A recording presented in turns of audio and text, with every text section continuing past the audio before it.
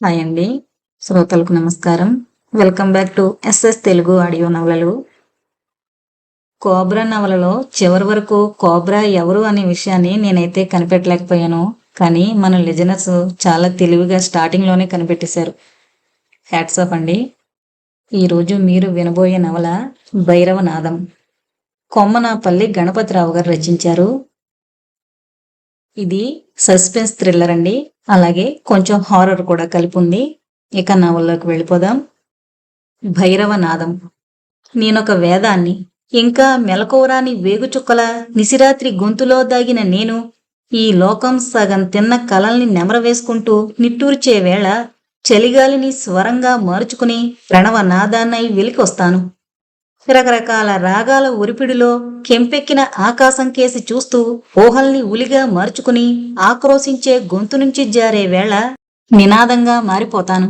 బ్రతుకు నలువైపులా అంధకారం కీకారణ్యమై చుట్టుకుని కీచురాళ్లు కలరాస్వాల్లా భయపెట్టి మనసును శిశువుకి దక్కని స్తన్యంలా మార్చే క్షణాన గుండె రోదనతో ఒక ఆర్తనాదాన్నై ఉద్భవిస్తాను. నా పేరు నాదం. ఛేదిస్తే అది భైరవనాదం. అర్ధరాత్రి. గాలి స్తంభించిన ఆ పల్లె ప్రాణంలేని శవంలా నిశ్శబ్దంగా ఉంది.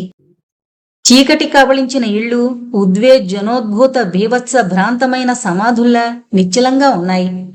సుదూరాన వినిపించే నక్కల ఓళలు భీషణ భగ్న అవిరాళ ఘోషలై విస్తృత విస్తంభ నాదాల్లా భీతిని గొలుపుతున్నాయి. గుండె పగిలిన ఆకాశపు రుధిరంలో తడిసిన నక్షత్రాలు పాలిపోయిన పల్లె కపోలాలపై కాంతిని అద్దలేక కొన ఊపిరి కళ్ళలా మిణుకు మిణుకుమంటున్నాయి. ఒక తీతువు ఉత్తరం వైపు సాగిపోయింది ప్రేతాత్మలా కేక పెడుతూ. చెట్టుని శవంలా వేలాడుతున్న ఓ గబ్బిలం రెక్కల్ని టప్టప్లాడించింది. మాయతో పుట్టి మాయకు దూరమై అమ్మను కావులించుకుని పడుకున్న చిట్టి అమాయకంగా ఉలికి పడ్డాడు. పడుకో చిట్టి, నిర్లిప్తంగా అంది లక్ష్మి 5 ఏళ్ల కొడుకు తల నిమురుతూ. చిట్టి పడుకోలేదు. ఆ అమ్మ కళ్ళల్లోని అర్థం కాని స్తబ్దతను అంచనా వేసే ప్రయత్నం చేస్తున్నాడు. పెచ్చులూడిన ఆ పెంకుటింటి గోడల్లా ప్రేతకళతో నిండిన నేత్రాలతో కొడుక్కి మరింత దగ్గరగా జరిగిందామె. ఎందుకమ్మా ఏడుస్తున్నావు? మామూలు ప్రశ్నే అయినా చాలా స్థిరంగా అడిగాడు ఈసారి. అది ఏడుపు కాదమ్మా, మొహానికి నవ్వు పులుముకుంది.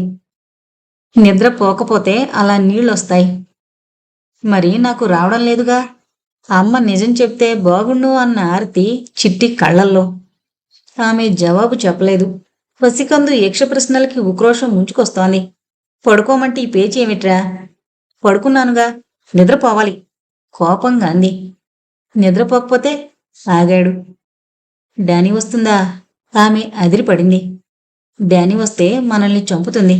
మరో ప్రశ్న వెనువెంటనే. వెన్నులో సన్నగా మొదలైన భయం వెల్లువగా ఉబికి ఆమెను స్వేదంతో తడిపేస్తోంది. అమ్మా, నిద్రపోకపోతే డానీ వస్తుందిరా, కసురుకుంది నిస్సహాయంగా. చీకటి కుహూరంలాంటి ఓ భీకరాకారం ఆమె కళ్ల ముందు మెదిలింది. ఆ పల్లె ప్రజల్ని అంతటి భయకంపితుల్ని చేస్తున్నదేమీ క్రూరమృగం కాదు. పిచ్చిపట్టి క్రూరంగా మారిన జర్మన్ షెపర్డ్ డాగ్. ఎలుగుబంటిని పోలిన బలిష్టమైన దేహ నిర్మాణంతో మృత్యు కరాళద్రంష్టల్ని దాచుకున్న మొనదేలిన నోటితో తెలివికి పౌరుషానికి విశ్వాసానికి ప్రతీకగా ప్రపంచంలోనే చాలా ప్రసిద్ధి పొందిన బ్రీడ్. నిన్నగాక మొన్నటి వరకు ఆ ఊరిలో స్కూల్ నడిపే త్యాగికి పెంపుడు కుక్క. చూసేవారందరికీ తన ప్రవర్తనతో వినోదాన్ని అందించిన పెటడాగ్. కాని ఇప్పుడు ర్యాబిస్ వంటి భయంకరమైన వ్యాధి సోకి ప్రాణాంతకంగా మారింది. మనుషులను వెంటాడుతోంది. మామూలు పిచ్చికుక్కల్లా మనుషుల్ని కరవడంతో సరిపుచ్చక మనుమెకంలా పైనబడి రెప్పపాటులో ప్రాణాలు తీస్తోంది. ఒక పెంపుడు కుక్క అంతటి బేతావాహంగా మారడంతో అక్కడి ప్రజలు ఎంతో అలజడి చెందుతున్నారు. అంటే చీకటి పడ్డాక గడప దాటి బయటికి రావడం మానేశారు. ర్యాబిస్తో అదుపు తప్పిన డానీ త్యాగి స్వాధీనం నుంచి చేజారిపోయింది. డానీ రాక్షసత్వానికి బలైన 2 పసిపిల్లల మరణాన్ని చూశాక ఆ ఊరి ప్రజలకు అదో నైట్ మేరుగా మారిపోయింది. నిజానికి చిట్టి డానీని చూడలేదు, విన్నాడు నలుగురు చెప్పుకుంటుంటే. చిత్ర విచిత్రమైన ఆ కథలు ఆ పసికందు మనసులో ఎంతగా ముద్రపడిపోయి అంటే కళ్ళు తెరిచినా మూసినా కోరలు సాచిన ఓ భూతంలాంటి రూపమే అతడికి కనిపించడం మొదలైంది. చిట్టి నిద్రలోకి జారిపోయాడు. లక్ష్మి చూసింది సమీపంలోని కిటికీని, ఆ కిటికీ అవతల పరుచుకున్న చీకటిని. ఓ శ్మశాన స్తబ్దత. కొన్ని రోజులుగా అలవాటుగా వినిపించే కుక్కల అరుపులు ఆగిపోయాయి. అస్పష్టంగానైనా చెవులకు తాకే పసిపిల్లల ఏడుపులు స్తంభించిపోయాయి. ఆ కిటికీ ఆవలి ప్రపంచంలో ఎక్కడో ఓ చోట డానీ మృత్యువులా నోరు తెరుచుకుని ఉందన్న ఆలోచన లిప్తపాటు ఆమెను ఆందోళనగా కుదిపేసింది. సన్నగా ప్రకంపించిపోతూ కొడుకుని పొదివి పట్టుకుని నిద్రపోవాలని నెమ్మదిగా కనురెప్పలు మూస్తూ ముయ్యే ప్రయత్నం చేస్తూ ఎంతసేపు అలా ఉందో. ఏదో ఓ వికృతాకారం గుండెలపై దూకినట్టనిపించి ఉలికిపాటుగా పైకి లేచింది. భ్రమ. లయ తప్పిన గుండె సవడి ఆమెకే స్పష్టంగా వినిపిస్తుంటే కంపించిపోతూ వెనక్కి సాగిలబడి పక్కకి చూసింది. అంతే. ఒక ఆక్రందన ఆమె గొంతు నుంచి వెలువడబోయి అక్కడే సమాధైపోయింది. ఓ నల్లని ఆకారం కిటికీ దగ్గర కోరలు సాచి నిలబడింది. రక్తం ఓడిన ఎర్రని కళ్ళు తననే చూస్తున్నాయి. ఇది భ్రమ కాదు, అది డానీ. ఓ భూతంలా రెప్పలార్చకుండా చూస్తోంది. దాని నోట్నుంచి దారగా కారుతోన్న నురుగు అసహ్యంగా గగురు పొడిచేలా ఉంది. కొద్దిగా కదిలిందా ఆకొత్తి. కిటికీని సగం వరకు కప్పేసినట్టున్న భల్లూకంలాంటి దాని ఆకారాన్ని చూస్తుంటే ఏ క్షణంలో అయినా ఓచలు ఉంచేసి లోపలికి దూసుకొచ్చేటట్టుగా అనిపించడంతో గట్టిగా కేక పెట్టాలని ప్రయత్నించింది. లేదు, ఆమె గొంతు పెగళ్లం లేదు. క్షణంలో 1,00,000 వంతు తను కలగంటుందా అన్న ఆలోచన. లేదు అనిపించేటట్టుగా తలుపు తడుతున్నారెవరో. ఒక్క ఉరుకున ముందుకు పరిగెత్తబోయి ఆగిపోయింది. ఒకవేళ లేదు, కుక్కలు తలుపు తట్టవు. తప్పకుండా తన భర్తే. 2 అంగల్లో ద్వారాన్ని చేరి వణుకుతున్న చేతులతో తలుపు తీసింది.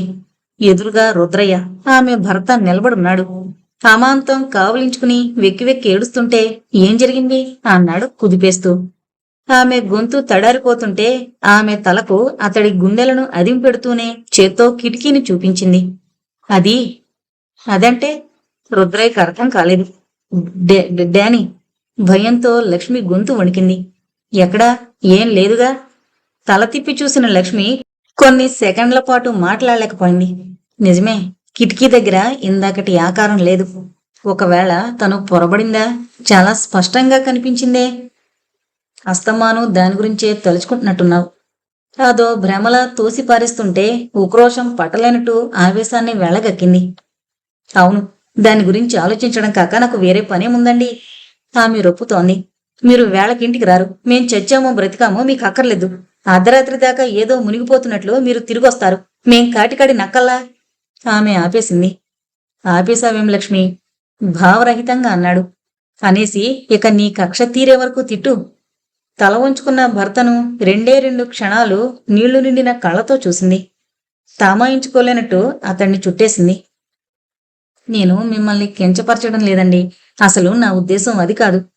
భర్త నిస్సహాయ స్థితికి అసంకల్పితంగానైనా తను కూడని అస్త్రాన్ని ప్రయోగించినట్టు అర్థం చేసుకున్న లక్ష్మి అతడి చెంపల్ని స్పృశిస్తూ అంది. ఒక చిన్న విషయంతో మీరింతలా నలిగిపోవడము, మీరు చేయని తప్పుకు నలుగురికి మొహం చాటేస్తూ అపరాత్రి వరకు తిరిగి రావడము న్యాయం కాదంటున్నానండి. లక్ష్మి. రుద్రయ్య నేత్రాలు అరుణిములయ్యాయి. నిలువ నీడను కోల్పోవడం చిన్న విషయం కాదు. ఏదో ఓ దారిలో మా ఇద్దరినీ బ్రతికించుకోలేరా? రుద్రయ్య పిడికిళ్లు బిగుసుకున్నాయి. వారం రోజులుగా అతన్ని దహించి వేస్తున్న మనసు చిత్రమైన పైశాచిక ఆనందంతో గాలిగిల్లుతుంది. మిమ్మల్ని బ్రతికించుకుంటాను లక్ష్మి. అందుకు చాలా అపురూపమైన దాన్ని వెతుకుతున్నాను. ఆ దారిని చీకట్లో వెతకాల్సిన పనిలేదు. హఠాత్తుగా రుద్రయ్య కళ్ల ముందు మహర్షి మెదిలాడు. తనకంటే చిన్నవాడైన 25 ఏళ్ల మహర్షి నిన్న మొన్నటి వరకు తన దృష్టిలో దేవుడిగా కొలవబడిన ఆ ఊరి జమీందారి వారసుడు ఇప్పుడు రుద్రయ్య దృష్టిలో పిపీలక ప్రమాణానికి దిగజారి కనిపిస్తున్నాడు. లక్ష్మి, దగా నా ఇంటి పేరు కాదు, కానీ మహర్షి బాబు నన్ను దగాకోరన్నాడు. దొంగతనం నా కులవృత్తి కాదు, కానీ నలుగురు ముందు నన్ను దొంగగా నిలబెట్టాడు. మా ముందు తరాల నుంచే ఆ లోగిలిలో పెంపుడు కుక్కల్లా కాపు కాసే విశ్వాసమే తప్ప నమ్మక ద్రోహం అలవాటు లేని జాతిగా మెలిగి పేరు తెచ్చుకున్నాం. కానీ ఇప్పుడు నా తరంలో నేను స్వామిద్రోహినైపోయాను. నాకు అతకని ఓ కళంకాన్ని సొంతం చేసుకున్నాను. నిన్నటి ఈ పెంపుడు కుక్క ఈ క్షణాన పిచ్చుకుక్కగా మారిపోయింది. సేవ చేసిన కుటుంబాన్ని కరిచి నాశనం చేయడానికి సిద్ధపడుతోంది. ఈ పోరాటంలో నిజంగానే నేను కళంకితుణ్ణి కాబోతున్నాను. ఆ కళంకంతో సాధించిన దాన్ని పెట్టుబడిగా పెట్టి ఎక్కడికో దూరంగా పోయి నిన్ను చిట్టిని సుఖపెట్టాలనుకుంటున్నాను. అంతవరకు నా ఈ చీకటి ప్రయాణాన్ని ప్రశ్నించుకో. రుద్రయ్య అనలేదు. వెల్లకిల్లా పడుకుని ఆలోచిస్తున్నాడు. ఎవరో తట్టినట్టు మెలకు వచ్చింది లక్ష్మికి. గదిలోని హరికేన్ లాంతరు గుడ్డి వెలుగుతో కునుకుతుంటే ఒక స్వప్నంలోలా మంచం దిగి బీరువా దగ్గరికి నడిచింది. మనసంతా ఇంకా తగ్గని అలజడి ఆరాటం. ఏ శక్తో తనను ప్రేరేపిస్తున్నట్టు ఆత్రంగా ఓ కవరను అందుకుంది. అది ఆ సాయంకాలం మహర్షిబాబు పంపిన ఉత్తరం. భయంతో భర్త కోసం చేసిన నిరీక్షణలో చిత్రంగా దాని సంగతే మరిచిపోయింది. ఏడి ఏమైపోయాడీనా? ఖాళీగా ఉన్న మంచాన్ని చూస్తూ ఆగిపోయింది. అర్ధరాత్రి దాటాక వచ్చినవాడు ఆ వేళలో బయటికి వెళ్ళడు. అది ఆమె నమ్మకం. మనసేదో కీడుని శంకిస్తుంటే ఉత్సుకతను ఆపుకోలేనట్టు కవరం చింపింది. రుద్రయ్య, నేను తొందరపడినందుకు నన్ను క్షమించు. ఏ టెన్షన్లో నేనిలా మతి తప్పిన వాళ్ళ ప్రవర్తించానో నీకు వ్యక్తిగతంగా చెప్పాలనుంది. నా పొరపాటును నలుగురు ముందు ఒప్పుకోవడానికి సైతం నేను వెనకాడను. నేనే వచ్చేవాణ్ణి, కానీ మొహం చెల్లడం లేదు. అందుకే ఈ ఉత్తరాన్ని పంపుతున్నాను. ఉదయమే ఇంటికి రా. మహర్షి. లక్ష్మి కళ్లల్లో ఆనంద బాష్పాలు. గండిపడిన దశాబ్దాల బంధం మళ్లీ ముడివేసుకోబోతుందన్న ఉద్వేగంలో ఆమె కళ్ళ నుంచి ఆనంద బాష్పాలు వర్షిస్తున్నాయి. చాలు, ఈ ఉత్తరంతో భర్త మామూలు మనిషైపోతాడు. అపార్థాలు తొలగి మళ్లీ తమ జీవితాలు ఓ ప్రశాంతమైన దరిని చేరుకుంటాయి. మహర్షిబాబుని తాత్కాలికంగా ద్వేషిస్తోన్న తన భర్త ఆయన్నెంత అభిమానించేది లక్ష్మికి తెలియంది కాదు. చాలా సమస్యలు ఓ కొలిక్కొచ్చాయన్న ఉత్సాహంలో ఆమె ఉత్తరాన్ని చేత్తో పట్టుకుని మంచంపైన కూర్చోబోయింది. సరిగ్గా అప్పుడు కొద్దిగా తెరుచుకుంది ఇంటి తలుపు. భర్తే వచ్చాడు అనుకుంది గాని వచ్చింది భర్త కాదని తెలుసుకోవడానికి అరక్షణం పట్టింది. అక్కడ తెరుచుకునున్న ద్వారాన్ని ఆనుకుని ఉంది ఓ మృత్యులాంటి ఆకారం. మరో అరక్షణం తలుపు దాటి 2 అడుగులు ముందుకొచ్చింది. చీకటి బోను దాటిన సింహంలా కరాళ ద్రాష్ట్రాలతో. లక్ష్మి గగురుపాటుతో నిలువున కంపించిపోతోంది. వెన్నులో చలి సన్నగా ఒళ్లంతా వ్యాపించగా అరిచే స్థైర్యాన్ని సైతం కోల్పోయింది. ఆమెకు పూర్తిగా అర్థమైపోయింది. అదే ఊరినంతటినీ కుదిపేసిన ఓ చితాగ్ని గుండం. మనిషిని రెప్పపాటులో కడతెరచగలుగుతున్న నరకలోకపు జాగిలం. క్షుద్రశక్తిని జీర్ణించుకుని నెత్తుటి నిశీదిని కక్కే లుప్త భుజంగం. మసక వెలుతురులో డానీ కళ్ళు చింతనిపుల్లా మండుతున్నాయి. నోరు రాకాసి లోయలా తెరుచుకుని దండల్లాంటి నాలుక పైనుంచి కత్తి నుంచి రాలే నెత్తుటి బొట్లలా చొంగ కారుతోంది. కొద్దిగా గుర్రుమని వినిపించింది డానీ కంఠం నుంచి. లక్ష్మి అరవలేదు. ఒక చిన్న కేక పెట్టిన మరుక్షణం పిచ్చెక్కిన కుక్క ఆ సొద్దుకి మరింత రాక్షసంగా మారిపోతుందని ఆమె విన్నది ఎక్కడో. క్షణాలు నిశ్శబ్దంగా గడుస్తున్నాయి. చావు బ్రతుకుల సంధికాలమది. లక్ష్మి కళ్ళ నుంచి నిస్సహాయంగా నీళ్లు రాలుతున్నాయి. జీవితం అనంతమనుకుని బ్రతికించుకోమని భర్తను ప్రాధేయపడింది కొద్ది క్షణాల క్రితమే. ఈ పెనుభూతం తన గురించి పొంచుందన్న సత్యాన్ని గుర్తించింది కొన్ని గంటలకి పూర్వమే. అయినా తను మృత్యు కబంధ హస్తాలకు చేరువైంది. రక్షించాల్సిన భర్తే మృత్యుద్వారాన్ని తెరిచి మరీ వెళ్ళిపోయాడు. అమ్మా! నిద్రలో చిట్టి కలవరించాడు. ఆ చిన్న పిలుపే డానీ మెదడుపై ఓ సమ్మెట పోటుగా మారింది. క్రూర కర్కస మహీషంలా డానీ ముందుకు దూకింది. ఒక్క అరక్షణం ఆలస్యమైతే చిట్టి నిద్రలోనే పీలికలైపోయేవాడు. ఆమె పేగు కదిలింది. నరనరాల రాపిడి ఒక్క అంగలో కొడుకును చేరి పసికందును రెక్కపట్టుకుని ఓ పూచిక కొల్లలా అటకపైకి విసిరేసింది. దబ్బన్న చప్పుడుతో బాబు అమ్మా అన్న మూలుగు. రాకునాన్నా? ఆ నిశిరాత్రి వజవజా వణికింది ఆమె ఆర్తనాదంతో. ఆమె కాలి పిక్కను కోరలతో చీల్చిన డానీ వెనక్కి 2 అడుగులు వేసి మళ్లీ పులిలా చీల్చివేసి ఆమె పృష్ఠభాగాన్ని చీల్చేసింది. రక్తం రక్తం. భైరవ భీకర ఘోషలో భయోద్విగ్నంగా పారుతున్న నెత్తుటి పంకం. అమ్మా! చిట్టి కలలోలా కలవరపడుతున్నాడు అటకాంచున చేరి. రాకమ్మా, పడిపోతావు. అంత బాధలోనూ ఆ తల్లి చేతినెత్తి వారించింది. త్రాచుల రేచుల హిమజ్వాలల బొగుబొగా మండుతున్న డానీ ఆమె కంఠం నుంచి ఓ మాంసపు కండను కర్కసంగా లాగేసింది. నాన్నా, దిగకు. కృషించిపోతున్న కంచు నగారాల అగ్నిశ్వాసాన్ని విడుస్తున్న లక్ష్మి నిస్సత్తుగా చేతినెత్తింది మరోమారు. అదో ఉపాసన. మృత్యుకి మౌనంగా వేదనతో అందించే ఓ నివేదన. నన్ను కబళించబోతున్న ఓ మృత్యుదేవత, నా దౌర్భాగ్యపు బ్రతుకు ఇతిహాసపు చివరి క్షణాన నిన్ను అర్థించేది ఒక్కటేనమ్మా. నువ్వు నగ్నంగా నా ప్రాణ వేదిక మీద నర్తించు, కాని నా చిన్నారి కొండను మాత్రం తట్టి భయపెట్టకు. నా నెత్తుటి ధారల్లో నువ్వు స్నానమాడు, కాని నా రక్తంతో రూపుదిద్దుకున్న ఆ పసికందు బ్రతుకు ప్రమిదలోని చమురు తాగకు. 9 నెలల నా సుదీర్ఘ స్వప్నమైన నా వరాల కొండను నీ కేకలతో కలవరపరచకు. నా చిన్ని అణువుపై పరమాణువంత జాలి చూపించు. అమ్మా, అక్కడే అక్కడే పరిక్షోభిత జీవంలా రోదిస్తోందామె. పల్లె నిద్రలేచింది.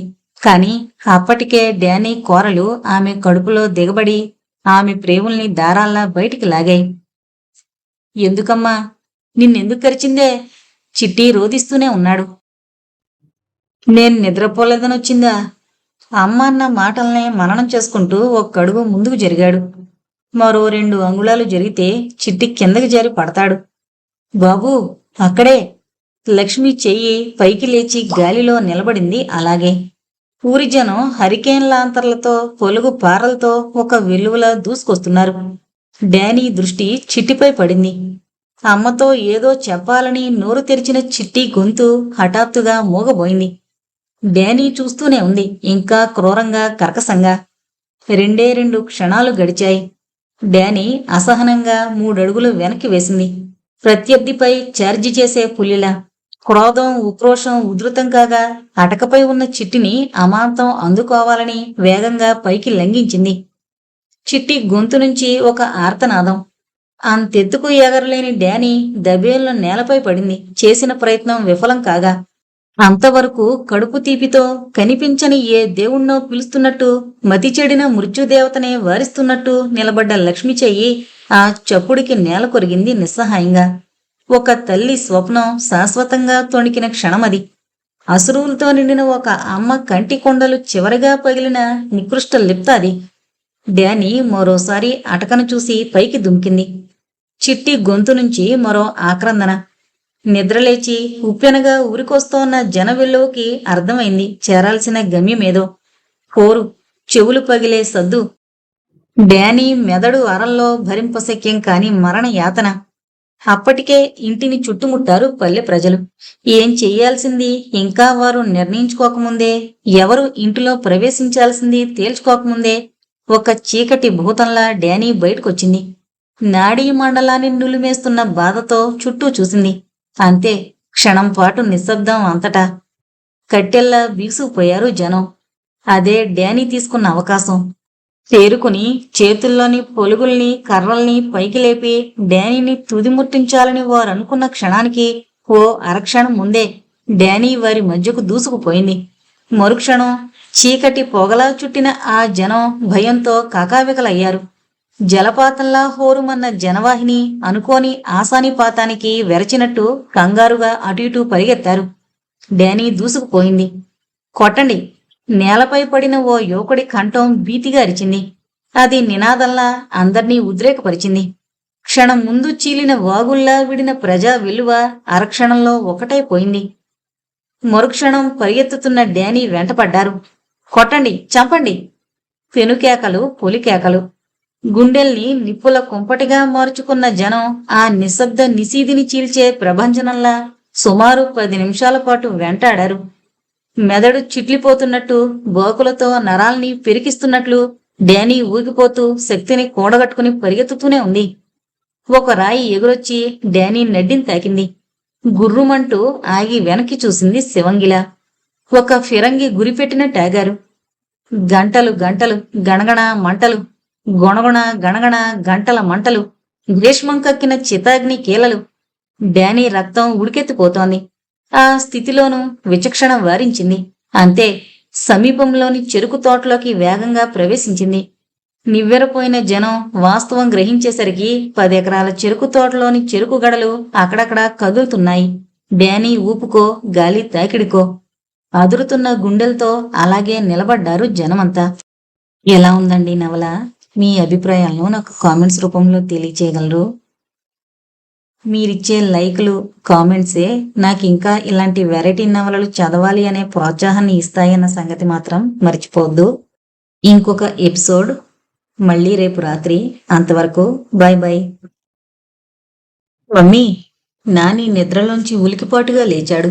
గత వైభవాన్ని చాటి చెప్పే విశాల భవంతిలో ఓ పడక గదిలో నిశ్శబ్దంగా బయట చీకటిని చూస్తున్న హిమాని ఒక్క ఉదుటున ఆరేళ్ల కొడుకుని చేరి అమాంతం ఒడిలోకి తీసుకుంది. భయం వేస్తోంది మమ్మీ. నాని వణికిపోతున్నాడు, ఏ పాడుకలో నిద్ర చెరిపినట్టు. నేనున్నానుగా. హిమాని వాక్యం ఇంకా పూర్తి కానిలేదు. మరి డాడీ లేరుగా? ఎందుకు లేరు? ఆమె గొంతు వణికింది. అరుగో అక్కడ చీకటి నిండిన కారిడార్లో మసకగా కనిపిస్తోన్న భర్త మహర్షిని చూస్తూ అంది. అక్కడ్నా? ఇక్కడ లేరుగా బ్యాడ్ డాడీ. తప్పమ్మా, మీ డాడీ మంచి డాడీ. పుట్టుటిదే. బొంగుమూతి పెట్టి అమ్మకి మరింత హత్తుకుపోయాడు. నిజం నాన్న. తమ ఇద్దరి మధ్య అగాధాన్ని నాని గుర్తుపట్టేశాడన్న గిల్టీనెస్తో నాని కళ్ళలోకి చూడలేకపోయింది. మీ డాడీ దేవుడు. ప్రామిస్? ఇంకా నివృత్తి కానట్టు అనుమానంగానే చేయి చాచాడు. ఆమె కళ్ళ నుంచి జలజల నీళ్లు రాలాయి. నాని, నాని, నా చిట్టి తండ్రి, ఏమని చెప్పన్రా? మీ నాన్న పురుషుల్లో పుణ్యపురుషుడని నీకెలా బోధపరచను? నేను మింగాల్సిన గరళాన్ని తను గొంతులో దాచుకున్నందుకు ఆదిశంకరుడు అననా? నా బ్రతుకునే పూదోటగా మార్చిన నీ తండ్రి గుబాళింపునే కాక నా ముళ్ళని గుండెల్లో గుచ్చుకుని నిర్వేదంగా నిలబడినందుకు తాత్వికుడు అన్నా. బెడ్ లైట్ కాంతిలో తన వైపే కళ్ళు చిట్లించి చూస్తున్న నానికి కన్నీళ్లు కనిపించకుండా జాగ్రత్త పడింది. ఆ పల్లెలోని లోగిలలో కొడుకును హత్తుకుని గుండె లోగిళ్లలో శిథిలమైన స్మృతుల కలసాన్ని మననం చేసుకుంటూ నిశ్శబ్దంగా ఉండిపోయింది చాలాసేపు. ఆకాశంలో ఓ తీతువు ఆర్తనాదం. భీతిగా తల్లి ఒడిలో మరింతగా ఒదిగిపోయాడు నాని. భయం లేదమ్మా. Bad daddy. దుఃఖం ముంచుకొస్తున్నట్టు వెక్కిపడ్డాడు. Daddy bad daddy. లేకపోతే రేపు నా బర్త్డే అయినప్పుడు నన్ను ఎత్తుకోకుండా అక్కడ ఎందుకు నిలబడ్డారు? రొప్పుతూ నిలదీశాడు తల్లిని. దూరంగా డానీని తరుముతున్న ప్రజల కేకలు అస్పష్టంగా వినిపిస్తుంటే మహర్షి నిర్లిప్తంగా చూస్తున్నాడు దట్టంగా అలుముకున్న చీకట్లోంచి.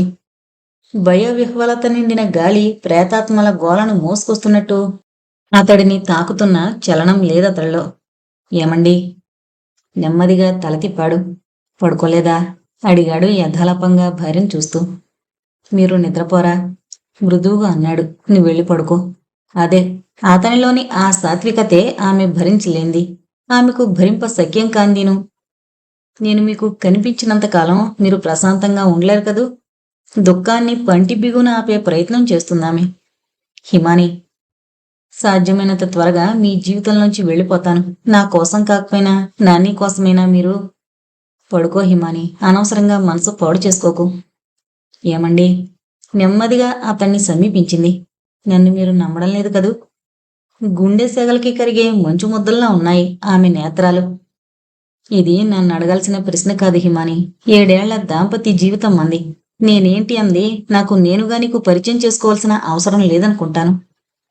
మరెందుకు నన్ను అనుమానిస్తున్నారు? అనుమానిస్తోంది నిన్ను కాదు హిమాని, నా చుట్టూ ఉన్న పరిస్థితుల్ని. కొద్దిపాటి ఉద్వేగం అతడి గొంతులో. చెప్పు హిమా. నిన్ను త్రికరణ శుద్ధిగా ప్రేమించడమే నేను చేసిన నేరమా? భర్తగా నీ మనసు శరీరం నాకు మాత్రమే పరిమితం కావాలని నేను అనుకోవడం అన్యాయమా? అంటే నన్ను మాట్లాడిని హిమాని.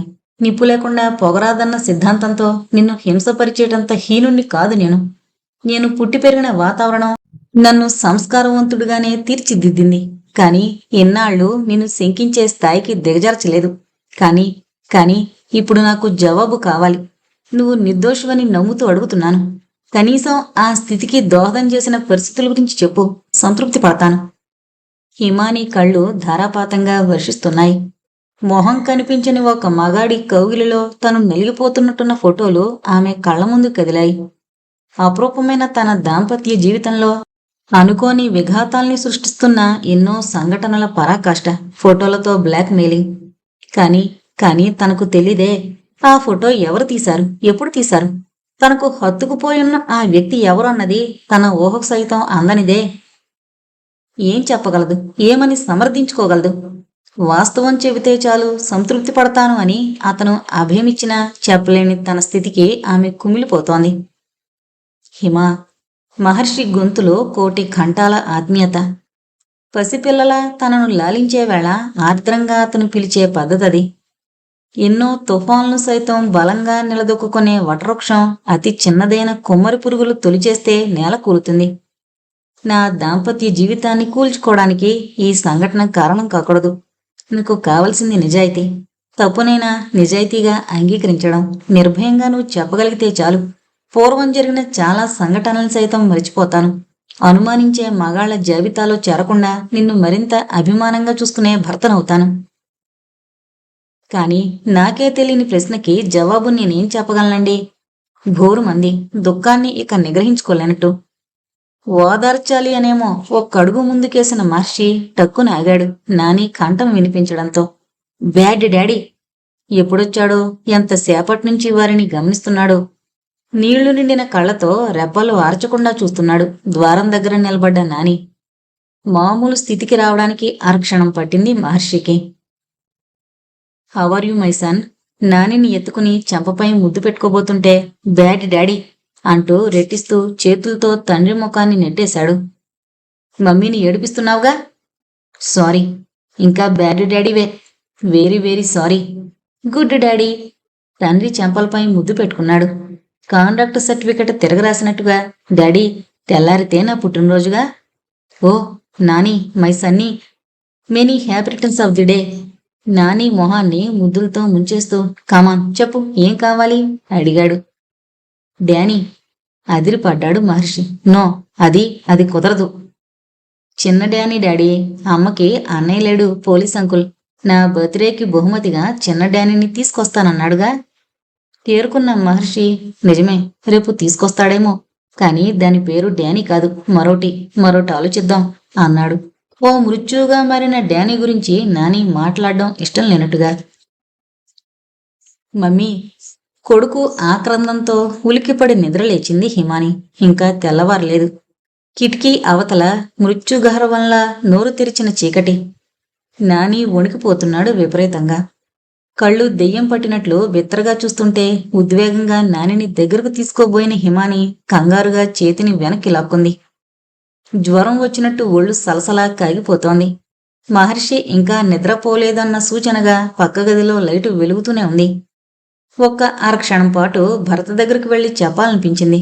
కాని అశాంతితో నలిగిపోతున్న అతడికి నాని విషయం వెంటనే చెప్పడానికి మనస్కరించక ఆగిపోయింది. బీరువాలో ఉన్న క్రోసిన్ సిరప్ 2 స్పూన్స్ తాగించింది. మమ్మీ నెమ్మదిగా పిలిచాడు నాని. మరేమో అంకుల్ రేపు నాకు చిన్న కుక్కపిల్లని తెస్తాడుగా. నేను డాడీ అంత పెద్దయ్యేసరికి ఆ చిన్నపిల్ల డానీ అంత పెద్దదవుతుందిగా. నాని చెంపల్ని నిమురుతూ అలజడిగా చూస్తూనే వింటోంది. రాత్రి భర్తతో జరిగిన సంభాషణ ఆమె మరిచిపోలేదింకా. మరి డాడీ ఆ కుక్కపిల్లకి డానీ అని పేరు పెడదామంటే కసురుకున్నాడేంటి? బ్యాడ్ డాడీ కదూ? కాదమ్మా, డానీయే బ్యాడ్. ఎందుకని? ఎందుకంటే దానికి జబ్బొచ్చిందిగా. వస్తే చూడ్డానికి అందరూ భయపడుతున్నారుగా. జబ్బొస్తే భయపడితే మరి నన్ను చూసి నువ్వు భయపడ్డం లేదుగా. అది కాదమ్మా, నిజానికి ఆ క్షణంలో డానీ గురించి మాట్లాడడం ఆమెకిష్టం లేదు. కాని నాని ఓ పట్టాన్ని విడిచిపెట్టడని ఆమెకు తెలుసు. అందుకే క్లుప్తంగా ముగించాలని. నీకు చిన్న జ్వరం, డానీకి పెద్ద జ్వరం అంది హిమాని. పెద్ద జ్వరం అంటే పిచ్చి జ్వరమా? డానీ పిచ్చిదానిగా మారిందని తెలిసిన నాని ఉత్సుకతగా అడిగాడు. జ్వరం వస్తే కలుస్తుందా? కాదు, చంపేస్తుంది కూడా. ఉట్టుటికే. నిజం నాని, అందుకే డానీ కనిపించినా ఇంతకు ముందులా దగ్గరకు వెళ్ళకూడదు. నీకు తెలీదు మమ్మీ, అది నాకు ఫ్రెండ్గా నన్ను చంపదు. నాని కంగారుగా అతడి పెదవుల్ని మూసింది. నిజం మమ్మీ, అందుకేగా నిన్న వదిలిపెట్టింది. ఏంటి? భయవిహురాలైపోయింది. డానీని నువ్వు కలిసావా? ఎక్కడ చూసావు? చూసాకేమైంది? రెట్టించింది త్రొట్టుపాటుతో. మరేమో ఏదో చెప్పబోయిన నాని ఆగిపోయాడు. చెబితే మమ్మీ ఏడుస్తుందేమో అన్న భయంతో. చెప్పరా? సరిగ్గా అదే సమయంలో పక్క గదిలో ఫోన్ రింగ్ అవడం మొదలైంది. హిమాని గుండెల్లో దడ. ఆ వేళలో ఫోన్ రింగ్ అవుతున్నందుకు కాదు, ఈ మధ్య పట్టపగలు సైతం ఫోన్లో మాట్లాడే సాహసం చేయలేకపోతోంది. Yes speaking. అలాగా, బయలుదేరుతున్నా. అస్పష్టంగా వినిపిస్తోంది మహర్షి కంఠం. మరో 2 నిమిషాల్లో ద్వారం తెరిచిన చప్పుడు. మాట మాత్రం చెప్పకుండా తెల్లవారకుండానే హడావిడిగా బయలుదేరిన భర్తను చేరుకుంది వడిగా.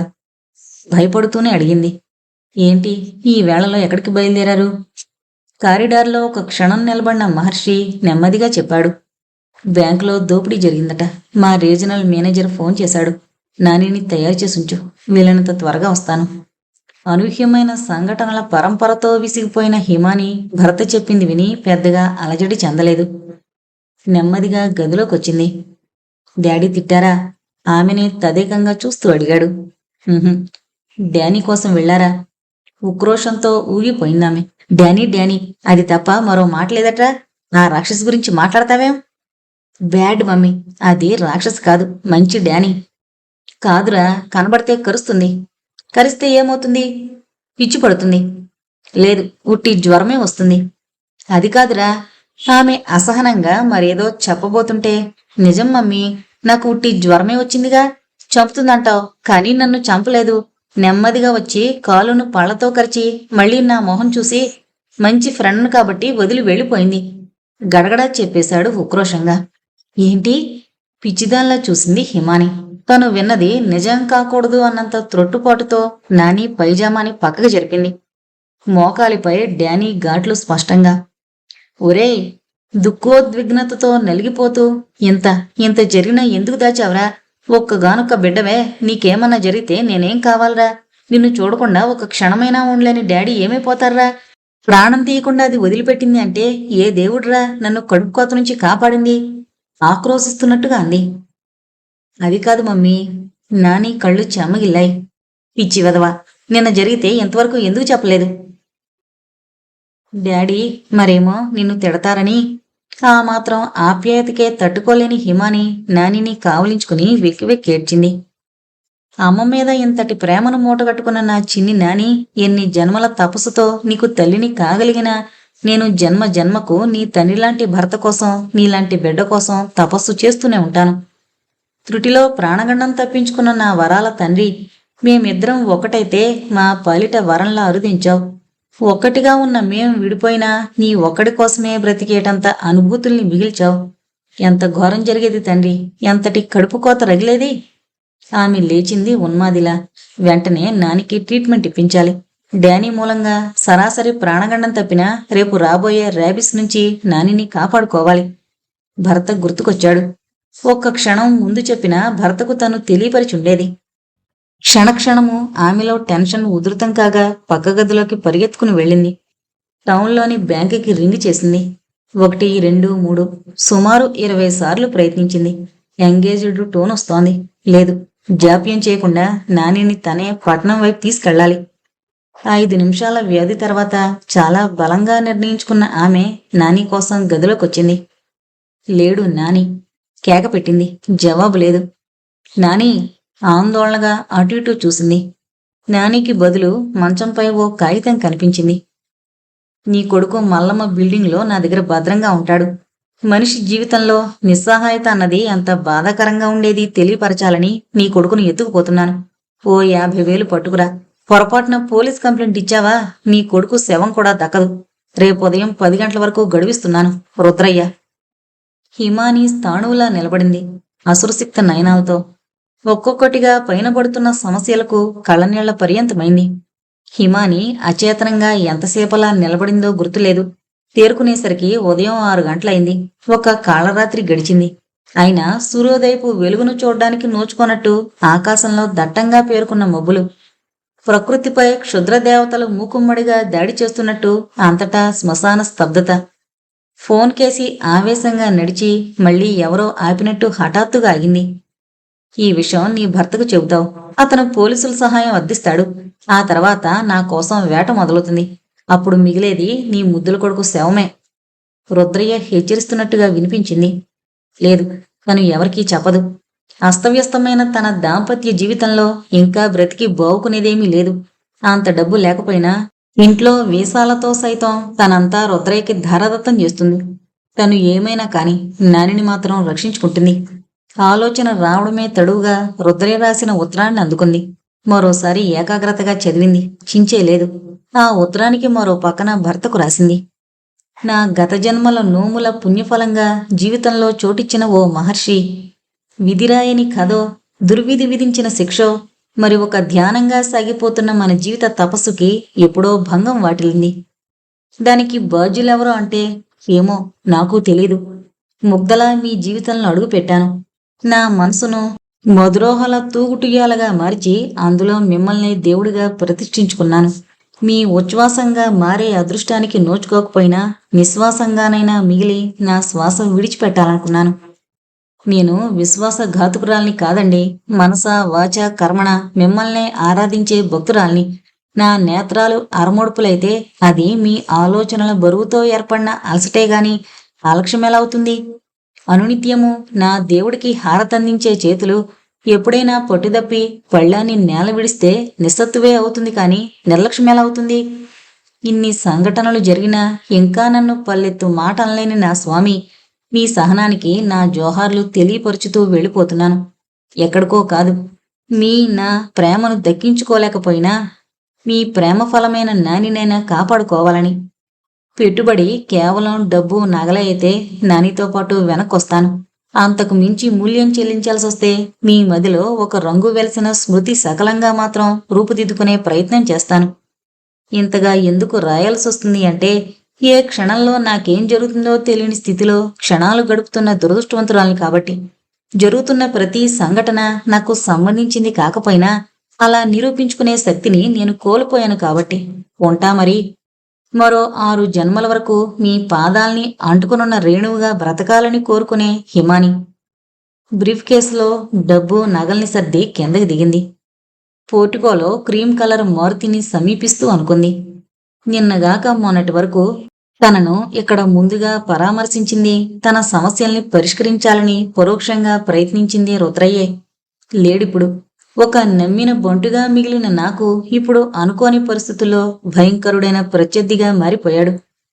డానీ సహజంగా విశ్వాసం గల జంతువే, కాని ర్యాబిడ్గా మారి ప్రాణాంతకమైంది. రుద్రయ్య విశ్వాసం గల మనిషి, కాని దెబ్బతిని ర్యాబిడ్గా మారాడు. అది కాదు హిమానిని అంతగా కలవర పెడుతోంది. ఇది కేవలం రుద్రయ్య వ్యక్తిగతమైన కక్షణ, లేక తనను అనుక్షణం వెంటాడుతున్న శత్రుమూకకి జోక్యం ఉందా? దేనికైనా ఆమె సిద్ధపడే ఉంది. అంతే, మారుతి కారులో బయలుదేరింది. అప్పుడు సరిగ్గా ఉదయం 7 గంటలు కావస్తోంది. హఠాత్తుగా ఏ శక్తో అడ్డం పడ్డట్టు కారు ఆగిపోయింది. అడవి మధ్య భాగంలో పల్లెను వదిలి అడవిలోకి ప్రవేశించి అప్పటికి చాలాసేపైంది. ప్రకృతి సైతం తనపై పగబట్టినట్టు వాతావరణం భయంకరంగా మారిపోయింది. రివ్వున వీస్తున్న గాలి క్రమంగా ఉధృతమై చెట్లను దెయ్యం పట్టిన రాక్షసుల్లా కదిలిస్తోంది. చీకట్ని నాలుక చాచినట్టు ఆకాశంలోని మబ్బులు అడవిని అంధకారంతో నింపేస్తున్నాయి. కాళ్లు తెగిన ఎడారి ఒంటిలా ఆగిపోయిన ఇంజన్కి చైతన్యం తీసుకురావాలని హిమాని విశ్వ ప్రయత్నం చేస్తోంది. బాగున్న రోజుల్లో భర్తతో కలిసి ఒకనాడు ప్రయాణం చేసిన మార్గం ఇది. తను నడిపే కారుకి అది సరైన తోవ కాదని తెలిసినా ఫియట్ను భర్త తీసుకువెళ్లడంతో ఇక తప్పనిసరి గతుకుల్లో గోతుల్లో ఎగుడు దిగుడు బాటగుండా అంతవరకు ప్రయాణం చేసిందామె. క్షణక్షణము ఉద్వేగం ఎక్కువ కాగా సెల్ఫ్ స్టార్టర్తో ప్రయత్నం కొనసాగించినా ఇంజను ఆన్ కావడం లేదు. ఆమెకు దుఃఖం ఉక్రోషం ముంచుకొచ్చేస్తున్నాయి. ఏం చేయాలి? దూకుడుగా బయటకొచ్చింది. ప్రళయ ప్రభంజనపు తాకిడికి తట్టుకోలేని ధూళి రేణువులు మిన్నుముడుతున్నట్టుగా ప్రకృతి విలయతాండవం చేస్తోంది. వాచి చూసుకుంది. 8 కావస్తోంది. మరో 7 కిలోమీటర్ల ప్రయాణం చెయ్యాలి మల్లమ్మ బంగ్లాని చేరుకోవాలంటే. పట్టపగలైనా ధైర్యంగా చేరుకోలేని ప్రాంతం అది. మల్లమ్మ ప్రేతాత్మ ఎర్రకొండ సరిహద్దుల దగ్గరే అటకాయిస్తుందని ప్రజలు చెప్పుకోవడం గాని, వయసులో ఉన్న ఆడవాళ్లు అక్కడికి వెళితే శవాలుగా మారిగాని తిరిగి రారని అందరూ అనుకునే పుకార్లు గాని ఆమెకు ఆ క్షణంలో గుర్తుకు రావడం లేదు. వెళ్ళాలి. అనుకున్న గడువులోగా దక్షిణాన బోరులుగా ఉన్న గుట్టల్ని, ఉత్తరాన దట్టంగాలుముకున్న కేకారణ్యాన్ని దాటుకుని వెళ్లి తీరాలి. బోనెట్ని తెరిచింది. ఆమెకు తెలీదు ఏం చేయాల్సింది, కాని ఏదో చెయ్యాలన్న తపన. లోపల ఇంజను భాగాల్ని ఏకాగ్రతగా చూస్తుంటే కారుని ఎవరో కదుల్చుతున్నట్టు అనిపించింది. నిశ్చేష్టురాలైంది క్షణం పాటు. మళ్లీ ఎవరో నెడుతున్నట్టు అనిపించింది. కళ్ళు చిట్లించి చూసింది తల పైకెత్తి. తను భ్రమ చెందడం లేదు. నిజంగా కారుని ఎవరో నెట్టే ప్రయత్నం చేస్తున్నారు. గాలి కాదది. కనుచూపు మేరలో మనుష్య సంచారం లేని ఆ ప్రదేశంలో నిజంగా ఏ అదృశ్య శక్తో కారును కదిలిస్తోంది. ఒక లిప్తపాటు గుండెల్లో సన్నని ప్రకంపన. నెమ్మదిగా బోనెట్ మూసి కారు కుడివైపుకు నడిచింది. అంతే. ఉలికిపాటుగా రెండడుగులు వెనక్కి వేసింది. కారును తలతో నెడుతున్న డానీని చూడగానే. అదే సమయంలో డానీ దృష్టి కూడా ఆమెపై పడింది. రక్తనాళాల్లో కరిగిన ఇనుము ప్రవహిస్తోన్నంత ఆందోళన.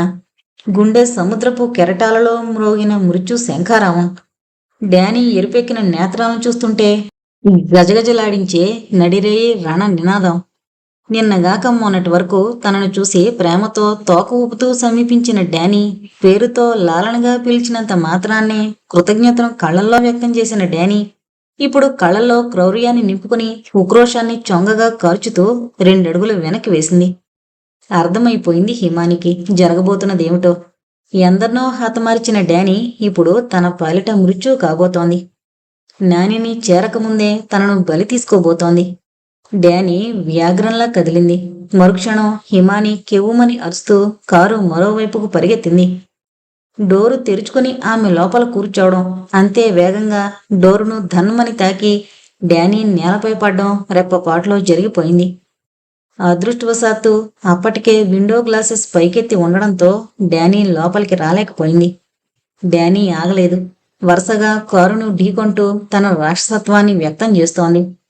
ఒక మామూలు కుక్క ర్యాబిడిగా మారాక అదెంత అసాధారణ శక్తిని కూడగట్టుకుంటుందో, కర్కశంగా ప్రవర్తిస్తుందో ప్రత్యక్షంగా చూస్తున్న హిమాని అదిరిపడుతూనే ఆలోచిస్తోంది. మనిషి అవయవాల్ని పీకేసినంత సునాయాసంగా అది కారు సొట్టలు పడేట్టు చేస్తోంది ఛార్జీ చేస్తూ. ఏం చెయ్యాలి? అనాలోచితంగానే కారును న్యూట్రల్ గేర్లోకి మార్చింది.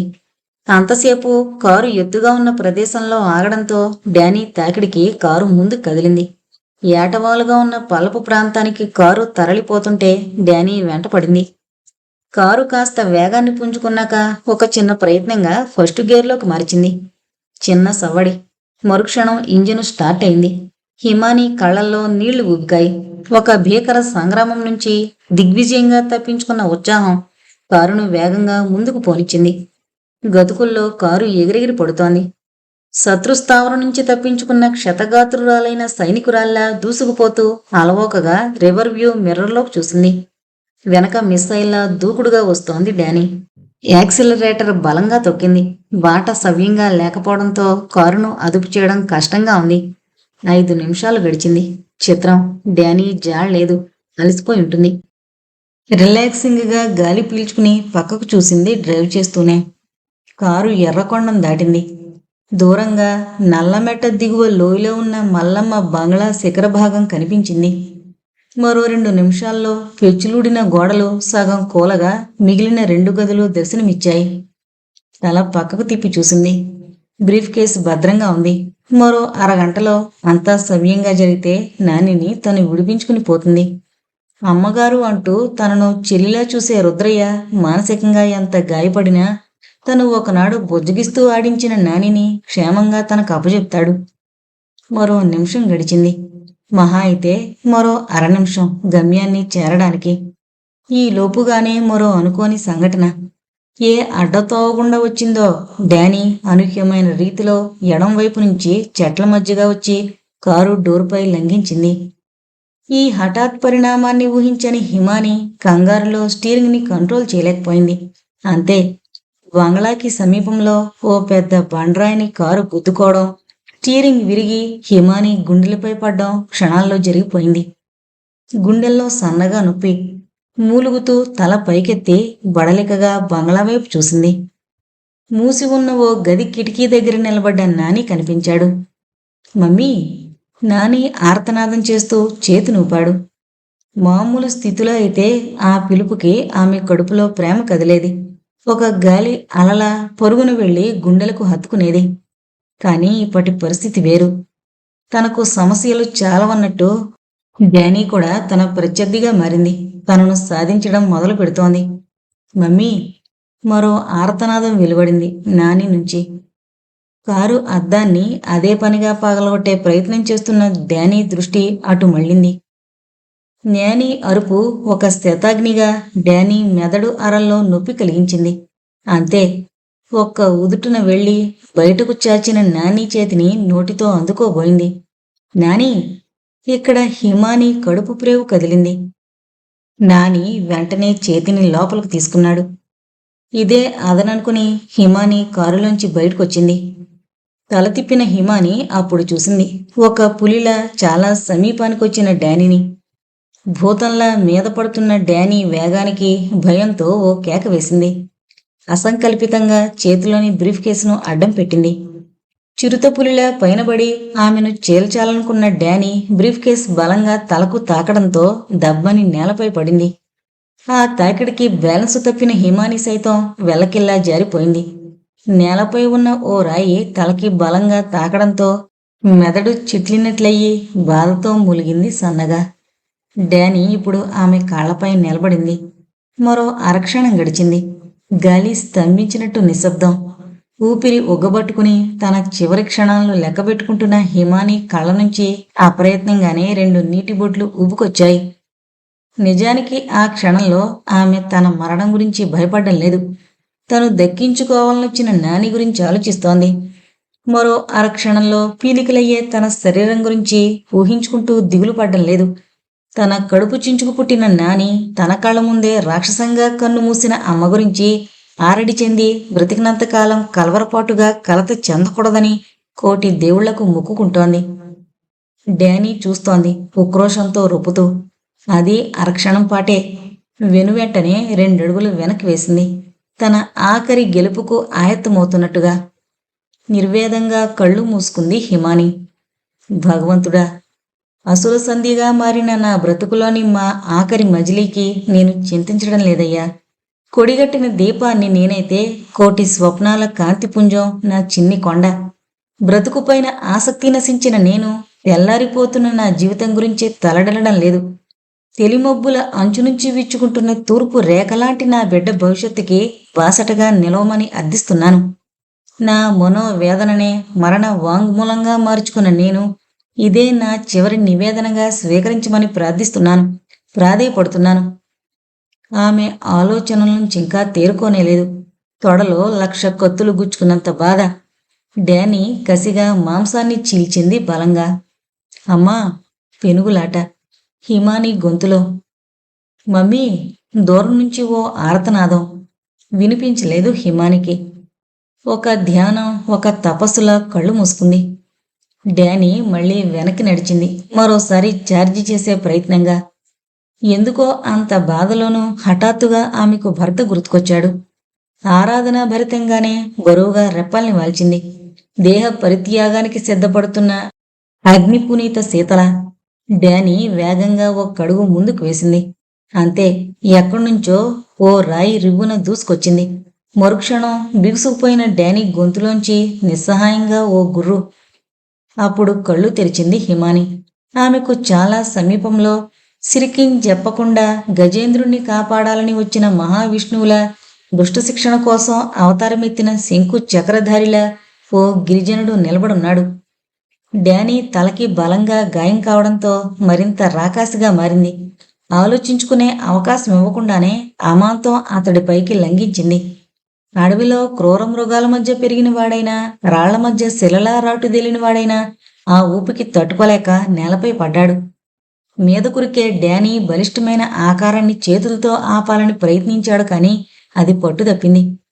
వెనువెంటనే డానీ కరాళ దంతాలు అతని పొట్టలోకి బలంగా దిగబడి ప్రేముల్ని బయటికి లాగాయి. నీరసంగా పైకి తూలిన హిమాని తల్లి ప్రేవు మూలిగింది బాధగా. వెళ్ళిపో తల్లి, వెళ్ళిపో తల్లి. అంత బాధలోనూ డానీ మెడపట్టుకుని బలంగా చేతులతో నిరోధిస్తూనే అరుస్తున్నాడు. హిమానీని ఉద్దేశించి కాదు, ఒక మంచి పని చేయగలిగానన్న ఆత్మ తృప్తైనా దక్కిందన్నట్టు పెనుగులాడుతున్నాడు. కాలు చచ్చుబడిపోయింది ఆమెకి. రక్తం ధారగా కారిపోతూ చీరని ఎరుపుగా మారుస్తోంది. అయినా శక్తిని కూడగట్టుకుంటూ ఒక శిథిల శిల్పంలా తూలుకుంటూ కారు వరకు నడిచింది. మరో నిమిషంలో ఆమె కారుని చేరి అందులో చితికిలబడి డోరు వేసేసుకుంది. ఒక జన్మ అంతరించి మరో జన్మలో అడుగుపెట్టినట్టుగా నిర్లిప్తత. అలా ఎంతసేపుందో ఆమెకు గుర్తులేదు. నెమ్మదిగా, చాలా నెమ్మదిగా తల పైకెత్తి చూసింది కారులో నుండే. అక్కడ ఎదురుగా ఆమె ఊహించినట్టు పోరాటం సాగడం లేదు. కొన్ని క్షణాల క్రితం వరకు సాగిన భీషణ సంగ్రామపు ఛాయలు లేవు. నిశ్శబ్దంగా ఉంది. ఆ నీరవ వాతావరణంలో దేవుడు ప్రాణం పోయకుండా విసిరేసిన మనిషి భౌతిక కాయంలా గిరిజనుడి శవం. ఎక్కడివాడో, ఏ తల్లి బిడ్డడో, ఎందుకటొచ్చాడో, ఏ బంధంతో తనను కాపాడి అసువులు బాసాడో తెలియని ఎవరూ పిలవని నేస్తం పీలికలైపోయాడు. విజయగర్వంతో సమీపంలో కూర్చున్న డానీ కారువైపే చూస్తోంది. నువ్వే నా అసలు ప్రత్యర్థివి అన్నట్టు. అప్పుడు హఠాత్తుగా హిమానికి గుర్తుకొచ్చింది. తన కాలికైన గాయం గురించి కాదు, తనను కరిచింది ఓ ర్యాబిడ్ డాగ్. ర్యాబిస్తో వ్యాధిగ్రస్తమైన జంతువు కరిచినప్పుడు గాయం అవుతుంది. ఆ గాయంపై జంతువు లాలాజలం పడి లాలాజలం ద్వారా ర్యాబిస్కు అసలు కారణమైన వైరస్ నరాల్లో ప్రవేశించి మెదడు దెబ్బతిని మనిషి మరణానికి దారితీస్తుంది. ర్యాబిస్ గురించి ఆమె ఎక్కడో చదివిన విషయం ఆ క్షణంలో అలవోకగా గుర్తుకొచ్చింది. కొన్ని క్షణాల క్రితం వరకు మరణానికి సిద్ధపడిన హిమాని ఆ సమయంలో బ్రతుకు గురించి బెంగిల్లటానికి కారణం పూర్తిగా జీవితంపై ఆసక్తి కాదు. ర్యాబిస్ సంక్రమించాక దానికి మందు లేదు.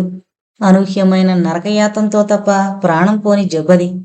అదే తను కోరంది కూడా. డానీ కదలకుండా నాలుకని భయంగా చాచి ఇంకా తననే గమనిస్తోంది. దూరంగా గెస్ట్ హౌస్లోని గదిలో కిటికీని పట్టుకుని నిలబడ్డ నాని ప్రకంపించిపోతున్నాడు. ఇందాకటి సన్నివేశం నుంచి ఇంకా తేరుకోనట్టుగా. కాలు నుంచి అంతవరకు ప్రవహించిన రక్తం గెడ్డకట్టి చీర అటలా తయారైంది.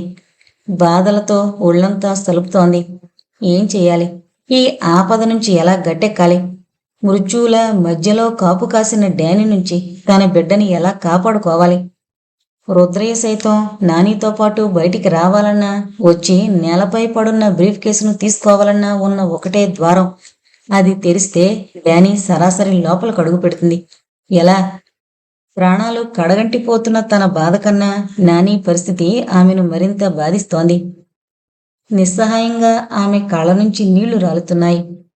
సాంప్రదాయకమైన కుటుంబంలో పుట్టి సంస్కారవంతుడుగా వంశ పారంపర్యంగా సంక్రమించిన జమీకి అధిపతైన మహర్షికి భారీగా మారి అనుకోని తుఫానుతో అనూహ్యమైన దరికి కొట్టుకొచ్చిన హిమాని ప్రపంచానికి తెలియని ఓ మారుమూల చిత్రమైన సంక్లిష్ట పరిస్థితుల్లో ఇరుక్కుని నిశ్శబ్దంగా రోధిస్తోంది. నిజమే, కొన్ని నెలల క్రితం వరకు భర్తతో చాలా సుఖప్రదమైన దాంపత్య జీవితం గడిపిందామె.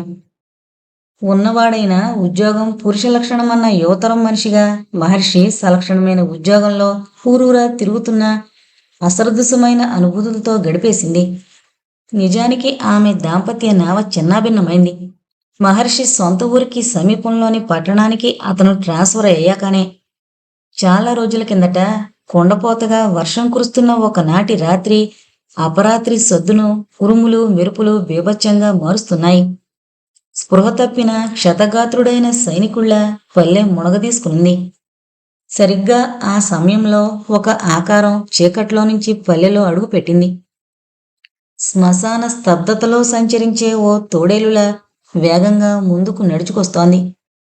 వర్షపు జల్లుకు గాని హోరు గాలికి గాని చలించినట్టు చిత్తడి నేలపై పెద్ద పెద్ద అంగలు వేసుకుంటూ స్కూలు ప్రాంతాన్ని దాటి ఊరి గుడిసెల మధ్య ప్రవేశించాడా ఆగంతకుడు. ఎక్కడో ఓ కుక్క మురిగింది. మరుక్షణం మిరుమిట్లు గొలిపే కాంతి. దూరంలో ఓ పిడుగు నేలను తాకిన శబ్దం. అతడు సాగుతూనే ఉన్నాడు, పరిసరాలతో తనకు పనిలేనట్టు.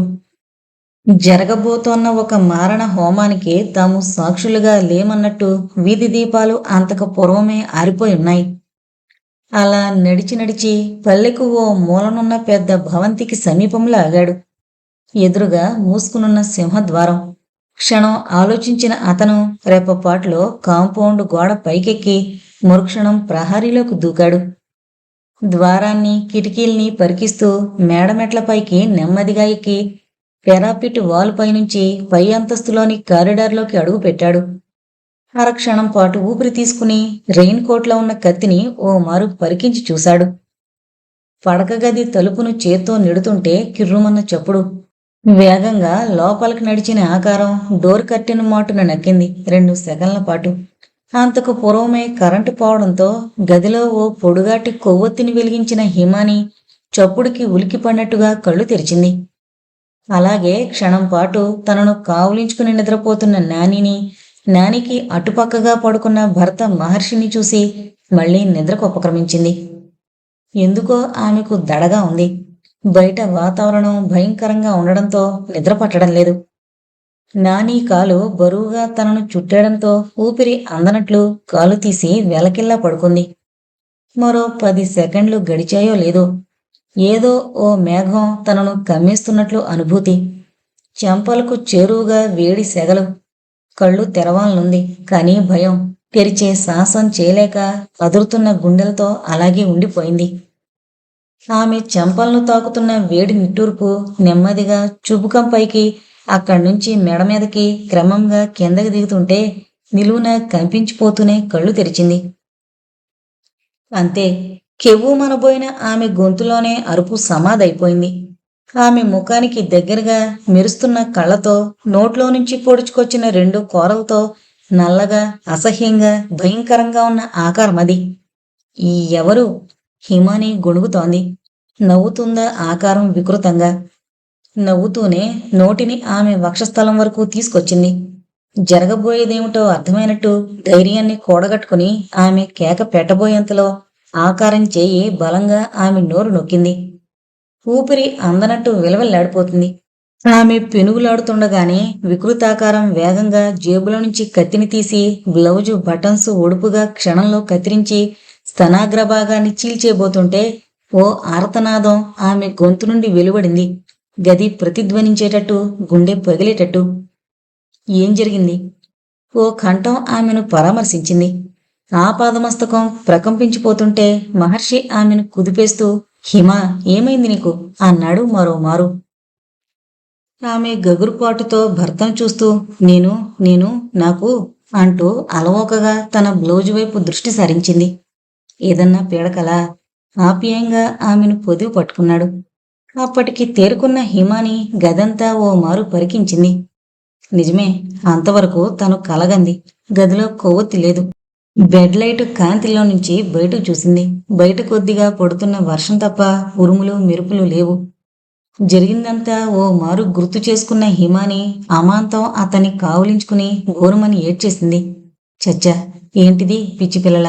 లాలనగా ఆమె కురుల్ని సవరిస్తూ, చూడు, నే చెప్పానా ఇంట్లో వీసీఆర్ ఉందని, అదే పనిగా ఆ దెయ్యం సినిమా చూడొద్దని అన్నాడు. అది కాదండి, గొణుగుతుందామె. No explanation. ఇక ముందు నువ్వు వీడియో ఫిల్ములు చూడడం లేదు. నేను ఆఫీస్కు వెళ్ళాక కూడా నా ఫోటోనే ఒడిలో పెట్టుకుని ఆమె చెంపల్ని పట్టుకుని దగ్గరగా తీసుకుంటూ మనకున్న బోల్డన్ని మంచి ఫ్లాష్ బ్యాక్స్ని గుర్తు చేసుకుంటూ గడిపేబోతున్నావు. ఆనాక అందులో నీకు నచ్చిన సీన్లు నాకు చెప్పి మరోమారు శోభనం గదిలో తొలి రోజు నువ్వు చేసిన అల్లరిని నా దగ్గర ప్రదర్శిస్తూ ప్రతి రాత్రి ఓ వసంతరాత్రిగా మార్చబోతున్నావు. ఈ వసంతరాత్రిని మర్చిపోబోతున్నావు. వాతావరణాన్ని ఆహ్లాదకరంగా మార్చే ప్రయత్నం చేశాడు. ఏ ఆడదైనా అరుదుగా పొందగలిగే ఆ క్షణాన్ని గుండెల్లో పదిలిపరుచుకునే ప్రయత్నంలో మృదువుగా నవ్వింది. అతడి ఒడిలో తలపెట్టుకుని అల్లరిగా అతడి చెంపల్ని గిల్లింది. అస్సరే, నీ మనసులో మరో పాయింట్కి గ్యాప్ ఇవ్వకుండా కలలో గాని మెలకువలో గాని నన్ను తలుచుకుని గడిపేస్తున్నావనుకున్నాను. ఎంత మంచి భర్తతో పాటు భయానికి చోటిస్తున్నావంటే లాభం లేదు, పెనాల్టీ చెల్లించాలి ఆకతాయిగా అన్నాడు చెవిలో మరేదో రహస్యంగా చెప్పి. వద్దండి, ఇప్పుడు నీరసంగా ఉంది. చూడు, ఈ నీరసం అన్నది నవరసాల్లో ఓ భాగమో కాదో నాకు తెలియదు, కానీ శృంగార రసం మాత్రం చాలా పవర్ఫుల్ రసం. ఎవరు, మీ తాతగారు చెప్పారా? నవ్వుకుంటూ అడిగింది. కాదు, కాళిదాస్ అనుకుంటా. కాబట్టి ఆ పెద్ద మనిషి మాటని మనం గౌరవించి అర్జెంటుగా ఆ పక్క గదిలోకి వెళ్ళి పరస్పరం పెనాల్టీ వసూలు చేసుకుందాం. తొందర చేశాడు. వద్దండి, మా మంచి హిమ్మీవి కదూ, నా నిద్ర పాడు చేసి ఇక నిద్ర లేకుండా చేసావు కాబట్టి. పైగా ఫ్రాయిడ్ థీరీ ప్రకారం సెక్స్ అన్నది పెద్ద సెడిటివ్ కాబట్టి అర్జెంటుగా ఓ అరస్పూనైనా నాకు అందించాలి, అంతే. నే రానంతే. అతన్ని కదలకుండా ఒడిసిపట్టుకుని ఒడిలో తలపెట్టుకుని అతడి కళ్ళలోకి చూస్తోంది. అంతేనన్నమాట. అంతే. నిన్ను. అమాంతం ఆమెను పైకి లేవనెత్తి చేతుల్లోకి తీసుకున్నాడు. మరో 2 క్షణాల్లో మూళ్ళోకెళ్లారా డాడీ? నాని కంఠం వినిపించింది. ఆమాంతం భార్యని విడిచిపెట్టి నువ్వెప్పుడు లేచావురా నా బుజ్జికొండ అంటూ నాని కళ్ళలోకి సూటిగా చూడలేనట్టు అతడి పక్కన చేరి కావలించుకున్నాడు. నువ్వు నైట్ వాచ్మెన్ అయిపోయావు. గొణుగుతుంటే సిగ్గుతో కుచించుకుపోతూ పొరుపుపై ఓ వారగా పడుకుండిపోయి నవ్వుకుంటోంది హిమాని. చెప్పు డాడీ, మూళ్ళోకెళ్లారా? మళ్ళీ రెట్టించాడు. కొత్తగా ఆ ఊరికొచ్చాక స్కూల్లో చేరిన నాని బడిలో తొలిసారి పరిచయమైన డానీ భయంకరమైన సైజు గుర్తించి పులిలా కనిపించిన తనతో మంచి కుక్కలా ఎంతోసేపు ఆడిన విశేషాల గురించి ఒకనాటి సాయంకాలం తల్లికి కథలు కథలుగా చెప్తున్నాడు. సామాన్యంగా బడి నుంచొచ్చాక తండ్రి ఇంటికొచ్చే వరకు అతడి కోసం నిరీక్షించడం, వచ్చాక ఓ గంట పాటైనా బయట కారులో తిప్పమని మారం చేయడం నానికి అలవాటు. కాని ఆ రోజు మాత్రం నాని క్రమం తప్పాడు. మహర్షి ఇంటికి రావడం గాని వచ్చి కూర్చోవడం గాని గమనించకుండా చాలా ఉత్సాహంగా చెప్పిందే 10 సార్లు చెప్పి ఓ అరగంట పాటు తల్లిని టార్చర్ చేశాక అప్పుడు చూశాడు తల పట్టుకుని కూర్చున్న తండ్రిని. డాడీ హుషారుగా మహర్షిని చేరాడు. ఎంతసేపయిందొచ్చి? చాలాసేపయింది. నువ్వు మూడ్లో ఉన్నావు కదా అని డిస్టర్బ్ చేయలేదు. తండ్రి ఒడిలో కూర్చుంటూ మూడంటే అన్నాడు. కంగారు పడిన మహర్షి ఇక మొదలు ప్రశ్నల పరంపర అన్నాడు భార్యను చూస్తూ. బలవంతంగా నవ్వాపుకుంది. చెప్పమంటుంటే మంచి డాడీ కదూ తండ్రిని బ్రతిమలాడాడు. మూడంటే పక్కవాళ్లు ఏ స్థితిలో ఉన్నారు అని కూడా ఆలోచించకుండా మాట్లాడడం అన్నమాట. నిజమా? అయితే నేను మూడ్లోకి వెళ్ళానన్నమాట. హఠాత్తుగా ఓ కొత్త విషయాన్ని కనుక్కున్నట్టన్నాడు. అది మొదలు. మూడు అన్న పదం నాని మాటల్లో ఓ భాగమైపోయింది. చెప్పు డాడీ, మూడ్లోకెళ్లారా? నాని నిద్రపోనివడని మహర్షికి తెలిసిపోయింది. మరేం? జవాబిచ్చాడు నీళ్లు నములుతూ. మరి మూడ్లోకెళితే పక్కవాళ్లు ఎలా ఉన్నారు అని ఆలోచించకుండా మాట్లాడాలి కాని మమ్మీని పైకెత్తుతున్నావెందుకు? త్రొట్టుపడిన మహర్షి అదా ఇబ్బందిగా నవ్వేశాడు. మరేం లేదమ్మా, నానిని చిన్నతనంలో మీరెలా ఎత్తుకునేవారు అని మీ మమ్మీ అడిగింది. ఇలా ఎత్తుకునేవాణ్ణి కదా అని చేసి చూపించాను. అంటే ఇంకా మూడ్లోకెళ్ళబోతున్నావన్నమాట. వెళ్ళేవాణ్ణే, ఎక్కడా నువ్వు పండిస్తేనేగా అన్నాడు వెనక భార్య నవ్వుతున్నట్టు గ్రహించి. మరైతే వెళ్ళు డాడీ, ఇప్పుడు మూడ్లేదు, పడుకోనని మా బుజ్జి కొండవు కదూ. అప్పటికిక క్షమించేయాలి అనుకున్నాడేమో బుద్ధిగా కళ్ళు మూసుకున్నాడు నాని. మరో అరగంటలో అంతా నిద్రలోకి జారిపోయారు. వర్షం తెరిపిచ్చిన చీకటి దట్టంగానే వ్యాపించింది. మరో గంట గడిచింది. సరిగ్గా ఆ సమయంలోనే ఊహించని మరో సంఘటన జరిగింది ఆ భవంతిలో. హిమాని గాలి గుసగుసలు పెడుతున్నట్టు పిలుస్తున్నారెవరో. ఈసారి గొంతు స్థాయి పెరిగింది. హిమాని! ఓ ప్రేతాత్మ తట్టి లేపినట్టు నాని కళ్ళు తెరిచాడు. హిమాని! మళ్లీ వినిపించింది అదే పిలుపు. భయపడుతూనే నెమ్మదిగా ఆ పిలుపు వినిపిస్తున్న కిటికీకేసి చూశాడు. డే! తండ్రి కోసం కేక వేయబోయిన నాని గొంతు మూగబోయినట్టు అదురుపాటుగా అలాగే నోరు తెరుచుకుని ఉండిపోయాడు.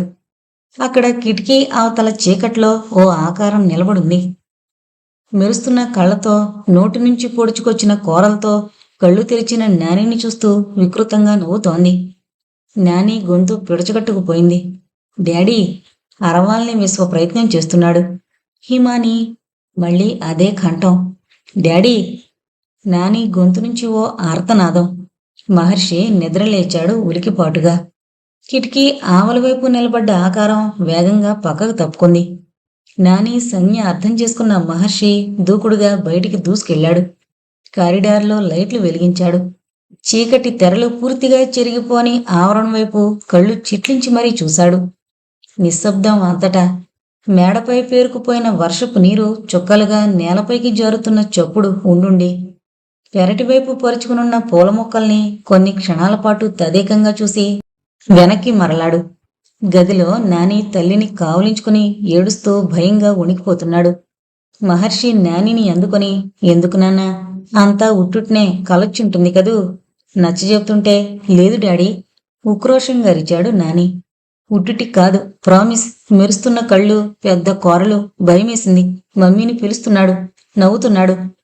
నాని చెబుతుంటే హిమాని మొహంలో రంగులు మారుతున్నాయి. అదే రూపం, రాత్రి తన కలలో కనిపించిన ఆకారం సరిగ్గా అదే పోలికల్లో ఉంది. మహర్షి నానిని సాలోచనగా చూస్తూ అన్నాడు. సరే, ఈసారి రాని. మన దగ్గర పెద్ద తుపాకీ ఉందిగా, ఠామ్ అని పేల్చేస్తా. పోలీస్ అంకుల్ దగ్గర తుపాకీ ఉందిగా, నాని గుర్తు చేశాడు. అవునా, అలాంటప్పుడు భయపడకూడదు మరి. మరా దెయ్యానికి తుపాకీ ఉన్నట్టు తెలుసో లేదో మరి.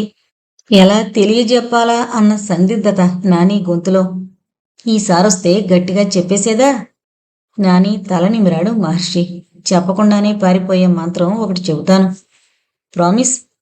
ప్రామిస్. నాని కళ్ళల్లోకి హిప్నటైజ్ చేస్తున్నట్టుగా చూసిన మహర్షి, ఈసారి ఆ దెయ్యం వచ్చిందనుకో, గట్టిగా కళ్ళు మూసుకో. వెంటనే పోలీస్ అంకుల్ రావే, పరుగెత్తుకు రావే, మా డాడీతో కలిసి దెయ్యాన్ని చంపవే అని గట్టిగాను. బస్, చిటికలో పారిపోతుంది. నాని దీర్ఘాలోచనలో పడి తల పంకిస్తూ ఓసారి ఆ వాక్యాల్ని మననం చేసుకున్నాడు. ఈసారి వస్తే డాడీ మంచి మూడ్లో అంటాను, దెబ్బకి పారిపోతుంది. Good bye. చెంపలపై ముద్దు పెట్టుకుని నానిని మళ్లీ బెడ్పై పడుకోబెట్టాడు. మహర్షి బురుకుటి ముడిపడింది ఆలోచనలతో. ఒక రాత్రిలో 2 సార్లు భార్య బిడ్డ ఇద్దరూ భయపడ్డారంటే ఏమేముంటుంది? అంతా భ్రమేనా? లేక నిజంగా బెదిరించాలని ఎవరైనా ప్రయత్నిస్తున్నారా? చచ్చా, ఏంటిది తనిలా ఆలోచిస్తున్నాడు? కొన్నాళ్లపాటు మా లోగిలిని తను విడిచిపెట్టినా పుట్టింది పెరిగింది ఈ ఇంట్లోనే. అసలు తను ఎవరికీ ప్రత్యర్థి కాదు. మా భవంతిలో తరతరాలుగా 10 మందికి మేలే జరిగింది తప్ప ఎవరికీ హాని జరిగిన దాఖలాలు లేవు. తెలతెలవారుతుండగా ఎవరిదో కేక వినిపించింది బయటనుంచి.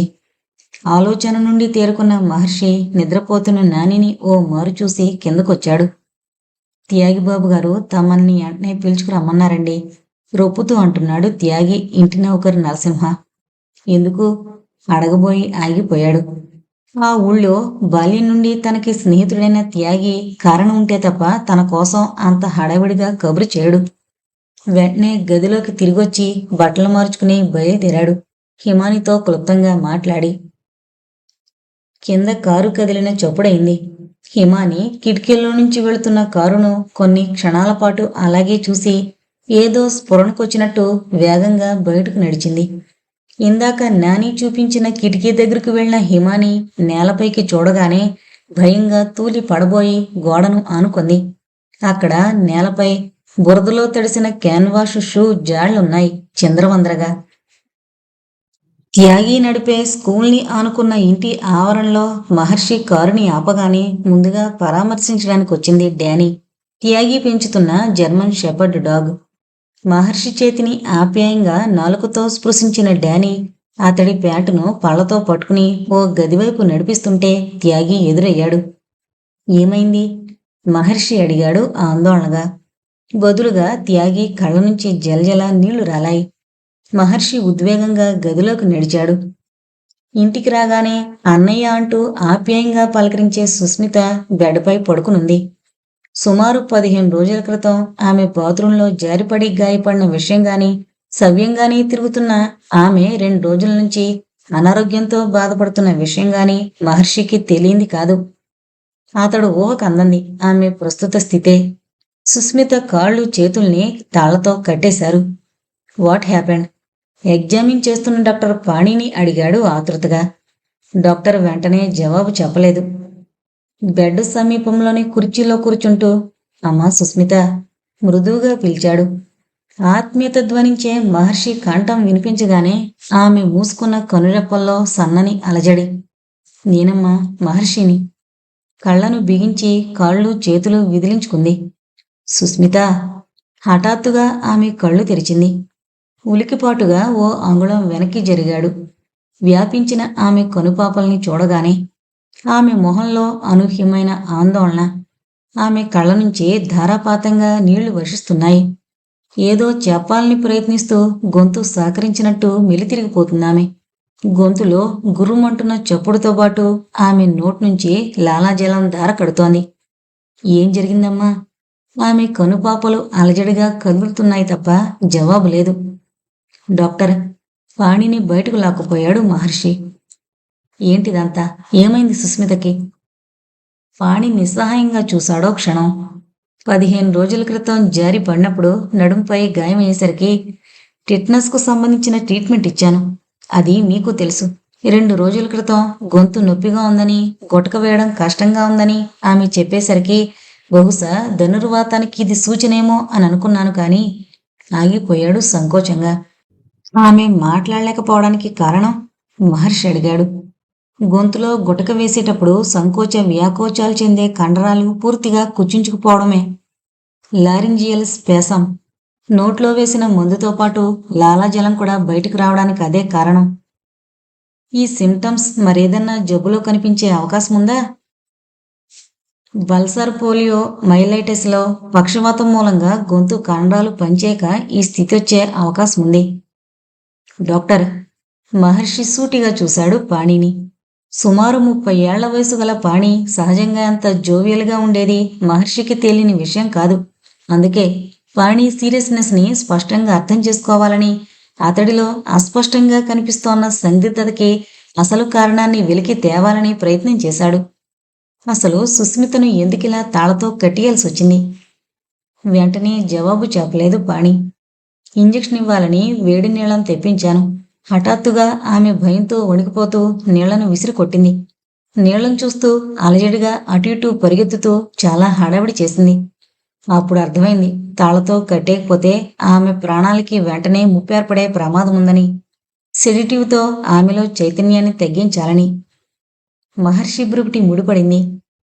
Yes Maharshi, it's nothing but phobia, hydrophobia.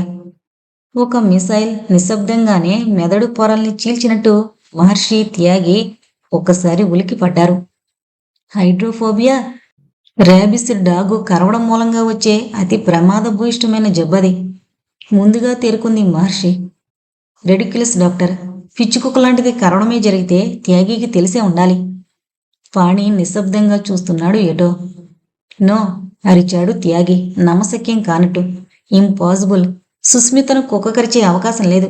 ఈ ఇంట్లో డానీ తప్ప మరో డాగు అడుగు పెట్టదు, పెట్టలేదెంతవరకు. ఈ జబ్బు డానీ మూలంగా వచ్చుండదు మిస్టర్ త్యాగి. డానీలో ర్యాబిస్ సిమ్టమ్స్ నాకు కనిపించడం లేదు. పాణి మాటలింకా పూర్తి కాలేదు. బుల్షిట్. త్యాగి ఉద్రేకంగా చూశాడు పాణిని. వ్యాధిని డయాగ్నోస్ చేయడం చేతకాక ఈ పరిస్థితి కారణమైన మీరు మీకు తెలిసిన వైద్య శాస్త్రాన్ని విపులీకరిస్తున్నారు. నో. ఉక్రోషంతో ఊగిపోయాడు. I can't believe it. It's not hydrophobia. ఆవేశంగా త్యాగి ముందు కదిలి సుస్మితను చేరుకోబోతుంటే పాణి వారించబోయాడు. Leave me. సుస్మితను తాళతో కట్టేయడానికి మీరన్నదే కారణమైతే నేను ఒప్పుకోను. కట్లు విప్పుతాను. త్యాగి పాణి చేతిని విదిలించుకున్నాడు. ప్లీజ్. పాణి అభ్యర్థనగా చూశాడు. మీరు నమ్మినా నమ్మకపోయినా వ్యాధి సెంట్రల్ నర్వస్ సిస్టమ్ని అప్పుడే డ్యామేజ్ చేస్తున్నట్టు నా అనుభవం చెబుతోంది. కట్టు విప్పి స్వేచ్ఛనివ్వాలని మీరు అనుకునే బదులు వెంటనే టౌన్కు తీసుకెళ్తే బెటర్ అన్నది నా అభిప్రాయం. త్యాగి అస్థిమితంగా వెళ్ళిపోతుంటే మహర్షి అన్నాడు. ఈ సమయంలో వాదులాట్లు అనవసరం త్యాగి. ఒకవేళ నీ నమ్మకమే నిజమైతే నిజంగా అది అందరం సంతోషించదగ్గ విషయమే. సో క్షణం ఆగి వెంటనే టౌన్కి తీసుకెళదాం అన్నాడు. నేను సుస్మితకేమన్నైతే? త్యాగి గొంతు ఆర్ద్రంగా మూలిగింది. తట్టుకోలేను. అందుకని హాస్పిటల్కి తీసుకువెళ్లకుండా ఇలాగే బాధపడుతూ కూర్చుంటావా? కమాన్. మహర్షి. ఓ పసిపిల్లాళ్ల మహర్షి భుజంపై తలవాల్చాడు. అతడి కళ్ళ నుంచి రాలుతున్న వేడి నీటి బొట్లు మహర్షి భుజాన్ని తడిపేస్తున్నాయి. లాలనగా చూస్తూ కొన్ని క్షణాలు అలాగే నిలబడిపోయిన మహర్షి సుస్మితను మరో గంటలో పట్టణంలోని గవర్నమెంట్ హాస్పిటల్కి తరలించే ఏర్పాట్లు చేశాడు. తన వ్యక్తిగతమైన పలుకుబడితో నగరంలోని ప్రముఖ వైద్యులందరినీ రప్పించాడు. మరో 2 గంటల్లో అందరూ తేల్చేశారు. సుస్మిత రక్తంలో రేబ్డో వైరస్ వ్యాపించున్నట్టు, ఆమె మరణానికి చాలా చెరువుగా ఉన్నట్టు. అప్పుడు రాలిపడింది మహర్షి కళ్ళ నుంచి నిస్త్రాణగా ఓ నీటి బొట్టు. 100 ఏళ్ల తన భాగస్వామిని విధి క్రూరంగా విడదీసి తను సైతం అడుగు పెట్టరాని ఓ గదిలో బంధించినప్పుడు త్యాగి విలపిస్తుంటే మహర్షి ఓదార్చలేకపోయాడు. నీకు భార్య అయినా నాకు తోబుట్టు లాంటి ఆడపిల్ల సుస్మిత. బ్రతికించుకోవడానికి నీకు డబ్బే అవాంతరమైతే అది నేనెంతైనా సర్దగలను త్యాగి. కానీ ఏ డబ్బు ఆమెనిప్పుడు రక్షించలేదు అంటున్నారే డాక్టర్లు. నేను మాత్రం ఏం చేయగలను? నిన్నెలా ఓదార్చను? అక్కడ కళ్ళెదురుగా తాళ్లతో బంధించబడింది ఎవరూ ఊహించని స్థితిలో మృత్యువుకు చేరువవుతోన్న సుస్మిత. ఆమెనే తదేకంగా గమనిస్తున్న సుమారు 12 జతల కళ్లల్లో ఓ వ్యక్తి కళ్ళల్లో మాత్రం చిత్రమైన తృప్తి మెరుస్తున్న విషయం ఎవరూ గమనించలేదు. అమ్మా! కిటికీలో నుంచి బయటకు చూస్తోన్న హిమాని నెమ్మదిగా వెనక్కి తిరిగింది. గది బయట రుద్రయ్య నిలబడున్నాడు. స్కూలుకి టైం అయిందమ్మా. నానీబాబుని తయారు చేస్తే బడిలో దిగబట్టి పొలానికి వెళ్ళిపోతాను నెమ్మదిగా అన్నాడు, రెప్పలు వార్చకుండా ఆమెనే చూస్తూ. లేదు, ఇవాళ స్కూలుకి నాని రాడు. ఆమె నోటి మాట ఇంకా పూర్తి కానేలేదు. మమ్మీ, నాని మారం చేస్తున్నట్టుగా చూశాడు. వెళతాను మమ్మీ, ఎంచక్క డానీ ఉంటుందిగా, దాంతో ఆడుకుంటా. రాత్రి కలవరపాటును పూర్తిగా మరిచినట్టు ఉత్సాహంగా అన్నాడు నాని. నిజానికి ఆమె నానిని పంపకపోవాలి అనుకోవడానికి కారణం నాని భయపడున్నాడు కాబట్టి ఏ జ్వరమో పెట్టుకుంటాడన్న ఆలోచన కాదు. ఆమెకి కంగారుగా ఉంది ఆ ఇంట్లో ఒంటరిగా ఉండడానికి. రాత్రి నుండి వెంటాడుతున్న నీడలు ఆమె మనసు నుండి చెరిగిపోవడం లేదు. అది కాదమ్మా, నానీకేదో నచ్చజెప్పబోయింది. మనసేదో కీడు శంకిస్తుంటే. అబ్బా, వెళతానంటుంటే నాని మరింత దృఢంగా అన్నాడు. నాని ఇక పట్టు వదలడని ఆమెకు తెలుసు. అందుకే ఓ 10 నిమిషాల్లో తయారు చేసి బయటకొచ్చింది. కళ్ళేంటమ్మా ఎర్రబడున్నాయి, ఒంట్లో బాగాలేదా? హిమానీనే రెప్పలార్చకుండా చూస్తూ అడిగాడు రుద్రయ్య. జవాబు చెప్పబోతూ రుద్రయ్య కేసి చూసిన ఆమె గొంతులో ఏదో అడ్డం పడ్డట్టు ఆగిపోయింది. రుద్రయ్య కళ్ళల్లో రక్తం ఓడుతున్నట్టు ఎరుపు జీరలు. రుద్రయ్య తాగడని ఆమెకు తెలుసు. ఒక కంట భక్తి, మరో కంట విశ్వాసం తప్ప ఆ కళ్ళల్లో మరో భావాన్ని ఆమె చూడలేదంతవరకు. ఈ మధ్యకాలంలో భర్త ఉద్యోగరీత్యా ఊళ్ళు తిరిగినా ఆమెకు పెళ్ళైన 7-8 ఏళ్లుగా పల్లెలో తమ పొలాల్ని చూసే రుద్రయ్య తెలుసు. ఎందుకో ఆ క్షణాన అనూహ్యమైన మార్పును గమనించింది అతని కళ్ళల్లో. అనుమానం మనసును తొలిచేస్తుంటే స్కూలుకి తీసుకెళ్ళు. తల తిప్పుకుంటూనే రుద్రయ్య పెదవులపై మెరుస్తోన్న నవ్వును ఓరకంటగానే గమనించింది.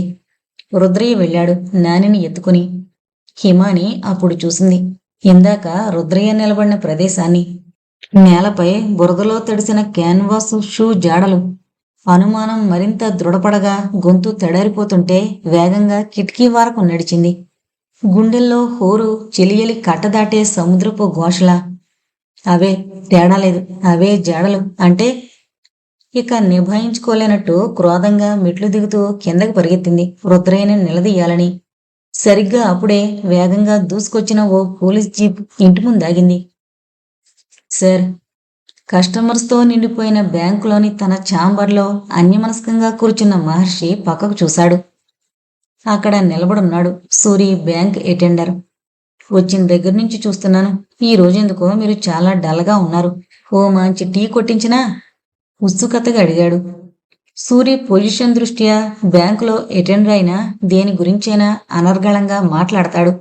నలుగురిని నవ్వించడం కూడా తన డ్యూటీ అన్నట్టు మాటలతో మంచి రిలీఫ్ ఇస్తుంటాడు. ముఖ్యంగా మహర్షికి మంచి కాలక్షేపం సూరి. చెప్పండి సార్. లాకరికి కీలాగా బాగోలేని మనసుకి టీ కూడా చాలా అవసరమైన ఔషధం అన్నది నా నమ్మకం. కాబట్టి తమరు ఊ అంటే ఓ టానిక్ లాంటి టీ తెస్తాను. తలుపాడు సరేనన్నట్టుగా. రెప్పపాట్లో అదృశ్యమైపోయాడు సూరి. అద్దాల తలుపుల్లో నుంచి చూశాడు. కస్టమర్స్తో సందడిగా ఉంది. ఎందుకో పని మీద ఏకాగ్రతని చూపించలేకపోతున్నాడు. నిజానికి సుస్మిత అతడికేమీ కాదు. అలాని ఏమీ కాని వాళ్లంతా ఏమైనా కాని అనే ధోరణిలో అందరూ ఉండలేరు. మహర్షి కూడా అంతే. చాలా స్వల్ప కాలంలో సుస్మితతో చాలా అపురూపమైన బంధాన్ని ఏర్పరచుకున్నాడు. నిన్న మొన్నటిదాకా తోబుట్టువుల గుంభనంగా అభిమానాన్ని వర్షించిన ఆమె ఇక బ్రతకదని తెలిసిన ఆ క్షణాల్ని జీర్ణించుకోలేకపోతున్నాడు. త్యాగి ఆమెని ఎంత ఇష్టపడేది మహర్షికి తెలుసు. ఇప్పుడు సుస్మితకేమన్నా అయితే త్యాగి పరిస్థితి ఏమిటి? ఏమన్నా అయితే అన్న సందిగ్ధత లేదిక. మృత్యువును సమీపిస్తోన్న ఆమె స్థితి గురించి డాక్టర్లు తేల్చేశారప్పుడే.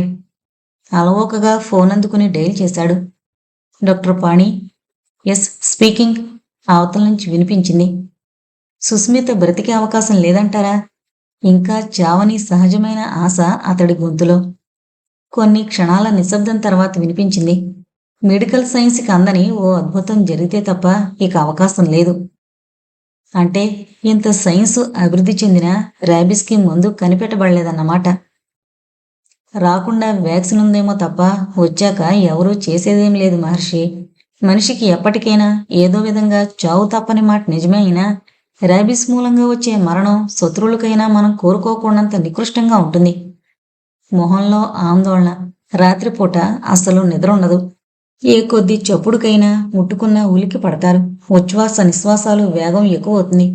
కళ్ళు, మొహం, గొంతులోని కండరాలకి పక్షవాతం వచ్చి మింగలేక సెలవ బయటకొస్తూ ఉంటుంది. ద్రవ పదార్థం చూస్తే భయం, ఫిట్స్ వస్తాయి. శరీరం బాణంలా వంగిపోతుంది. మూత్రసంచికి పెరాలసిస్ రావడంతో మూత్రం ఆగి కడుపు ఉబ్బిపోతుంది. తన శరీరంలోని మార్పులకి పిచ్చివాడైపోతాడు. ఫిట్స్లో కండరాలు బిగుసిపోయి అవి రిలాక్స్ కాక గుండె సైతం ఓ వారం రోజుల్లో ఆగిపోతుంది. Really it's unbearable. బాధగా ఫోన్ క్రెడిల్ చేసి సుస్మితలో రాబోయే మార్పుల్ని ఊహించలేనట్టుగా నిశ్శబ్దంగా అలాగే ఉండిపోయాడు. సార్, ఈ టేబుల్ మీదుంచి ఏం జరిగింది సార్? అనునయంగా అడిగాడు.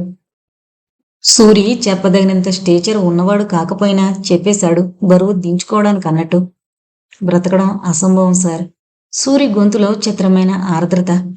దేవుడు తన ఉనికిని కాపాడుకోవడానికి సృష్టించిన చాలా విచిత్రాల్లో ఈ జబ్బు కూడా ఒకటి. నీకు తెలీదు సూరి, సుస్మితని అసలు ఏ పిచ్చికుక్క కరవలేదు. కరవనక్కర్లేదు సార్. కుక్క నోటి నుంచి కారే చొంగ మన శరీరంపై ఉన్న ఏ గాయంపైనైనా పడితే చాలు. కానీ అసలు అది కూడా సాధ్యం కావడానికి అవకాశం. వాక్యం పూర్తి కాకుండానే ఏదో జ్ఞప్తికొచ్చినట్టు ఆగిపోయాడు. అంటే గాయానికి సెలైవా తగిలితే చాలన్నమాట. అవును. హఠాత్తుగా మహర్షికి ఆ క్షణాన సుస్మితకి బాత్రూంలో జారిపడ్డంతో ఆయన గాయం గుర్తుకు రావడం యాదృచ్ఛికమే. కాని ఆ సెలైవా ఎలా గాయానికి అంటుకునే అవకాశం ఉంది? గొణుగుతున్నట్టుగా అన్నాడు. అంటుకోనక్కర్లేదు సార్, కావాలని అంటించినా చాలు. అసంకల్పితంగా అన్న సూరి మాటలు మహర్షి మెదడు పొరల్లో చాలా లోతుగా చొచ్చుకుపోయాయి. అంతే, చాలా ఉద్వేగంగా పైకి లేచాడు. పోలీస్ జీపులోంచి దిగుతూనే హ్యాండ్సప్ అన్నాడు ఇన్స్పెక్టర్ రంగధాం. ఢామ్, ఐసే హ్యాండ్సప్. ఢామ్, మరోసారి అన్న నానిని అమాంతం పైకెత్తుకున్న రంగధాం. వద్దురా ముద్దుల మేనలుడా, రంగధామ్ అని మా అమ్మా నాన్నలు పెట్టిన పేరుండగా రంగధామ్ని ఢామ్ అంటూ షార్ట్ ఫామ్ లో పిలిచి ఖూనీ చేకు బ్రతిమలాడాడు. చేస్తా, ఇంకా చేస్తా, ఉక్రోషంగా అన్నాడు నాని. మరి ఇంకా నువ్వు పట్టుకురాలేదుగా? ఓ అదా, పగలబడి అలవాటైన పోలీసు నవ్వు నవ్వబోతుంటే ప్లీజ్ అంకుల్ నవ్వద్దంటుంటే అభ్యర్థించాడు నాని. బేబచ్చరసాన్ని గుమ్మరించే ఆ నవ్వును తాళలేనట్టు. సరే, పాయింట్కొచ్చేస్తా చూడు. క్రిమినల్స్ ని పట్టడంలో ప్రెసిడెంట్ గోల్డ్ మెడల్ కొట్టిన వాణ్ణి పదే పదే పట్టుకురా అంటూ నా ప్రాణాలు తీసి నా పొజిషన్ని అవమానించుకో, గాలిస్తున్నాను. సీరియస్ గా కనుబొమ్మలు పైకెగరేసి ప్రపంచాన్ని గాలిస్తున్నాను. ప్రపంచంలోని ప్రముఖ జాతుల కోసం నిద్రాహారాలు మాని మరీ గాలిస్తున్నాను. అవేంటి? అమాయకంగా అడిగిన నానినే చూస్తూ పసిపిల్లాడివి. భారత జాతి గురించి కొద్దిగా, తెలుగు జాతి గురించి మరికొద్దిగా నీకు తెలుసుండొచ్చు గాని సునక జాతుల గురించి ఏ కొద్దిగా నీకు తెలీదని నాకు తెలియని విషయం కాదు. అసలు కుక్కల్లో ప్రపంచంలో ప్రసిద్ధి పొందినవి 160 జాతులని, అందులో అతి ప్రముఖ జాతికి చెందినవి 1982 బ్రిటన్ కెన్నెల్ క్లబ్లో రిజిస్టర్ అయినాయని, జర్మన్ షెపర్డ్ మొదలుకొని బియార్డర్ కొల్లీస్ వరకు మిస్సెస్ సడ్డూన్ చెప్పిన విషయం ఒకసారి మనం మననం చేసుకుంటే సునకజాతి చరిత్ర సమస్తం. మంచి మూడ్లో ఉన్నాడు అంకుల్ అంటూ సమీపంలో నిలబడ్డ తల్లిని చూస్తూ నాని అనేసరికి ఉపన్యాసాన్ని కంఠస్థం చేసిన రాజకీయ నాయకుడిలా అంతసేపు అనర్గళంగా మాట్లాడుతున్న రంగధాం కంగారుపడి తీయకురా నాని, నా గాలి తీయకు, నన్ను చెప్పని ప్రాధేయపడ్డాడు. బోర్, ఎవడికి కావాలి? నాకు బుల్లి డానీ కావాలంటే ఏదేదో చెబుతావేంటి? కోపంగా చూశాడు నాని. చెబుతున్నాన్రా, నాకు కుక్కల విషయంలో గల పరిజ్ఞానం గురించి ఏకరు పెడుతున్నాను. అసలు మిస్సెస్ సడ్డూ నుండి చూసావు? చూడలేదు, తక్కుని చెప్పాడు. చూడలేవు, ఎందుకంటే ఆవిడ బ్రిటన్లో డాగ్ షోకి జడ్జిగా వెళ్లే ప్రముఖ న్యాయ నిర్ణేత కాబట్టి. ఆవిడ మనకు అందుబాటులో ఉండదు కాబట్టి. మరైతే ఆవిడికి మంచి కుక్కలున్నాయా? లేకేం, 9 రకాల జాతులకు చెందిన 20 ఛాంపియన్ కుక్కలున్నాయి. మరి మనకొకటి ఇస్తుందా? రొట్టుపడ్డాడు నాని ప్రశ్నతో. ఎందుకివ్వదు? ఇచ్చి తీరుతుంది, కాకపోతే కొంచెం టైం పడుతుంది. గ్యాస్, అంకుల్ గ్యాస్ కొడుతున్నాడు. తల్లికి కంప్లైంట్ చేశాడు. అమ్మా హిమాని, అమాంతం చెల్లిని చేరిన రహస్యంగా అన్నాడు. వీడొచ్చిన ప్రతిసారి కుక్కల గురించి అడిగిన ప్రాణాలు తీస్తుంటే పనిగట్టుకుని కుక్కల విషయంలో ఈ మధ్యనే బోల్డంత ఇన్ఫర్మేషన్ గ్యాదర్ చేస్తున్నాను. పరువు తీసేస్తున్నాడు. నన్ను క్రిమినల్లా నిలబెట్టి కడిగేస్తున్నాడు. ఏదో పక్క విలేజ్లో ఇన్వెస్టిగేషన్ కోసం వచ్చిన నేను పరామర్శించి పోదామని ఇలా వస్తే కలబడిపోతున్నాడు. అవును, బావగారు బ్యాంకుకి వెళ్ళిపోయారా? వెళ్లారు, కానీ నన్ను స్కూల్ దగ్గర డ్రాప్ చేయ అంకుల్. మా బాసు ఆదేశించినట్టు వాడి ఫోజు చూడు. వస్తానమ్మా. జీప్ ఎక్కాడు నాని రుద్రేలతో సహా. రుద్రేని ఏదో అడగాలనొచ్చి ఎదురుగా అన్నయ్య కనిపించడంతో ప్రసక్తిని తీసుకురాలేక నిశ్శబ్దంగా నిలబడిపోయింది హిమాని వెళుతున్న జీపును చూస్తూ. లిటిల్ పెరల్ స్కూలు ఆవరణలో జీప్ ఆగ్గానే డానీ అంటూ కేక పెట్టాడు నాని. స్కూలు ఆవరణ పిల్లలతో సందడిగా ఉన్నా ఆ రోజు డానీ ఎప్పట్లా పిల్లలతో ఆడడం లేదు. సుస్మితను హాస్పిటల్కి తరలించాక డానీ మానసికంగా దెబ్బతిన్నట్టు ఇంటి ఆవరణలోనే పచారులు చేస్తోంది. డానీ మరో మారు పిలిచాడు నాని జీప్ దిగి. ఆగి నానినే పరికించి చూసింది. ఏంట్రా మీ ఫ్రెండు డల్గా ఉంది? రుద్రే చెప్పాడు త్యాగి భార్యను హాస్పిటల్లో అడ్మిట్ చేసిన విషయాన్ని. ఐసి, అందుకే బాగా అప్సెట్ అయినట్టుంది. నాని ఇదేం పట్టించుకోకుండా చూడంకుల్ అది పిలిస్తే రావడం లేదు అన్నాడు చాలా బాధపడిపోతూ. అది మూడ్లో లేదు నాని. డాగ్కి మూడుంటుందేంటి గొప్ప? ఉక్రోషంగా నిలదీశాడు అంకుల్కేం తెలీదన్నట్టు. నువ్వు చిన్నపిల్లవాడిపోయావు కానీ పెద్దవాడైనా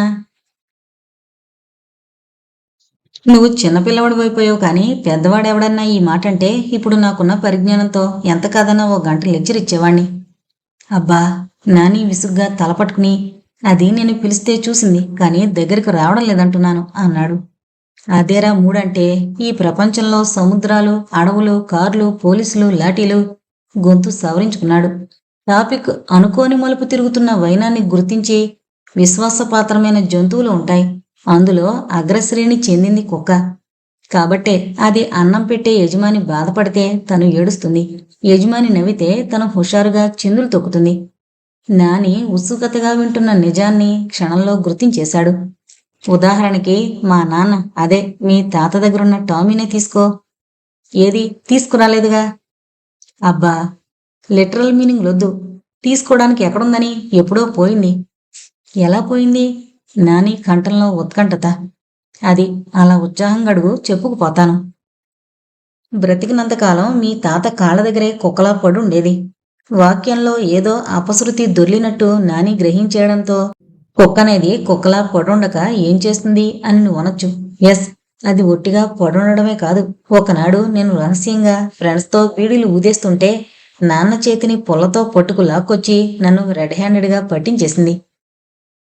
తర్వాత మా నాన్న కొన్నాళ్లకు మంచం పట్టాడు అనారోగ్యంతో. టామీకి తాత అనారోగ్యానికి సంబంధం ఏమిటా అన్న మీమాంసలో పడిన నానిని చూస్తూ నన్ను చెప్పనీరా నాని. దాంతో టామీ కూడా అన్నం తినడం మానేసింది అన్నాడు. పాపం, ఆ తర్వాత మీ తాత చచ్చిపోయాడు. అప్పుడు టామీ ఎంత బాధపడిందో తెలుసా? తెలీదన్నట్టు అడ్డంగా తలూపాడు నాని. ప్రతిరోజు తాతని సమాధి చేసిన శ్మశానానికి వెళ్ళేది. ఉదయం నుంచి సాయంకాలం వరకు అక్కడే కూర్చునేది. మరి అన్నం ఇక తినలేదు. 15 రోజులు గడిచాయి. క్షణం ఆగి ఇంకేముంది, ఒకనాడు రంగదాం చాలా సహజమైన ఆర్ద్రతతో గొణిగాడు. టామీ సమాధి అంచునే చచ్చిపడుంది. నాని రెప్పలార్చకుండా చూస్తున్నాడు రంగదాం కేసే. ఒక స్మృతి నీడల అరక్షణం పాటు రంగదాం మొహాన్ని తాకి మాయమైంది. పాపం అంకుల్, మా డానీ కూడా టామీలాగే అన్నం తినడం మానేసిందేమో. కరెక్ట్, నాకు అలానే అనిపిస్తోంది అన్నాడు అలవాటైన ఉత్సాహాన్ని పుంజుకుంటూ. నాని నెమ్మదిగా ముందుకు నడుస్తూ డానీని సమీపించాడు. మంచి డానీవి కదూ, అన్నం అలా మానేయొచ్చా? జబ్బు పడతావుగా. డానీ నెమ్మదిగా మూలిగింది. ఏడవద్దంటుంటే మంచి పిల్లలు అల్లరి చేయొచ్చా? వేళకు అన్నం తినాలి, పడుకోవాలి. మంచి డానీవి. బిస్కెట్లు తినవు? ప్యాకెట్లోంచి ఓ బిస్కెట్ అందించాడు. అయిష్టంగా తల తిప్పింది డానీ. నువ్వు నా ఫ్రెండ్వి కాదా? డానీ ఓ మారు చూసి మరో పక్క తిరిగింది. నాతో ఫ్రెండ్షిప్ కటిఫ్ అంతే. నాని ఉక్రోషంగా అనేసరికి కొన్ని క్షణాల పాటు తటపటాయిస్తూ చూసి తర్వాత బిస్కెట్ అందుకుంది నోటితో. నువ్వు ఈ బిస్కెట్స్ అన్ని తినేస్తే ఆంటీ అంకుల్ అంతా చిటికలో వచ్చేస్తారు. త్యాగి సుస్మితలను ఉద్దేశించి నాని పెద్దరికంగా హామీ ఇస్తుంటే అన్నీ తినేసింది పూర్తి నమ్మకం కుదిరినట్టు. మరుక్షణం ఎప్పట్లా అతని ముందు నేలకు వంగి నిలబడేసరికి అమాంతం గుర్రంలా దాని పైకెక్కి అంకుల్ అంటూ కేకేశాడు విజయ్ గర్వంతో. స్ప్లెండిడ్. ఏ ఫ్రెండ్ ఇన్ నీడ్లా డానీ మనసును గెలుచుకున్నావు. ఈ శుభ సందర్భంలో ఓ ముద్దిచ్చే ఇంటికెళతాను అన్నాడు డానీపై గుర్రాన్ని స్వారీ చేస్తున్నట్టు కూర్చున్న నానిని చూస్తూ. నేనివ్వనంతే. ఎందుకురా? నాకు బుల్లి డానీని ఎప్పుడు తెస్తావు? డానీ క్లాసు వైపు చూస్తున్నాడు రంగనాథం. ఈసారి తప్పకుండా తెస్తాను, ప్రామిస్. అంతా ఉట్టుట్టుకే. తల అడ్డంగా ఊపాడు. ఓరి మేనలుడా, నన్ను సాధించకరా. కుక్క చరిత్రని కంఠస్థం చేస్తున్న నాకిక కుక్కను తేవడం ఎంతసేపు? నేను ఒప్పుకోనంతే. ఆఫ్టర్ ఆల్ మీ కుక్కపాటి వాల్యూ లేదట నాకు. ఒక పోలీస్ ఆఫీసర్లా హోంకరించేసరికి డానీ గిరుక్కున అతడి వైపు తిరిగింది. నా గురించి అంత అవహేళనగా మాట్లాడతారా అన్నట్టు. కంగారుగా చూశాడు రంగదాం. ఎందరో క్రిమినల్స్ని డీల్ చేసిన రంగదాం ఒక చిన్న సైజు పులిలా ఉన్న ఆల్షిషియన్ డాగ్ని గమనించి ముచ్చెమట్లు పోస్తున్నట్టు నీళ్లు నములుతుంటే డానీకి కోపం వచ్చింది. అంకుల్, సారీ చెప్పేక అన్నాడు నాని అదొకటేక మార్గం అన్నట్టు. చెప్పకపోతే? అమ్మో, భయంతో నోరు తెరిచాడు. డానీ ఉక్రోషంగా పైదవణ్ణి పైకి లేపి నుంచుంది. పెట్ డాగ్స్ మనిషి భయాన్ని అర్థం చేసుకుంటాయని ఈ కుక్కల వివరాల సేకరణలో గట్టిగానే తెలుసుకున్న విషయం. డానీ మొహంలోని క్రౌర్యం చూడలేనట్టు కళ్ళు మూసుకున్నాడు భక్తి ప్రపత్తులతో. గొంతులోని వణుకుణ్ణి బలంగా నిగ్రహించుకుంటూ స్తోత్రం మొదలుపెట్టాడు. డానీ గారు, కాకి బట్టల వాణ్ణి కాస్త నోటి దురదతో ఏదో అన్నాననుకోండి, అంతలా మీరు కోపగించుకోవడం భావ్యమా చెప్పండి. నాని దగ్గర ఏకరవ పెట్టాలని క్యాథరిక్ జీ సట్టూన్ పుస్తకంలో కంఠస్థం చేసిన పంక్తుల్ని పూర్తిగా వల్లించేశాక ఇంకా మరేవో కొన్ని ముఖ్య విషయాలు కంఠంలోనే సమాధైనట్టు కంగారు పడుతూనే కళ్ళు తెరిచాడు. ముందు ఎదురుగా ఏమీ కనిపించలేదు. తర్వాత చూశాడు. చాలా సమీపంలో కూర్చుని బుద్ధిగా వింటున్న డానీని, దాని సమీపంలోనే ఉన్న నానిని. మంచి మూడ్లో చెప్పావంకుల్. డానీ కోపం పూర్తిగా తగ్గిపోయింది. నాని విశ్లేషించాడు. మరేం, నాకు అలానే అనిపిస్తోంది. చూడు, నీ వెళ్ళాక డానీకి చెప్పు. డానీ జాతికి చెందిన ఓ మంచి పప్పిని ఓ దాన్ని తెచ్చి నీ పుట్టినరోజు కల్లా నీకు ప్రజెంట్ చేస్తానని. ఇంకా కాస్త సంతోషపడుతుంది. డానీ విన్నట్టు లేచి నానిని పైకెక్కించుకుని క్లాస్ రూమ్ కేసి వెళుతుంటే బ్రతుకు జీవుడా అనుకున్నాడు పోలీస్ ఇన్స్పెక్టర్ రంగదాం. వెనక్కి మరలబోయిన రంగదాం దృష్టి అలవోకగా త్యాగి ఇంట్లోని ఓ గది కిటికీపై పడింది. అక్కడ ఇద్దరు వ్యక్తులు చాలా సీరియస్గా చర్చించుకుంటున్నారేదో. ఉత్సుకతను ఆపుకోలేకపోయిన రంగదాం నెమ్మదిగా అటు నడిచాడు. గదిలో కడుగు పెట్టిన రంగదాముని చూడగానే హఠాత్తుగా చర్చను ఆపేశారు ఇద్దరు వ్యక్తులు. ఒకరు డాక్టర్ పాణి, మరొక వ్యక్తి ఆ ఇంటి నౌకర్ నరసింహ. హలో డాక్టర్, పలకరించాడు రంగదాం ముందుగా. త్రొట్టుపడిన పాణి, ఏంటిలా వచ్చారు? హాస్పిటల్ నుంచి త్యాగి వచ్చాడేమో అని కనుక్కోవాలని ఇలా వచ్చాను అన్నాడు నవ్వుతూ. నేను వివరాలు అడగలేదే, చాలా రోజులకు కలుసుకున్నాం కాబట్టి ఒట్టిగా పలకరించాను అంతే. రంగదాం నిశిత దృష్టి నుంచి నరసింహ తప్పుకోలేకపోయాడు. నిజానికి అది చలికాలం, కాని నరసింహ మొహమంతా స్వేదంతో తడిసిపోయింది. రాత్రి 10 గంటల వేళ. ఊరవతల చిట్టడివిలో చీకటిని కప్పుకున్న 4 ఆకారాలు మృత్యువుల్లా సంజ్ఞలు చేసుకుని ముందుకు నడిచాయి. నడుమ తడబడిన గాలితెరలు జడలు విచ్చుకున్న చెట్లను దాటి పగ్గాలు తెంచుకున్న ప్రేతాత్మల్లా పల్లెలోకి చొచ్చుకొస్తున్నాయి. నడుస్తున్న 4 భీకరాకారులు స్కూలు కాంపౌండ్ వాల్ దాటి త్యాగి ఇంటి గోడను సమీపించారు, నిశ్శబ్దంగా అడుగులో అడుగులు వేసుకుంటూ. ఎక్కడో దూరంగా నక్కలు భీతిగా ఊళలు వేస్తున్నాయి. నెమ్మదిగా తెరుచుకున్న కిటికీ రెక్కచప్పుడు త్యాగికి వినిపించలేదు. మంద్రంగా వెలుగుతోన్న బెడ్ లైట్ కాంతిలో త్యాగి బ్రతుకుతున్న శవంలా పైకి చూస్తూ టీపైపై కాళ్ళుంచి ఈజీ చైర్లో కూర్చునున్నాడు. సమీపంలో తను బాధని పంచుకుంటోన్న సహప్రాణిలా నేలపై నిశ్శబ్దంగా తలాంచి పడుకునుంది డానీ. మరో 2 నిమిషాలు గడిచాయి. ఆగంతకులు 4 నిట్టూర్చుతూ చూస్తున్నారు, త్యాగిని కాదు డానీని. ఆ చీకట్లో ఓ వ్యక్తి చేతిలో తొలుక్కుమంది పొడువాటి కత్తి. తలలు పంకించిన 3 మనిషి దూరే సందున్న కిటికీ దగ్గరే నిలబడుండగా 4వ వ్యక్తి ద్వారాన్ని చేరి నెమ్మదిగా తలుపు తట్టాడు. తలుపు కిర్రుమంది. యాగిలో చలనం లేదు. కాని డ్యానీ కదిలింది. అనుమానాస్పదమైన దృక్కులు. అప్పటికే ఆ వ్యక్తి ఆవరణలోని ఓ చెట్టును ఎక్కేశాడు. డ్యానీ చెట్టుపైకి చూస్తూ అరవడం మొదలుపెట్టింది. డ్యానీ అరుపులతో నిశిరాత్రి స్తబ్దత చెరిగిపోతోంది. ఆలోచనల నుంచి తేరుకున్న త్యాగి అప్పుడు నెమ్మదిగా పైకి లేచాడు. ఇదే అదనుగా కిటికీ వరగా నిలబడ్డ ముగ్గురు వ్యక్తులు లోపలికి దుంకారు. రెప్పపాటులో ద్వారానికి గడియపెట్టి త్యాగిపై కలియబడ్డారు. ప్రమాదాన్ని పసిగట్టిన త్యాగి 2 అడుగులు వెనక్కి వేసి ఎవరు అనబోతుండగానే ఓ పాదం అతడి పొట్టలో బలంగా తాకింది. అమ్మా! త్యాగి గొంతులో నుంచి సన్నని మూలుగు. అదే సన్నని ఆక్రందన ఆ క్షణంలో త్యాగిని కాపాడింది. యజమాని ఆపదలో ఉన్నట్టు గ్రహించిన డ్యానీ మెరుపు వేగంతో కిటికీలో నుంచే లోపలికి దూకింది. ఇది ఆగంతకులు తొందరపాటులో ఊహించనిది. ఒకవేళ కిటికీ రెక్కలు సైతం లోపల నుంచి బోల్ట్ వేసుంటే త్యాగికది చివరి రాత్రి అయ్యేది.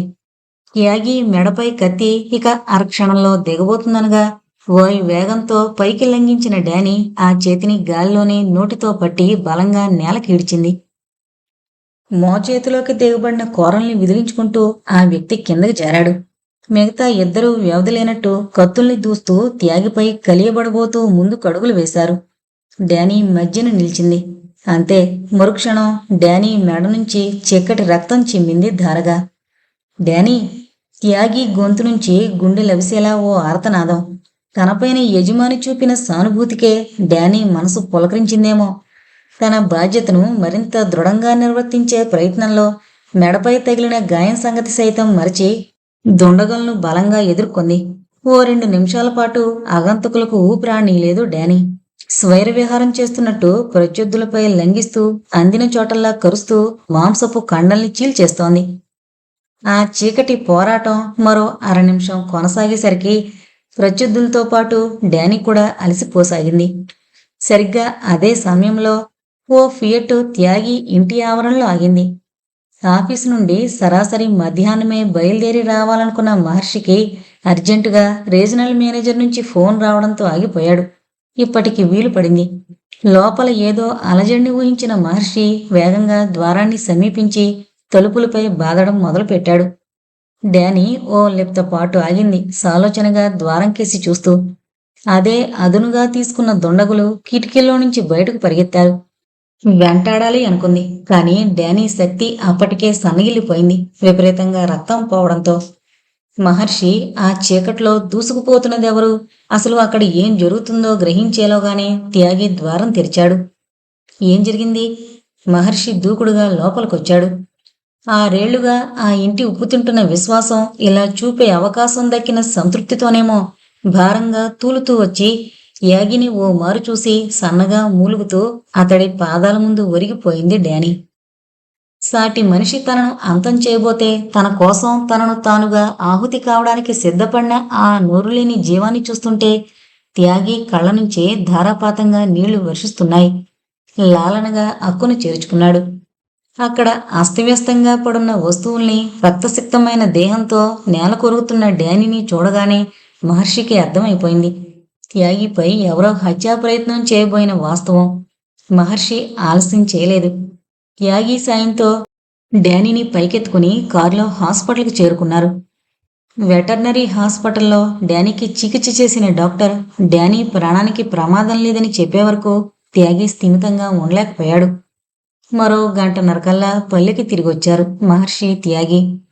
ఒక క్షతగాత్రుడైన సైనికుళ్ళ డ్యానీ నిస్త్రాణంగా నేలపై కళ్ళు మూసుకుని పడుకునుంటే త్యాగి నిశ్శబ్దంగా సమీపంలో కూర్చున్నాడు.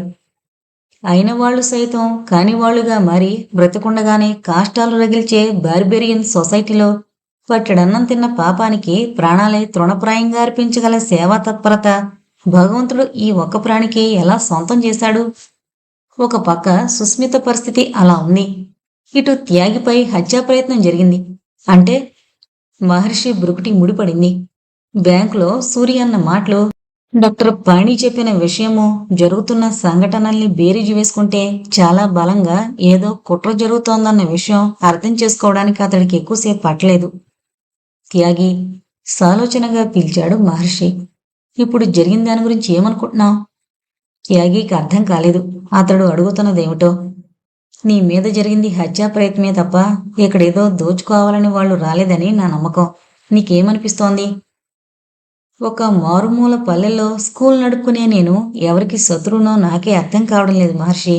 ఎవరిని అనుమానించను? త్యాగి చీకట్లోకి చూస్తూ అన్నాడు. నీకు శత్రువులు లేరు, అయినా హత్యా ప్రయత్నం జరిగింది. సుస్మితను ఏ కుక్క కరవలేదు, అయినా రేబిస్ అటాక్ అయింది. మహర్షి, త్యాగి గొంతు ఆందోళనగా పలికింది. అతడి విశ్లేషణ ఎక్కడో తాకినట్టు. అవును త్యాగి, ర్యాబిస్ వ్యాధి రావాలంటే పిచ్చుకొక్కే కరవాల్సిన పనిలేదు. ఆ సెలైవ మనిషి గాయంపై పడితే చాలు. వాట్? త్యాగి కంఠంలో అస్పష్టమైన రాపిడి. బాత్రూంలో జారిపడిన సుస్మితకి గాయమైంది కదూ? అవును. ఆ గాయానికి డ్రెస్ చేస్తున్నదెవరు? పాణి. మహర్షి గొంతులో ఏదో అడ్డం పడినట్టు ఆగిపోయాడు అరక్షణం పాటు. నువ్వు దగ్గరే ఉండేవాడివా? ఏదో 1-2 సార్లున్నాను. నేను స్కూల్ హడావిడిలో ఉండేవాణ్ణి పాణి వచ్చేసరికి. ప్రతిరోజు పాణి డ్రెస్ చేసేవాడా? అవును. నరసింహ తోడుండేవాడు. నరసింహ ఆ ఇంటి నౌకరు.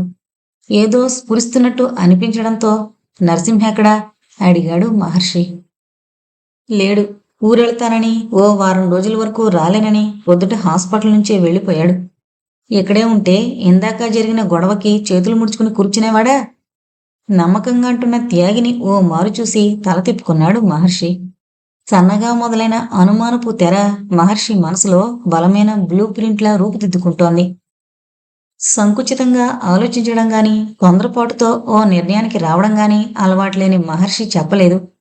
ఇందాక త్యాగి దగ్గరికి వచ్చేటప్పుడే నరసింహ పాణితో స్కూటర్పై వెళుతుండడం చూసిన విషయం గాని, నరసింహ ఊళ్ళోనే ఉన్న యథార్థం గాని. మహర్షి బయలుదేరాడు. త్యాగి ఇంటి నుంచి బయలుదేరిన మహర్షి కారు తన బంగ్లాకి కాక పల్లెలో ఓ మూలనున్న మరో బిల్డింగ్ ముందాగింది. వీధి లైటు వెలుగులో డాక్టర్ పాణి అన్న నేమ్ బోర్డు స్పష్టంగా కనిపిస్తోంది. మహర్షి ప్రయత్నం లేకుండానే తలుపు తెరుచుకుంది. వెనువెంటనే గుడ్ ఈవినింగ్ అన్న పాణి కంఠం రండి సాదరం కన్నా యాంత్రికత, కొద్దిపాటి సందిగ్ధత ధ్వనించేటట్టుగా అన్నాడు. మహర్షి లోపలికి వెళ్ళాడు భావరహితంగా. విశాలంగా ఉన్న గదిలో ఓ సోఫాలో కూర్చుంటూ గమనించాడు ఈ పై ఉన్న లిక్కర్ బాటిల్ని, పక్కనున్న సోడాని. ఆశ్చర్యపోతున్నారా మహర్షి? అప్పుడప్పుడు ఇలా తీసుకుంటుంటాను. Would you like to have? అతడి వాక్యం ఇంకా పూర్తి కాకుండానే అక్కర్లేదు అన్నట్టుగా సంజ్ఞ చేశాడు మహర్షి. నేను తాగుతానని మీకు తెలియదు కదూ? ఒక మనిషి మరో మనిషి గురించి పూర్తిగా తెలుసుకోగలిగే అవకాశం లేదు మిస్టర్ పాణి. ఎంత చదవాలనుకున్నా ఇంకా అర్థం కాని పూటలో మిగిలిపోతూనే ఉంటాయి. అఫ్కోర్స్ నవ్వాడు పాణి బడలెక్కగా. అప్పటికే బాగా తాగున్నాడేమో పాణి మాట్లాడుతుంటే అతడి కొనరెప్పలు బరువుగా వాలిపోతున్నాయి. ఒంటరితనంతో విసుగు పుట్టినప్పుడు మాత్రమే ఇలా మందుని కంపెనీగా ఫీల్ అవుతూ బిజీగా ఉన్నట్టు నన్ను నేను మభ్య పెట్టుకుంటాను. మృదువుగా నవ్విన మహర్షి, ప్రపంచాన్ని ద్వేషిస్తూ బ్రతికేవాడే ప్రపంచంలో ఒంటరివాడవుతాడేమో మిస్టర్ పాణి. ప్రతి క్షణము మరో మనిషి కోసం ఆలోచించగలిగే డాక్టర్ ఒంటరివాడెలవుతాడు? అతడి అహాన్ని కాపాడేటట్టు వాక్యాన్ని ముగించాడు. సాటి మనిషి మీద మీకెంత నమ్మకం మిస్టర్ మహర్షి? సాలోచనగా చూస్తూ అన్నాడు. కలిసిన ప్రతి మనిషిని మనం ఇష్టపడగలమంటారా?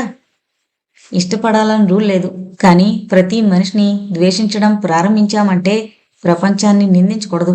మనలో ఏదో బలమైన లోపం ఉందని గ్రహించాలి. అంతటి ఆశావాదం సాధ్యమంటారా? సాధ్యం కానప్పుడు సైన్సు నేల మీదే ఆగిపోయేది. ఆశావాదమే లేనప్పుడు గాలిలో ఎగిరే విమానం కనిపెట్టబడేది కాదు. అలాంటప్పుడు ఈ సొసైటీ నిరాశావాది అవసరమే అన్నాడు పాణి మృదువుగా నవ్వుతూ.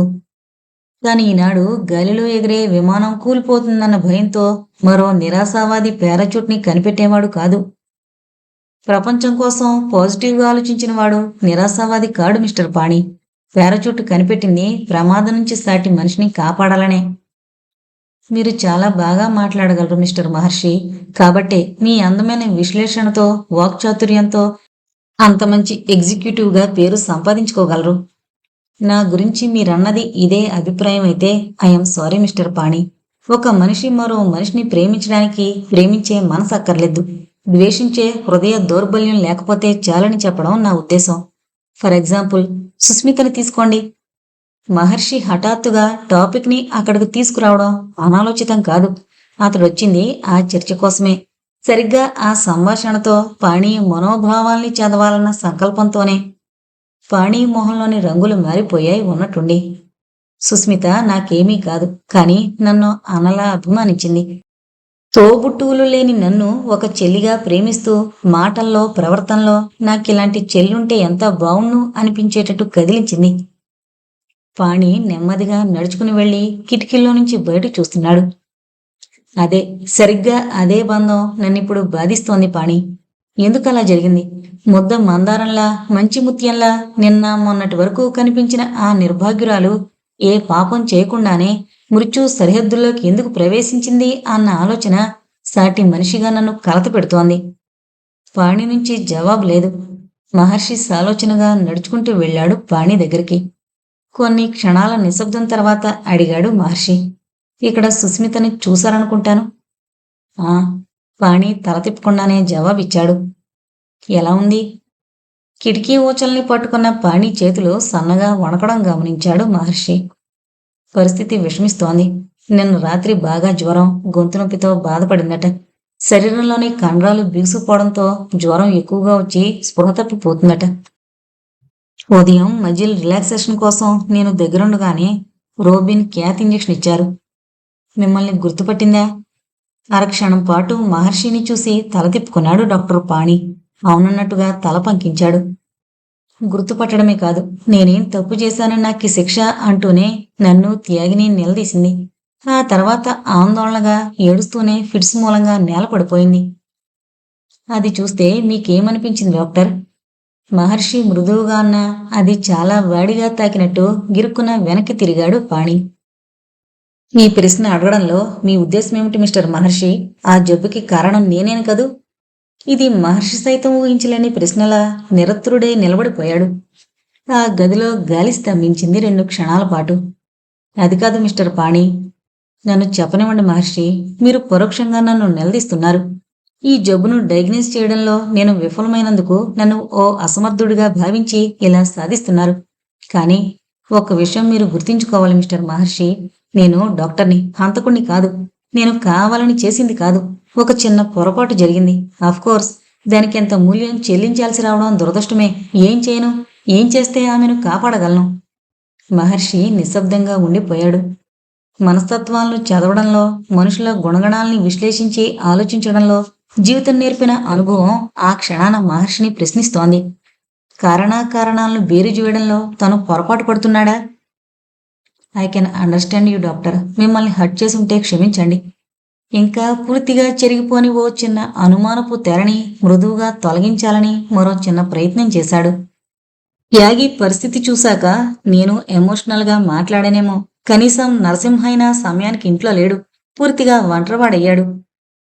అవును, ఉదయం హాస్పిటల్లో నుంచే వాళ్ళెవరికో బాగోలేదని త్యాగితో చెప్పి వెళ్ళిపోయాడు. పాణి చెప్పాడు మరేటో చూస్తూ. సరిగ్గా ఇక్కడే డాక్టర్ పాణి చెప్పిన ఓ అబద్ధంతోనే అస్పష్టంగానైనా రూపుదిద్దుకుంటున్న ఓ నమ్మకానికి బలంగా విఘాతం ఏర్పడింది. అంతే. Good night doctor. మహర్షి కదిలాడు. వేగంగా దూసుకుపోతున్న కారును సాలోచనగా చూస్తూ ఉండిపోయాడు డాక్టర్ పాణి. హిమాని, డాడీ కోసం అల్లరి చేసి చేసి అప్పుడే నిద్రలోకి జారిపోతున్న నాని పక్కన కూర్చుని జోకొడుతోన్న హిమాని కంగారుగా చూసింది. కిటికీ ఆవలి చీకట్లో తోడేలు రూపంలో మాస్కు తొడుక్కున్న ఓ ఆకారం వికృతంగా పిలుస్తోంది. రా హిమాని, ఇలారా. ముచ్చెముట్లు పోస్తున్నాయి హిమానికి. ఒంటరితనం, పైగా అర్ధరాత్రి కావస్తోంది. రా, మరోమారు వినిపించింది. ఆమెకు కళ్ళనీళ్ల పర్యంతమవుతోంది. ఒక సాంప్రదాయకమైన కుటుంబంలో పుట్టి సంపూర్ణ వ్యక్తిత్వం గల వ్యక్తికి భారీగా పొరుగుగల జీవితాన్ని కొనసాగిస్తున్న ఆమెకిది భరింపశక్యం కావడం లేదు. ఎవరు, ఎందుకిలా వెంటాడుతున్నాడు? మొహంపై భయానకంగా మెరుస్తున్న ఆ మాస్క్ ఏంటి? పరిచయస్తుడే తనను గుర్తుపట్టకుండా ఉండాలని మాస్క్ తొడుక్కుని అల్లరి చేస్తున్నాడా? ఆ రోజు రుద్రయ్యను అనుమానించింది. అడగాలనుకుంది. కానీ అదే సమయానికి తన అన్నయ్య రావడంతో ఆగిపోయింది. ఆ తర్వాత అడగాలనుకున్న నోరు పేగల్లేదు. తరతరాలుగా ఆ ఇంటి సేవకే పరిమితమైన కుటుంబంలో పుట్టిన రుద్రయ్యను అనుమానించడానికి మనసొప్పడం లేదు. క్షణాలు గడుస్తున్నాయి. రాహిమాని మరో మారో మృదువుగా పిలిచిందా కంఠం. అంతే, భయాన్ని మొండితనం గెలిచింది. ఒక్క ఉదుటున లేచింది, తేల్చుకోవాలి అన్నట్టుగా. ఆవేశంగా గదిలో ఓ మూలనున్న బీరువా తెరిచి రివాల్వర్ అందుకుంది. గిరుక్కున వెనక్కి తిరిగేసరికి కిటికీ దగ్గర ఆకారం అదృశ్యమైంది. ఆమె ఆగిపోలేదు. చాలా వేగంగా బయటకొచ్చింది. బయట బాల్కనీలో వెతికింది. ఆ వ్యక్తి జాడలేదు. ఉద్రేకాన్ని అదుపు చేసుకోలేనట్టుగా ఒక పెనుగాలిలా మెట్లు దిగి ఇంటి ఆవరణలోకొచ్చింది. నిశీది అలుముకున్న ఇంటి ప్రాంగణాన్ని ఓ వీధిలైటు వెలుగుతో నింపే విఫల ప్రయత్నం చేస్తుంటే పరిశీలనగా చుట్టూ చూస్తూ నడుస్తున్నామె. ఏమైపోయాడప్పుడే? అసలు నిజంగా ఎవరన్నా వచ్చారా, లేక తను భ్రమపడుతోందా? ఆమె గుండె సవడి ఆమెకే స్పష్టంగా వినిపిస్తోంది. పూదోట్లో కళ్ళను చిట్లించి పరిసరాలను చూస్తూనే రెండడుగులు వెనక్కి వేసింది. అంతే, ఓ చెయ్యి బలంగా ఆమె పిడికిల్ని తాకింది. ఉలికిపాటుగా కెవ్వుమనబోయిన హిమాని రివాల్వర్ నేలపై వదిలింది, బాధతో మెలితిరిగిపోతూ. అక్కడ ఎదురుగా చీకట్లో ఓ చెట్టుచాటున నిలబడ్డ భారీ విగ్రహం. మొహంపై ఉన్న మాస్కు కళ్ళ దగ్గర పెదవుల దగ్గర మెరుస్తోంది, భాస్వరం పూసినట్టుగా.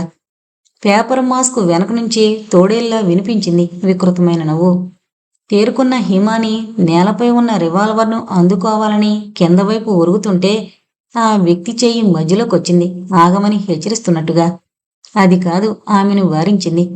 అతడి చేతిలో ఉన్న ఓ కార్డు సైజు ఫోటో. సగం ఒరిగిన హిమాని ఆ స్థితిలోనే నిర్వీణ్యురాలై చూస్తుండిపోయిందా ఫోటో వైపు.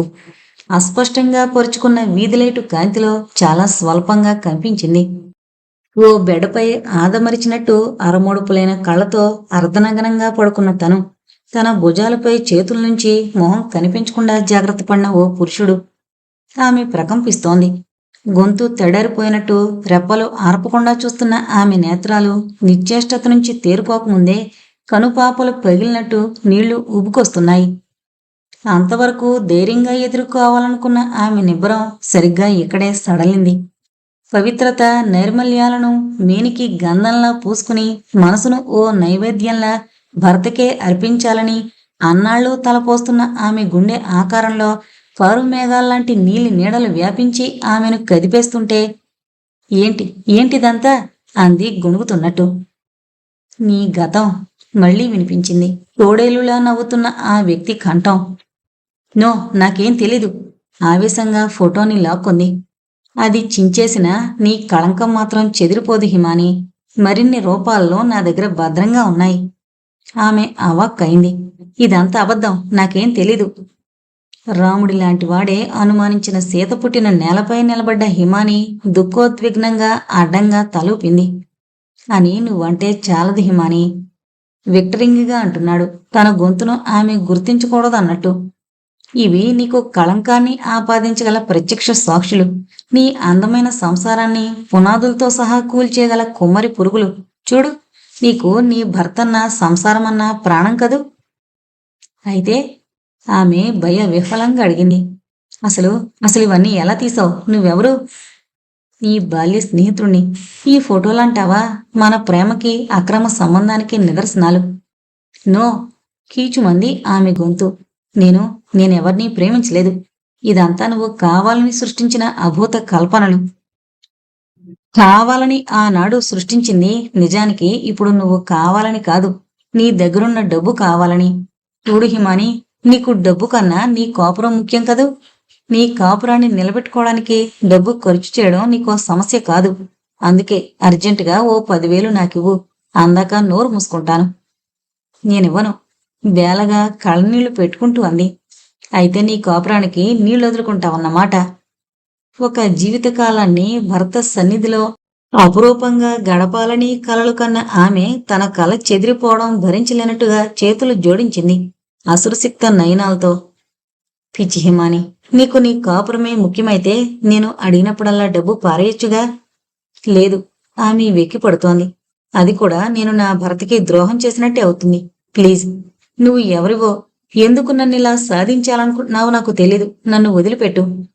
హిమాని, మళ్ళీ తోడేలు నవ్వు. సరిగ్గా 8 గంటలకు గడువిస్తున్నాను. మా ఊరికి దక్షిణాన పెద్ద మర్రి చెట్టు లేదు. దాన్ని రేపు ఉదయం 8 గంటలకల్లా డబ్బుంచాలి. లేదు అనుకో, ఆ క్షణం నుంచే నీ కాపురాన్ని అంచెలంచెలుగా కూల్చే ప్రయోగం మొదలవుతుంది. హెచ్చరించినట్టుగా చెప్పి అతడు కదిలాడు. క్షణం పాటు స్తబ్దురాలే నిలబడ్డ హిమాని రెప్పపాటులో రివాల్వర్ అందుకుంది అనాలోచితంగానే. మరో అరక్షణంలో రివాల్వర్ పేలేదే, కాని ఇంతలో కాంపౌండ్ వాల్ దాటి లోపలికి దూసుకొచ్చింది ఫియట్. అంతే, త్రొట్టుపడిన హిమాని రివాల్వర్ను చెట్టు మొదలన జారు విడిచి చేతిలోని ఫోటోను బ్లౌజులో దాచేసింది. సారీ హిమాని, బాగా ఆలస్యమైంది కదూ? కారులో నుంచి దిగిన మహర్షి సంజేషిస్తున్నట్లుగా అన్నాడు. నిద్రపోకుండా ఎదురు చూస్తున్నావా పిచ్చిపిల్ల? ఒత్తి పలుకుతూ ఆమెను పొదివి పట్టుకుని లోపలికి నడిచాడు. కొన్ని క్షణాల క్రితం తన శరీరాన్ని ఓ పరాయి పురుషుడు తాకిన సత్యాన్ని ఫోటోలో చూసిన ఆమె అస్థిమితంగా పెనుగులాడుతోంది. ఎందుకలా వణుకుతున్నావు? మెట్లంచునే ఆగి ఆమె కళ్ళలోకి ఆప్యాయంగా చూశాడు. భయపడ్డావా? ఆహా, అడ్డంగా తలూపింది, నిజం చెప్పలేని తన నిస్సహాయతని కన్నీటి పొరల మధ్యనే దాచేస్తూ. ఆ కన్నీళ్ళేంటి? నాకేదో భయంగా ఉంది. ఆమె గొంతు పూడుకుపోయింది. అంటే ముసుగు వీరుడి పీడకల మళ్ళీ వచ్చిందన్నమాట, నవ్వేశాడు తేలిగ్గా. పిచ్చిపిల్ల, నుదుటిపై మృదువుగా ముద్దు పెట్టుకున్నాడు. మామూలుగా అయితే అతను పిలిచే తీరుకి ఆ పెదవుల స్పర్శకి పులకించేది. తనను తాను మరిచి ఒడిలో వాలిపోయేది. కమాన్, అమాంతం ఆమెని చేతుల్లోకి ఎత్తుకున్నాడు. వద్దు. ఆమె వారింపును అతడు పట్టించుకోలేదు. అప్పటికే బెడ్రూంలోకి రావడము, ఆమెను బెడ్పై పడుకోబెట్టడమూ జరిగింది. మీరు భోంచేరు? లేవబోయింది.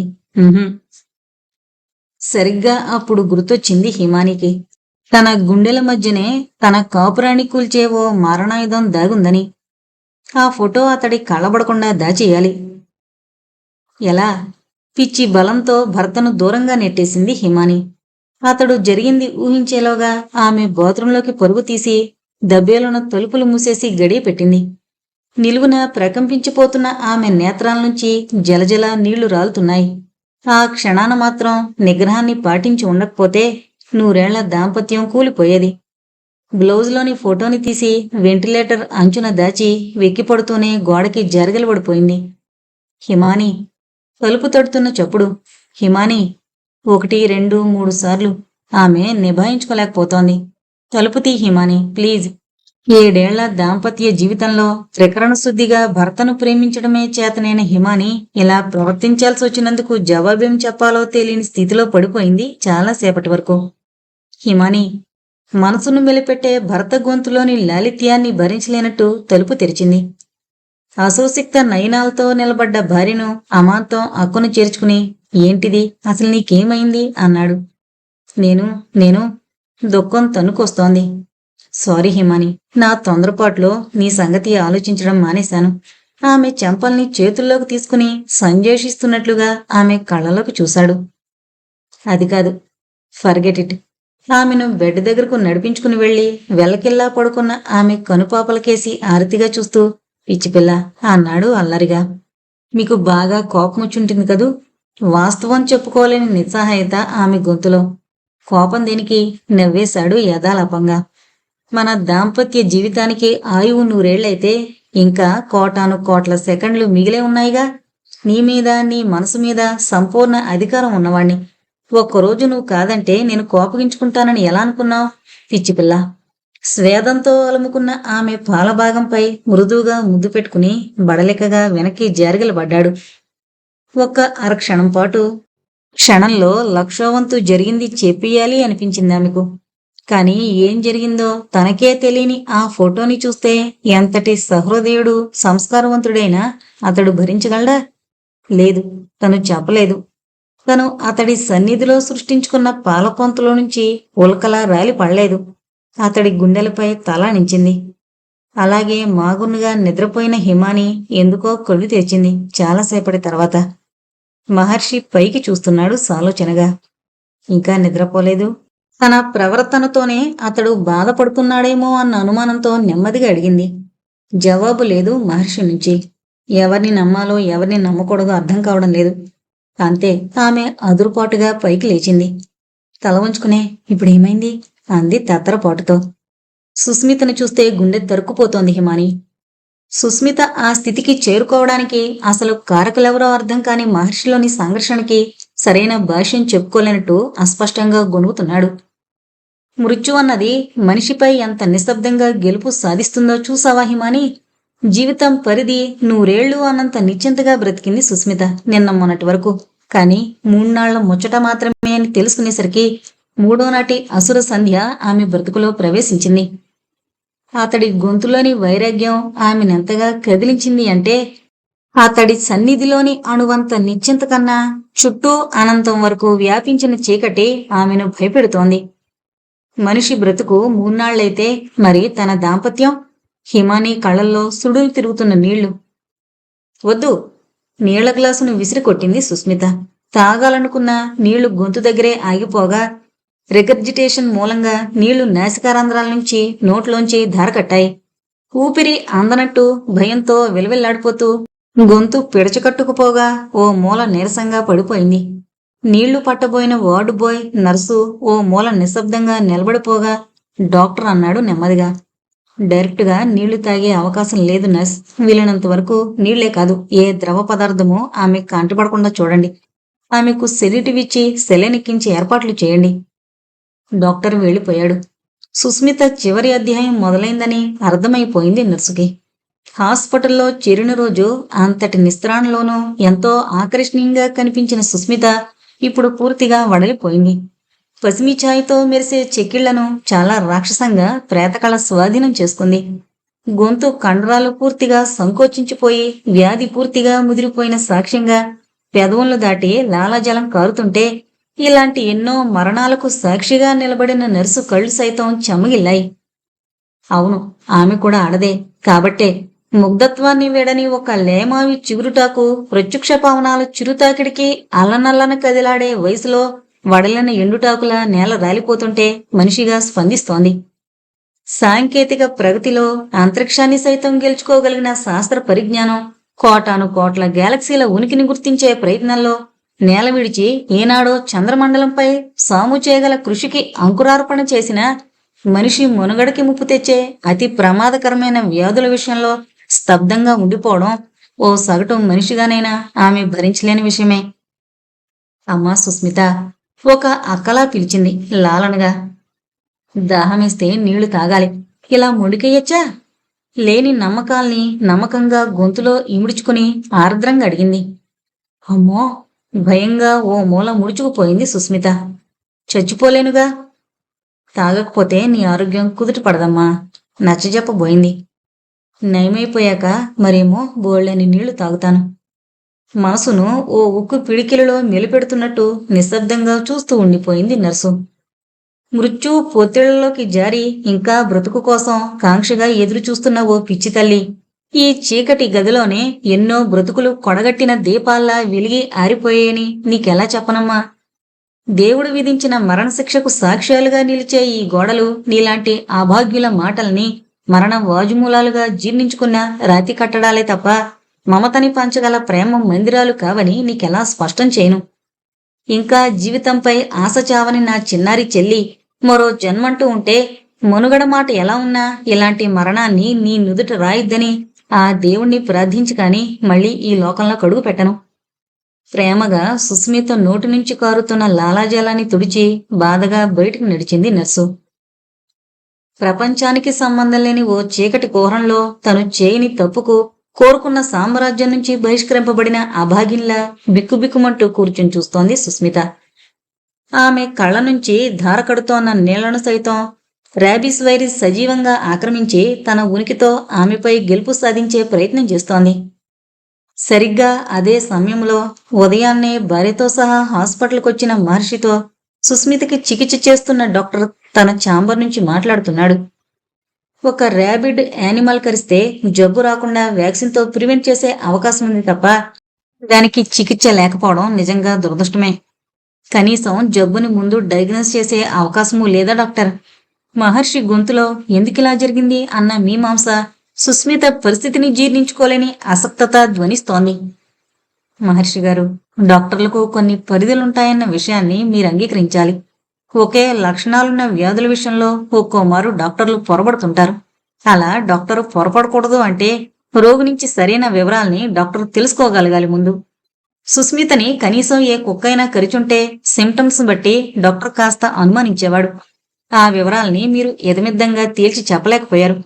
మీకు తెలీదు మహర్షి, ఇంతటి మరణయాతనకు గురిచేసి రోగి ప్రాణాల్ని హరించే ఈ ర్యాబిస్ని ల్యాబొరేటరీలోనైనా ముందుగా గుర్తించారా అంటే రోగి లాలాజలాన్ని కాని కన్నీళ్లను గాని మూత్రాన్నైనా ఓ ఎలుకకెక్కించి దానికి ఈ జబ్బు వచ్చినట్టయితే ఇది ర్యాబిస్గా గుర్తించొచ్చు. కానీ దానికి చాలా వ్యవధి కావాలి. లేదు అంటే చనిపోయిన రోగి మెదడు కణాల్లోని నెగ్రిపోడిస్ ద్వారా ఈ జబ్బుని నిర్ధారించాలి. అదే పిటి. మహర్షి నిర్వేదంగా వింటున్నాడు. వైద్యశాస్త్రం ఎంత పురోగమించినా ఇంతవరకు దీనికి చికిత్స కనుక్కోలేకపోయారు. ప్రపంచంలో ఇంతవరకు ఈ జబ్బొచ్చి బ్రతికింది మాథ్యూ నిక్లర్ అనే 6 సంవత్సరాల బాలుడు. 1970 అక్టోబర్ 17 ఓ ర్యాబిడ్ గబ్బిలం కరిచాక హైడ్రోఫోబియా వచ్చి కూడా ప్రాణాపాయం నుంచి తప్పించుకోగలిగాడు. బ్రెజిల్లో క్యాండిడా డిసీజా బార్బోసా అనే 25 ఏళ్ల స్త్రీ కూడా బతికింది అని రికార్డు చెబుతున్నా అది హైడ్రోఫోబియా అని రూఢీగా తేలలేదు. ఆ గదిలో చాలాసేపటి వరకు నిశ్శబ్దం చోటు చేసుకుంది. ఇట్స్ హెల్ మిస్టర్ మహర్షి, మనం చేసే అతి చిన్న పొరపాట్లకు ఎంత మూల్యాన్ని చెల్లించాల్సొచ్చేది మనం ఊహించలేం. మహర్షి తల పైకెత్తి చూశాడు అర్థం కానట్టుగా. మన కోసం ప్రాణాలు సైతం అర్పించగల ఓ అపరూపమైన నేస్తంగా కుక్కని ప్రేమిస్తాం. దాని విశ్వాసంతో పులకించిపోతూ అసాధారణమైన అనుబంధాన్ని పెంచుకుంటాం. కానీ దాని ఆరోగ్యం విషయంలో మాత్రం సరైన శ్రద్ధ చూపించాం. కొద్దిగా తలనొప్పి వస్తే అదే బ్రెయిన్ ట్యూమర్ అనుకుని స్పెషలిస్ట్ను సంప్రదించాలనుకునే మనిషి తను పెంచుకునే కుక్క విషయంలో అణువంత శ్రద్ధ తీసుకోవాలని ఆలోచించడు. ఏళ్ల తరబడి దాని నుంచి సేవను ఆశిస్తాడు తప్ప యాంటీ ర్యాబిస్ వ్యాక్సిన్ ఇప్పించాలని గాని అది తన కనీస ధర్మమని గాని అనుకోడు.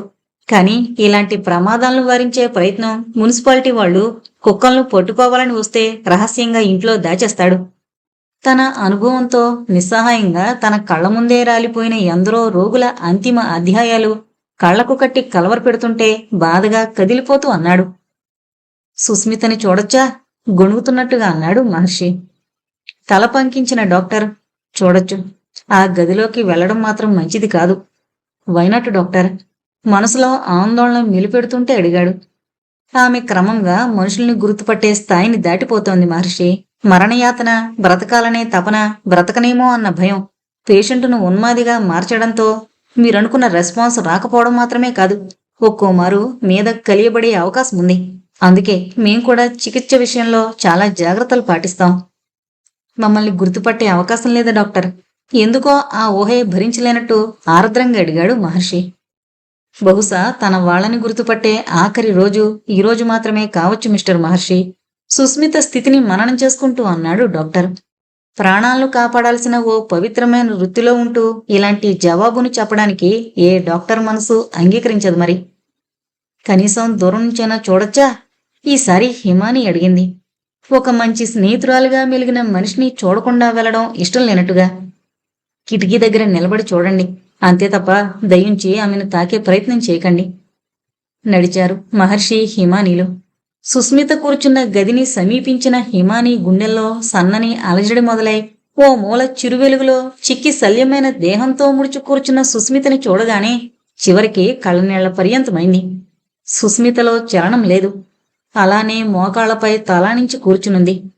సుస్మిత, నెమ్మదిగా పిలిచింది హిమాని. ఉలికిపాటుగా తల తిన్నామే. భయంతో దిక్కులు చూసింది. ఏ ఒంటరి దీవిలోనో విసిరేయబడిన పసికందులా వెక్కి వెక్కి ఏడుస్తూ చూస్తోంది.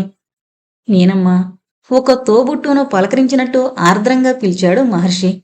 ఆయాసంతో రొప్పుతూ ముందుకొచ్చింది. ఆమె కళ్ళ నుంచి నీళ్లతో పాటు పెదవుల నుంచి జిగటగా లాలాజలం ద్రవిస్తోంది. ఆమె కళ్లను చిట్లించి చూస్తోంది.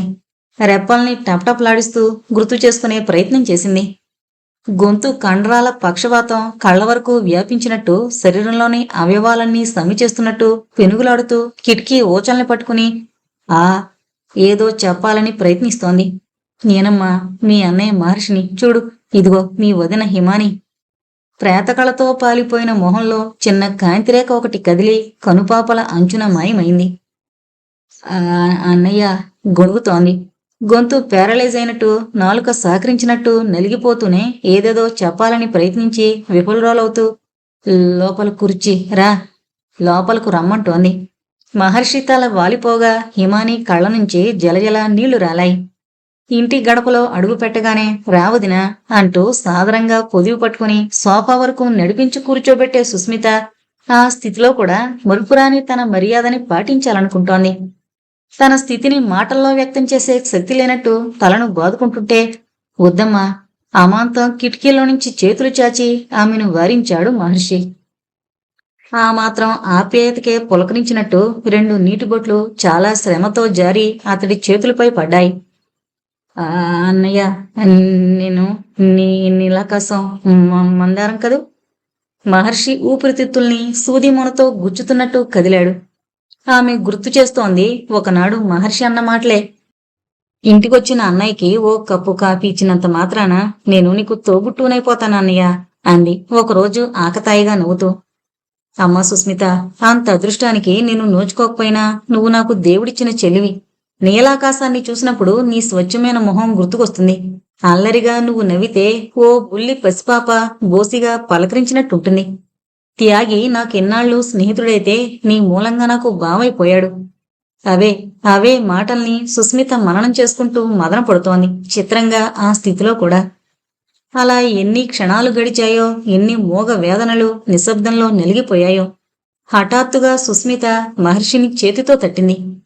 నేను ఏదో గుర్తు చేసుకుంటున్నట్టు అలసటగా చూస్తూ పాణాయి ఆమె చెబుతోంది. మహర్షిలోని నిస్సత్తువ ఎగిరిపోయింది. ఆ పాణి ఏదో ఓ నిక్షిప్తమైపోయిన రహస్యాన్ని ఆమె నోట్నుంచి వినబోతున్న ఉత్కంఠతో చెప్పమ్మా అంటూ తొందర చేశాడు. పాణి మెదడు నుండి అందాల్సిన సంకేతాలకి అనుకోని వారధి ఏర్పడిపోతున్నట్టు రొప్పుతూ శ్రమపడుతూ చాలా గట్టిగా ప్రయత్నించి చెప్పబోతూనే టక్కున ఆగిపోయింది. ఏదో అనుకోని విఘాతం ఏర్పడినట్టు. అప్పటికే త్యాగి మహర్షి సమీపంలో నిలబడున్నాడు. చెప్పమ్మా అనబోయిన మహర్షికి ఆమె కళ్ళల్లో ఏ అర్దింపు కనిపించిందో మూగవాడిలా నోరు తెరుచుకునే ఉండిపోయాడు. సుస్మిత బౌరుమంటూనే కొప్పుకూలిపోయింది, పళ్లను గట్టిగా కరుచుకుంటూ. త్యాగి చెమ్మగిల్లిన కళ్ళను చూసి ఇక అక్కడ నిలబడలేకపోయాడు మహర్షి. ఓదార్పుకి అందని ఆ స్థితి మహర్షి భరించలేనట్టు గిరుక్కున వెనక్కి తిరిగాడు. కారులో భార్యతో సహా వస్తూ కూడా ఆలోచిస్తున్నాడు. సుస్మిత పాణి గురించి ఏం చెప్పాలనుకుంది? త్యాగిని చూసి ఎందుకు చెప్పలేకపోయింది? తనకు మాత్రమే తెలియాలనుకున్న ఆ నిజం త్యాగి గుర్తిస్తే అతడు తట్టుకోలేడని భయపడిందా? ఏదో చెప్పబోయి ఆగిపోయిందేమిటి? హిమాని అడిగింది సుస్మితని గుర్తు చేసుకుంటూ. భర్తకు కూడా తెలియకూడదనుకునే కొన్ని నిజాల్ని ఆడపిల్లైనా బహుశా అనలాంటి ఆత్మీయులకి తెలియజెప్పాలని ప్రయత్నిస్తుందేమో హిమాని. భావరహితంగా అతడు జవాబిచ్చినా ఆ జవాబు హిమానికి ఓ సూచనలా ధ్వనించింది. ఒక సమస్యతో నలిగిపోతున్న హిమానికి హఠాత్తుగా అన్నయ్య రంగదాం గుర్తుకొచ్చాడా క్షణంలో. ఎవరది? కిటికీలోంచి బయటకు చూస్తూ నిలబడ్డ రిటైర్డ్ మేజర్ సదానందం కంఠం కంగుమంది. బూట్లు చప్పుడు చేస్తూ దూకుడుగా ఆ హాల్లో అడుగుపెట్టిన ఇన్స్పెక్టర్ రంగధాం. నేను సార్ అన్నాడు గొంతు సవరించుకుంటూ. నేనంటే? సదానంద గారి గొంతు మరింత తీవ్రస్థాయిని చేరుకుంది. డిఫెన్స్ లో తనకున్న చండశాసనుడు అనే ప్రఖ్యాతి, అసంపూర్తి వాక్యాలు ప్రయోగించిన తన సబార్డినేట్స్ ని నిలబెట్టి గంటల తరబడి కమ్యూనికేషన్ సిస్టమ్ గురించి ఇచ్చిన లెక్చర్ల పరంపర సీరియల్ గా గుర్తుకొస్తుంటే ఈ నేళ్ల గ్యాప్ తర్వాత మళ్లీ అలాంటి అవకాశం కలిగినందుకు మనసు అమితానందంగా పులకించిపోతుంది. ఏదో పూర్వాశ్రమంలో మిలిటరీ ఆఫీసర్ కదా అని కాస్త గౌరవం ప్రదర్శిస్తుంటే ముసలాడికి చాదస్తం మరీ ఎక్కువైపోతుందని ఒళ్ళు మంటతో అరక్షణం చూసిన రంగధాం, తమరొక్కసారి కిటికీ వైపు నుంచి ఇటువైపు తిరిగితే నేనెవరన్నది వివరిస్తాను అన్నాడు అక్కసుగా. ఇది నా ఇల్లు, నేనిలాగే చూస్తాను, చస్తే వెనక్కి తిరగను సాధికారంగా హోంకరించాడు. మరి నే వస్తాను. రంగదాం సీరియస్ గా వెనక్కి వెళ్ళబోతుంటే ఆగు అని అరిచిన సదానంద్ వెంటనే వెనక్కి తిరిగి, ఇన్సబార్డినేట్, దాన్ని నేను చస్తే అంగీకరించను అనేసి ఆనాక తన ఎదురుగా నిలబడింది తన సబార్డినేట్ కాదని, పైగా తనిప్పుడు సర్వీస్లో లేనని గుర్తు చేసుకున్నవాడే. అవును, ఎందుకొచ్చినట్టు అన్నాడు.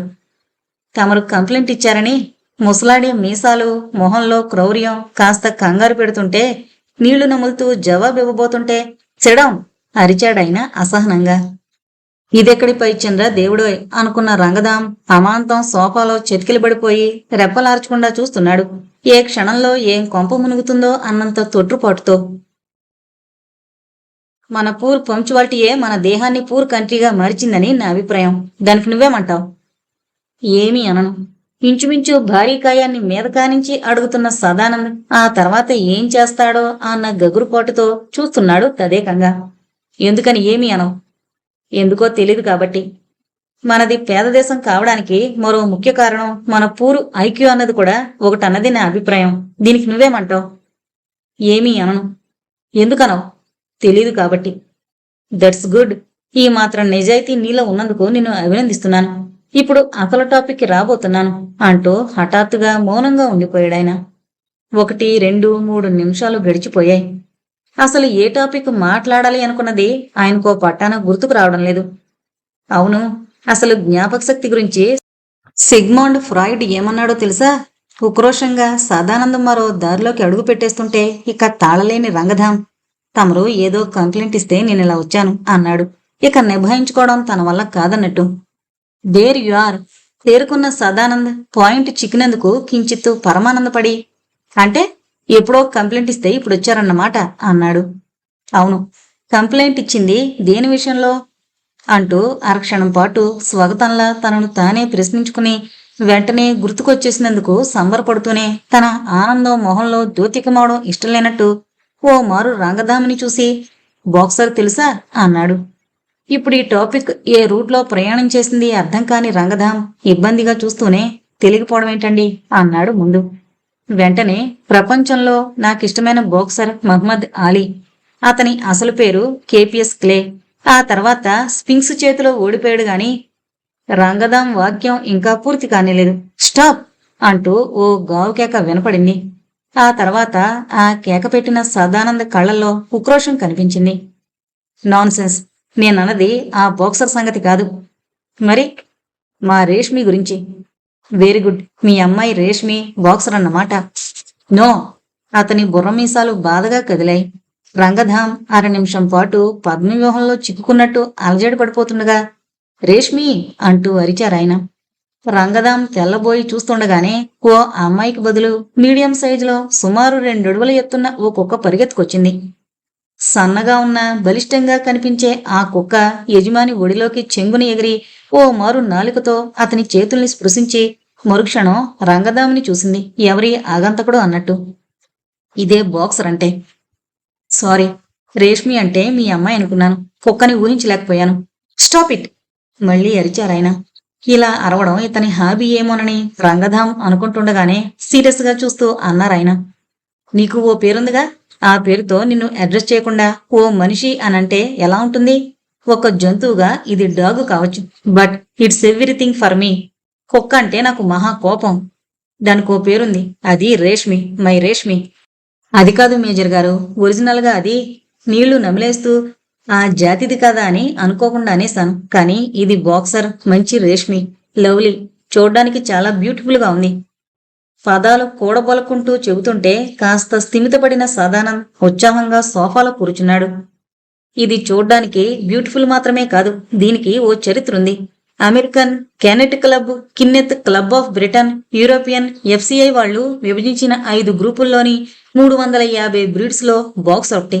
నిజానికి ఈ బ్రీడ్ మొదలైంది 1830లో.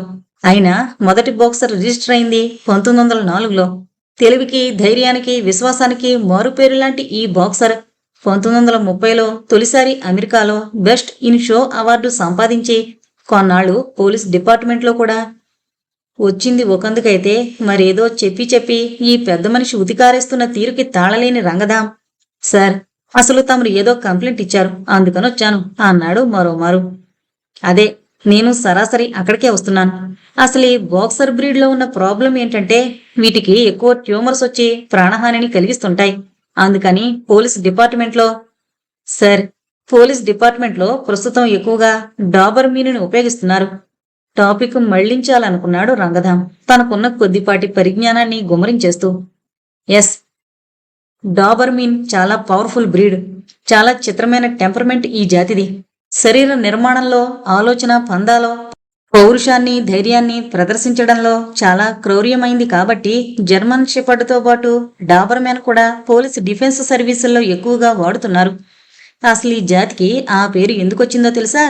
1870లో లూయిస్ డాబర్మ్యాన్. సార్, అతడి ఉపన్యాస జరిగి అప్పటికే చెమటతో తడిసిపోయిన రంగదాం చేతులు జోడించేశాడు.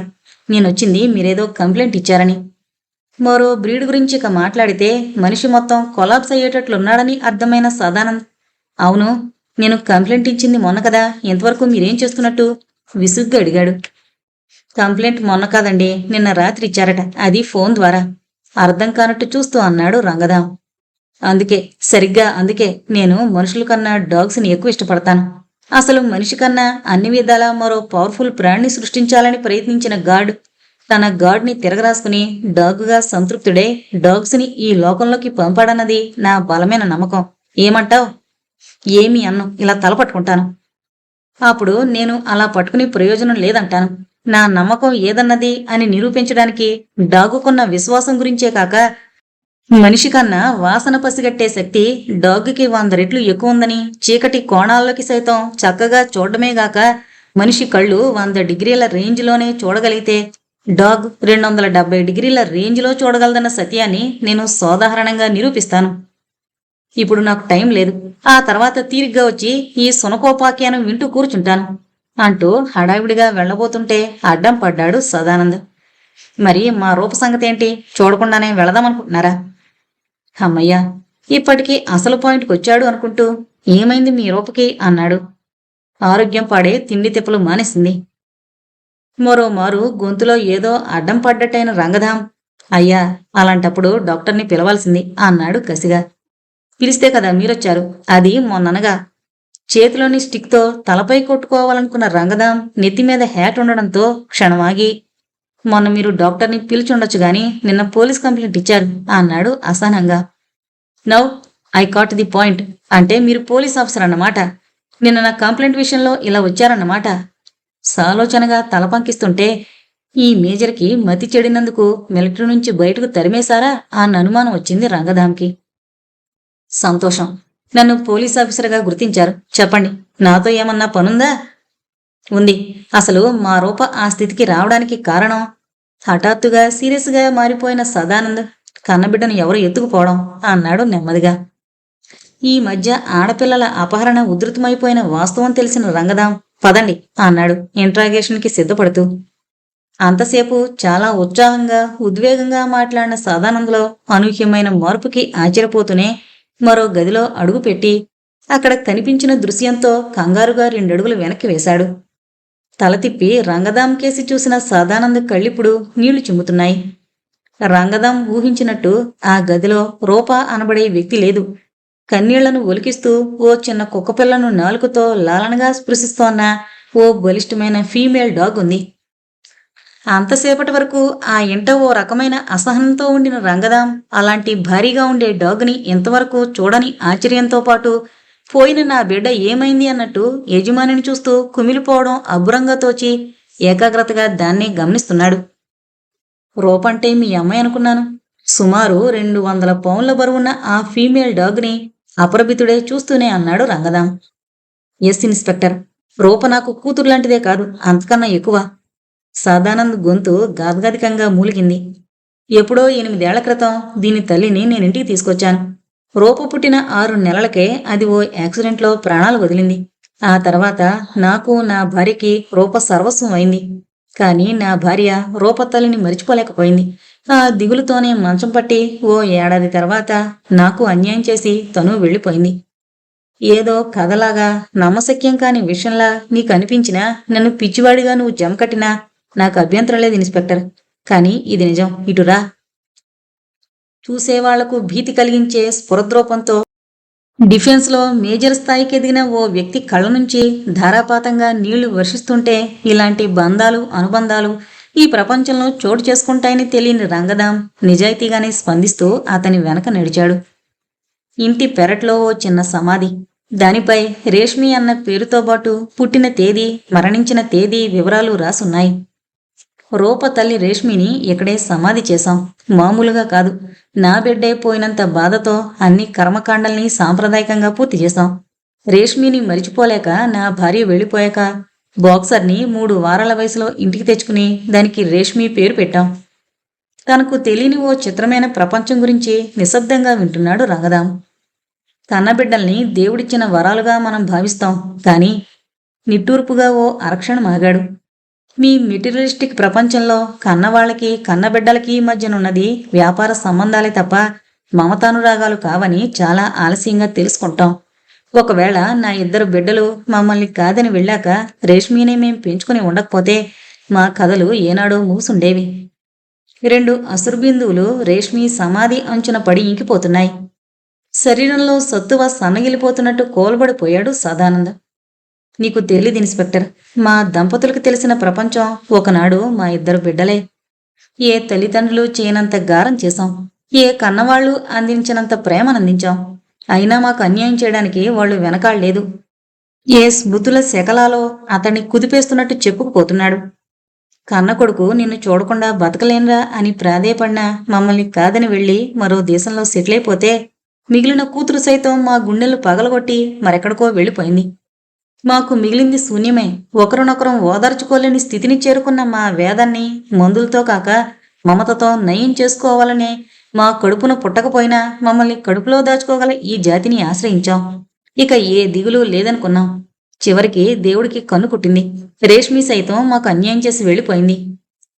గాడికి డాగికి మధ్యనున్న అతి స్వల్పమైన తేడాన్ని తెలుసుకోగలిగిన రంగదాం ఎలా ఓదార్చాలో తెలియనట్టు ఐఎమ్ సారీ మేజర్ అన్నాడు గొణుగుతున్నట్టుగా. ఆధ్యాత్మికంగా చూశాడాయన కళ్ళు తుడుచుకుంటూ. నీకేమీ కాదు కాని నీకోసమే బ్రతుకుతుంది. నీ నుండి పిడికెడు అన్నమే అడుగుతుంది, కాని తన బ్రతుకుని నీకోసం అర్పితం చేస్తుంది.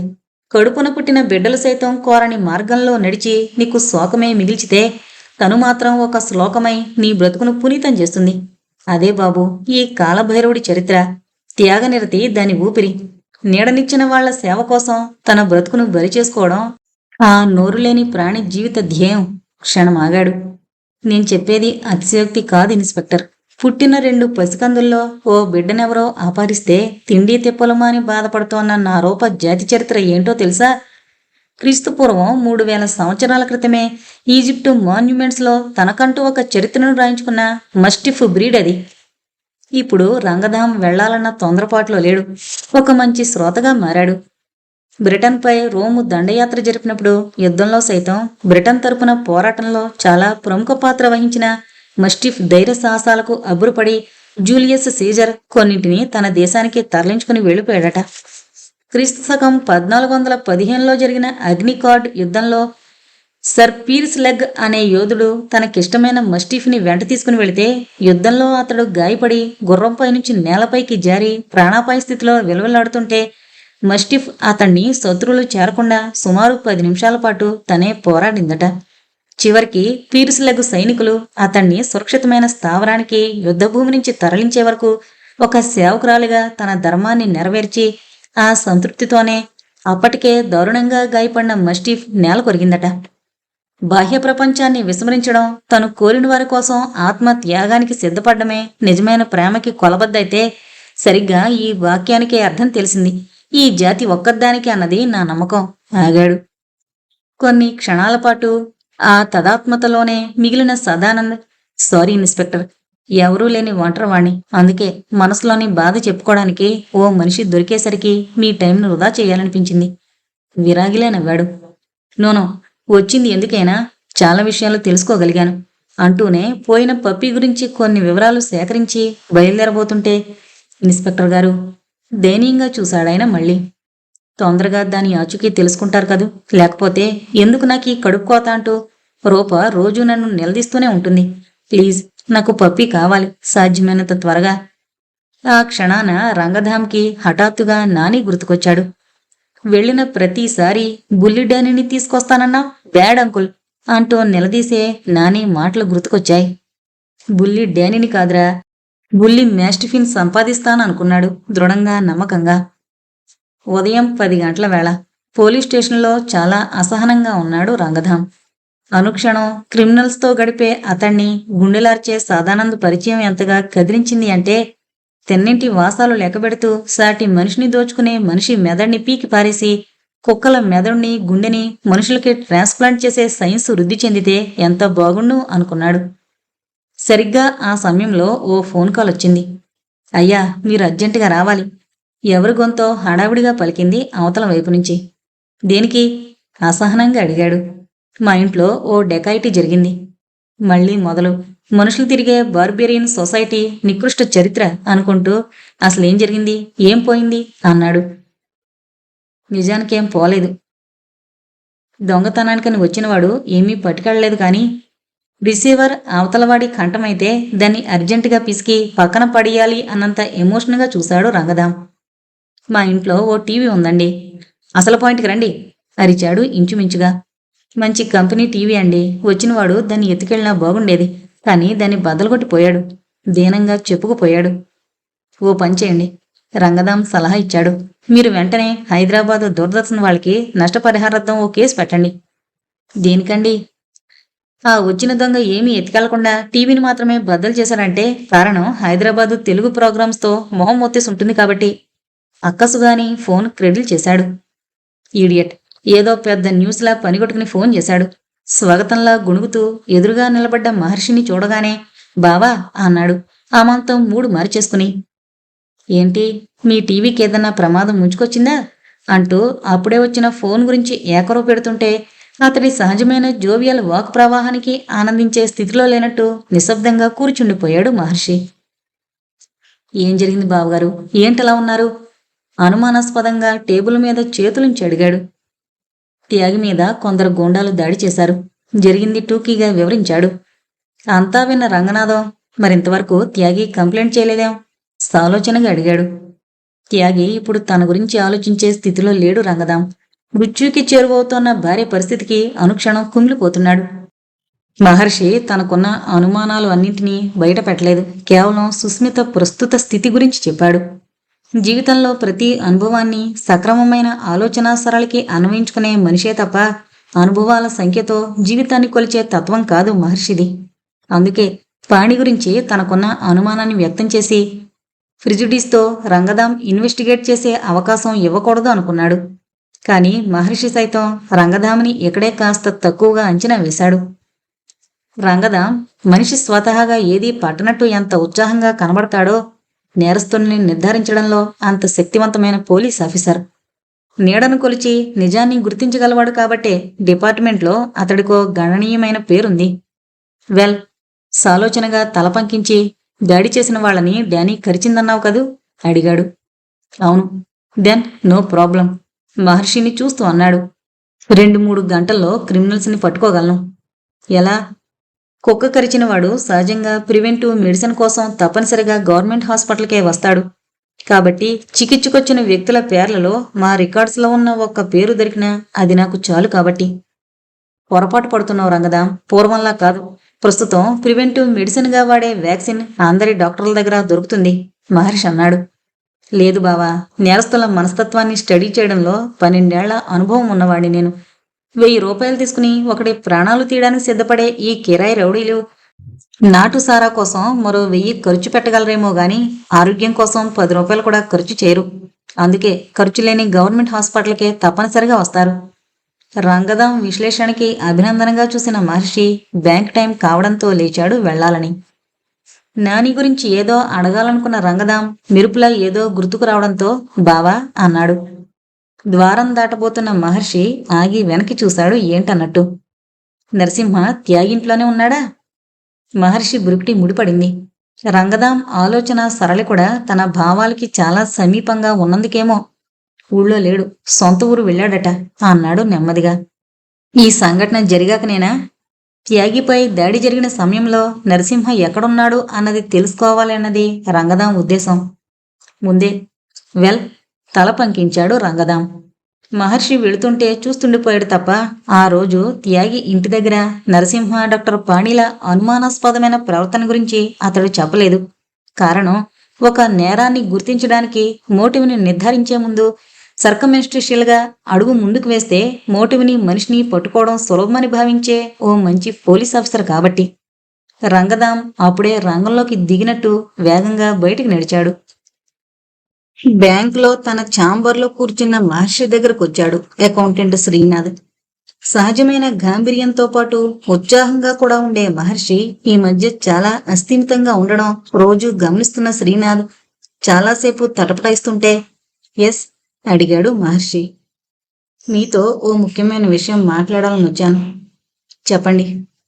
నిన్న సందిగ్ధంగా చూస్తూ అరక్షణం పాటు ఆగిపోయాడు శ్రీనాథ్. సాయంకాలం డిపాజిట్ అయిన క్యాష్ మొత్తం లెక్క చూసేసరికి 5,000 తక్కువగా ఉంది. మహర్షి బ్రుకుటి ముడిపడింది. రికార్డు ఎంట్రీ ప్రకారం డిపాజిట్ అయింది 42,000 అయితే క్యాష్ 37,000 మాత్రమే ఉంది.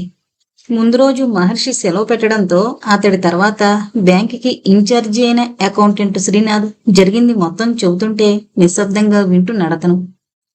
ఎలాగో మీరు ఇవాళ వస్తారు కాబట్టి విషయాన్ని రీజనల్ మేనేజర్ వరకు తీసుకువెళ్ళడం ఇష్టం లేకపోయింది. శ్రీనాథ్ సాలోచనగా అన్నాడు. ఈ బ్రాంచిలో ఇలా జరగడం తొలిసారి. మహర్షి భావరహితంగా ఉండిపోయాడు చాలాసేపటి వరకు. కస్టమర్స్తోనే కాదు, తన సహోద్యోగులతో సైతం చాలా సంతృప్తికరమైన స్నేహపూర్వకమైన వాతావరణాన్ని ఏర్పరిచి ఓ మంచి ఆఫీసర్గా వెళ్లిన ప్రతి చోట గుర్తింపు పొందిన వ్యక్తి మహర్షి. తన ఆబ్సెన్స్లో జరిగిన ఆ చిన్న కుటుంబానికి యజమాని తను. శ్రీనాథ్ను యథాలాపంగా చూస్తూనే కస్టమర్ డిపాజిట్ చేసిన ప్రతి మొత్తాన్ని జాగ్రత్తగా కౌంట్ చేశారా? అడిగాడు మహర్షి. క్రెడిట్ కౌంటర్లో ఉన్నది Margaret. She is very sincere. Maharshi తల పంకించాడు వింటూనే. మార్గరెట్ వర్క్ విషయంలో ఏకాగ్రతతో పాటు ఎంత నిజాయితీగా ఉండేది అతడికి తెలియంది కాదు. పొరపాటున కస్టమర్ డిపాజిట్ స్లిప్లోని మొత్తానికి మించి ఎక్కువ డబ్బిచ్చినా పిలిచి మరీ వెనక్కి రిఫండ్ చేసేటంత నిక్కచ్చిగా ఉండే వ్యక్తి ఆమె. ఇన్వెస్టిగేట్ చేశారా? మహర్షి మెదడులో విశ్లేషణ ప్రారంభమైంది. చేశాను, కానీ ఫలితం లేకపోయింది. మీరు ఎవరినైనా అనుమానిస్తున్నారా? గొంతు కాస్త సవరించుకుని శ్రీనాథ్. మన బ్రాంచ్లో ఫైనాన్షియల్గా ఎక్కువ సమస్యలుంది సూరికే. చివాలన తల పైకెత్తాడు మహర్షి. అతడి నిశిత దృక్కుల్ని ఎదుర్కోలేనట్టు కంగారు పడిన శ్రీనాథ్, ఇది కేవలం నా అనుమానం మాత్రమే అన్నాడు. చూపులతో చెవులతో నిర్ణయాలు తీసుకోవడం విజ్ఞత అనిపించుకోదేమో మిస్టర్ శ్రీనాథ్. మనసుతో ఆలోచించాలి. Let's not be prisoners of prejudice. ఇది ప్రిజుడిస్ కాదు సార్. కాకపోతే ప్రిజిడిడ్ ఒపీనియన్. సాధ్యమైనంత నిగ్రహంతో మహర్షి మృదువుగానే అన్నాడు. లక్షణాన్ని లక్ష్యాన్ని అన్వయించి నిర్ధారణకొచ్చినంత మాత్రాన అది తర్కమనిపించుకోదు శ్రీనాథ్. రావణాసురుడు సీతను అపహరించుకుపోయాడు, అది నిజం. రావణాసురుడు మగవాడు, ఇది నిజమే. కాబట్టి మగవాళ్లంతా రావణాసురులు. ఈ రీజనింగ్ తర్కానికి నిలబడుతుందా? ఇదంతా ఎందుకు చెబుతున్నానంటే ఏ విషయాన్ని ఎమోషన్స్కు బందీలమై ఆలోచించకూడదని. ఎనలైటిక్గా చెబుతూ క్షణమాగి, okay, leave it to me, I will tackle the matter అని చెప్పి పంపేశాడు మహర్షి. శ్రీనాథ్ వెళ్ళిపోయాక తన స్టాఫ్లోని ఒక్కో వ్యక్తి గురించి ఆలోచిస్తూ మధ్యాహ్నం వరకు అలాగే ఉండిపోయాడు మహర్షి. సుమారు 1 గంట ప్రాంతంలో కస్టమర్స్ తాలూకా ట్రాన్సాక్షన్స్ అన్నీ పూర్తయ్యాక తన ఛాంబర్లోంచి బయటకొచ్చాడు మహర్షి. ఫ్రెండ్స్, మృదు గంభీరంగా స్టాఫ్ మెంబర్స్ వైపు చూస్తూ అన్నాడు మహర్షి. నేనిప్పుడొచ్చింది నిన్న జరిగిన సంఘటన గురించి ఒక 5 నిమిషాలు మాట్లాడాలని. దీనికి కారకులు ఎవరైనా కాని ఈ బ్రాంచ్కి మేనేజర్గా ఇక్కడ జరిగే తప్పులకి బాధ్యత వహించాల్సింది నేను. ఎస్, ఇది నిజం. అరక్షణం పాటు ఆగాడు. ఇన్నాళ్ళు నేను మీవాణ్ణని, మీ సమస్యల్ని పరిష్కరించాల్సిన పెద్దరికం నాదేనని నేను బలిష్టంగా పేర్చుకున్న నమ్మకానికి ఇప్పుడొక విఘాతం ఏర్పడింది. మామూలుగా అయితే జరిగిన సంఘటనకి నిజమైన బాధ్యుణ్ణి గుర్తించడం, ఆ తర్వాత అతనిపై డిసిప్లినరీ యాక్షన్కి రికమెండ్ చేయడం సాంప్రదాయం. కానీ నేను ఆ పద్ధతిలో ముందుకి ప్రొసీడ్ కాదలుచుకోలేదు. ఇన్నాళ్లైనా మీ అభిమానాన్ని నమ్మకాన్ని పూర్తిగా చూరగొనలేని ఈ ఇంటి పెద్దగా మీ వైఫల్యాన్ని నాదిగా భావిస్తూ మీలో ఏ ఒక్కరో చేసిన తొందరపాటు పనికి పూర్తిగా నేనే బాధ్యతను స్వీకరిస్తూ పోయిన 5,000 నేను పర్సనల్గా క్రెడిట్ చేస్తున్నాను. ఎందుకంటే నా అసమర్థతని పైవాళ్లకి చెప్పుకునేటంత నిస్సహాయంగా నేనిక్కడ జాబ్ చేయలేను కాబట్టి. అప్పటికే అతని చేతిలోని చెక్కుని అకౌంటెంట్కి అందజేశాడు. సార్, శ్రీనాథ్ ఏదో చెప్పబోయాడు. No regrets. గిరుక్కున వెనక్కి తిరిగి వెళ్లబోతూ ఒక లిప్త పాటు ఆగాడు. మిస్టర్ శ్రీనాథ్, ఒకసారి మీరు నా గదిలోకి రండి అన్నాడు. మరో 1/2 నిమిషంలో మహర్షి గదిలోకి వెళ్లిన శ్రీనాథ్ అతడో కవరు అందించేసరికి, ఇదేంటి సార్ అన్నాడు బిత్తరపోతూ. నా రిజిగ్నేషన్. మీరు పర్సనల్గా వెళ్లి రీజనల్ మేనేజర్కి అందజేయండి. సార్, ప్రతి చిన్న పొరపాటుని భూతద్దంలో చూడడం, పర్సనల్ రికార్డ్స్ పాడు చేసి సబార్డినేట్స్ ని మానసికంగా హింసించడమే అంతవరకు తన అనుభవంలో చూసిన శ్రీనాథ్కి ఇది అనూహ్యమైన విషయంగా తోచింది. మీరు తొందరపడుతున్నారు, గొణుగుతున్నట్టుగా అన్నాడు శ్రీనాథ్. ఇంట్లోని ఏ ఒక్క వ్యక్తో తప్పు చేస్తే ఆ తప్పుకి యజమాని తనకు తాను శిక్ష విధించుకోవడం ఎంతవరకు సమంజసమంటారు? నిజాయితీగానే బాధపడ్డాడు శ్రీనాథ్. తప్పదు శ్రీనాథ్, మనుషులకే తప్ప మనసులకు దగ్గర కాలేని లీడర్షిప్కి అర్థం లేదు. బలప్రయోగంతో నా ఉనికిని కాపాడుకునే అవసరం నాకు లేదు. మీరు ముళ్ళ నుంచి గులాబీల్ని ప్రొడ్యూస్ చేయాలనుకుంటున్నారు. లేదు, ఒక ఆశావాదిగా గులాబీ నుంచి ముళ్లను వేరు చేయాలనుకుంటున్నాను. ప్లీజ్. అర్ధాంతరంగా ప్రసక్తిని త్రుంచేశాడు. శ్రీనాథ్ బయటికి నడిచాడు. మరో 2 నిమిషాల్లో మహర్షి రిజిగ్నేషన్ వార్త బ్యాంకంతా పొక్కిపోయింది. అంతా నిర్వీణ్యులైపోయారు. కానీ ఏ ఒక్కరూ ముందుకు రాలేదు. చివరికి మహర్షితో చాలా కలుపుగోలుగా ఉండే సూరి సైతం మాట్లాడే సాహసం చేయలేకపోయాడు. మహర్షి ఎంత సాత్వికంగా కనిపిస్తాడో, తన వ్యక్తిగతమైన నిర్ణయాల్లో అంత దృఢంగా ఉంటాడన్నది అతడికి తెలియని విషయం కాదు. మరో 5 నిమిషాలు గడిచాయి. అది లంచ్ టైం కావడంతో బ్యాంకులోని స్టాఫ్ అంతా భోజనాలకి వెళ్లబోతుండగా మహర్షి ఛాంబర్లో కడుగు పెట్టాడో వ్యక్తి. అతడి పేరు రమాకాంత్, బ్యాంకు క్లర్కు. ఎస్. మహర్షి మొహంలో అదే మృదు మందహాసం. ఒకే ఒక్క లిప్తపాటు సూటిగా మహర్షి కళ్ళలోకి చూసి వెంటనే తల వంచుకున్న ఆ వ్యక్తి ఇక నిభాయించుకోలేనట్టు అతడి పాదాలపై వాలిపోయాడు. ఈ తప్పు నేను చేశాను సార్. పెళ్లికాని చెల్లెళ్ళు, పెరాలసిస్ వచ్చి మంచం పట్టిన నాన్న, మందుల కోసం అప్పులు అన్నీ ఆర్థికంగా నన్ను దెబ్బతీసి ఇలా దిగజారేటట్టు చేశాయి. దీనికి నన్ను శిక్షించండి, అంతేకాని మీరు రిజైన్ చెయ్యొద్దు. వెక్కిపడుతున్న ఆ వ్యక్తిని వెంటనే పైకి లేవదీశాడు మహర్షి. మహర్షి కళ్లల్లో ఓ ఋషి దృక్కుల నుంచి జాలువారే కాంతి రేఖలు. పూర్తిగా సమాధి కాని మనిషిలోని నిజాయితీని కాలగర్భంలో కలిసిన ఎందరో సంస్కర్తల ప్రబోధనలతో పునీతమైన ఈ నేలపై ఇంకా చావని మానవతని ప్రత్యక్షంగా చూసే అవకాశం దొరికినందుకు, ఆశావాదపు పునాదులపై తను పేర్చుకున్న నమ్మకాల భవంతులు కూలిపోవని చెప్పిన రాయని శిలాక్షరాల చరిత్ర వ్యక్తిగతంగా పరికించే అవకాశం లభించినందుకు ఎంత సంతృప్తి చెందాడు అంటే, ఏ మనిషిని నువ్వు మార్చలేవు, మార్పుకి అవసరమైన మానసికమైన ప్రేరణ ఇవ్వగలవేమో గాని అన్న గెలీలియో సూక్తి గుర్తుకొస్తుంటే రమాకాంత్ని చూశాడు. మిస్టర్ రమాకాంత్, స్వాభావికంగా అన్నాడు. ప్రపంచంలోని ప్రతి మనిషి సమస్యల్ని విడిగా ఒక చోట ఎగ్జిబిట్ చేసి వాటిని వేలం వేస్తే నీ సమస్యల్ని నువ్వు ఎక్కువ ఖరీదుకి కొనుక్కుపోతావంటాడో తాత్వికుడు. ప్రతి సమస్యని ఓ అతిథిగా స్వీకరించి నెమ్మదిగా సాగనంపాలి కాని అన్ని సమస్యల్ని ఒక మారు పరిష్కరించబోయి నువ్వు ఎవరూ పరిష్కరించలేని సమస్యల్లో ఇరుక్కోకు. Be brave and forget everything. మనస్ఫూర్తిగా తనకు తోచిన సహాయం చెయ్యాలనుకుంటూ నచ్చజెప్పి పంపాడు. కొన్ని గంటల క్రితం రేగిన తుఫాను చాలా విచిత్రంగా సొద్దుమడిగింది. మహర్షి సైతం చాలా రిలీఫ్ ఫీల్ అయ్యాడు. సరిగ్గా ఆ సమయంలో అతడి ముందున్న ఫోన్ రింగ్ అయింది. మహర్షి హియర్. గుడ్, నువ్వే అందుకున్నావన్నమాట. అవతల నుంచి కంఠం బొంగురుగా వినిపించింది. ఎవరు మీరు? ఏకవచనంతో అడ్రస్ చేస్తున్నా సాధ్యమైనంత వరకు నిగ్రహంతో అడిగాడు మహర్షి. నేనెవరైతేనో చూడు మహర్షి, మనుషుల మీద నీకు చాలా నమ్మకం కదూ? ఎగతాళిగా వినిపించింది. నువ్వు మాట్లాడుతోంది దేని గురించి? మహర్షిలో సహనం క్రమంగా ఆవిరైపోతుంది. చెబుతాను. ఆడదాన్ని చేసే పనులు బట్టి, మగవాణ్ణి చెయ్యని పనులు బట్టి నిర్ధారిస్తారు అంటుంది హెలెన్ రోలౌండ్ అనుకుంటాను. అప్పుడు హిమాని, అదే నీ భార్య ఏ కోవకు చెందిన ఆడదో చెప్పగలవా? What nonsense are you talking? ఆవేశపడకు. మరో అరక్షణంలో నీ భార్య గురించి నీకో అపరూపమైన విషయం చెప్పబోతున్నాను. అక్కర్లేదు, నా భార్య ఏంటో నాకు తెలుసు. ఆగు మహర్షి, ఫోన్ పెట్టేకు. నమ్మకమన్నది లోతుగా పరిశీలించే సామర్థ్యం లేని మగాడి అసమర్థపు అస్త్రం. నువ్వేం మాట్లాడుతున్నావు? మీ ఆవిడ తొడ మీద ఒక మచ్చుంటుంది. మహర్షి చేతిలోని రిసీవర్ బిగుసుకుంది. నమ్మలేకపోతున్నావు కదూ? ఈ రాత్రికి నువ్వు నీ భార్యతో బెడ్ మీదకు వెళ్ళినప్పుడు జాగ్రత్తగా పరిశీలించు. కటి భాగానికి ఓ అడుగు దిగువగా, కుడికాలు మోకాలకి 2 అడుగుల పైన ఓ పంటిగాటు ఉంటుంది. చూసి తరించు. అప్పుడెప్పుడో నా జన్మ సార్థకమైనట్టే నీ జన్మ. మహర్షి ఫోన్ క్రెడిల్ చేశాడు. అప్పటికే అతడి పాలభాగమంతా స్వేదంతో తడిసిపోయింది. నిగ్రహాన్ని కోల్పోయినట్టు ఆపాదమస్తకం అతడు కంపించిపోతున్నాడు. ఏం జరిగింది? త్యాగి కంఠం వినిపించింది. ఎప్పుడొచ్చాడో త్యాగి ఎదురుగా కుర్చీలో కూర్చున్నాడు. No, nothing. మహర్షి తేరుకోవడానికి 5 నిమిషాలు పట్టింది. త్యాగి ఏదో చెప్పాడు. మహర్షి ముభావంగా విన్నాడు. త్యాగి వెళ్ళిపోయాడు. చూస్తూ ఉండిపోయాడు నిశ్శబ్దంగా.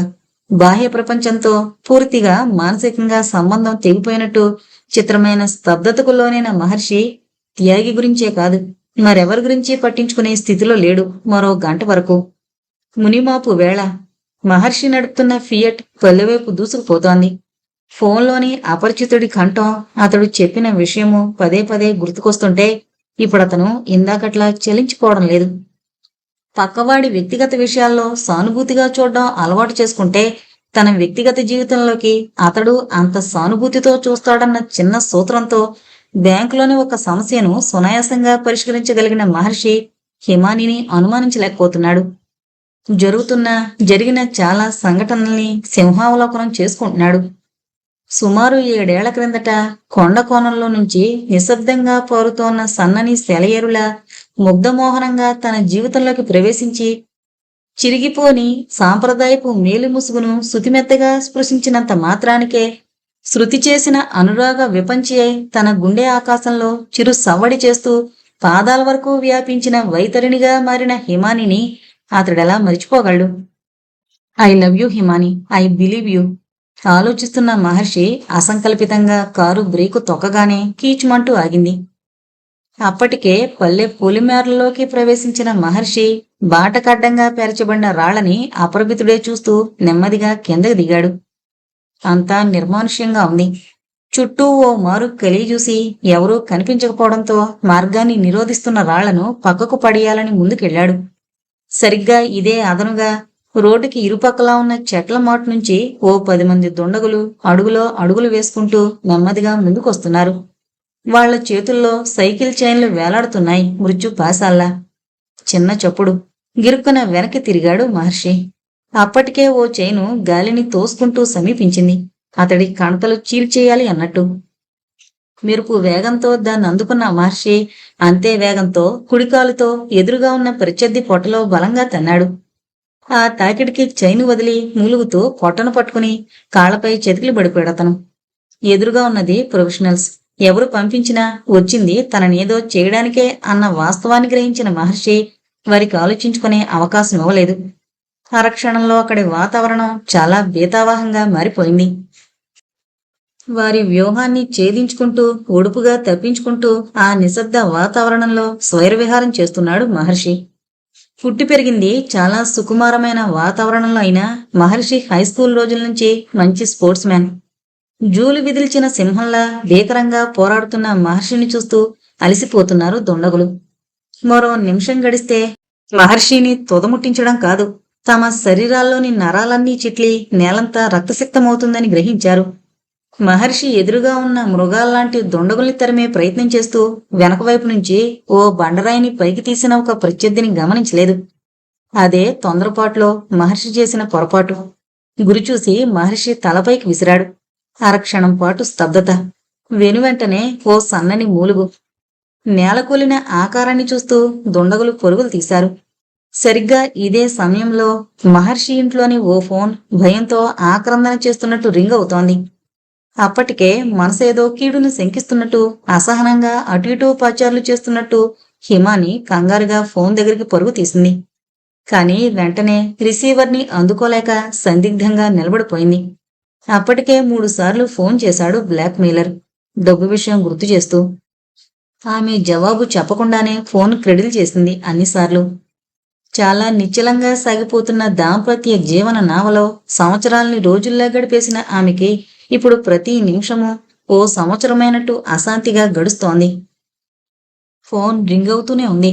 మనసులోని భయాన్ని అధిగమించే ఆందోళన ఆమెను తొందర పెడుతుంటే ఇక జాప్యం చేయలేనట్టు రిసీవర్ని అందుకుంది. హలో. ఆమె గొంతు వణికింది. నువ్వేనన్నమాట, గుడ్. మంద్రంగా వినిపించింది అవతలి కంఠం. ప్రతిసారి జవాబు చెప్పకుండానే ఫోను క్రెడిల్ చేసిందనివి ఈసారి మాట్లాడడానికి ప్రిపేర్ అయ్యావంటే అప్పుడే జరిగింది తెలిసిపోయిందా? ఏం జరిగింది? హిమాని గగురుపాటుగా అడిగింది. చెబుతాను హిమాని, నీకు చెప్పకుండా ఎలా ఉంటాను? పైగా బాగా కావలసిందనివిగా. అవును, మాట ఎందుకు తప్పావు? నీ డబ్బు కోసం ఆ మర్రి చెట్టు త్వరలో ఎన్నిసార్లు గాలించానో తెలుసా? నేను మాట ఇవ్వలేదు. హిమాని, కర్కశంగా పలికింది బ్లాక్ మెయిలర్ కంఠం. ఆఫ్టర్ ఆల్ నీ దగ్గర పుష్కలంగా పడున్న డబ్బుని ఇవ్వమంటే ఇలా తాసరించేసి ఎంత కోల్పోతున్నావో తెలుసా? జాగ్రత్తగా విను.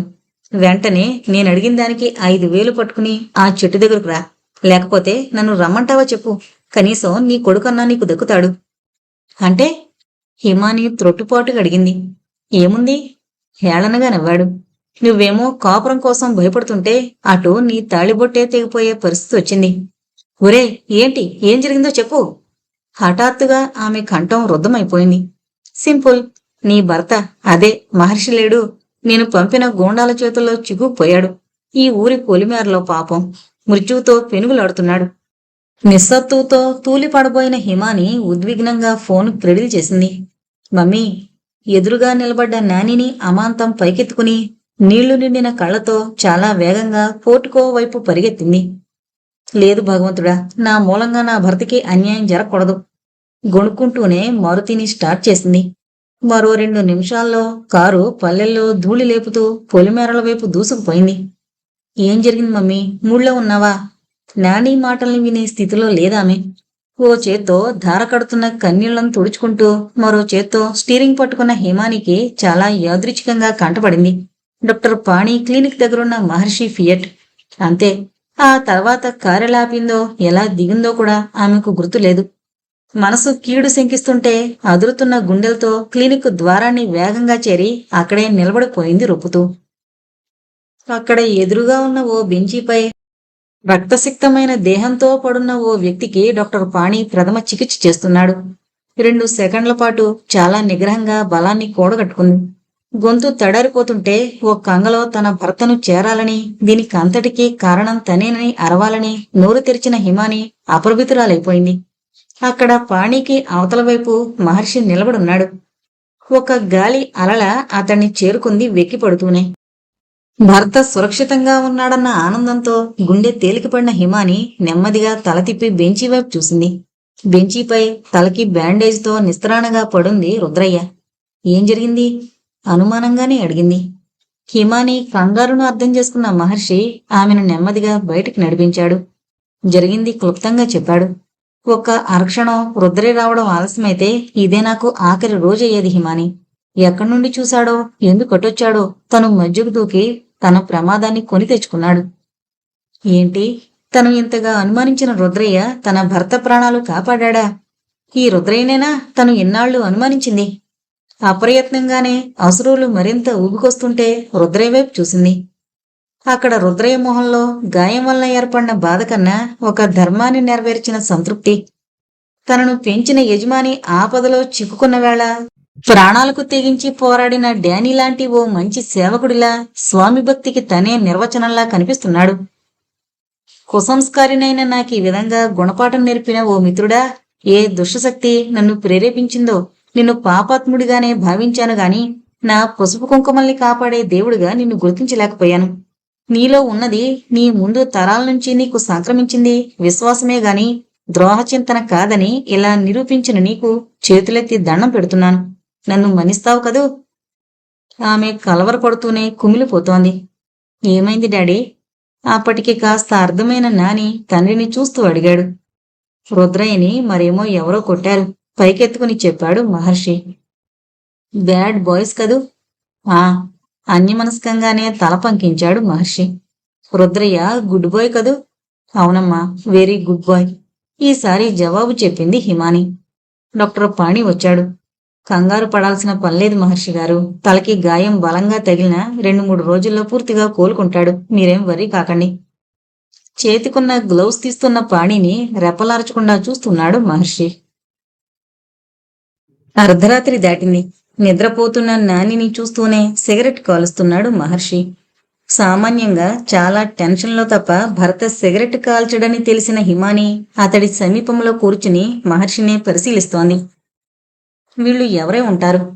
ఎవరో తెలిసిన ఆత్మవంచన చేసుకుంటూ అడగడానికి ఆమె విశ్వ ప్రయత్నం చేయాల్సొచ్చింది. ఆ విషయం మరిచిపోమంటున్నానుగా.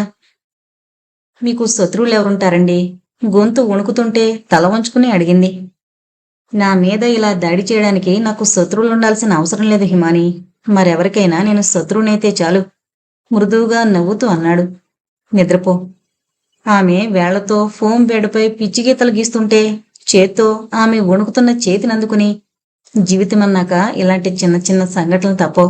డోంట్ గెట్ ఎగ్జైటెడ్ అన్నాడు ఇంకా చెదిరిపోని నవ్వుతో. మీరు టెన్షన్ ఫీల్ అవడం లేదా? అబద్ధం అంటూ సిగరెట్ వైపు చూపించింది. వాతావరణాన్ని తేలికపరిచే ప్రయత్నంగానే కాకుండా అతడి సన్నిధిలో రిలీఫ్ ఫీల్ అవుతూ. అర్థమైన మహర్షి ఇదా, జస్ట్ చేంజ్. సిగరెట్ నులిమేస్తూ జవాబిచ్చాడు. నేను నమ్మను. నమ్మాలి అంటే ఏం చెయ్యాలి?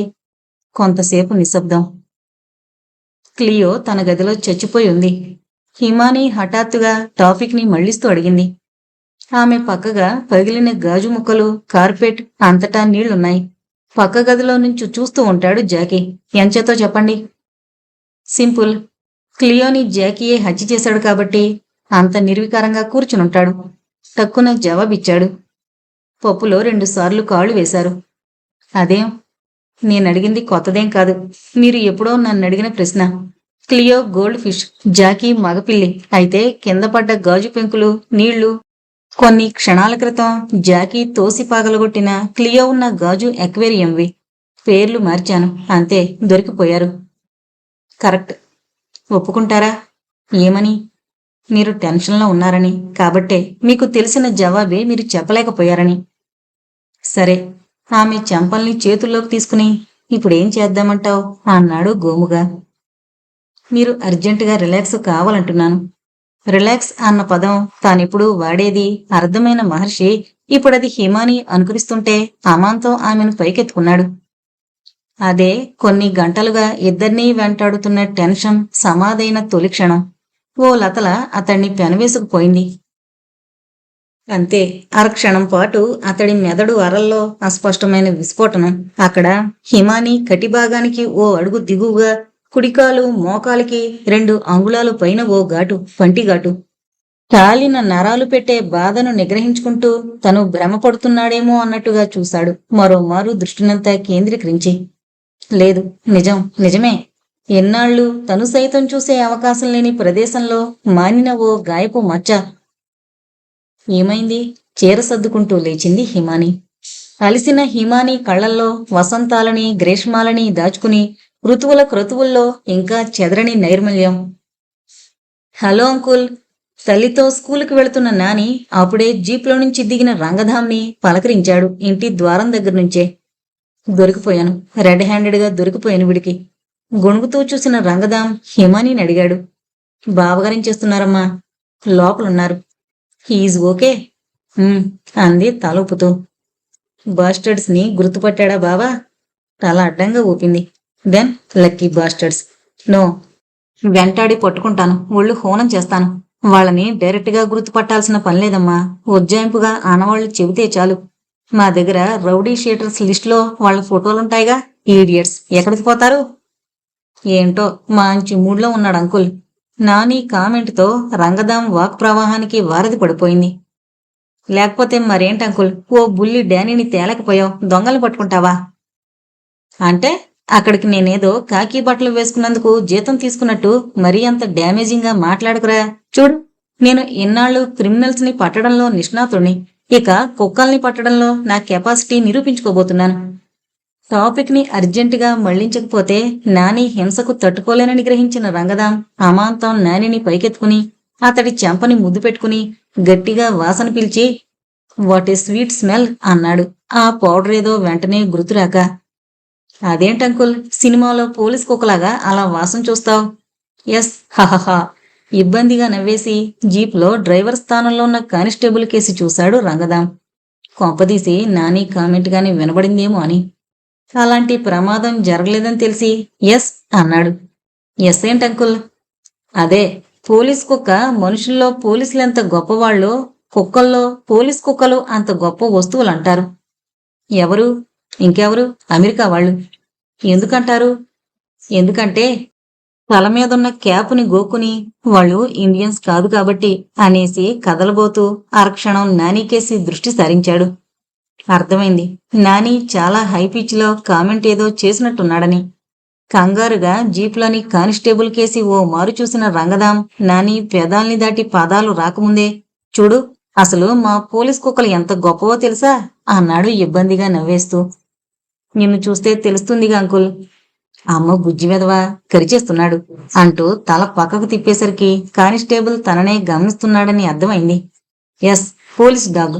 చాలా హుందాగా అటెన్షన్లో నిలబడి ఉక్రోషంగా ఓ మారు కానిస్టేబుల్ కేసి చూస్తూ, ఏ వాచ్ డాగ్, మళ్ళీ మాట్లాడితే ఏ ఇంటెలిజెంట్ డాగ్ అన్నాడు. అంకుల్ మూడ్లోకి వెళ్ళిపోయాడు. ఎస్, అసలు మా డాగ్స్ కూడా మహా మూడ్లో ఉంటాయి.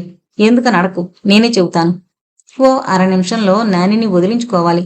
పరిసరాల్లో తన పరువు పోకుండా ఆత్మరక్షణ చేసుకోవాలంటే ఏం చెయ్యాలో బాగా తెలిసిన రంగదాం ఆ మధ్య పోలీసు డాగ్ మాస్టర్ దగ్గర తెలుసుకున్న వివరాలన్నీ ఏకరో పెట్టేశాడు. మేం క్రిమినల్స్ ని పట్టుకోవడానికి ఉపయోగించే జర్మన్ షెపర్డ్, కార్నియన్, డాబర్మ్యాన్, కానియన్ హంతకుల్ని చాలా చిత్రంగా పట్టేయగలవు. నానిలో ఉత్సుకతని గమనించాడు రంగదాం. అసలు ప్రతి మనిషి శరీరం నుంచి ఓ రకమైన వాసన వస్తుంది. కుటుంబాల్లోని వ్యక్తుల వాసనల్లో కాస్త పోలికలుండొచ్చేమో కాని అసలు ప్రపంచంలో ఒక మనిషి నుంచి వచ్చే వాసన మరో మనిషిని పోలి ఉండదు అంటుంది సైన్స్. నిజానికి ఈ సైన్స్ విషయం కుక్కకి తెలీదు. కానీ అదేం చిత్రమో, వాసనల సంగతి అదిట్టే పట్టేస్తుంది. నానికి ఇదేం అర్థం కావడం లేదు. అయినా ఇంకా ఉత్కంఠతతోనే వింటున్నాడు. అసలు నేరం జరిగిన స్థలంలో నేరస్తుడి తాలూకా వాసన సుమారు 72 గంటలుంటుంది. వర్షం, విపరీతమైన గాలి, కార్ల ఎగ్జాస్ట్ పొగ ఈ వాసన్ని కాస్త డిస్టర్బ్ చేస్తాయి. ఒకవేళ నేరస్తుడు పొలాల్లో నుంచి పరిగెత్తాడనుకో, గడ్డిలో, గాలిలో ఆ వాసన ఎక్కువగా స్థిరపడ్డంతో పోలీస్ డాగ్ ఆ ట్రాక్ ని వాసన ద్వారా సులభంగా పడుతుంది. అదే హంతకుడు కాంక్రీట్ నేల మీద గాని రాళ్లపై నుంచి గాని వెళితే డాగుకది కాస్త కష్టమవుతుంది. అసలు కుక్కకి వాసన పసిగట్టడంలో చాలా సునిశ్చితమైన శక్తి ఉంది కాబట్టి అసలు హంతకుల్ని నిర్ధారించడంలో ground scent and wind borne scent అన్న 2 ముఖ్య కేటగిరీల ప్రకారం చప్పుడేదో అయ్యేసరికి కాస్త ఆగాడు. ఈసారి అది చప్పుడు కాదు, జీప్ హారన్ అని స్పష్టంగా తెలియడంతో యూ అంటూ పోలీసు పదజాలంతో కానిస్టేబుల్ని తిట్టబోయి అక్కడ స్టీరింగ్ ముందు నాని కూర్చునుండడంతో కంగారు పడి, అవును, ఎంతసేపు నేనెవరికి చెప్పినట్టు అన్నాడు. గడ్డికి గాలికి కావలిస్తే వాసన చూడంకుల్ అన్నాడు ఉక్రోషంగా. ఏదో దొంగ కుక్క కథ చెబుతావనుకుంటే బోర్ కొట్టిస్తావెందుకు? కానిస్టేబుల్ ముందు తన ప్రతిష్ట కోల్పోవడం ఇష్టం లేని రంగధాం ఇరకాటంగా నవ్వేసి, మా మేనలుడు మహా విట్లు వేస్తుంటాడు, జీప్లో వీడిని స్కూల్ దగ్గర దింపేసిరా అంటూ కానిస్టేబుల్ అడగకుండానే అంతా చెప్పేసి వెనక్కి చూడకుండా లోపలికి నడిచాడు. అంకుల్, బుల్లి డానీ వెనక నుంచి కేక వినిపించింది. వీడికి నేనే వాంటెడ్ పర్సన్ అయిపోయిన చెల్లాయి. హిమాని నవ్వాపుకోలేకపోయింది ఆ స్థితిలో కూడా. అప్పటికే జీపు వెళ్ళిపోవడంతో నిర్లిప్తంగా వంటగదికేసి నడిచింది కాఫీ చెయ్యాలని. అయితే ఏంటి బావగారు, నేను ఆ విషయంలో కంగారు పడద్దంటారు. అసలింత జరిగినా నన్ను నోరు మూసుకుని కూర్చోమంటారు. అసహనంగా కదిలిపోతూ పచార్లు చేస్తున్నాడు రంగదాం. వదిలే రంగదాం, మృదువుగా నవ్విన మహర్షి. అవును, అప్పుడే ఈ వార్త నీ వరకు ఎలా వచ్చింది అడిగాడు మామూలుగా. ఫోన్ చేశాడు డాక్టర్ పాణి. సాలోచనగా చూశాడు మహర్షి. మనసు అట్టడుగు పొరల్లో ఎక్కడో అడుగున్న అనుమానపు పొర మెత్తగా పగిలినట్టయి నెమ్మదిగా కణతలు నొక్కుంటూ ఆలోచనలో పడ్డాడు. సుస్మిత విషయంలో, త్యాగిపై జరిగిన దాడి విషయంలో తను ఎక్కువ శ్రద్ధ చూపడం ఇష్టం లేక ఓ హెచ్చరికగా అసలు నేరస్తుడు తన పైకిలా గూండాల్ని పురమాయించాడనుకుంటున్న మహర్షిలో అనుమానం మరింత దృఢపడింది పాణిపై. లేని నిజాయితీని ఇలా నిరూపించుకునే ప్రయత్నం చేస్తున్నాడా? తార్కికంగా విశ్లేషించే ప్రయత్నం చేస్తూనే త్యాగిపై దాడి చేసిన గూండాల వివరాలేమైనా సేకరించావా అడిగాడు మహర్షి. ఎస్, సక్సెస్ఫుల్ గా సాధించాను. Is it? మహర్షి కంఠంలో కొద్దిపాటి ఉద్వేగం. ఎవరు పంపిన మనుషులు వాళ్ళు? వాళ్ళెవరో తెలుసుకోగలిగాను, కానీ ఎవరు పంపింది రాబట్టలేకపోయాను. క్షణమాగి, వాళ్ళు చెప్పకపోయినా తెలుసు బావా, వాళ్ళు ఎవరి మనుషులో తెలిసిన నేను ఎవరు పంపింది గుర్తించగలను అన్నాడు. అలాంటప్పుడు అసలు వ్యక్తిని అరెస్టు చేయొచ్చుగా? అసాధ్యం, తక్కువన జవాబిచ్చాడు రంగదాం. ఏం, అంత బలవంతుడా అవతల వ్యక్తి? బలవంతుడు కాదు, బలవంతురాలు. ఎవరామే? ఓ క్షణం ఆగిన రంగదాం నెమ్మదిగా చెప్పాడు. ప్రభుత్వ యంత్రాంగాన్ని, ప్రజా నాయకుల్ని, ఆ మాటకొస్తే మా డిపార్ట్మెంటుని సైతం శాసించి ఏదన్నా సాధించగల అసాధారణమైన స్త్రీ. మహర్షి బురుకుటి ముడిపడింది. పేరు ఫాతిమా. మహర్షి అదిరిపడ్డాడు. పక్కలో నుంచి ఓ బ్యాలిస్టిక్ మిసైల్ దూసుకుపోయినట్టు. ఫాతిమా తన అందంతో రాష్ట్రాన్ని పాదాక్రాంతం చేసుకోగల ఒక ఆడది. పేపర్లలో తప్ప మహర్షి ప్రత్యక్షంగా సైతం చూసే అవకాశం లేని వ్యక్తి. మరి ఫాతిమా? మహర్షి వాక్యం ఇంకా పూర్తి కాలేదు.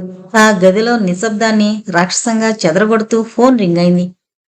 రిసీవర్ని మామూలుగా అందుకున్న మహర్షి మొహంలోని రంగులు చాలా వేగంగా మారిపోతుంటే గాడ్ గొణుగుతూ రిసీవర్ని క్రెడిల్ చేసి ఎవరో తరుముతున్నట్టు బయటకు దూసుకుపోయాడు. రంగదాం, బావా అంటూ పిలిచిన పిలుపు మహర్షికి వినిపించలేదు. సరిగ్గా ఇదే సమయంలో హాస్పిటల్ క్వారంటైన్ గదిలో తనకు కట్టిన తాళ్లను తెంచుకున్న సుస్మిత పిచ్చికుక్కలా గురక పెడుతూ బయటకు పరుగు తీసింది.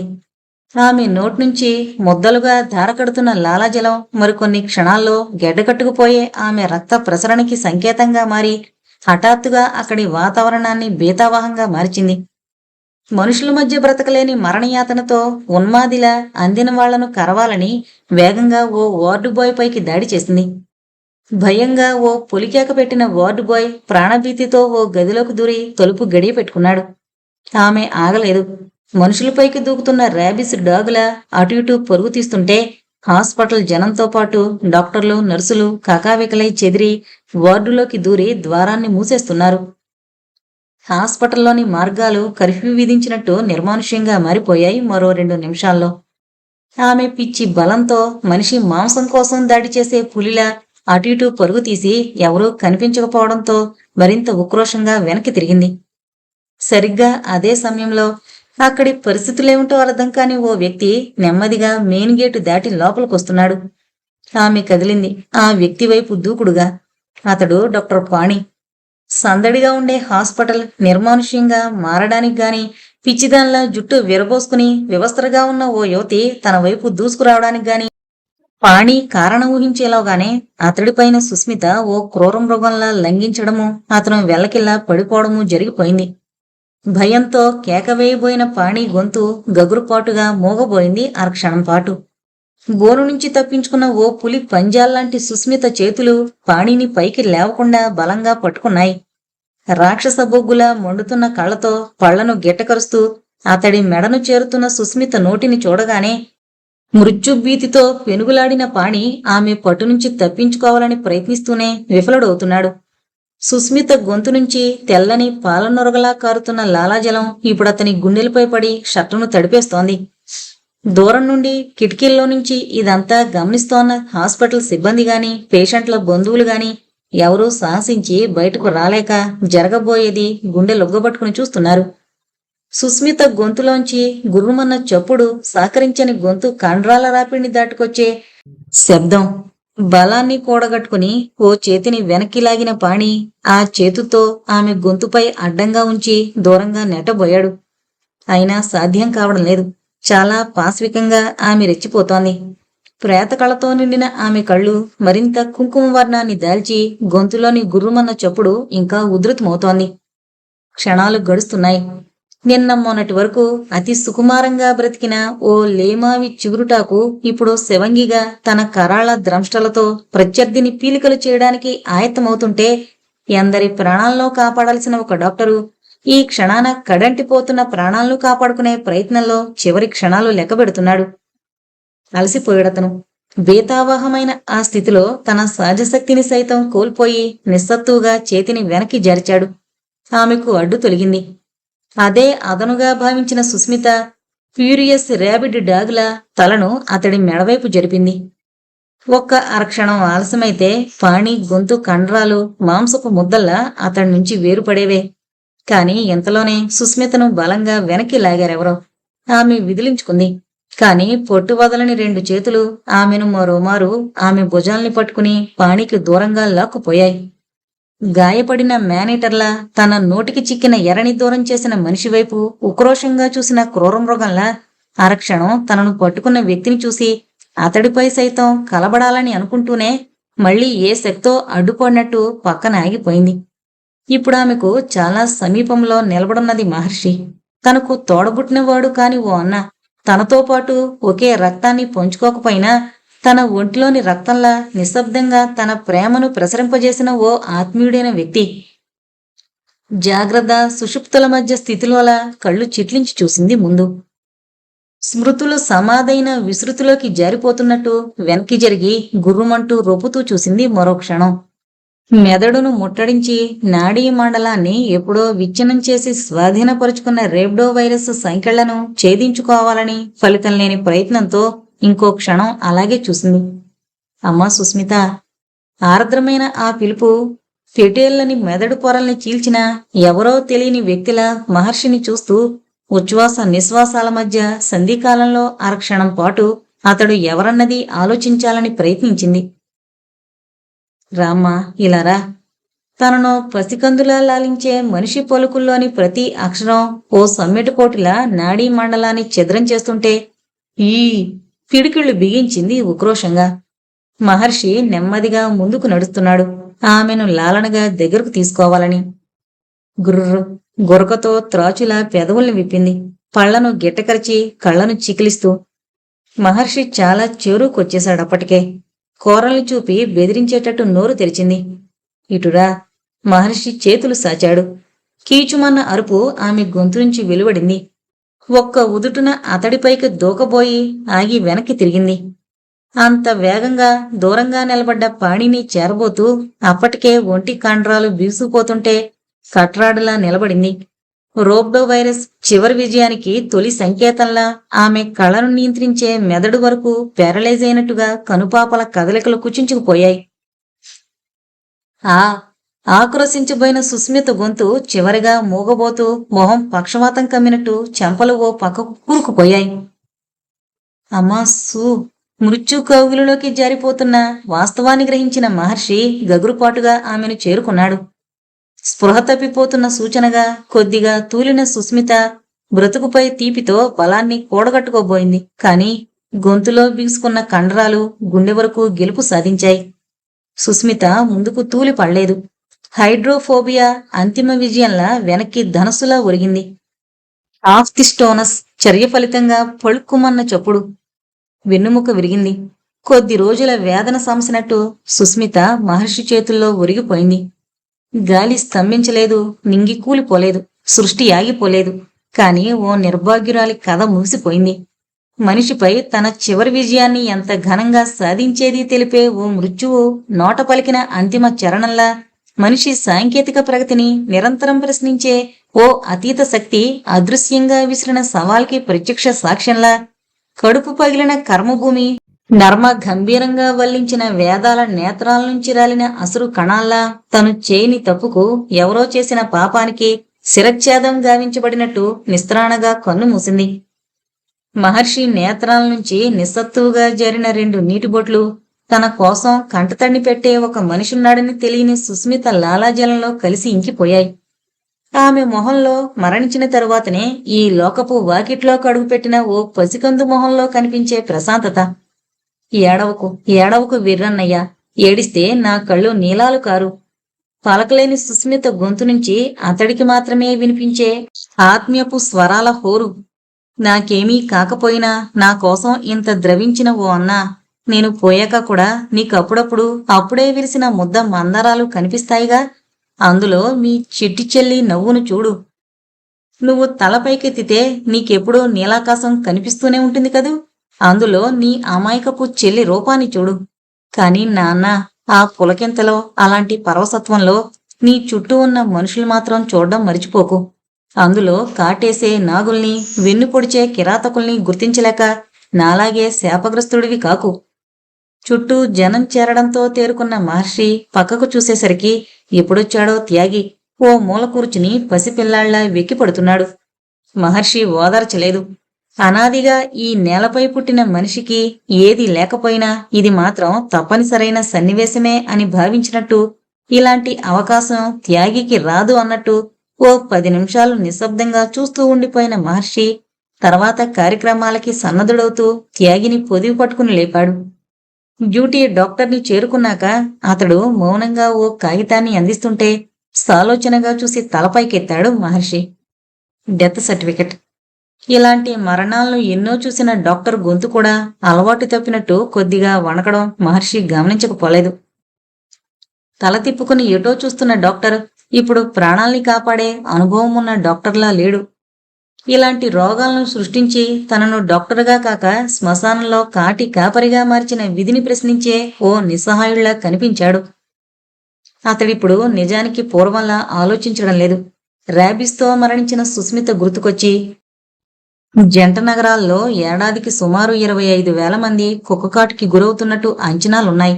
ఈ లెక్కన రాష్ట్రం మొత్తంలో లక్షల సంఖ్యలో ఉధృతమవుతున్న పేషెంట్ల గురించి గాని, ప్రభుత్వ హాస్పిటల్స్ కి సకాలంలో యాంటీ ర్యాబిస్ వ్యాక్సిన్స్ సరఫరా జరగక వాటిని సప్లై చేసే institute of preventive medical care unit గురించి గాని, సప్లై చేయబడిన ఏఆర్వీలలో నాణ్యత లోపించి ర్యాబిస్ వ్యాధిని ఆపలేక ఎందరి ప్రాణ నష్టానికో కారణమయ్యే ఆ వ్యాక్సిన్ గురించి గాని, ప్రతి ఏడాది లైసెన్స్ లేని కుక్కల్ని 20,000 సంఖ్యలో పట్టుకుంటూ ఈ కార్యక్రమం కోసం ఏడాదికి సుమారు 6.5 లక్షలు ఖర్చు చేస్తున్నామని చెప్పే హైదరాబాద్ నగర మున్సిపల్ కార్పొరేషన్ గురించి గాని, అసలు తమ కోసం ఓ బానిసలా కాపలా కాసే కుక్కల కోసం కనీస బాధ్యతను నిర్వర్తించని వాటి యజమానుల గురించి గాని అతడు ఆలోచించడం లేదు. అసలు ఏ డాగు సైతం కరవని సుస్మితకి ఈ స్థితి ఎలా ఏర్పడింది? మహర్షిని మాత్రమే కాదు, ఇప్పుడు ఆ డాక్టర్ని వేధిస్తున్న ప్రశ్న ఇదే. నీలాకాశం మేఘావృతమై ఉంది. వెచ్చిలి దూరమైన శోకంతో ఎండవేడికి ఆ ఊరి మందారాలు గుండె పగిలినట్టు తలలు వాల్చాయి. తను నిరంతరం మండుతూ కూడా భస్మం కాని సూర్యుడు అడ్డు వచ్చిన మేఘాలని నిప్పుల కిరణాలతో కాల్చాలని ప్రయత్నిస్తున్నాడు. అప్పటికి కొన్ని క్షణాల క్రితమే ఊరు దాటి ఉత్తరాన్ని చేరిన సుస్మిత శవం పేర్చబడిన కట్టెల మీదకి తరలించబడింది. అసురసిక్త నయనాలతో అంతా చేసుకుపోతున్న త్యాగిని సమీపంలోని ఏటిలో స్నానం చేయించారు. సాంప్రదాయకమైన పద్ధతిలో కర్మకాండల్ని పూర్తి చేస్తున్న త్యాగిని ఓదార్చడం మహర్షికి సైతం సాధ్యం కావడం లేదు. చితికి నిప్పంటించాలని కొరివి పట్టుకున్న త్యాగి చివరిసారిగా సుస్మిత వైపు చూశాడు. అప్పుడెప్పుడో వేద మంత్రాల హోరును వింటూ అరమోడుపులైన కళ్లతో అతన్ని చూస్తూ పెళ్లిపేట్లపై కూర్చున్న ఆమె ఇప్పుడు ఆ వేద ఘోష వినిపించినట్టు నిశ్చలంగా నేత్రాలను మూసుకునుంది. కొరువిని ముందుకు చాచాడు త్యాగి చితిని అంటించాలని. అంతే, అంతసేపు దూరం నుంచే వ్యాకుల హృదయంతో నలిగిపోతున్న డానీ ఉద్వేగంగా ముందుకు దూసుకొచ్చి కొరివిని నోటితోలాగి నేలపైకి విసిరింది. శ్మశానం వరకు తరలివచ్చిన వాళ్లంతా ఈ ఊహించని సన్నివేశానికి విస్తుపోయారు. అపచారం బాబు, ఆ కొరివిని అందుకోమనబోయిన పురోహితుడి వైపు గురుమంటూ చూసింది డానీ. దాని ఉగ్రరూపం చూసి ఆయన 2 అడుగులు భయంతో వెనక్కి వేశాడు. డానీ నిశ్శబ్దంగా ఊరుకోలేదు. ప్రతిరోజు వేళ తప్పకుండా తనకి అన్నీ సమకూర్చిన యజమానురాలు ప్రతి క్షణము తన సొంత బిడ్డలా పేరు పెట్టి పిలిచి తన తలనిమిరే ఒక అమ్మలాంటి ఆడది ఏదో అన్యాయానికి గురికాబోతోందని అర్థమైనట్టు కాపలాగా శవం చుట్టూ తిరుగుతోంది. అసలు శవాన్ని ఇంటికి తీసుకొచ్చినప్పుడే తోకాడించుకుంటూ సుస్మితని చేరిన డానీ ఆమె ప్రేమపూర్వకమైన పిలుపు వినబడకపోయేసరికి అలిగి ఓ మూల కూర్చుండిపోయింది. తను అలిగిన విషయం సైతం గుర్తించని సుస్మిత శవానికి స్నానం చేయించి అలంకరిస్తుంటే అప్పటికీ అర్థం కాని డానీ నిలదీసి అడుగుతున్నట్టు గుర్రుమంటూ గొంతుతోనే తన వేదనను ధ్వనింపజేసింది. తనకి పాలు పెట్టి బుజ్జగించే వేళలో ఆమెను పాడిపై పడుకోబెట్టి పూలతో శవాన్ని నింపుతుంటే తన ఘోష ఎవరూ పట్టించుకున్నందుకు కళ్లను నీళ్లతో నింపుకుంది. శవాన్ని ఊరేగింపుగా తీసుకువెళ్తుంటే తన గుండెనే కోసి ఎవరో దూరం చేస్తున్నట్టు దారి పొడుగునా అసహనంగానే నడిచింది. అంతసేపు నిభాయించుకుంది కాని నిప్పుతో ఆమెను కాల్చాలని ప్రయత్నిస్తే మాత్రం తట్టుకోలేకపోయింది. భాష వ్యక్తం చేయలేని గుండె కోతతో అస్థిమితంగా నలిగిపోతున్న డానీని పక్కకు తప్పించడం ఎవరికీ సాధ్యం కాలేదు. మహర్షి ఆద్రంగా చూస్తున్నాడు. అన్నం పెట్టిన చేతిని కాటేసే నాగులు తిరిగే కోనలో పిడికెడు అన్నం పెట్టిన ఓ మనిషి కోసం నిలబడిన ఆ నోరులేని జీవం పడుతున్న అంతఃమరణాన్ని. డానీ నెమ్మదిగా పిలిచాడు చాలాసేపటి తర్వాత. ఆ మాత్రం సానుభూతికే ద్రవించిపోయినట్టు ఆగి నీళ్లు నిండిన కళ్లతో సన్నగా మూలుగుతూ చూసింది. కమాన్, ఇటురా. డానీ గొంతులోని మూలుగు ఎక్కువైంది. ఏంటిదంతా అన్నట్టు దుఃఖంలో మురుగుతూ మహర్షిని చేరింది. ఆప్యాయంగా పట్టుకున్నాడు. పిచ్చిదానా, నీ కృతజ్ఞతకి భాష కూర్చగల శక్తి నాకుంటే నిరంతరం కక్షలతో కార్పణ్యాలతో కలుషితమయ్యే ఈ వ్యవస్థని మార్చగల ఓ కావ్యాన్ని సృష్టించేవాణ్ణి. నీ కళ్ళ నుంచి ఉబికే ఈ కన్నీళ్లకు నోరే ఉంటే ఇంతటి దారుణానికి పరోక్షంగా ఒడిగట్టిన ఆ దుర్మార్గుడి గుండె సైతం కరిగి తనలాంటి వాళ్ల ఉనికితో మైలపడే నీ జాతికి అంకితంగా నీ ముందే తలకొట్టుకుని పశ్చాత్తాపంతో ప్రాణాలు వదిలేవాడు. ఈ రోజు ఇంతలా కదిలిపోతున్న ఓ పిచ్చినేస్తాం ఇంతటి జాగ్రత్త నువ్వు ఆదిలో తీసుకునుంటే నీ యజమానురాలికి ఈ స్థితి ఏర్పడేది కాదమ్మా. బాధా పరితప్త హృదయంతో మహర్షి గొణుగుతుండగానే అక్కడ చితంటించాడు త్యాగి. చెంగున ముందుకు దూకిన డానీ అరక్షణం పాటు ఆగి ఇక తనకు మిగిలింది అంతిమ నివాళి మాత్రమే అన్నట్టుగా సుస్మిత కాళ్లవైపు చేరి పాదాల నడుమ తల ఉంచింది. నిశ్శబ్దంగా నిలబడింది 2 లిప్తాల పాటు. దాని చెంపలపై నుంచి జారిన నీటి బొట్లు సుస్మిత పాదాలను అభిషేకించి ఒక జన్మకు సరిపడా కృతజ్ఞతను వ్యక్తం చేస్తుండగా డానీ గట్టిగా నిశ్వసించింది ఎందుకో. అప్పటికే మంట కట్టెల కింద వరుసను చుట్టుముడుతోంది. డానీ జరగలేదు. మరోమారు గట్టిగా వాసన చూసింది తొట్టుపడుతూనే. డానీ మెదడు అరల్లో ఏదో గగురుపాటు. ఈరోజు ఇంతలా కదిలిపోతున్న ఓ పిచ్చినేస్తాం ఇంతటి జాగ్రత్త ఆదిలోనే తీసుకునుంటే. మహర్షి మాటలు డానీని ఉక్కిరిబిక్కిరి చేస్తుంటే మళ్లీ పాదాలను వాసన చూసింది. ప్రపంచానికి తెలియని ఏ రహస్యపు తెరల్లోకో తొంగి చూస్తున్న అనుభూతి. ఒక్క అరక్షణం పాటు ఇంతటి జాగ్రత్త నువ్వు ఆదిలో తీసుకునుంటే నీ యజమానురాలు. మహర్షి మాటలు మళ్లీ వినిపించి డానీ ఇంద్రియాలను కుదిపేశాయి. తను ఇంతవరకు చూసింది భౌతిక కాయమని, ఇదంతా ఒక దుర్మార్గుడి కక్ష ఫలితమని ముందే తెలుసుంటే ఎంత బాగుణ్ణు అనుకుంటున్నట్టు హడావిడిగా సుస్మిత తలవైపుకు పరిగెత్తింది. మంటలు క్రమంగా ఉధృతమవుతుంటే ఏ ప్రశ్నకో జవాబు వెతుకుతున్నట్టు దూకుడుగా తలను ముందుకు సాచింది. రేబ్డో వైరస్ ద్రవించిన సుస్మిత పేదాల నుంచి చిత్రమైన వాసన.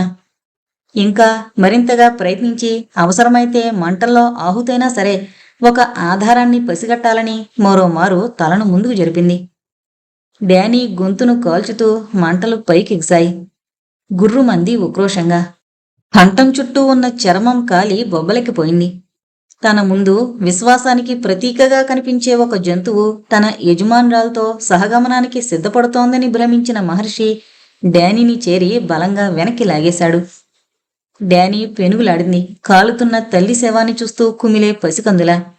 డానీ చర్యలకు కంటతడి పెట్టుకున్న అక్కడి వాళ్లంతా నిర్వీణ్యులై చూస్తున్నారే తప్ప ఏ లక్ష్యంతో డానీ ఇదంతా చేస్తోంది ఊహించలేకపోయారు. దూరంగా జరిగిన డానీ నేరస్తులను గుర్తించడంలో ప్రత్యేకంగా తర్ఫీదు పొందిన పోలీసు డాగులా తను అంతవరకు పరికించిన వాసాన్ని జీర్ణించుకున్నట్టు ఉచ్ఛ్వాస నిశ్వాసాలతో రొప్పుతోంది. అలా 1 నిమిషం గడిచింది. అంతే, జవాబు దొరికిపోయింది. ఇంతటి జాగ్రత్త నువ్వు ఆదిలోనే తీసుకునుంటే. నెమ్మదిగా తల పైకెత్తి ఆ మాటలన్న మహర్షి వైపు చూసింది. అరక్షణం పాటు స్థిరంగా గంభీరంగా. కాలుతున్న చితివైపు నిర్వికారంగా చూస్తున్నాడతను అందరితో బాటు. అప్పటికి జవాబు దొరికింది డానీకి. ఓ భీకర సమరానికి కదిలే యోధుడిలా చుట్టూ చూసింది.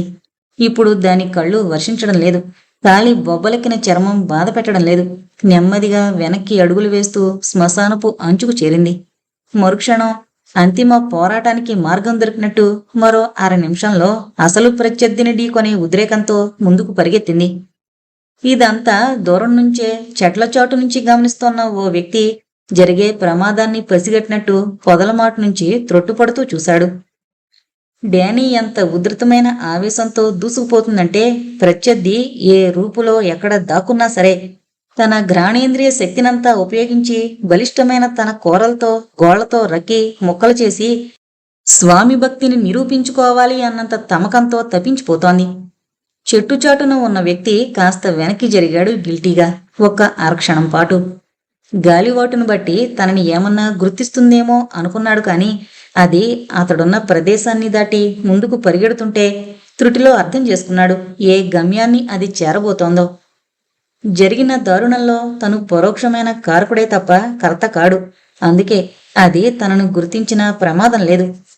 సుమారు 220 మిలియన్ల వాసన గ్రహించే కణాలు గల ఒక డాగ్ తన గ్రాహ్యశక్తితో ఆ సమయంలో అసలు ప్రత్యర్థి ఉనికిని గుర్తించాలని వేగంగా సాగిపోతోందని అతడు గ్రహించి వెనకగా నడుస్తున్నాడు ఉద్వేగంగా. తోటల్లో నుంచి పొదలను చీల్చుకుంటూ ఓ పాశుపతంలా వరద వెల్లువలా వెళుతోంది. మామూలు జాతికి చెందిన బ్రీడ్ కాదు. ప్రపంచంలోని శునక జాతుల్లో అగ్రశ్రేణికి చెందిన ఆల్సిషన్ అది. శ్రవణ ఘ్రాణేంద్రియాల అపారమైన శక్తితో ఇటు మనిషిని అటు జంతువుల్ని మించి సిక్స్త్ సెన్స్ గల ప్రాణిగా ఈ నేలపై తనకో చరిత్రను సృష్టించుకోగలిగిన జాగిలమది.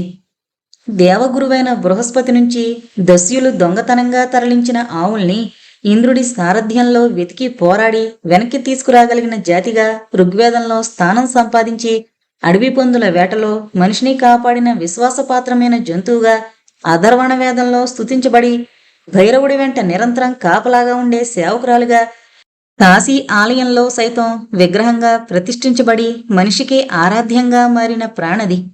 నేరస్తులను వెతకడంలో ఆనాటి ఇంద్రుడి కొలువులో మసిలిన చరిత్ర మొదలుకొని నేటి నేలలోని ఖనిజాలను సైతం ఘ్రాణేంద్రియాల సహకారంతో కనుక్కోగల స్థాయి వరకు అనుక్షణం మనిషికి ప్రియమైన నేస్తమై భాసిల్లిన మహోత్కృష్టమైన వారసత్వం గల సంతతికి చెందిన జాతి తనదని డానీకి తెలీదు. చేసే సేవకు ప్రతిఫలం ఆశించడానికి అది మనిషి కాదు. అందుకే ఒక విద్యుక్త ధర్మం నిర్వహించే భక్తురాలిగా నిస్వార్థమైన ప్రవృత్తికి ప్రతీకలా చెట్లు పొట్లను దాటి ఊరిలోకి కాక ఊరికి దూరంగా ఉన్న ఓ పాడుబడిన లోగిలి లాంటి ఇంటిని చేరుకుంది. చుట్టూ ప్రహారీతో ఉన్న ఆ ఇంటిలోకి అడుగు పెట్టాలని మార్గం కోసం అన్వేషించింది. ముఖద్వారం మూసుండడంతో ఉక్రోషంగా అరిచింది. కనుచూపు మేరలో మనుష్య సంచారం లేని అడవిలాంటి ఆ ప్రదేశం దాని అరుపులతో ప్రతిధ్వనిస్తోంది. 1-2 నిమిషాలు ద్వారం తెరుచుకోలేదు. అంతే, ఒక చిన్న మూలుగు బలాన్ని కూడగట్టుకుంటున్నట్టు. మరుక్షణం వేగంగా పరిగెత్తి ప్రహారీ పైనుంచి లోపలికి దూకింది. విశాలమైన ఆవరణలో అస్తవ్యస్తంగా పెరిగిన తుప్పల్లో నుంచి ఓ మూలకు పరిగెత్తి నేలను కాలి గోళ్లతో ఉద్వేగంగా తవ్వుతూ మురుగుతోంది. 3 నిమిషాల వ్యవధిలో అడుగు లోతు మట్టిని పెళ్లగించిన డానీకి పాదాలకు అడుగునుండే ప్యాడ్స్లో నుంచి రక్తం చిమ్ముతున్న బాధ లేదు. ఒకే లక్ష్యం, నేలలో దాక్కున్న తన ప్రత్యర్థిని బయటికి లాగాలి.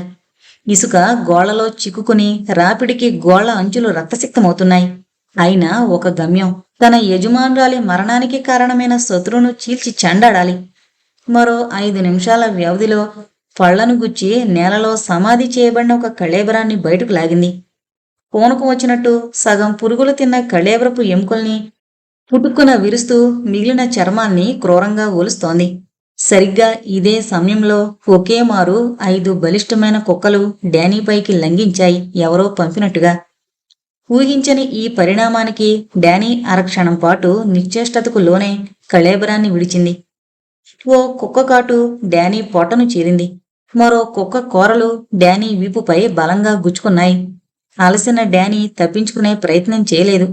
ఒక మంచి మనిషి మరణానికి కారణమైన తన జాతి ప్రాణిని దండించి తరతరాల తమ చరిత్ర మైలపడనివ్వని తన ధ్యేయాన్ని పరిహసిస్తోన్న స్వజాతి శత్రువులపై విరుచుకుపడింది. యజమానురాలి మరణంతో సగం మానసికంగా కుంగిపోయిన డానీ పరుగుతో మరింత అలసటకు గురై ఇప్పుడు పూర్తిగా అలసిపోతోంది. అయినా పట్టు సడలనివ్వలేదు. స్థానబలంతో తనను తుదిముట్టించాలి అనుకున్న 5 జాగిలాల్ని చాలా కర్కశంతో ప్రతిఘటిస్తోంది. మరణించిన యజమానురాలి నిస్సహాయ రూపం క్షణక్షణం దాని స్మృతిలో మెదిలి గుండెను కలవరపెడుతుంటే ఆ కలతను మెదడుకు చేరనివ్వక క్షతగాత్రుడైన సైనికుడై స్వైర విహారం చేస్తోంది. 2 కుక్కలు దాని దాడికి తోక ముడిచాయి. మిగిలిన 3 కుక్కలు డానీ కక్షకు దగ్ధం కాబోతున్నాయి. మరో నిమిషం గడిస్తే డానీ తన విశ్వరూపపు చివరి అంకాన్ని ప్రదర్శించి ప్రత్యర్థులపై అంతిమ విజయాన్ని సాధించేదే. సరిగ్గా ఆ సమయంలో వినిపించింది పరిచితమైన ఓ కంఠం. డానీ తక్కునాగింది. తక్కిన డాగ్స్ అన్నీ పేర్లతో పిలిచిన ఆ వ్యక్తి నిలబడ్డ చోటునుంచే గోయవే లాలనగా అన్నాడు. డానీపై కలియబడ్డ డాగ్స్ బుద్ధిమంతులైన పిల్లల్లా తమ స్థావరాలకు చేరుతుంటే అగ్నిపెట్టిన ఉక్రోషాన్ని కన్నీళ్ల రూపంలో బయటకు వెళ్లగొక్కుతూ 2 క్షణాల పాటు చూసింది డానీ. మరుక్షణం బయటికి కనిపించని రక్తసిక్తమైన గాయాలు ఒంటిపై ఒత్తుగా పేరుకున్న వెంట్రుకల్లో దాగిపోగా నిస్త్రాణగా బయటికి నడిచింది. వెళుతున్న డానీని రెప్పలార్చకుండా చూసిన ఆ వ్యక్తి ఆ స్థితిలో కూడా తన మాటకు కట్టుబడిన దాని విశ్వాసానికి నిశ్చేష్టుడవుతూనే బయటికి లాగబడిన కుక్క కళేబరాన్ని రెప్పలార్చకుండా పరికించాడు. తర్ఫీదివ్వబడిన డాగ్ 4,000 లీటర్ల నీళ్లలో కలపబడిన ఓ టేబుల్ స్పూన్ ఉప్పును గుర్తిస్తుందని అతడికి తెలుసు. మనిషి శరీరం నుంచి ముఖ్యంగా చిమ్మే 7 రకాల వాసనలను బట్టి నేరస్తులను గుర్తించగల డాగ్ తన సునిశిత ఘ్రాణ శక్తితో సుగంధాలు, ఉల్లిపాయలు రసాలు గల ప్యాకెట్ల మధ్య డ్రగ్స్ను స్మగ్లర్స్ అక్రమంగా రవాణా చేసినా గుర్తించగలదని ఈ మధ్యనే అమెరికా మెక్సికో బోర్డర్లో 16 టన్నుల ఉల్లిపాయలు గల ట్రక్కులో $35 లక్షల విలువ చేసే మార్జువాని ఓ పోలీస్ డాగ్ పట్టగలిగిందని తెలుసు. కానీ కొన్ని వారాల క్రితం ర్యాబిడ్ డాగుగా బ్రతికి తన లాలాజలంతో సుస్మితకు పరోక్షంగా ర్యాబిస్ సంక్రమించడానికి కారణమైన ఈ కుక్క కళేబరాన్ని డానీ గుర్తించడమే చాలా విస్మయంగా తోచింది. ప్రపంచానికి తెలియని ఓ భయంకర సత్యాన్ని ఇక్కడే ఇలా సమాధి చేసిన ఆ వ్యక్తి ప్రమాదాన్ని తప్పించుకున్నాను అనుకున్నాడు. డానీ రాకకు మరెవరూ సాక్ష్యం లేకపోవడంతో. ర్యాబీసు సంక్రమించిన డాగు నోటి నుంచి ఊరే లాలాజలం నుంచి నిరంతరం ఉద్భవించే రేబ్డో వైరస్ బ్రతికేది కేవలం 24 గంటలే కాబట్టి ఆ కళేబరాన్ని డానీ తాకినా ప్రమాదం కాదని భావించాడు తనకున్న వైద్య పరిజ్ఞానంతో. కానీ డానీని ప్రతిఘటించిన 5 కుక్కల్లో ఓ కుక్కకి అప్పటికే ర్యాబిస్ సోకిందని తెలియని ఆ వ్యక్తి అది కరవడంతో డానీ గాయాలలోకి అప్పుడే రేబ్డో వైరస్ ప్రవేశించిందని గుర్తించలేకపోయాడు. గుర్తించుంటే మరో మారణ హోమానికి అంకురార్పణ జరగకపోయేది. విశ్వాసానికి ప్రతీకగా నిలిచిన డానీ కథ మరోలా ఉండేది. ఇక్కడే ఈ కథ ఊహించని మలుపు తిరిగిపోయింది, చాలా దురదృష్టకరంగా. మునిమాపు వేళ వెలుగు కక్కిన చీకటి ముద్దలు ద్రవించి స్రవించి ప్రపంచాన్ని నిబిడాంధకారంలోకి నెడుతున్న సమయంలో చాలా ఏకాగ్రతతో డాక్యుమెంట్స్ చూస్తున్న మహర్షి నిశ్శబ్దాన్ని భంగపరిచిన ఫోన్ సవ్వడికి నెమ్మదిగా తల పైకెత్తాడు. బ్యాంకులోని స్టాఫ్ అంతా ఇళ్లకు వెళ్లిపోయి అప్పటికి ఓ గంట అయింది. ఆ వేళలో భార్య తప్ప మరెవరూ ఫోన్ చేసే అవకాశం లేదు. హలో. రిసీవర్ అందుకున్న మహర్షి గొంతు మృదువుగా పలికింది. రిలాక్సింగ్. అవహేళనగా ఓ నవ్వు వినిపించింది. ఎవరు నువ్వు? నేనే, నీ భార్య మాజీ ప్రియుణ్ణి. What a nonsense are you? అలా ఆవేశపడకు, కోపంతో ఫోన్ పెట్టేకు. నీకు తెలియని చాలా రహస్యాలు నువ్వు తెలుసుకోగలిగే అవకాశాన్ని కోల్పోతావు. అవును మచ్చ, చూసావా అక్కడ? నీ భార్య కటి భాగానికి దిగుగా స్వచ్ఛమైన సంస్కారపు పునాదులపై నమ్మకంగా నిర్మించుకున్న విశ్వాసపు కోట బురుజుల క్రీనీడల్లో సంచరించే మహర్షి లాంటి ఒక వ్యక్తికి ఈ స్థితి భరింపశక్యం కాందే. ఒకవేళ తనను అనుక్షణం ఇలా పరిహసించే వ్యక్తి ఎవరో తెలుసుంటే పర్యవసానం మరోలా ఉండేది. ప్రత్యర్థి ఎంత బలవంతుడైనా సరే చాలా నిబ్బరంగా ఎదుర్కొనేవాడు. అతనిపై కక్ష తీర్చుకోవడానికి బదులు తన భార్యపై తనకున్న సదాభిప్రాయాన్ని సాధికారంగా నిరూపించి ఓ మరిచిపోలేని గుణపాఠం నేర్పేవాడు. మిస్టర్ బ్లాక్మెయిలర్, నీ తెలుగు సినిమా చౌకబారు మేధస్సుకి జాలిపడుతున్నాను. నా భార్య విషయంలోనే కాదురా, నీ తల్లి నీ చెల్లి ఒంటిపై పుట్టుమచ్చలను కూడా కొద్దిపాటి సమయాన్ని వెచ్చించి సునాయాసంగా తెలుసుకోగలను. అదేం బ్రహ్మ విద్య కాదు. తల్లి గర్భం నుంచి భూమి మీదకు అడుగుపెట్టిన మనిషి ఒంటి మీద మచ్చల్ని మంత్రసాని ద్వారా ఎలా తెలుసుకోవచ్చో ఎదిగిన వ్యక్తి ఒంటిపై అయిన గాయాల్ని డాక్టర్ ద్వారా తెలుసుకోవచ్చు. గుడ్ అనాలిసిస్, అద్భుతంగా ఉంది. కానీ నేను చెప్పింది పుట్టుమచ్చల గురించి కాదు. నా పంటి ఘాట్లను పదిలంగా దాచుకున్న నీ భార్య. షటప్. మహర్షి ఉద్వేగంగా ఒత్తి పలుకుతున్నాడు. నువ్వు మాట్లాడుతోంది ఎవరితోనో? ఒకవేళ పట్టుబడితే పరిణామాలు ఎంత ప్రమాద భూయిష్టంగా ఉంటాయో తెలియని నీ అవివేకానికి బాధపడుతూ ఫోన్ పెట్టేస్తున్నాను. వెల్, ఒక ఆడపిల్ల శీలాన్ని ఇంత గాఢంగా నమ్మే నీ సంస్కారానికి ముచ్చటపడుతూ నువ్వంతగా విశ్వసించే నీ భార్య విషయంలో చివరగా ఒక చిన్న సూచన. కొన్ని క్షణాల నిశ్శబ్దం తర్వాత అన్నాడు. ఫోన్ పెట్టేకు. ఈ విషయం చెప్పాక నేనే క్రిడిల్ చేస్తాను. చూడు, అసలు ఆధారం అవసరం వచ్చాక నేనే చూపిస్తాను. అందాక ఇప్పటికీ నీ భార్యతో నాకు పడకగది సుఖం సవ్యంగానే కొనసాగుతుందని నిరూపించడానికి చిన్న ఉదాహరణ. నీ పడక గదిలో ఫోమ్ బెడ్ అడుగున ఓ నిరోధ ప్యాకెట్ ఉంటుంది. వచ్చి చూడు. ఆ తర్వాత ఆలోచించు. నిజంగా నాకు సంబంధమే లేకపోతే నేను పడక గదిలో ఎలా అడుగు పెట్టగలను? అడుగు పెట్టిన సాక్ష్యంగా ఇదంతా ఎలా నిరూపించగలను? ఫోన్ క్రెడిల్ చేసిన చప్పుడు. కొన్ని క్షణాల వరకు తెప్పరలేని మహర్షి అప్పటికే పూర్తిగా ఆవరించిన బయట చీకటి వైపు భావరహితంగా చూస్తూ ఉండిపోయాడు. సరిగ్గా ఇదే సమయంలో బెడ్రూంలో కడుగుపెట్టిన హిమాని చీకట్లో కనిపించిన భూతంలాంటి ఆకారాన్ని చూసి కెవ్వు మనబోయి స్థాణువులా నిలబడిపోయింది. అరక్షణంలో అర్థమైపోయింది ఆమెకి వచ్చిన వ్యక్తి ఎవరో. గట్టిగా కేక పెట్టాలనుకుంది. ఉక్రోషంగా బయటికి నెట్టబోయింది. కాని బయట రుద్రయ్య నానితో ఆడుతున్న విషయం స్ఫురణకొచ్చి ఎవరికీ చెప్పలేని వలయంలో చిక్కుకున్న ఓ అయినింటి ఆడపడుచులా చేష్టలుడిగి శిలాప్రతిమలా ఉండిపోయింది. అసలు అసలు నువ్వెలా వచ్చావు?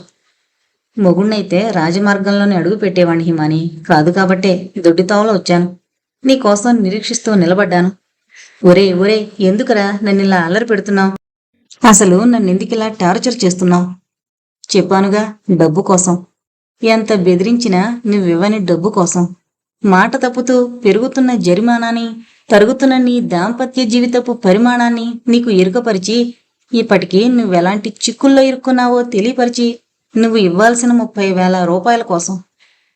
30,000? మరేం పెనాల్టీ? గెటౌట్. మాస్క్లో మెరుస్తున్న కళ్లను, రక్కసిలా బీదిగొలిపే కోరల్ని చూస్తూ క్రోధంగా సమీపించింది. ఐసే గెటౌట్. ఆకారం కదల్లేదు. గెటౌట్ ఐసెడ్. అదుపు తప్పిన ఆవేశంతో ఆమె అంత గట్టిగా అరిచిందంటే ఆ కేక రుద్రయ్యకి వినిపించడము, మరో 1/2 నిమిషంలో అక్కడికి పరిగెత్తుకొచ్చిన రుద్రయ్య గదిలోని లైటు వేయడమూ జరిగింది. అమ్మా! ఉలికిపాటుతో వెనక్కి తిరిగిన హిమాని అక్కడ ఎదురుగా రుద్రయ్య నిలబడి ఉండడంతో ముందు బికచచ్చిపోయింది. వెనువెంటనే సిగ్గుతో తల వాల్చేసింది. చాలా మామూలుగా కిటికీ వారగా నిలబడ్డ ప్రత్యర్థి విషయంలో అప్పటికైనా ఆమె తెగించి సాహసం చేసి రుద్రయ్యని ఉసుగొలుపుంటే ఆమె పరిస్థితి మరోలా ఉండేదేమో. కాని ధైర్యం చేయలేకపోయింది. ఆమె నాళాల్లో ప్రవహించే రక్తంలోని సగటు ఆడదాని పిరికితనమో, తనకే తెలియని తన చీకటి గతంలోకి ఎవరూ తొంగి చూడకూడదు అనుకునే సహజ సిద్ధమైన అలసత్వమో, బిడియంతో నీళ్లు నిండిన కళ్లను రుద్రయ్యకి చూపించకుండా తల వంచుకుని వెళ్ళు అంది గొణుగుతున్నట్టు. వెళ్ళిపో రుద్రయ్య, నేను బాగానే ఉన్నాను. ఒకవేళ మరో అరక్షణం రుద్రయ్యని అక్కడే నిలబడిస్తే సంస్కారంతో పాటు చదువు, అంతకు మించి తమ ఉప్పు తినే కుటుంబంపై గల భక్తి ప్రపర్తులు అతన్ని ముందుకు నెట్టి తన పడక గదిలోని ఆగంతుకుడిపైకి లంఘించేటట్టు చేసి, ఆ తర్వాత తన వరకే పరిమితమైన ఫోటోలు తన వ్యక్తిత్వాన్ని పిపీలక ప్రమాణానికి దిగజార్చుతాయి. కత్తెర నాలుకల మధ్య చిక్కుకున్న పోకచెక్కలా నలిగిపోతూ వెళ్ళు రుద్రయ్య మరో మారంది. తన విశ్వాసాన్ని ప్రకటించే అవకాశమివ్వని ఆమెను ఒక దేవతగా భావించే, ఆమె బ్రతుకు అరల్లో తనకు తెలియని పొరల్ని స్పృశించే అవకాశమివ్వని, ఆమె అంతరంగాల్లో విశ్లేషించి చూసే అధికారం లేని రుద్రయ్య ఇంకా అక్కడ నిలబడి ఉండగానే బయట కారు హారన్ వినిపించింది. మరో నిమిషం చాలు ఒక ఆలయం నేల కూలడానికి. మరో 60 సెకండ్ల వ్యవధినిస్తే చాలు ఎందరికో నీడనిచ్చే ఓ వటవృక్షం నేల కూలి తన లాంటి వాళ్ళనెందరినో నిర్భాగ్యుల్ని చేస్తుంది. అంతే. అవనతవదనయే ఉన్న హిమానిని చూడగానే టైగరొచ్చారమ్మా అంటూ జవాబు చెప్పి వేగంగా బయటకు నడిచాడు రుద్రయ్య. నానినెత్తుకుని కారిడార్లోకొస్తున్న మహర్షి కావాలని అడ్డం వచ్చిన రుద్రయ్యని చూసి ఆగాడు క్షణంపాటు. బాబూ, మన ద్రాక్ష తోటలు పురుగు పట్టిందని పొలాలు కలుపు 50,000 అవసరమని తెచ్చారా? తెస్తామన్నారుగా. పొగులుతున్న వాక్యాల కూర్పులో అతకని భావాల్ని మొహానికి అద్దుకుని అడ్డంగా నిలబడ్డ రుద్రయ్య రూపంలోని నీలి నీడల్ని చాలా సునాయాసంగా గుర్తుపట్టిన మహర్షి ఒక్క లిప్తపాటు అనుమానాస్పదంగా చూశాడు.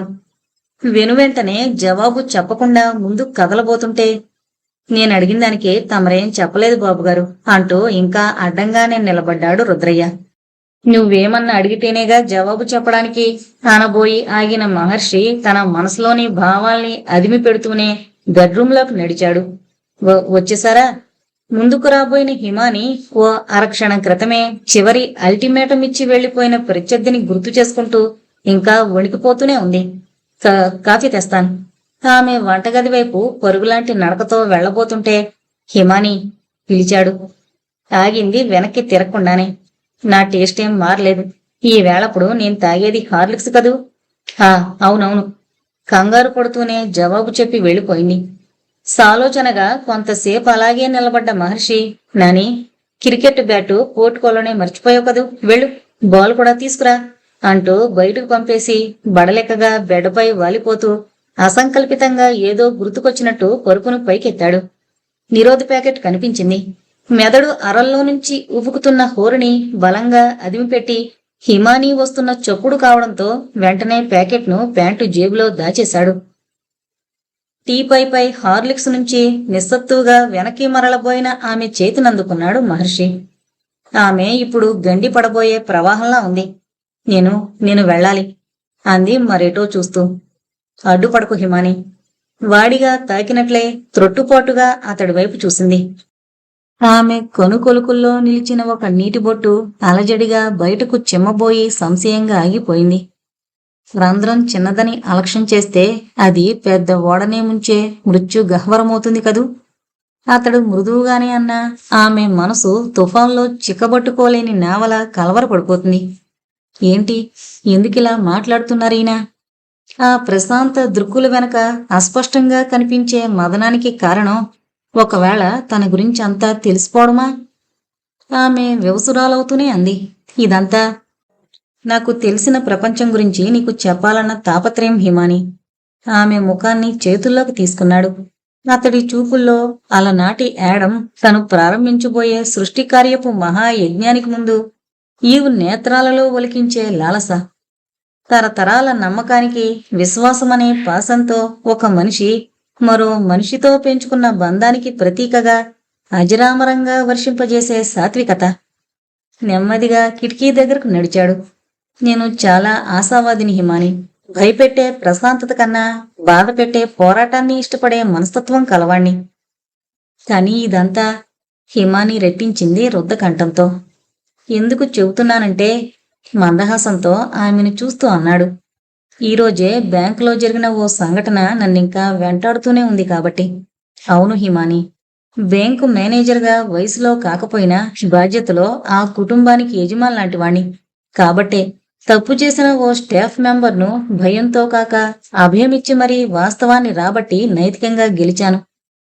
నిజానికి ఆ రోజు కాక అంతకు పూర్వం జరిగిన సంఘటనని వివరిస్తూ ఆమె కళ్ళలోకి చూశాడు. మహర్షి ఉద్దేశం ఒకటే, తనంతట తానుగా విషయాన్ని కదిపి ఆమెను నొప్పించడం కన్నా హిమాని పరంగా కదలికి రావాలి. నైతికంగా ఆమెకు ఆసరా ఇవ్వగల ఒకే ఒక్క మనిషిగా తను అన్ని దిక్కుల నుంచి మానసిక శారీరక రక్షణకు బాధ్యత వహించి ఆమె ఆలోచనల్లో మహోన్నతుడుగా కాకపోయినా మామూలు భర్తగానైనా మిగిలిపోవాలి. జీవితాన్ని యథాతథంగా అంగీకరిస్తూ సుఖంగా జీవించడం నా ఫిలాసఫీ హిమాని. ఇది నీకు తెలియంది కాదు.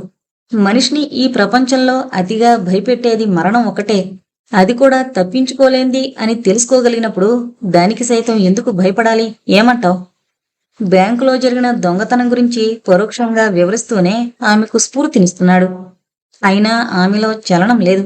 ఆమెలోని మానసికమైన అలజడిని గుర్తించాడు. కాని తనంతట తానుగా లోతులకు వెళ్లే ప్రయత్నం చేయలేకపోయాడు. ఆమె నిజాయితీగా ముందుకొచ్చి తన సహాయాన్ని అర్థించకపోయినా సరే తను ఆమెకు భర్త, త్రికరణ శుద్ధిగా ఆమెను కోరుకునే మనిషి. అతడి చూపుల లాలిత్యాన్ని సైతం భరించలేనట్టు ఉబికి వస్తున్న దుఃఖాన్ని అదిమిపెడుతూ అతని గుండెలపై వాలింది. మహోన్నతుడైన ఆ వ్యక్తి పాదాల ముందు మోకరిల్లి జరుగుతున్నదంతా చెప్పేయాలనుకుంది. అది అరక్షణం పాటే, కాని తమాయించుకుంది. ఎలా చెప్పగలదు? ఏమని చెప్పగలదు? నాలోని నిర్లిప్తతని గ్రహించి సహృదయంతో ఈ రాగ విపంచిని శృతి చెయ్యాలని ప్రయత్నించే నా మహర్షి, నేనొక పలకలేని మోగ వీణను. నిన్న మొన్నటిదాకా నీ అనురాగపు కాంతి పుంజాలలో 7 రంగుల హరివిల్లుగా విశ్లేషణ చెందిన నేను ఇప్పుడు చేజార్చుకున్న ఒక స్వరంతో సప్తస్వరాలను గొంతులో పలికించలేని నిస్సహాయరాలనయ్యానే. ఏమని చెప్పను? గతి తప్పిన జీవనరాగాన్ని ఎలా ఆలపించను? మహల్లో కోకిల్లా బ్రతకాలనుకున్న నాపై కాకుల దాడిని నీకెలా నివేదించను? తప్పు చేసిన వారినైనా సహృదయంతో అర్థం చేసుకోగల నా స్వామి, క్షమించగల క్షమాహృదయం నీకుందేమో కాని ఏ తప్పు చేయకుండానే మరో పురుష స్పర్శతో మైలపడిన ఈ తనువును నీకిక అర్పించే శక్తి నాకు లేదు. అందుకేనయ్యా నా జీవితపు చరమాధ్యాయాన్ని నేనే స్వహస్తాలతో రాసుకుని నీ స్మృతిలో వృతిలేని ఒక మనిషిగా మిగిలిపోవాలనుకుంటున్నాను. లేని కళంకాన్ని ఆపాదించిన ఆ మనిషిని కడతేర్చి నా చివరి అంకాన్ని పూర్తి చేయాలనుకుంటున్నాను. అప్పుడే ఒక దృఢ నిశ్చయానికి వచ్చినట్టు తల పైకెత్తబోతూ తల తిప్పి చూసింది. నీళ్లు నిండిన కళ్ళతో. అక్కడ నాని నిలబడున్నాడు. మంచి మూడ్లో ఉన్నారా మమ్మీ? చేతిలోని క్రికెట్ బ్యాటుతో ఇద్దరినీ మరిచి మరిచి చూస్తూ అంటుంటే ఒక ఆఖరి మజిలీకి ఆయత్తమవుతున్న ఆమె ఎప్పట్లా నవ్వలేకపోయింది. రాత్రి 8:25 కావస్తోంది. మేఘావృతమైన ఆకాశం కింద చీకటిని మరింత దట్టంగా మారుస్తోంది. రివాల్వర్ని చేత్తో అందుకుని కిటికీలో నుంచి కింద ఆవరణ వైపు చూసింది హిమాని. అక్కడ రుద్రయ్యతో నాని ఆడుకుంటున్నాడు నిశ్చింతగా. ఆమె కళ్లల్లో నీళ్లు సుడులు తిరిగాయి. మరో 5 నిమిషాలలో తను హంతకురాలు కాబోతోంది. ఆ పసివాడి నిశ్చల మానస సరోవరంలో ఒక జీవితకాలం ఆరణిసుడికి కారణమై దుర్మార్గురాలైన తల్లిగా మిగిలిపోతోంది. ఆ వాస్తవాన్ని తను భరించలేదు కాబట్టి వెనువెంటనే తను ఆత్మహత్య చేసుకుంటుంది. ఆ తర్వాత అంతా ప్రశాంతతే. కాలిపోయిన తనకు ఈ నేలపై ఏం జరుగుతుందీ తెలీదు. అమ్మ ఒడిలో ఎన్నాళ్ళు హాయిగా విశ్రమించిన నా చిన్ని కొండ, నా మరణం తర్వాత నాన్నని ఆరడి చేయకు, నా గురించి ఆరా తీసే ప్రయత్నం చేయకు. ఇన్నాళ్ళు నీకందించిన ప్రేమకి అసంకల్పితంగా నీ కళ్ళు వర్షిస్తే రాలుతున్న నీటి బొట్లను మాత్రం అసహ్యంగా తుడిచేకు. అది చాలు నీ నిర్భాగ్యపు తల్లికి. గిరుక్కున వెనక్కి తిరిగింది. సరిగ్గా అప్పుడు టైం 8:28. మరో 2 నిమిషాలు. తన ప్రత్యర్థి ఆ గదిలో కడుగు పెట్టేది సరిగ్గా 8:30కి. ద్వారం తెరిచిన తను అనాలోచితంగా రివాల్వర్ పేల్చి ప్రత్యర్థి గిలగిలా తన్నుకుంటుంటే ఉక్రోషంగా కాల్చుతూ చివరగా తన కోసం ఒకే ఒక్క బుల్లెట్ను మిగిల్చుకుంటుంది. 8:29. మరణ వాంగ్మూలంలాంటి తన చివరి లేఖ భర్తకు కనిపించేలా టేబుల్పై ఉంచింది. ఏ కడుపు ప్రేమ కదిలిందో, ఆ తల్లి గుండెల్లోని ఏ మాతృత్వపు నాడి మెలిపెట్టిందో తమాయించుకోలేనట్టు కిటికీ దగ్గరకు నడిచి మరోమారు కిందకి చూసింది. నాని రుద్రయ్యతో ఆడుకుంటున్నాడు ఇంకా. 8:30.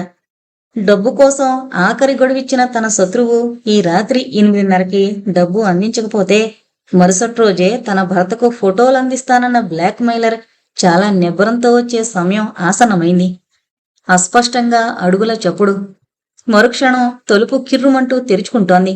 అప్పటికే ద్వారాన్ని చేరిన హిమాని ట్రిగ్గర్ నొక్కబోతూ ఎదురుగా నిలబడ్డ ఆకారాన్ని చూసి హతాసురాలై ఓ అడుగు వెనక్కి వేసింది. ద్వారానికి ఆవల నిలబడింది బ్లాక్మెయిలర్ కాదు, మహర్షి, ఆమె భర్త. తనకే తెలియని ఆ రహస్యపు తెరల్ని తానెలా ఛేదించి వివరించగలడు? చేయని పాపానికి ప్రత్యక్ష సాక్ష్యాలుగా నిలిచిన ఆ ఫోటోలకి తానెలా జవాబు చెప్పగలడు? ఆ ఫోటోలోని మనిషి ఎవరు అని అడిగితే ఏం బదులివ్వగలదు? అతడి చేతివేళ్లు సుతారంగా ఆమె శరీరంపై నర్తిస్తుంటే బడలెక్కగా నిట్టూర్చుతూనే నిశ్శబ్దంగా ఉండిపోయిందామె. మీరు ఈ స్థితిలో భర్తకు కనపడాల్సి వస్తుందని అంతవరకు ఊహించని హిమాని కంగారుగా వెనకడుగు వేయడంతో పాటు కళ్ల నుంచి ఉబ్బుకొస్తోన్న కన్నీళ్లను దాచుకోవాలన్నట్లుగా గోడకి జరగలబడిపోయింది. హిమాని బురుకుటి ముడివడగా ద్వారం దాటి 4 అడుగులు ముందుకు నడిచిన మహర్షి వెనక్కి తిరిగి ఆమెను చూడకుండానే అన్నాడు, ఈ సమయంలో నేనొస్తానని ఊహించలేకపోయావు కదూ? అది కాదండి, గాదిగాదికంగా అంది. ఏదో మాట్లాడాలి, ఏదోలా అతన్ని మభ్యపెట్టాలి అన్న తొందరపాటుతో. ఎందుకు ఆగిపోయావు హిమాని? గురిపెట్టిన రివాల్వర్ ఉపయోగించి నా గుండె లోతుల్లో అస్పష్టంగా రూపుదిద్దుకుంటున్న అనుమానపు తెరల్ని తూట్లు చేయక ఇంకా ఎందుకు సందిగ్ధంలో నిలబడిపోయావు? భావరహితంగా అతడన్న ఆ వాక్యాలు ఎంత బలంగా ఆమెపై పనిచేశాయంటే వెంటనే జవాబు చెప్పలేక, ఆ చెప్పలేని స్థితిని భరించలేక ప్రభంజనంలో దిక్కుతోచని ఓ ఇసుక రేణువులా పెనుగులాడిపోయింది. ఏం చెప్పాలి? ఏ జవాబుతో తనను తాను రక్షించుకోవాలి? ఓ దేవుడా, ఆడదానిగా నా జన్మకు సార్థకత ఏంటయ్యా అని భగవంతుడి పాదాల ముందు వాలి అసురుసిక్త నయనాలతో వరమడిగితే నా అంశలో రూపుదిద్దుకున్న మహర్షిని త్రికరణ శుద్ధిగా కొలవడమే అంటూ తీయని బాధ్యతతో ఓ అజరామరమైన సంతృప్తిని దక్కించాడే, అలాంటి దైవాంశ సంభూతుడైన భర్తకు ఏ మాట చెప్పి మైలపడిన తన మనసును ప్రక్షాళనం చేసుకోవాలి? ఈ విపత్కర పరిస్థితుల్లో ఏ వాక్యాల కూర్పుతో మోయని పాపాన్నైనా తను దించుకునే ప్రయత్నం చెయ్యాలి. మాట్లాడు హిమాని, నీ మౌనంతో నన్నింకా శాపగ్రస్తుని చేయకు. కారులో రాకుండా కారు మరెక్కడో వదిలి ఓ అదృశ్య శత్రువును ఎదుర్కోవాలనో లేక వాస్తవాల్ని తెలుసుకోవాలనో ఈ విధంగా రావడమే తన సంస్కార పరిధుల్ని దాటి ప్రవర్తించడానికి సాక్ష్యమన్న ఆలోచనే మహర్షిని మెలిపెడుతుంటే తనకు తెలియని వాస్తవాన్ని రాబట్టాలని సాధ్యమైనంత నిగ్రహంతో అడిగాడు. అసలు ఈ రివాల్వర్ మనసా వాచ తనను తాను మోసగించుకుంటూనే అంది. ఉపయోగించాలనుకున్నది ఏదో భయం వేసి ఎవరో వస్తున్నట్టు అనిపించింది. అందుకే. ఆమె మాటలింకా పూర్తి కానేలేదు. గిరుక్కున వెనక్కి తిరిగి మహర్షి రెప్పలార్పకుండా ఆమెనే చూస్తూ, హిమాని, నువ్వు భయపడ్డావా? ఒత్తి పలుకుతూ అడిగాడు. భయపడి నడుస్తున్న వేళలో చెప్పు కింద చీమ కొడుతుందేమో అని ఆగి తప్పుకుని నడిచే నువ్వు సరాసరి రివాల్వర్ని ఉపయోగించాలనుకున్నావా? అది నన్ను నమ్మమంటావా? ఉద్విగ్నుడే అడిగాడు. అతడన్నదేది అబద్ధం కాదు. అందుకే తల వాల్చేసింది. హిమాని, నమ్మకమన్నది ఓ మహాసముద్రమైనప్పుడు కలుషితమైన కొన్ని అనుమానపు ధారలు అందులో కలిసినా కడలి రుచి మారదన్న వాస్తవాన్ని నువ్వు నమ్మితే నా దగ్గర ఏదీ దాచి లాభం లేదు. కొన్ని రోజులుగా నిన్ను అబ్జర్వ్ చేస్తున్నాను. నీలోని నిర్లిప్తతని, ఏదో చెప్పుకోలేని నిస్సహాయతని చూస్తూ హఠాత్తుగా నీలోని ఈ మార్పుకి అర్థమేంటో తెలుసుకోవాలని చాలా రకాలుగా ప్రయత్నించి ఓడిపోయాను. చెప్పు హిమాని, నాకు జవాబు కావాలి. తనలోని మార్పుని అతడు గమనిస్తాడని భయపడింది. కాని ఇంత త్వరగా గుర్తిస్తాడని ఆమె ఊహించలేకపోయింది. నీతో చేతులు కలిపి 100 ఏళ్లు నడుస్తానని అగ్నిసాక్షిగా ప్రమాణం చేసినవాణ్ణి. నీ ఆంతర్యం తెలుసుకోవాలనుకోవడం నేరమా హిమాని? ఆమె మౌనం అతన్ని బాధిస్తుంటే బాధగా అన్నాడు. వాస్తవాన్ని చెబితే నిన్ను సవ్యంగా అర్థం చేసుకోలేని కుసంస్కరినని అనుమానిస్తున్నావా హిమాని? అతడి గొంతులో కొద్దిపాటి కాఠిన్యం. నేలపై జారుతున్న అసురు బిందువుల్ని చూస్తూ అలాగే నిలబడిపోయిన హిమాని ఈసారి జవాబు చెప్పలేదు. నాకు జవాబు కావాలి హిమాని. క్రమంగా ఆమెలోని దుఃఖం ఉధృతమై వెక్కిళ్ల రూపంలో ఆమె గొంతు నుంచి బయటికి చిమ్ముతుంటే నిగ్రహాన్ని కోల్పోయిన మహర్షి కటువుగానే అన్నాడు. ఆడది ఇలా తలవాల్చేది 2 సార్లు. ఒకటి తాళి కట్టించుకునేటప్పుడు, మరోటి తప్పు చేసినప్పుడు కదూ.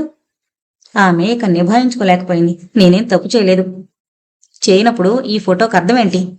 వేగంగా చేతిని ముందుకు చాచి ఆమె ముందుంచాడు. ఉలిక్కిపడినట్టు ఆమె ఒక్కడుగు వెనక్కి వేసింది. ఎక్కడో ఓ అగ్నిపర్వతం హఠాత్తుగా బద్దలై నిశ్శబ్ద నిశిరాత్రిని మండించే కర్కశ కాంక్షతో పరిగెత్తుతున్నట్టు సరాసరి ఆమె గుండె ఎల్లల్ని చేరి ఎదలోయల్ని తాకి ఛిద్రం చేస్తున్నట్టు పెనుగులాడుతూ అది గాద్గాదికమైన కంఠంతో అంది. ఇక్కడ నేను అడుగుతోంది ఇది ఎలా నా చేతిలోకి వచ్చింది అన్న ప్రశ్న కాదు హిమాని. ఈ ఫోటోలోని నీకు ఇప్పటి నీలోని స్తబ్దతకి కారణమైన అసలు నిజాన్ని. ఎలా తన సంసారపు నావని ఛిద్రం చేస్తోందని, తన 100 ఏళ్ల దాంపత్యపు మణిహారాన్ని ముక్కలు చేసి బ్రతుకు ద్వారాన్ని మూస్తుందని భావించి బీరువాలో దాచిన ఈ మరణ వాంగ్మూలాన్ని తనకే తెలియని రాక్షసుణ్ణి అతడెలా చేజిక్కించుకున్నాడు? ఇప్పుడేం జవాబు చెప్పాలి? ఏం చెబితే అతన్ని నమ్మించగలడు? భగవంతుడా, ఏదైతే జరగకూడదని ఇన్నాళ్ళు వాపోయానో అదే జరిగి నన్ను ఓ దోషిగా నిలబెట్టిన ఈ సమయంలో నన్ను నేను ఎలా కాపాడుకునేది? ఆదిలోనే అంతా తెలియపరిచిన నా నిర్దోషిత్వాన్ని ఎరుకపరిస్తే అందరిలో ఒకడు కాని మనసున్న మగాడిగా ఆయన నన్ను అర్థం చేసుకునేవాడేమో. కాని ఇప్పుడు ఏం చేయనయ్యా? నిలదీయబడిన తర్వాత నిజం చెబితే మాత్రం ఆయన నన్ను క్షమించగలరా? నాకేది దారి? ఒక నిశ్శబ్ద వేదనతో కనిపించని దేవుడి కోసం మొరపెట్టుకుంటున్న ఆ సమయంలో డాడీ హఠాత్తుగా వినిపించింది నాని కంఠం. మంచి మూడ్లో ఉన్నారా? నాని ఎంతసేపటి నుంచి ఇదంతా పరిశీలిస్తున్నాడో అన్న సంశయంతో కంగారు పడిన మహర్షి, నువ్వెప్పుడొచ్చావు నాని అన్నాడు ఫోటోని దాచేస్తూ. మీరు మూడ్లోకి వెళ్లకముందు. మరేం? నిజం. టెన్షన్ నుంచి తేరుకున్న మహర్షి అమ్మా నాన్నల మధ్య ఏర్పడుతున్న అగాధం ఆ పసివాడి మనసుకు అర్థం కాకూడదనుకున్నాడేమో. అమాంతం పైకెత్తుకుని, అవును రుద్రయ్య ఎక్కడా అన్నాడు అసంకల్పితంగానే. నన్ను ఇంట్లోకి వెళ్ళమన్నాడు. తనేమో పరిగెత్తాడు. పరిగెత్తాడా? ఎక్కడికి? ఏమో, నెమ్మదిగా కాదు, భలే జోరుగా. మహర్షి బ్రుకుటి ముడిపడింది. నిజంగా? ఒట్టు డాడీ. చీకట్లోకి భయం లేకుండా పరిగెత్తుతుంటే గట్టిగా పిలిచాను కూడా. అబ్బే ఆగందే, మూళ్ళోకెళ్ళాడేమో అని ఊరుకొని ఇలా వచ్చేశాను. నానిని దింపిన మహర్షి వేగంగా గది బయటకు నడిచాడు. నువ్వెక్కడికి డాడీ? నాని పిలుపు మహర్షికి వినిపించలేదు. అసలతడు వినే మూళ్ళో లేడు. కుడికన్ను అదిరిన హిమాని మనసుకేదో కీడు శంకిస్తుంటే చీకట్లోకి దూసుకుపోతున్న భర్తను వారించాలనుకుంది. కాని ఆ అధికారాన్ని కొన్ని క్షణాల క్రితమే కోల్పోయినట్టు టక్కున ఆగిపోయింది. సరిగ్గా అదే సమయంలో చీకట్లో దొంగల ఇంటి గోడ దూకి వెళుతున్న అపరిచితుడిపైన ఓ ర్యాబిడ్ డాగులా లంఘించాడు ప్రహారీ చుట్టూ తిరిగొచ్చిన రుద్రయ్య. హఠాత్తుగా జరిగిన దాడిని ఊహించలేని బ్లాక్ మెయిలర్ తనపైకి దూకిన రుద్రయ్య తాకిడికి క్షణం నేలపై పడి వెనువెంటనే రుద్రయ్య గుండెలపై బలంగా తన్నాడు. చీకటిలో భూతంలా మెరుస్తోన్న మాస్కుని చూసి భయపడిన రుద్రయ్య ఆ క్షణాన ఆలోచిస్తోంది తన డొక్కలో మిలిపెట్టే బాధ గురించి కాదు.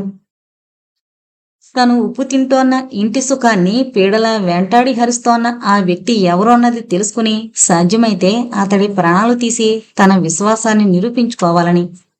అందుకే బలాన్ని కూడగట్టుకుని మరోమారు పైకి లేచిన ప్రత్యర్థి పాదాన్ని చేతుల మధ్య బంధించి మెలితిప్పాడు. అమ్మా! ఓ సన్నని మూలుగు మాస్కో కోరల నుంచి వినిపించింది. అది రెపపాటే. చెప్పు, ఎవరు నువ్వు? రుద్రయ్య మాటలింకా పూర్తి కాకముందే రెండో కాలు అతడి గుండెల్ని తాకింది. రుద్రయ్య పొట్టు సడలింది, కాని పొట్టుదల చావలేదు. అందుకే పరిగెత్తబోయిన ఆకారాన్ని మరోమారు ఒడిసి పట్టుకోబోతుంటే ఆగు అంటూ ప్రత్యర్థి చెయ్యి ముందుకు రావడం, పెంటార్చి కాంతిలో ఓ ఫోటో కనిపించడము లిప్తలో జరిగిపోయింది. ముఖం ఎవరిదో కనిపించని వ్యక్తి పక్కన పడుకునున్న హిమాని. ముచ్చెమట్లు పోసాయి రుద్రయ్యకి. చెప్పు, నన్ను పట్టి బంధించి తీసుకెళతావా? యజమానికి విశ్వాసంగా ఇదంతా చూపించి ఆ కుటుంబాన్ని చిన్నాభిన్నం చేస్తావా? బొంగురుగా పలికింది ప్రత్యర్థి కంఠం. జవసత్వాలు ఉడిగిపోయినట్టు నిలబడిపోయిన రుద్రయ్య ఒక అందమైన అవకాశవాదంతో తన నోరు మూయించి తన ప్రయత్నాన్ని ఓడించి చీకటి పొదల్లో కలిసిపోతున్న ఆకారం వైపు చూస్తూ నిశ్శబ్దంగా ఉండిపోయాడు. అప్పుడు అతడి భుజంపై ఓ చెయ్యి పడింది. గిరుక్కున వెనక్కి తిరిగిన రుద్రయ్య తనకు అభిముఖంగా నిలబడున్న మహర్షిని చూసి త్రొట్టుపడ్డాడు. ఏమైంది? కర్కశంగా అడుగుతున్న మహర్షి. చెప్పు, ఎందుకు పరిగెత్తుకొచ్చావు? ఏం జరిగింది? కమాన్! వణికిపోతున్నాడు రుద్రయ్య. నిన్నే! మహర్షి రెట్టించాడు. కాటికి కోవెలకి మధ్య నిలబడ్డ కాలంలా ఆ నిశిరాత్రి చలిలో నిస్త్రాణగా నిలబడ్డ రుద్రయ్య విశ్వాసానికి విజ్ఞతకి మధ్య ఎటూ తేల్చుకోలేని సందిగ్ధతలో ప్రకంపించిపోతున్నాడు. అర్ధరాత్రి నిద్రరాక అటు ఇటు పచార్లు చేస్తున్న త్యాగి వేగిపోతున్న ఒంటరితనంతో తూలుకుంటూ పడక గదిలోకి నడిచాడు. బోసిపోయిన చీకటి కుహరంలాంటి గదిలోకి ఓ క్షణం చూసి లైటు స్విచ్ ఆన్ చేశాడు. గెడ్డకట్టిన ఒకనాటి స్మృతుల తేనె తొట్టను రగులుస్తూ ఓ పిల్లి భయంతో కిటికీ వైపు దూకి పరుగు తీసింది. అప్పుడెప్పుడో సుస్మిత పడుకున్న బెడ్పై దుప్పటి మాసి అలాగే పడుంది. నెమ్మదిగా తల తిప్పాడు. మకిలిపట్టిన డైనింగ్ టేబుల్ అద్దం మాసిన గెడ్డంతో నిలబడున్న త్యాగి రూపాన్ని ప్రతిబింబిస్తుంటే అస్థిమితంగా గది బయటకు దూసుకొచ్చేశాడు. వెలితి, ఎవరూ పోడ్చలేని వెలితి. సుస్మిత తిరిగిన పరిసరాలు, సుస్మిత గుర్తుల్ని జ్ఞప్తికి తెచ్చే ఇంటి ఆవరణ, ఓ మూల చీకటిలో పడిన దిక్కులేని శవంలాంటి స్కూలు బిల్డింగు అతడిలోని అసహనాన్ని మరింత ఉధృతం చేస్తుంటే అంతవరకు ఎక్కడ దాగున్నాయో బొటబొట అతడి కళ్ళ నుంచి నీళ్లు రాలుతున్నాయి. గట్టిగా దిగాంతాల అంచులు చిట్లేట్లు, గొంతు నాళాలు పగిలేటట్టు అరవాలనంత తమకం. ప్రేవుల్ని మెలిపెట్టే దుగ్ధని పొలికేకలతో చల్లార్చుకోవాలి అన్నంత ఉద్రేకం. నిద్రకి ఆకలికి దూరంగా ఎన్నో రోజులు గడిపేసిన త్యాగికి అప్పుడు హఠాత్తుగా గుర్తుకొచ్చింది డానీ. డానీ ఈ సువిశాల ప్రపంచంలో కోరని నేస్తంలా తన సుఖాన్ని కోరే ఒకే ఒక్క ప్రాణిలా అనిపించి 2 రోజులుగా కనిపించని ఆ డాగు కోసం నిశిరాత్రి గుండెకే చిల్లులు పడేట్టు మరోమారు అరిచాడు. చిన్న చప్పుడు బెడ్రూమ్ వైపుగా. Danny, my Sweety! అరుపులో సైతం అస్పష్టమైన లాలిత్వం. ఈసారి డానీ కదలిక మరింత స్పష్టంగా వినిపించింది. నిన్నే! ఆవేశంగా గదిలోకి నడిచిన త్యాగి హఠాత్తుగా ఆగిపోయాడు గది ద్వారం దగ్గరే. గుర్రు! గుడ్డ పీలికల్ని మింగే విఫల ప్రయత్నం చేస్తున్న డానీ తపోభంగాన్ని క్షమించని మహర్షిలా గుర్రుగా చూసింది. ఏమైంది నీకు? త్యాగి గొంతులోని తీవ్రతకి చెవులు చిల్లులు పడేట్లు చేస్తున్న అతడి కేకలకి మెదడు నరాలు మిలిపెడుతుంటే ఉగ్రరూపంతో చూసింది. కమౌట్! ఉద్వేగంగా మీదకి దూకాలని ఒక్క ఉదుటున పైకి రాబోయిన డానీ ఆగిపోయింది. ఏ శక్తో తనకు అడ్డుపడుతున్నట్టు. మృత్యువులా నోరు తెరిచి నిలబడి చూస్తున్న డానీ తన యజమానురాలి మరణంతో మనస్థిమితాన్ని కోల్పోయింది అనుకున్న త్యాగి అరక్షణంలో అర్థం చేసుకున్నాడు డానీలోని ఏదో చిత్రమైన మార్పుని. డానీ! ఈసారి గొంతులో వీలైనంత మృదుత్వాన్ని ధ్వనింపజేశాడు. గుర్రుమంటూ మరో అడుగు ముందుకేసింది. నిప్పు కణికల్లా జ్వలిస్తోన్న డానీ నేత్రాలు ఇప్పుడు విశ్వాసాన్ని వర్షించడం లేదు ఎప్పట్లా. ఆకలిపై ఉన్న ఓ పులి మరో లిప్తలో ఛార్జి చేయబోతూ ప్రత్యర్థిపై లంఘించడానికున్న దూరాన్ని అంచనా వేస్తున్నట్టుగా ఉంది. కాళ్లను నెగిడించి ఏ క్షణంలోనైనా రక్తాన్ని కళ్ళజూసే ఓ క్రూర మృగంలా నాలుకను వేళ్లాడదీస్తూ చూస్తోంది. అప్పుడు సరిగ్గా ఆ స్ప్లిట్ సెకండ్లో గమనించాడు త్యాగి. డానీ నోటి అంచుల నుంచి తెల్లని చొంగ బయటకు చిమ్ముతోంది. త్యాగి కళ్లను చిట్లించి మరింత ఏకాగ్రతగా చూశాడు. డానీ చూపుల్లో, నిలబడ్డ తీరులో మొరగాల్ని ప్రయత్నిస్తూ గొంతు కండరాలు ప్యారలైజ్ కాగా శరీరంలో పేరుకున్న నిస్త్రాణలో పాదాల దగ్గర పడుండే విశ్వాసాన్ని మరిచి ప్రాణాంతకంగా కలబడాలన్న డానీ ఆలోచనల్లో స్పష్టంగా అర్థమైపోయింది. డానీకి ర్యాబిస్ సోకింది. డానీ ర్యాబిస్ డాగ్గా మారిపోయింది. డానీ మెదడును ఆక్రమించుకున్న రెబ్డో వైరస్ దానిలోని సేవా తత్పరతను చంపి యజమానినే కాటువేసే కాలసర్పంగా మార్చివేసింది. ఆనాడు సుస్మిత చితి నుంచి పరిగెత్తిన డానీ ఆ తర్వాత ఎటు వెళ్ళింది?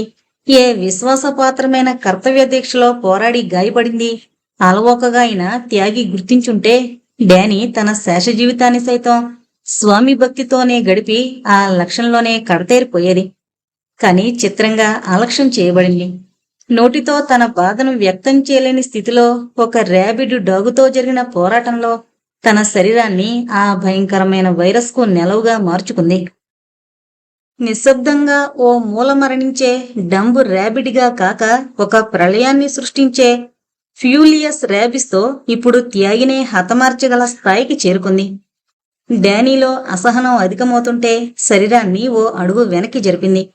ఒకనాడు తన యజమానిని దుండగులు అంతం చెయ్యాలని ప్రయత్నిస్తే తన శక్తిని ధారపోసి కాపాడిన డానీ ఇప్పుడు తను స్వయంగా త్యాగిని కడతేర్చాలని చివరి ప్రయత్నం చేయబోతూ అమాంతం ముందుకు దూకింది. అంతే, త్యాగి భయంతో పెట్టిన పులికేకతో ఆ ఊరు ఉలిక్కి పడింది. జరుగుతున్న మారణహోమాన్ని దూరంగా చీకట్లోంచే గమనిస్తోన్న ఓ ఆకారం వికృతంగా నవ్వుతోంది. భయకంపితుడైన త్యాగి అమాంతం స్కూలు గోడను ఎక్కేశాడు. కిందకి చూసేసరికి అక్కడ నేలపై రక్తారుణ నేత్రాలతో అతన్నే క్రూరంగా చూస్తున్న డానీ. గుండెలలో గుగ్గిల ప్రధూమం రేగి అణువణువు ప్రకంపించిపోతూ అరక్షణం అవకాశమిస్తే చాలు అతన్ని పీలికలు చేసేటంత ఆవేశంతో అలాగే నిలబడుంది. డానీ గాద్గాదికంగా పలికింది అతడి గొంతు మరోమారు. తెలియని ఏ తీవ్రశక్తి అధికారానికో అసహనంగా తలొగ్గుతున్నట్టు గుర్రుమంటూ జవాబిచ్చింది డానీ. డానీ, ఏంటిది? ఆ దుస్సాహ దృశ్యాన్ని జీర్ణించుకోలేనట్టు నిన్నగాక మొన్నటి వరకు తమ ఇంటి ప్రేమాస్పదురాలై పంచిన సేవా సహృద్రత గుర్తు చేస్తున్నట్టు ఆర్ద్రంగా పలికాడు. గుర్రు. డానీ గొంతు కండరాల మధ్య నుంచి చిట్లిన ఓ రణనినాదం. డానీ నిభాయించుకోలేని ఉక్రోషంతో పిలిచాడు. గురు. గొంతులో గంధకజ్వాలలు వ్యవసరాల్ని చేస్తుంటే గోడపైకి లంఘించిపోయి అంతలోనే ఏ విచక్షణో వారించినట్టు ఆగింది. వెనువెంటనే వెనక్కి మరలి చీకట్లోకి పరుగు తీసింది. అదే సేవా తత్పరతలో ఒక సుస్థిర స్థానాన్ని సంపాదించుకుని వైషమ్యం, స్వార్థ పరత్వాలకు అతీతంగా బ్రతికిన డానీ ఓ డాగు ఇతిహాసపు చీకటి కోణంలోకి మరలిన చివరి క్షణం. కుటిలత్వం, ఈర్ష, స్పర్ధలు తెలియని జాతిలో పుట్టి పిడికెడు అన్నానికి ప్రాణాల్ని పణంగా పెట్టగల చరిత్ర నుంచి బీభత్సరస ప్రధానమైన ఓ మారణ హోమానికి డానీని మరల్చిన ఆఖరి క్షణం. డానీ పరిగెత్తుతోంది ఆ నిశిరాత్రిలో ఆర్తిగా చీకటిని చీల్చెయ్యాలి అన్నంత ఉత్కంఠగా.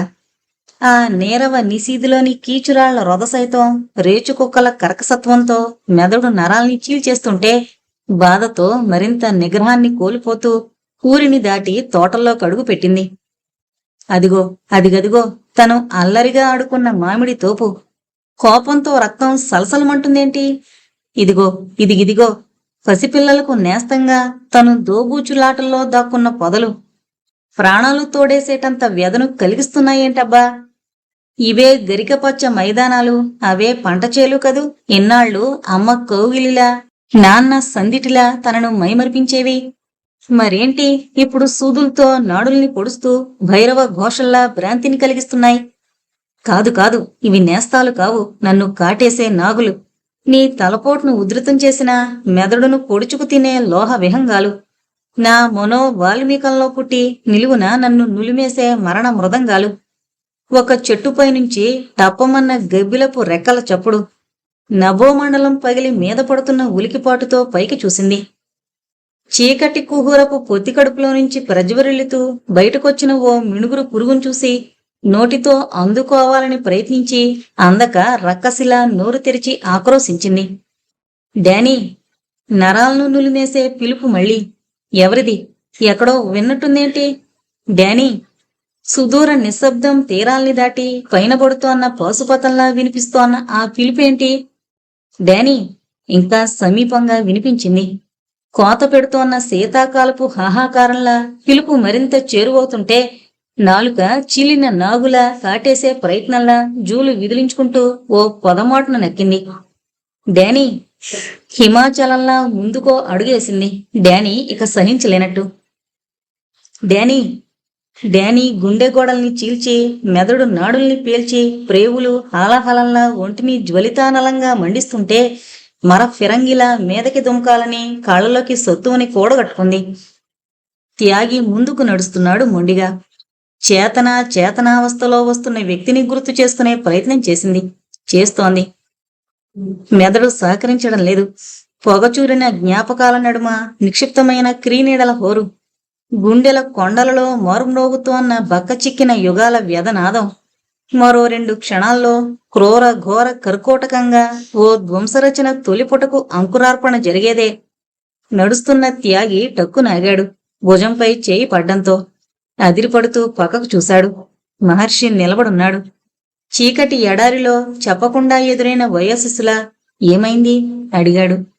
ఆ నిశిరాత్రి వేళ మహర్షి అక్కడ ఎందుకు తారసపడింది అడిగే స్థితిలో లేడు త్యాగి. మహర్షి పరిస్థితి అలానే ఉంది.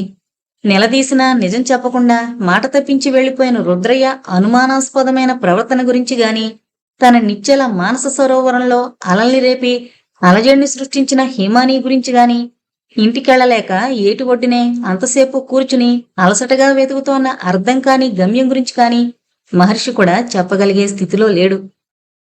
డానీ! త్యాగి గొంతు రుద్ధమైంది. ఏమైంది డానీకి? ఓ క్షణం నిశ్శబ్దం తర్వాత అన్నాడు త్యాగి. డానీ ర్యాబిడ్గా మారిపోయింది. తత్తరపడలేదు మహర్షి. నిర్లిప్తంగా చూశాడు. త్యాగి కళ్ళ నుంచి నీళ్లు సుడులు తిరుగుతున్నాయి. అన్యాయమైపోయిన మహర్షి. భార్యను ఏ జబ్బుతో కోల్పోయానో సరిగ్గా అదే కారణంగా ఇప్పుడు డానీని దూరం చేసుకుంటున్నాను.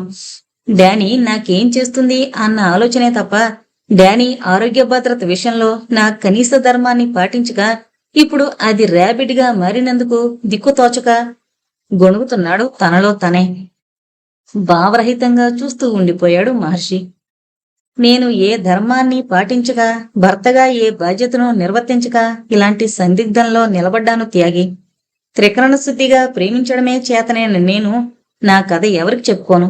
సొద్దుమణిగిన నడిరేయిలో సైతం గాఢ సుషుప్తి పరిష్వంగంలోకి జారిన వేళ కూడా హిమానిని తప్ప పరస్త్రీ గురించి ఆలోచించిన నేను గుండె మండించే వాస్తవాన్ని భరించలేక ఒంటరివాడినే నిద్రకు దూరమై దారికాని దారుల్లో వేళకాని వేళల్లో సర్పదృష్టున్నై తిరుగుతున్న నా వ్యధని ఎవరితో పంచుకోను. పగిలిన ఎదగోడలు పల్లవించే విషాద గీతపు వేదనని నేనెవరికి వినిపించను. నిశ్శబ్దంగా తనలో తానే మదన పడుతూ త్యాగి భుజంపై చేయి వేశాడు ఓదార్పుగా. అయిపోయింది మహర్షి. నాకు మిగిలిన మరో ప్రాణి కూడా నాకు దక్కకుండా శాపగ్రస్తుణ్ణి చేసి వెళ్ళిపోతోంది. పసిపిల్లాళ్లా ఏడ్చేస్తున్నాడు. మహర్షి ఆధ్యాత్మికంగా నవ్వాడు. నేను నాది అన్న భ్రాంతిలో ఉన్నంతకాలం బాధ తప్పదు త్యాగి. ఇప్పుడేం చెయ్యాలి? చంపేయాలి. హఠాత్తుగా మహర్షి గొంతులో కాఠిన్యం చోటు చేసుకుంది. నో! ఆ ఊహనే భరించలేనట్టు తల అడ్డంగా ఊపాడు త్యాగి. నేను డానీని చంపనివ్వను. తప్పదు త్యాగి. కొన్ని కథలకి చావే ముగింపు. ఎస్! మహర్షి పిడికిళ్లు బిగుసుకున్నాయి. అప్పుడు చూశాడు త్యాగి వివర్ణమైన మహర్షి మొహాన్ని. మహర్షిని అలా చూడ్డం త్యాగి అనుభవంలో తొలిసారి. ఏ ఆలోచనల రాపిడి తనలో అలాంటి మార్పుకి కారణమైంది చెప్పకుండానే కమాన్ అంటూ త్యాగి భుజంపై చేవేసి బలంగా నడిపించాడు మహర్షి. పొద కదిలింది. తన చీకటి సామ్రాజ్యపు అంతర్భాగంలో కడుగుపెట్టి పీకితనంతో వెన్ను చూపిన శత్రువుల్ని వెనక నుంచే గమనించి తను సాధించబోయే మహాయజ్ఞపు హోమంలోకి సరిపడే సమిధి కోసం అంగంలార్చుకుపోతూ చూస్తోంది డానీ కర్కశంగా. జడలు విచ్చుకున్న చీకటి కడలి సుడులుగా ఎగిసిపడి ప్రకృతిని మింగిన అర్ధరాత్రి సమయంలో శ్మశానంలోని సుప్త కంకాళాల్ని తాకిన గాలి నిశీది కక్కే బుసల్లా పల్లెను చుట్టుముడుతోన్న రాక్షస గడియల్లో చెరువులు చెట్లు సైతం కిమ్మనలేక గుట్టుగా గుండెల్ని అరచేతుల్లో పెట్టుకుని విశ్రమించే అపరాత్రి వేళలో భర్త బాహువుల్లో నుంచి బడలికగా పక్కకు ఒరిగింది 18 ఏళ్ల రంగి. అలసిపోయావటే? పోమావా అంది సిగ్గు దొంతరలు చెంపలపై నుంచి శరీరంపైకి జారిపోతుంటే. పోతానే కాని నువ్వు అలసిపోయావని ఒప్పుకుంటేనే. ఒప్పుకోకపోతే నువ్వు కట్టుకున్న కోకని మళ్ళీ ఓడబెరికేస్తాను. అత్తమ్మని లేపి కోకలా ఇస్తాను బెదిరించింది సుతారంగా. ఏమని చెప్తావే? ఏమనంటే ఆగిపోయింది అరక్షణం బిడియంగా. భర్తని చూస్తూ పెళ్ళం యావలో పడి పొలం సంగతి మరిసిపోతుండు నన్ను కట్టుకున్న మోజులో ఆనాక నిన్నే పట్టించుకోనంటాడు అని చెప్తాను. అప్పుడు కుదురుద్ది ఆ అబ్బాయి సంగతి. పొలం సంగతి గుర్తు చేసేసరికి సగం జావ కారిపోయాడు. అయితే ఎల్లక తప్పదంటావటే? తప్పదంతే అల్లరిగా ఒత్తి పలికింది. ఈ రాత్రికి ఏడనే పడుకుంటానే నచ్చజెప్పబోయాడు. ఇంకా నయం పెళ్ళాన్ని వదులుకోలేక పొలాన్నే పాకకాడికి లాక్కొస్తానన్నావు కాదు. లేచి చీర సర్దుకుంది. రంగి నా మాటినే ఈ ఒక్క రాత్రి తెల్లవార్లు. అయ్యో రామ, అత్తకి తెలిస్తే ఏమంటాదో తెలుసా? రాముడి మెడని చేతులతో చుట్టేసి మృదువుగా అంది. పెళ్ళయి 3 నెలలు కాలేదు, మొగుణ్ణి మంచానికి కట్టేసుకుంది అని ఊరంతా దండోర ఎత్తది. మంచి మామవిగా ఎల్లు మావా. ఉక్రోషంగా చూస్తూనే సర్లే ఎల్తా అన్నాడు. అదుగో అలా కోపం తెచ్చుకోకు మామా. నువ్వు మొహం మోడుచుకుని వెళ్తే ఈ రాత్రికి నాకింక నిద్ర పట్టదు. చూడు నువ్వు నవ్వుకుంటే ఎల్లాలా. తెల్లారాక తోవలో నందివర్ధనం చెట్టుకాడ పూలు తెంపి దోశలతో తెచ్చి నా చేతిలో పొయ్యాల. అవి ఎట్టుకుని నేను రాత్రికి మళ్ళీ నీ పక్కలోకొస్తాను. అమాంతం రంగిని దగ్గరకు లాక్కుని ముద్దు పెట్టుకుని వస్తానే అంటూ అర్ధరాత్రి వేళ పల్లెకి దూరంగా ఉన్న పొలానికి బయలుదేరాడు. గుడిసెలు దాటాడు. గుడిసె పక్క నుంచి వెళుతూ మనసులోనే రాముని ధ్యానించి ఏడాది తిరకముందే రంగి కడుపు పండేట్టు చేయమని చేతులు జోడించి ప్రార్థించాడు. అలవాటైన ఊరి పొలిమేరలలో నడుస్తున్న రాముణ్ణి చిమ్మ చీకటి గొంతు నుంచి చిమ్మే కీచురాళ్ల రొదగాని పక్కన భూతాల్లా నిలబడ్డ చెట్లుగాని రాముణ్ణి భయపెట్టడం లేదు. పొడిచిన పొద్దును గుండెల్లో దాచుకున్న ముద్ద మందారంలా పొద్దు గూకేక పల్లె మీద కురిసే వెన్నెల్లా అనిపించే రంగే గుర్తుకొస్తోంది. నిన్నగాక మొన్న వరకు అమ్మ నోటికి ఏ ఆడపిల్లైనా ఎలా నెట్టుకొస్తాది అనుకున్నాడు. ముందు అమ్మనే బొట్లో వేసుకుంది, ఆనాక తనను కొంగు కట్టేసుకుంది. రంగి తలపులతో రావుడి మనసు ఉత్సాహంతో నిండి ఆ ఉత్సాహం కూని రాగంలా గొంతు నుంచి వెలుకొస్తుంటే పరిసరాలను మరిచి పాడుతూ నడుస్తున్నాడు. ఏటి ఒడ్డును చేరాడు. మరో నిమిషానికి ఒడ్డునున్న కాటిని దాటాడు. పొలం చేరాలంటే మరో 3 నిమిషాలు. తెల్లవారాలంటే మరో 5 గంటలు. కాలవ తూములపై నుంచి నడిచి పొలంలో అడుగుపెట్టి ఎవరో నెట్టినట్టు టక్కున ఆగాడు. తోవ మధ్యలో చీకటిని ఒంటికి చుట్టేసుకున్న ఎలుగుబంటి లాంటి ఆకారం. ముందు పలుపుతాడు తెంపుకుని పొలంలో నుంచి బయటపడ్డ ఏ గేదో అనుకున్నాడు. కొమ్ములు కనిపించకపోవడంతో వెంటనే కంగారుగా ఓ అడుగు వెనక్కి వేశాడు. వెన్నులో సన్నగా చలి మొదలైంది. కొద్దిగా ఆకారం కదలడంతో దుమ్మల గుండిలా బలిష్టంగా ఉన్న ఆ జంతువేదో మరో అరక్షణంలో అర్థమైపోయింది. రక్తం ఓడుతున్న కళ్ళతో నాలుకను రంపంలా చాపి తననే దీక్షగా చూస్తూ డానీ ఆ సమయంలో అక్కడెందుకుందో రావుడి ఊహకు అందడం లేదు. బడి పిల్లలతో సైతం పసిపిల్లలాడుకునే ఆ కుక్క ఆ వేళలో అక్కడ దారింది కాసిందో రావుడికి అంతుపట్టడం లేదు. అమ్మా డానీ. రక్కసిలా నోరు తెరచి చూస్తోన్న డానీ వరుస అర్థం కాక గుండెలొగ్గబట్టుకుంటూనే నెమ్మదిగా పిలిచాడు. అతడి పిలుపు తాకిడి మెదడును తాకి నరాలను నులిమేస్తున్నట్టు నోటిని మరింత క్రూరంగా తెరుస్తూ పైకి లేచింది. ఎవరు పిలిచినా తోకాడించుకుంటూ నాలుకతో ఒంటిని నాకి తన ఆత్మీయతని ప్రదర్శించే డానీ చీకటి దెయ్యంలా కోరల్ని ఎందుకు చాపి బెదిరిస్తోందో అర్థం కాని రాముడు డానీ మరో అడుగు ముందుకేగానే భీతిగా వణికిపోతూ డానీ అనబోయి ఆగిపోయాడు. డానీ నిలబడి రొప్పుతూ చూస్తోంది, ఏ క్షణంలో అయినా చార్జి చేసేట్టు. మరికొన్ని క్షణాల్లో ఏదో ప్రమాదం ముంచుకురాబోతోందని స్పష్టమైపోయింది. పులిలాంటి ఆకృతిని ఢీకొనడం సాధ్యం కాదని మనసుకి అనిపించిన మరుక్షణం బాట పక్కనున్న పొలాల్లో నుంచి పరుగు తీశాడు. బలాన్ని కూడగట్టుకుని పొలంలోని మంచివైపు దూసుకుపోతున్న రావుడికి తెలుస్తూనే ఉంది డానీ సైతం శరవేగంతో వెంట వస్తోందని. అలసిపోతున్నాడు, అయినా ఆగలేదు. మరో 2 క్షణాల్లో పంట కాలవ గట్టును చేరుకున్నాడు. మంచిని చేరుకోవడానికి మరో 1/2 నిమిషం చాలు. రొప్పుతూ మసక వెన్నెట్లో మంచినే చూస్తూ ముందుకు పరిగెడుతున్నాడు. అదే రావుడు చేసిన పొరపాటు. పైకి చూస్తూ పరిగెత్తుతోన్న రావుడి కాళ్ళు తొందరలో మార్గం తప్పి త్రొట్టుపాటుగా మెలితిరిగాయి. దబ్మని ముందుకు పడ్డాడు. జరిగింది తెలుసుకుని తేరుకునేలోగానే కాలి పిక్కల్లో సోలందించినట్టు బాధ. మాంసపు ముద్దని కసిగా లాగిన డానీ రావుడు మూలుగుతూ వెల్లకిల్లా తిరిగేసరికి అతడి ముందు నిలబడింది విజయగర్వంతో. పళ్లను గిట్టకరుస్తూ ముఖాన్ని మరింత వికృతంగా మార్చుకుంటూ నిలబడ్డ డానీ మృత్యురూపాన్ని చూస్తుంటే అర్థమైంది రావుడికి అవి తనకి ఆఖరి క్షణాలని. రావుడి కళ్లల్లో జివున నీళ్లు తిరిగాయి. కాళ్లలోని సలుపు మూలంగా కాదు, 100 కలిసి బ్రతుకుదాము అనుకున్న రంగి గుర్తుకొచ్చి. డానీ భయంతో కంపించిపోతున్నాడు. నాకేదన్నా అయితే రంగి బతకదమ్మా, నీకు దండం పెడతాను. రావుడి మాటలింకా పూర్తి కానేలేదు. మనుమెకంలా పైకి దుంకి పొట్టలోని పేగుల్ని చీరింది. అమ్మా అనలేదు రావుడీసారి. రంగి అంటూ రంకి వేశాడు. ఆ చీకటి గోడల్లో ఆర్తనాదం చివికిపోయింది తప్ప అక్కడెక్కడో ఆదమరిచి నిద్రపోతున్న రంగికి ఆ పిలుపు వినిపించలేదు. రావుడి ప్రాణాలు కడగంటిపోతుంటే రొప్పుతూ చేతులు జోడించాడు. మామూలు స్థితిలో అయితే మనసు కరిగేదేమో కాని మతి తప్పిన డానీకి ఎత్తిన చేతులు గాయం చేసే కత్తుల్లా కనిపించాయి. అంతే, మరింత వసం తప్పినట్టు పైకి లంఘించి శబ్దం చేస్తున్న రావుడి కంఠనాళాన్ని ఊడబెరికేసింది. ఫౌంటైన్లా పైకుబికిన రావుడి రక్తం పంట కాలువలో కలిసి నిశ్శబ్దంగా పయనిస్తుంటే చివరి శ్వాసను వదులుతోన్న రావుడు నిస్సహాయంగా అనుకున్నాడు. ఈ రాత్రికి నీకు తోడుగా పడుకుంటానంటే ఎల్లక తప్పదంటూ నన్ను ముందుకు నెట్టిన నా ఎర్రి రంగి వెళ్ళిపోతున్నానే. తెల్లారాక తిరిగొస్తానని మాటిచ్చిన నేను సింహ చీకట్లో తెల్లారిపోతున్న బతుకుతో నీకు దూరంగా వెళ్ళిపోతున్నాను. పాడుదేవుడు ఏడనున్నాడో గాని ఉంటే నీ గోడిని నీకో దారి చూపించమని చెబుతా. రావుడి తల వాలిపోయింది.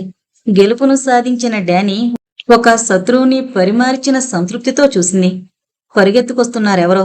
రావుడి ఆర్తనాదం విన్న పొలంలోని పాలికాపులు వెల్లువలా దూసుకొస్తున్నారు. ఉక్రోషంగా నిలబడింది. ఎంతమంది శత్రువులనైనా పరిమార్చి తన క్రోధాన్ని వెళ్లగక్కాలన్న ఆవేశం మెదడు నరాల్లోంచి ఒంటికి పాకి వస్తున్న జనం అరుపులు మరింత రెచ్చగొడుతుంటే కర్కశంగా ముందుకు అడుగు వేసింది. ఆగిపోయారు అంతా. హరికేన్ లాంతర వెలుగులో మృత్యువులా నిలబడ్డ డానీ సమీపంలో అమ్మ కడుపులో నుంచి అప్పుడే భూమి మీద పడ్డ పసికందుల రక్తసిక్తమైన దేహంతో రాముడు. అర్థమైంది జరిగిందేమిటో. బిక్కచచ్చిపోయారు అంతా.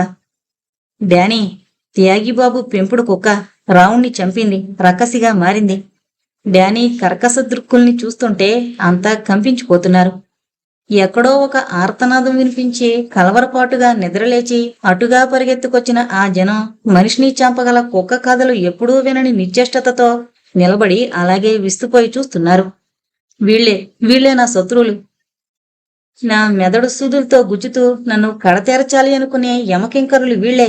వీళ్లను చీల్చేయాలి, చీల్చి నేల కూల్చాలి. రెబ్డో వైరస్ వెన్నుముకలో నుంచి మెదడు వరకు వ్యాపించిన డానీ ఉద్వేగంతో ముందు కాళ్లను బలంగా నేలకు అదింపెట్టింది. కళ్లను చికిలిస్తూ పైదవడను కొద్దిగా తెరిచింది. రావుడి రక్తంతో తడిసిన కోరలు దాహంగా మెరుస్తున్నాయి. గుర్రు పెటేల్మన్న అగ్నిపర్వత శిఖరాగ్రం నుంచి ఊపికే లావా చప్పుడులా డానీ గొంతు నుంచి మరోమారు మృత్యునాదం వెలువడింది. గగురుపాటుగా చూస్తున్న వాళ్ళు ఊహించలేకపోయారు డానీ మరోమారు చార్జి చేసే ప్రయత్నంలో బలాన్ని కూడగట్టుకుంటోందని. గాలి స్తంభించిపోయింది. ఒక పక్క ఉన్మాదానికి పరాకాష్ఠగా మృత్యువులా నోరు తెరిచి తదేకంగా చూస్తున్న డానీ, మరో పక్క నేలను నెత్తుటితో తర్పణం చేసి విశ్రాణగా పడున్న రావుడి శవం. మధ్యన గెడ్డకట్టిన చీకటి సముద్రంలో దారి కానని అందుల్లా భయోద్విగ్నంగా నిలబడ్డ వ్యక్తులు. 1, 2, 3 క్షణాలు గడుస్తుంటే ప్రాణాలు కడంటిపోతున్నాయి. సరిగ్గా అప్పుడు త్రాచులా రేచులా పైకి దుమికింది డానీ. లిప్తపాటులో కకావికలైన జనం చెట్టుకొకరు పుట్టకొకరుగా పరుగు తీశారు. గొలుసు తెంచుకున్న నరకలోకపు జాగిలమై వెంటాడిన డానీ ఓ వ్యక్తి కాలిపిక్కలో కూరల్ని దించి నరాల్ని దారాల్లా పైకి లాగింది. అమ్మా అన్న ఆర్తనాదంతో ఆ నిశిరాత్రి మరోమారు నిస్సత్తువుగా ప్రతిధ్వనించింది. అప్పటికే పొలం గట్లపైనుంచి పంట పొలాల నడుముగా పరిగెత్తిన వాళ్లల్లో చాలామంది మంచెలపైన చెట్ల కొమ్మలపైన ఎక్కేశారు. దారి కానరాక అవయవాలు సహకరించక కొందరు గమ్యం లేనట్టు అలా పరిగెడుతూనే ఉన్నారు. అయితే గాయమైన వ్యక్తి మాత్రం ఇక ముందుకు సాగే శక్తి లేనట్టు బాధతో మెలితిరుగుతూనే ఓ చెట్టు మొదలన కూలిపోయి భయంగా వెనక్కి చూశాడు. హఠాత్తుగా నిశ్శబ్దం.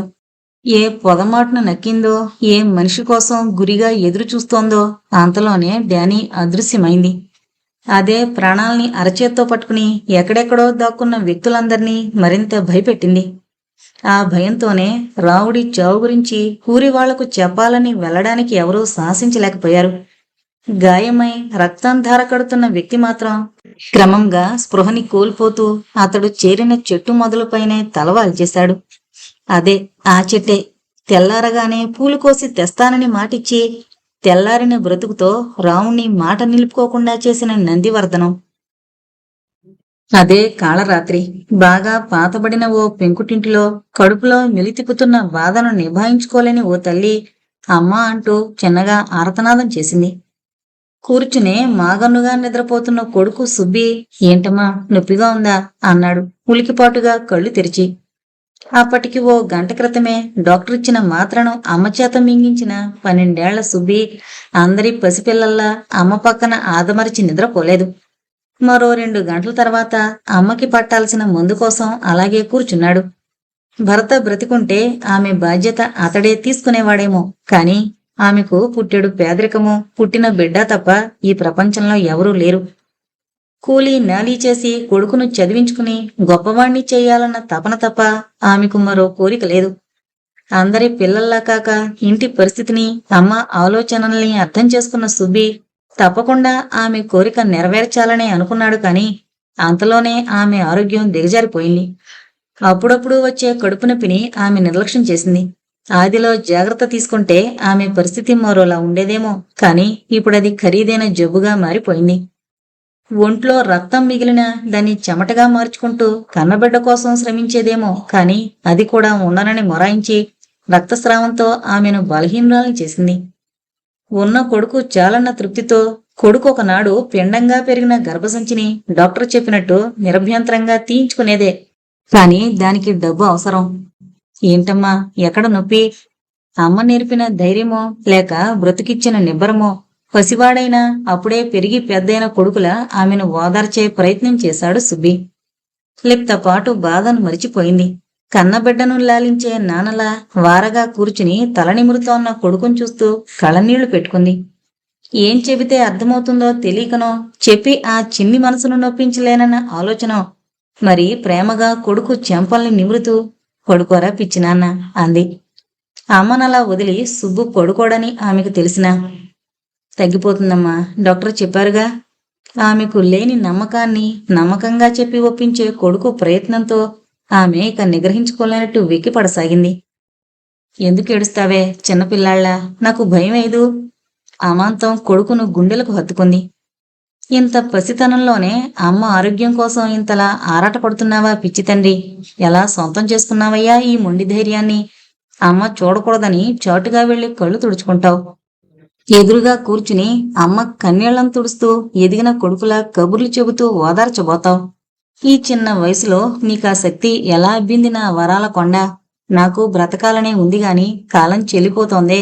ఇలాగే బ్రతుకు కొనసాగించి పెద్దవాడివైన నీ చేతుల్లో పసిపాపలా కన్ను ముయ్యాలని ఉంది. కాని కాడు రమ్మని పోరు పెడుతుంటే ఎలా తండ్రి, నా కోరిక ఎలా తీరేను? పెదవి దాటని వేదన ధారగా ఆమె చెంపలపై నుంచి జారుతుంటే తలపైకెత్తిన సుబ్బి ఉబికి రాబోయిన ఒక నీటి బొట్టును కళ్ళ వెనక దాచుకుని, చెబుతున్నా కదమ్మా నీకేం కాదు నిజం అన్నాడు అమ్మ కన్నీళ్లను తుడుస్తూ. సరిగ్గా అప్పుడే ఒక శూలం అమ్మ ప్రేమను కత్తిరించినట్లు బాధగా నోరు తెరిచిన ఆమె చిరిగిన చీరను తడిపేస్తోన్న రక్తం కొడుకు కళ్ళబడకుండా జాగ్రత్త పడబోయింది. కాని సుబ్బి అప్పటికే గమనించేశాడు. అమ్మా అనబోయాడు. కాని తను గాబరా పడుతుంటే అమ్మ తట్టుకోలేదు అన్నట్టు ఆగిపోయాడు. తన కాలికి చిన్న గాయమై రక్తం వస్తుంటే తట్టుకోలేడు. అమ్మ ఒడిలో నుంచి అంత రక్తం ఎలా ధారకడుతోంది అర్థం కాకపోయినా వెంటనే పైకి లేచాడు. ఏడుపుని ఆపుకోలేకపోతున్నాడు. ఏడుపొచ్చేసలాగా ఇల్లు దాటి బయటికెళ్లి వీలైనంత త్వరలో డాక్టర్ గారిని పిలుచుకురావాలని బయలుదేరబోతుంటే సుబ్బి చేతిని పట్టుకుందామే. బాధను గొంతులోనే సమాధి చేసుకుని జీవంలేని కళ్లతో అర్థిస్తోంది వెళ్ళొద్దని. అది కడుపులో మెలిపెట్టే బాధ మూలంగా కాదు, కడసారి చూపైనా కొడుకు నోచుకోడేమో అన్న కడుపు కోత. డాక్టర్ గారిని తీసుకొస్తానమ్మా. కట్టెలా వేలాడుతోన్న అమ్మ చేతిని నెమ్మదిగా విడిపించుకున్నాడు. కళ్ళ నుంచి రాలి పడకుండా ఉండాలనుకునే నీళ్లను వారించడం కష్టంగా ఉంది. ఎప్పుడూ ఏడవని మంచి బాబుగాని అమ్మ దృష్టిలో మిగిలిపోవాలనుంది. అందుకే అమ్మనిక చూడలేనట్టు పక్కకు తిరిగి ఆరిపోతాను అంటున్న హరికేన్ లాంతరు ఒత్తిని పెద్దది చేసి వేగంగా బయటకు నడిచాడు. ద్వారం దాటాడో లేదో అప్పుడు గండిపడింది. అంతవరకు అదిమి పెట్టిన కన్నీటి వాగుకి.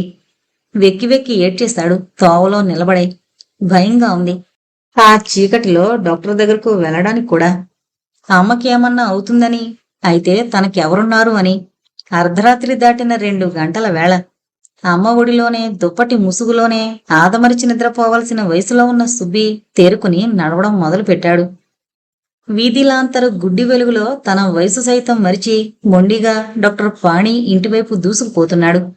ఎక్కడో ఓ ఊరకుక్క అరిచింది.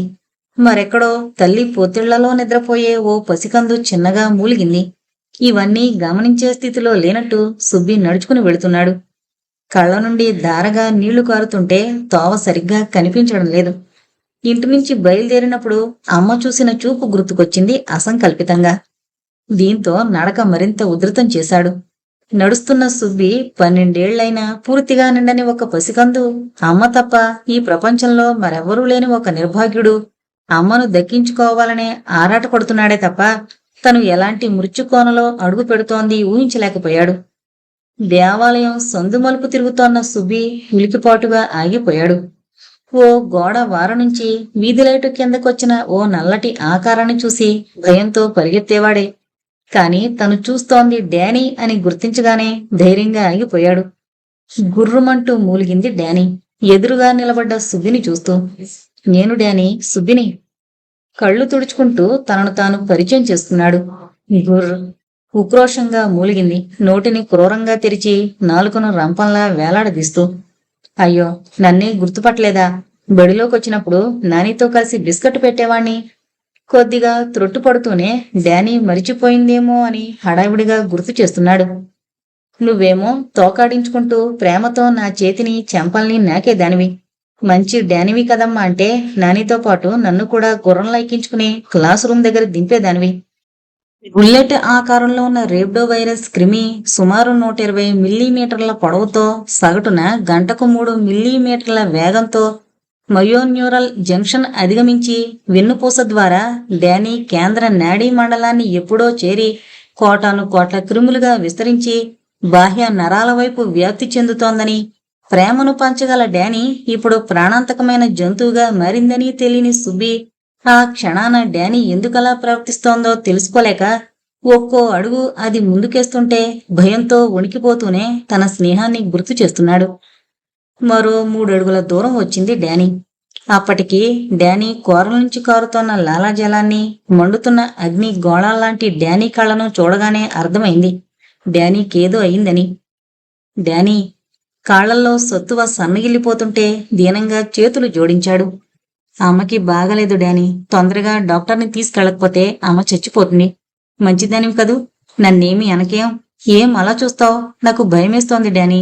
పోనీ డాక్టర్ గారికి చెప్పాక అప్పుడు కావాలంటే నన్ను కరిచేద్దుగాని. డానీ, నీకు దండం పెడతాను డానీ. దుఃఖం ముంచుకొస్తుంటే వెక్కి పడుతూనే చెప్పుకుపోతున్నాడు. నిజమే, డానీ సుబ్బిని మాత్రమే కాదు, తన పేరు పెట్టి ప్రేమగా పిలిచిన పసిపిల్లలకి నిన్నగాక మొన్నటి వరకు మంచి నేస్తంగానే బ్రతికింది. రూపం భీకరంగా ఉన్న పరిచితుల కోసం ప్రాణమిచ్చే ప్రాణిగానే తిరుగాడింది. కాని ఇప్పుడది చెదిరిన గుండెతో, చెదలు పట్టిన మెదడుతో తాను చేయని తప్పుకు శిక్షించబడుతోన్న ఓ నిస్సహాయ జంతువు. సుబ్బిపైకి దూసుకుపోయింది డానీ. ఆకాశంలో ఒక తీతువు అరిచిందప్పుడే.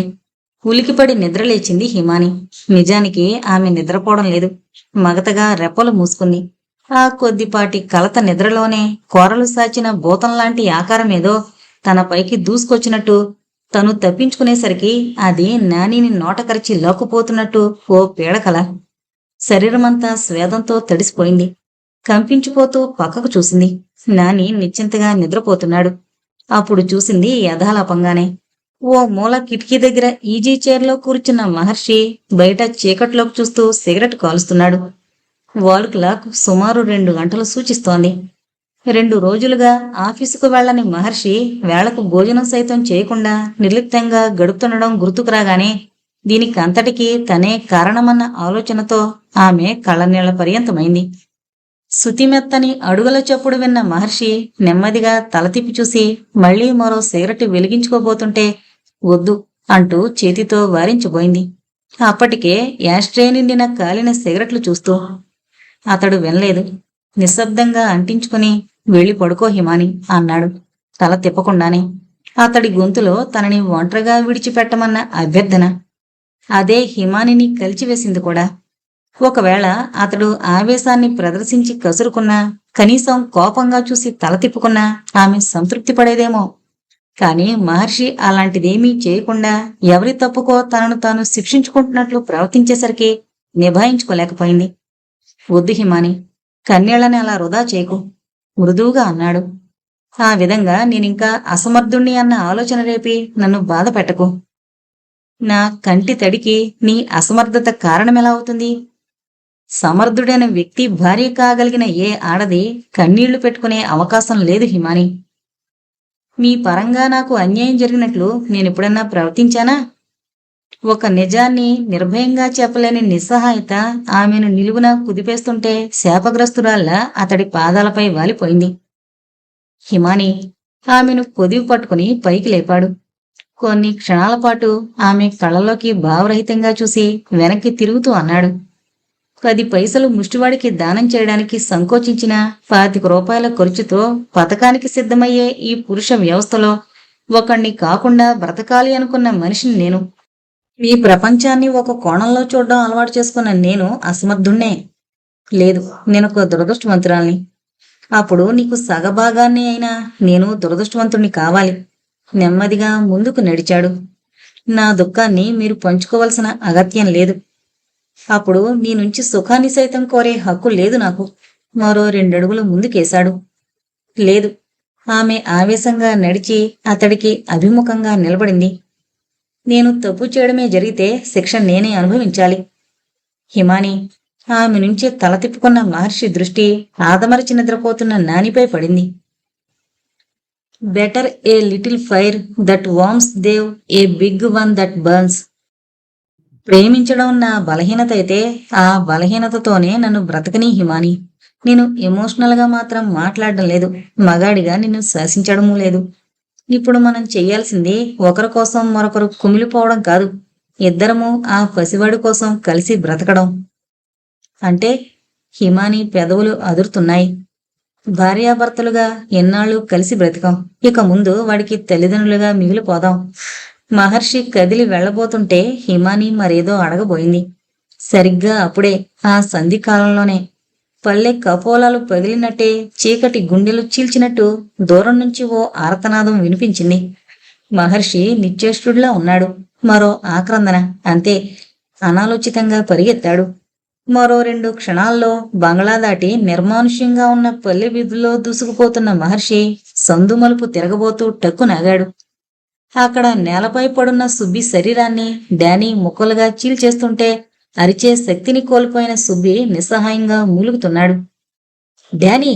మహర్షి కేకతో మెదడులో పొలుగు దిగినట్లు గిరుక్కున వెనక్కి తిరిగింది. నిశ్శబ్దం. ఇద్దరు బలమైన ప్రత్యర్థుల మధ్య చెలరేగే పోరాటానికి ముందు ప్రశాంతత. మరో శత్రువును కడతీర్చే శక్తిని కూడగట్టుకుంటున్నట్టు డానీ క్రోధారుణ నేత్రాలతో మహర్షినే చూస్తోంది. నిర్విణ్యుడై నిలబడ్డాడు మహర్షి.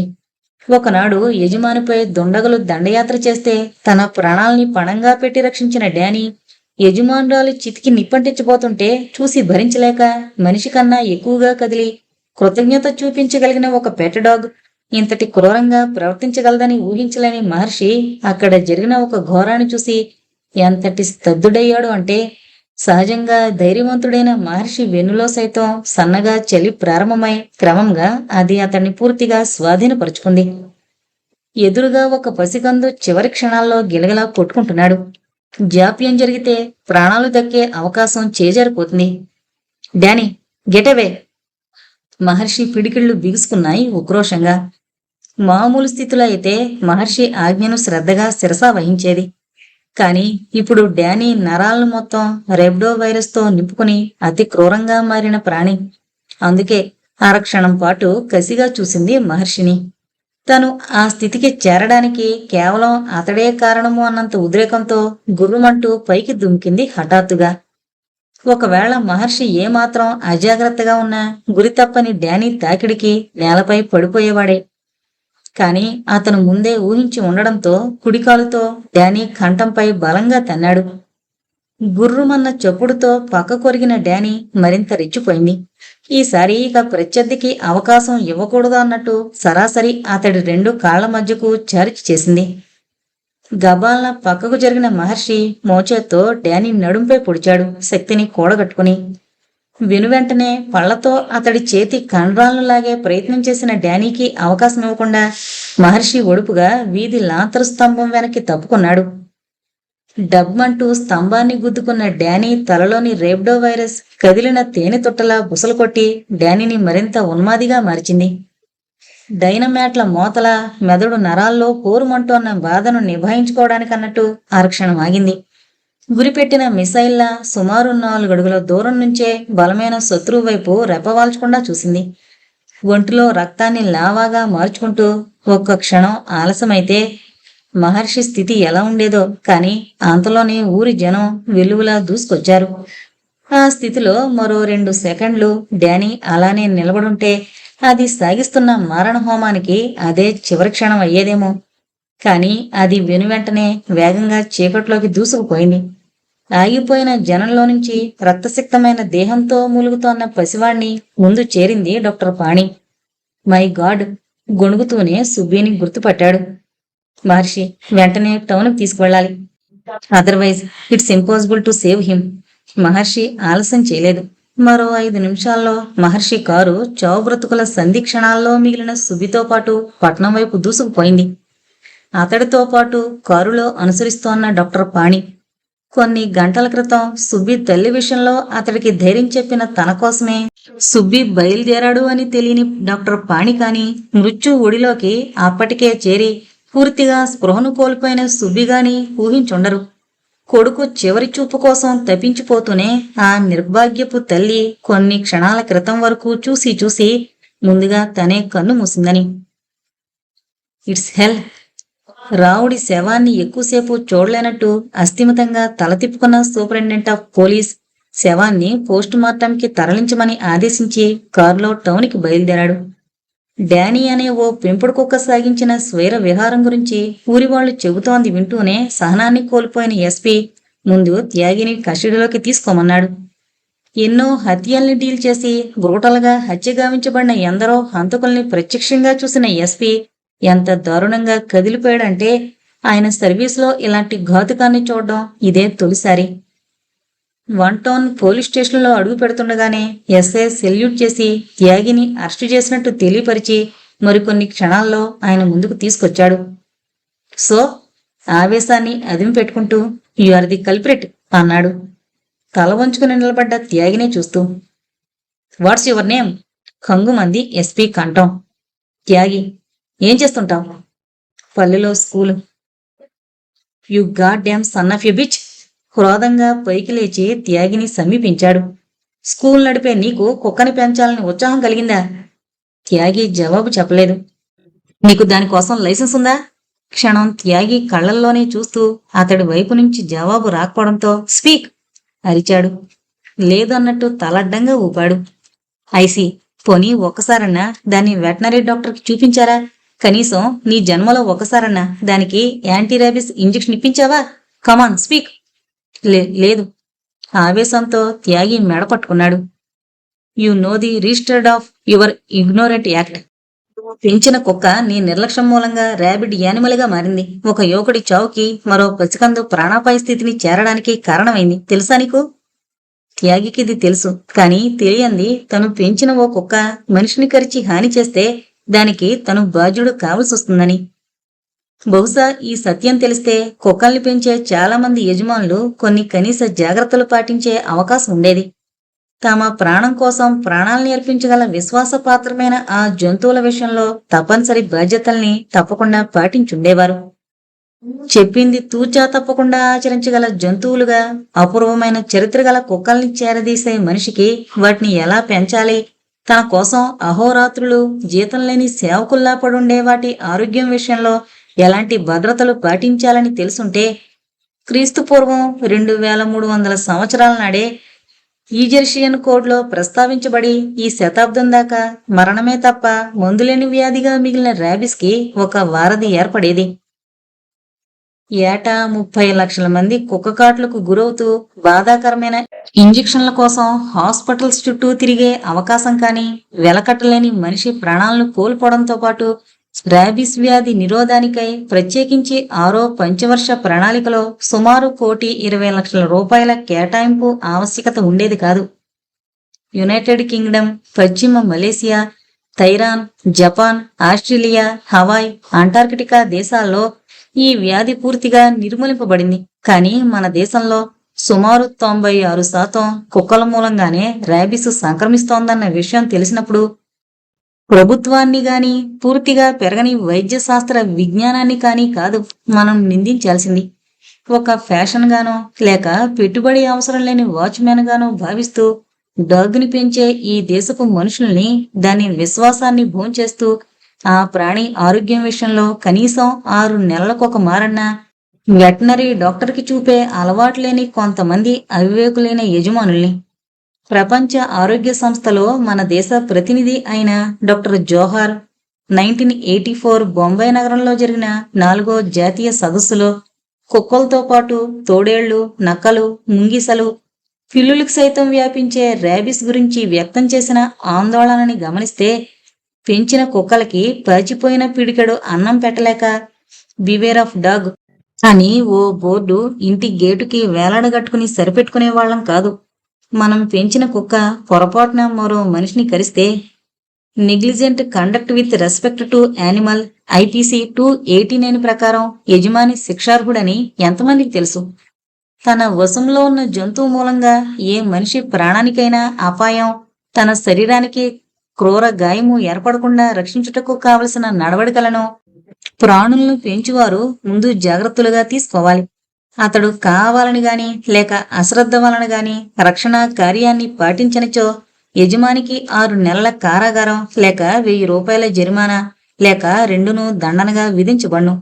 ఇది భారత శిక్షా స్మృతి సెక్షన్ 289 సారాంశం. ఇది రచయిత రాశారండి. మిస్టర్ త్యాగి నిశ్శబ్దంగా నిలబడ్డ త్యాగిని చూస్తూ అన్నాడు ఎస్పీ. నీ నిర్లక్ష్యానికి ఇప్పుడు చాలా మూల్యాన్ని చెల్లించబోతున్నావు. ఎస్ఐని చూస్తూ త్రో హిమ్ బిహైండ్ బార్ అన్నాడు ఎస్పీ. మరో అనూహ్యమైన వలయంలో చిక్కుకుపోయిన త్యాగి నిస్సహాయంగా ఆ క్షణాన ఆలోచిస్తోంది డానీ గురించి కాదు, తనను బయటికి రప్పించగలిగే ఒకే వ్యక్తి మహర్షి గురించి. పోర్టికోలో కారాపిన మహర్షి వేగంగా ఇంట్లోకి నడిచాడు. సుమారు 3 గంటలుగా పట్టణంలోని ప్రముఖ డాక్టర్లంతా చీలిన సుబ్బి శరీరాన్ని, తెగిపోయిన ఇంటెస్టైన్స్ ని అతికించాలని ఆపరేషన్ థియేటర్ నుంచి కదలకుండా విశ్వ ప్రయత్నం చేస్తున్నారు. సుబ్బి బ్రతుకుతాడన్న నమ్మకం లేదు. కానీ ఆ పల్లెలో ఎవరికి ఆపదొచ్చినా ఆదుకునే ఒక సాంప్రదాయానికి కట్టుబడ్డ కుటుంబానికి చెందిన వ్యక్తిగానే కాకుండా ఓ నిర్భాగ్యపు తల్లి కడుపు కోతను తప్పించే మంచి మనిషిగా, అంతకు మించి త్యాగి ఆపదలో చిక్కుకోవడాన్ని హర్షించలేని ఒక స్నేహితుడిగా డబ్బు విరజిమ్మైన సుబ్బిని రక్షించాలి అనుకున్నాడు. అందుకే డాక్టర్ పాణిని అక్కడే ఉంచి ఇంటికొచ్చాడు. ర్యాక్లోని బ్రీఫ్ కేసు అందుకుంటున్న మహర్షి వెనకగా వచ్చి నిలబడ్డ హిమానిని గమనించలేదు. త్యాగిని అరెస్టు చేశారు. డానీ రాత్రి రావుడనే మరో వ్యక్తిని చంపిందట. స్థాణువైపోయాడు. సుబ్బి తల్లి మరణం గురించి చెప్పింది. విచిత్రమైన నిస్త్రాణ అతన్ని చుట్టుముట్టి మానసికంగా నులిమేస్తుంటే కావలసిన డబ్బు తీసుకోవడానికని బ్రీఫ్ కేసు తెరిచాడు క్యాజువల్గా. పొలం విషయంలో ఖర్చు చేయడానికి అంతకు ముందు రోజే 50,000 డ్రా చేస్తే ఇప్పుడు బ్రీఫ్ కేసులో ఉన్నవి రెండే 200 రూపాయల నోట్ల కట్టలు. అంటే 20,000. డబ్బేమైంది హిమాని? నెమ్మదిగా అడిగాడు వెనక్కి తిరగకుండానే. త్రొట్టుపడింది హిమాని. నిజానికి అందులో 30,000 తీసింది ఆమె. నిన్న చీకటి పడ్డాక బ్లాక్ మెయిలర్ మరిన్ని ఫోటోలతో వచ్చి చివరిసారిగా హెచ్చరిస్తుంటే అసలే మానసికంగా నలిగిపోతున్న హిమాని ఈ కథని ఇలాగే కొనసాగించే శక్తి లేనట్టు తల ఒగ్గింది. కుచించుకుపోతున్న సాంసారిక జీవన పరిధిని తలుచుకుంటూ తప్పు చేయని ఆడదానిగా తనింట్లోనే భర్తకు తెలియకుండా డబ్బిలా ఖర్చు చేసే ఒక తప్పు చేసింది. పరోక్షంగా తనను సాధిస్తోన్న ఆ వ్యక్తి నోరును శాశ్వతంగా మూసేయాలి అనుకుంది. ఒక్కరోజు గడువుతో అన్నయ్యనడిగి డబ్బును రహస్యంగా ఆ స్థానంలోనే ఉంచాలనుకుంది. కాని ఇప్పుడు హఠాత్తుగా తన స్థానాన్ని కుదిపే ఈ సన్నివేశం ఎదురవుతుందని ఊహించలేకపోయింది. అప్పటికి రంగధాం కోసం 2 సార్లు ఫోన్ చేసింది. కాని అతను దొరకలేదు. నిన్నే హిమాని, తక్కిన 30,000 ఏమైనట్టు? వ్యవధి లేనట్టు అసహనంగా అడిగాడు. తెలీదు. వాట్? నిజం, నాకు తెలీదు. ఉద్విగ్నంగా ఆమెనొక మారు చూశాడు. రుద్ర ఎక్కడ? అడుగుతూనే సమీపంలో రింగ్ అవుతోన్న ఫోను అందుకున్నాడు. సుబ్బి చచ్చిపోయాడు. డాక్టర్ పాణి ఫోన్లో చెప్పాడు చాలా నెమ్మదిగా. గాడ్! నిర్నిమేషంగా ఉండిపోయాడు 2 క్షణాల పాటు. నీరసంగా రిసీవర్ని హుక్కుపై ఉంచాడు. మెదడు ముద్దుబారిపోయింది.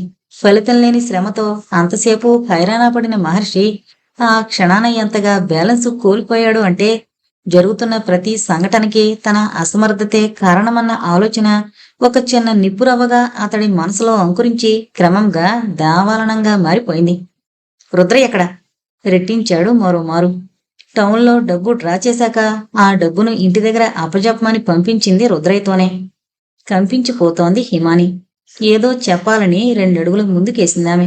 కాని అప్పటికే మహర్షి ఉద్రేకంగా కిందకి వెళ్ళిపోయాడు. కారెక్కి సరాసరి హాస్పిటల్కి వెళ్లాలి అనుకుంటున్న మహర్షి కాంపౌండ్ గేటుకి అభిముఖంగా ఉన్న పాన్ షాప్ కేసి చూశాడు అలవోకగా. ఆ క్షణాన అక్కడ రుద్రయ్య నిలబడుండడం యాదృచ్ఛికమే. రుద్రయ్య! దాచుకోలేని ఆవేశాన్ని బహిర్గతం చేస్తూ అరిచాడు.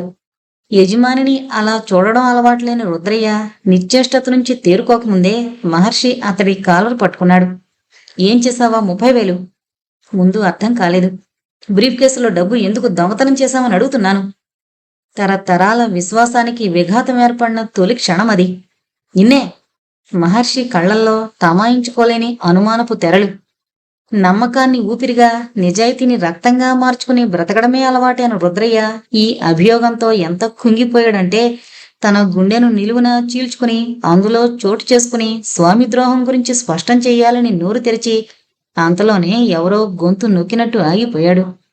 ఎదురుగా గేటుని ఆనుకొని నీళ్లు నిండిన కళ్లతో తననే చూస్తోంది హిమాని.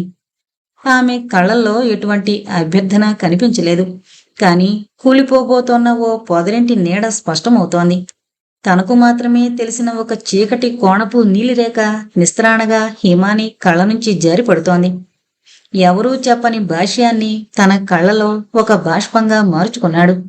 మోగవాడిగా మారాడు ఆమెనే చూస్తూ.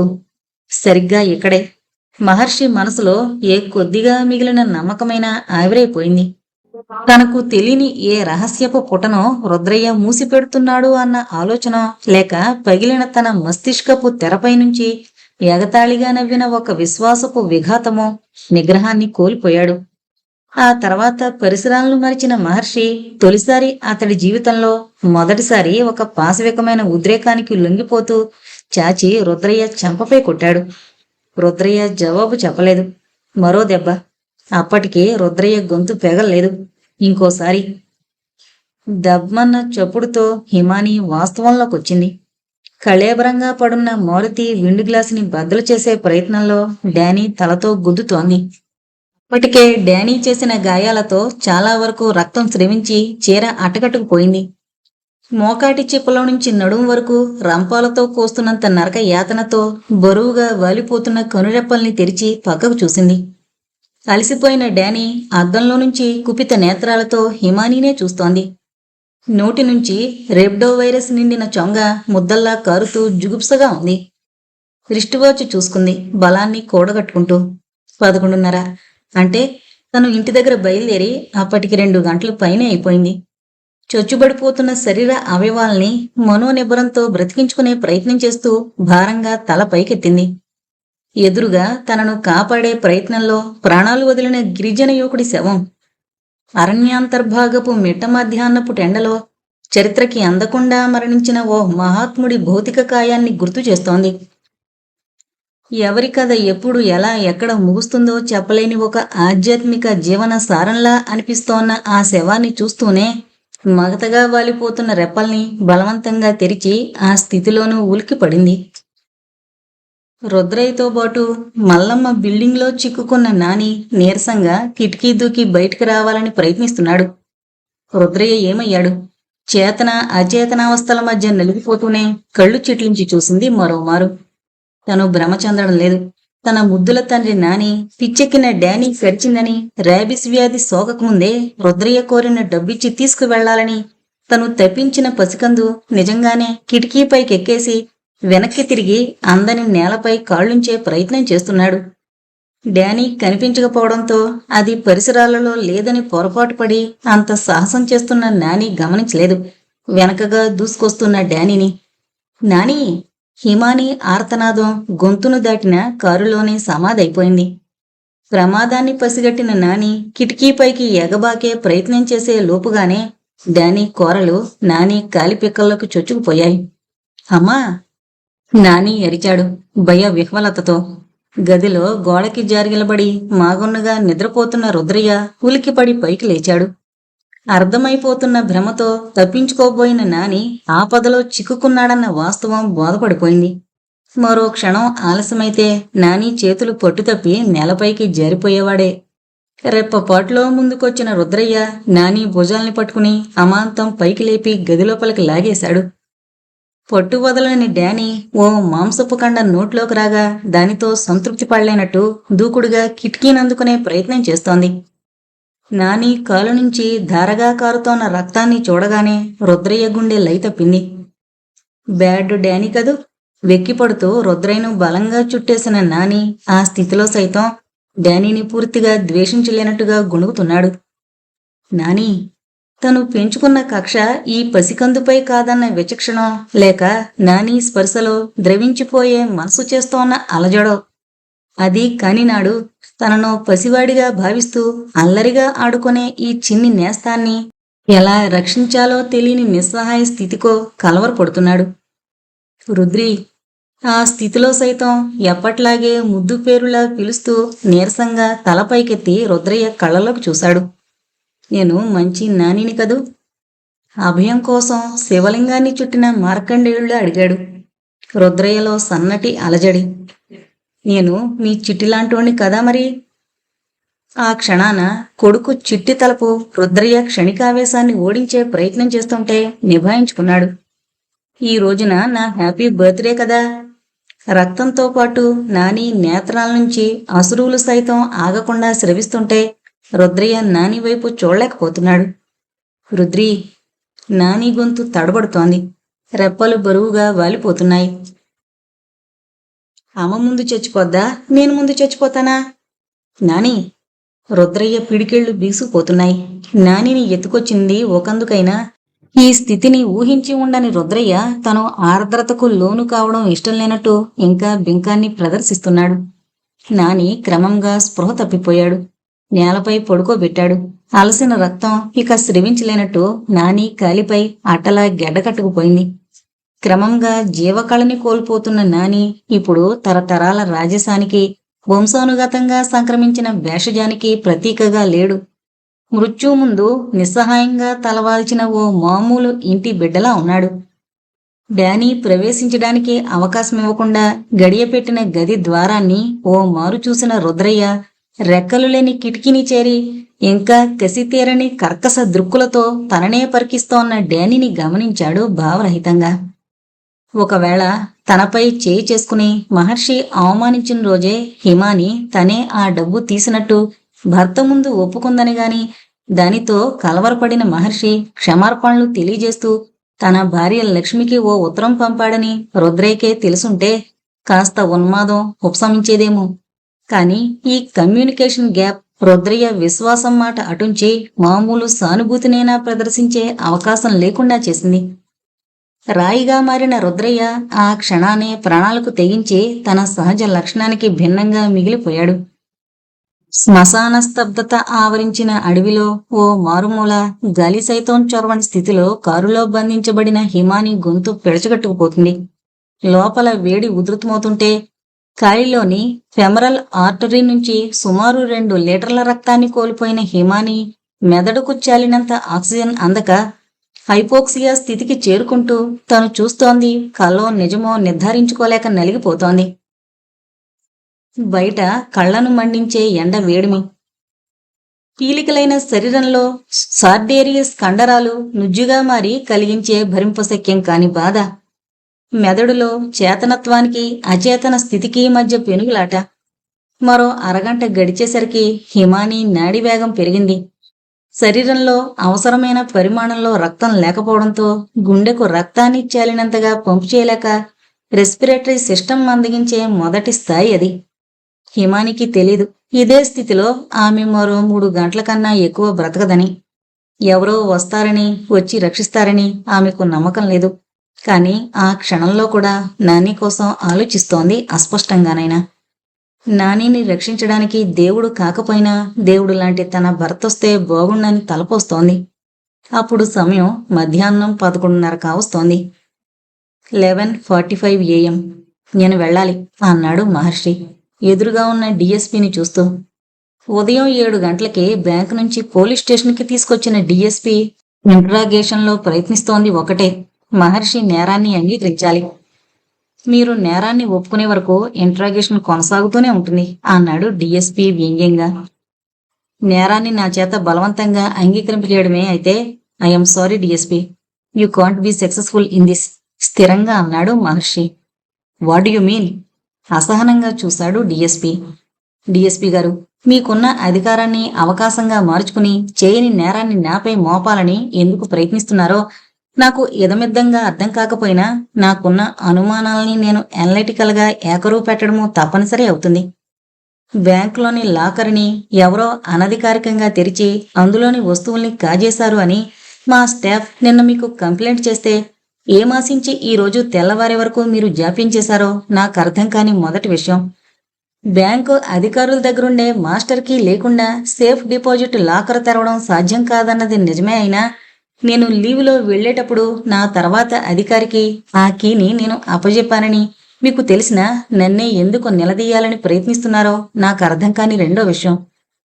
కస్టమర్ దగ్గరుండే తాళం చెవి కూడా లాకరు తెరవడానికి అవసరమని నేనంటున్నా అసలు కస్టమర్ని సంప్రదించకుండా కనీసం అతడి పరంగా కంప్లైంట్ లేకుండా డిపార్ట్మెంటల్గా ఇన్వెస్టిగేట్ చేసే అవకాశం నాకు ఇవ్వకుండా ఎందుకు వారిస్తున్నారో నాకు అర్థం కాని మరో విషయం. కస్టమర్ కూడా ఎవరో కాదు, ఆ లాకర్ని తీసుకుంది నా స్నేహితుడు త్యాగి అని నేను చెబుతున్నా అతన్ని రంగంలోకి ఎందుకు రప్పించడం లేదో, అసలు తాళం అతని దగ్గరుందో దొంగలించబడిందో మీరు ఎంక్వైరీ చేయనేలేదు. అసలు ఆ లాకరు తెరిచుందని చూసిన మొదటి బ్యాంక్ ఎంప్లాయ్ ఎవరు? కస్టమర్ రాకుండా ఆ లాకరు తెరిచే ఉందని అతడు చూసే అవసరం ఏమొచ్చింది అని మీరు తెలుసుకునే ప్రయత్నం చేయడం లేదు. ఇన్ని అనుమానాలతో మిగిలిపోయిన నేను మీకు సంతృప్తికరమైన జవాబేం ఇవ్వగలను? భావరహితంగా చెప్పుకుపోతున్నాడు. బుల్షిట్. మహర్షి విశ్లేషణని అంగీకరించలేని డిఎస్పీ తన అమూల్యమైన కాలం వృధా అయిపోతున్నట్టు ముఖ కవళికల్ని మార్చి, నాకు కావలసింది మీరు అంగీకరించడం అన్నాడు అస్థిమితంగా. చెప్పానుగా, అదే మీకు కావలసిందైతే నా నుంచి మీరు ఆ జవాబు ఆశించలేరు. Then you will be in my custody. నేను చేసిన నేరమేంటి? మీరు ఆ లాకర్ను దొంగతనంగా తెరిచారు. ఓ పథకం ప్రకారం అందులోని వస్తువుల్ని కాజేసి లీవ్ పెట్టారు. It's harsh shit. మహర్షి గొంతులోని కాఠిన్యానికి ఉలిక్కి పడ్డాడు డిఎస్పీ. ఎస్ మిస్టర్ డిఎస్పీ, ఎంతవరకు ఒక బ్యాంక్ అధికారిగా మీతో మాట్లాడాను. ఇప్పుడు ఈ దేశ పౌరుడిగా నా హక్కుని ఉపయోగించుకోబోతున్నాను. యు మీన్ మీరు అవకాశమిస్తే స్వంత పూచీకత్తుపై బయటికి వెళ్లి వివరాల్ని సేకరిస్తాను. అది సాధ్యం కాదని నేనంటే మా లాయర్తో మాట్లాడి బెయిల్ కోసం ప్రయత్నిస్తాను అంటూ ఫోన్ వైపు జరగబోయిన మహర్షికి దూరంగా ఫోన్ జరిపాడు DSP. Sorry, I can't permit. సాలోచనగా చూశాడు మహర్షి.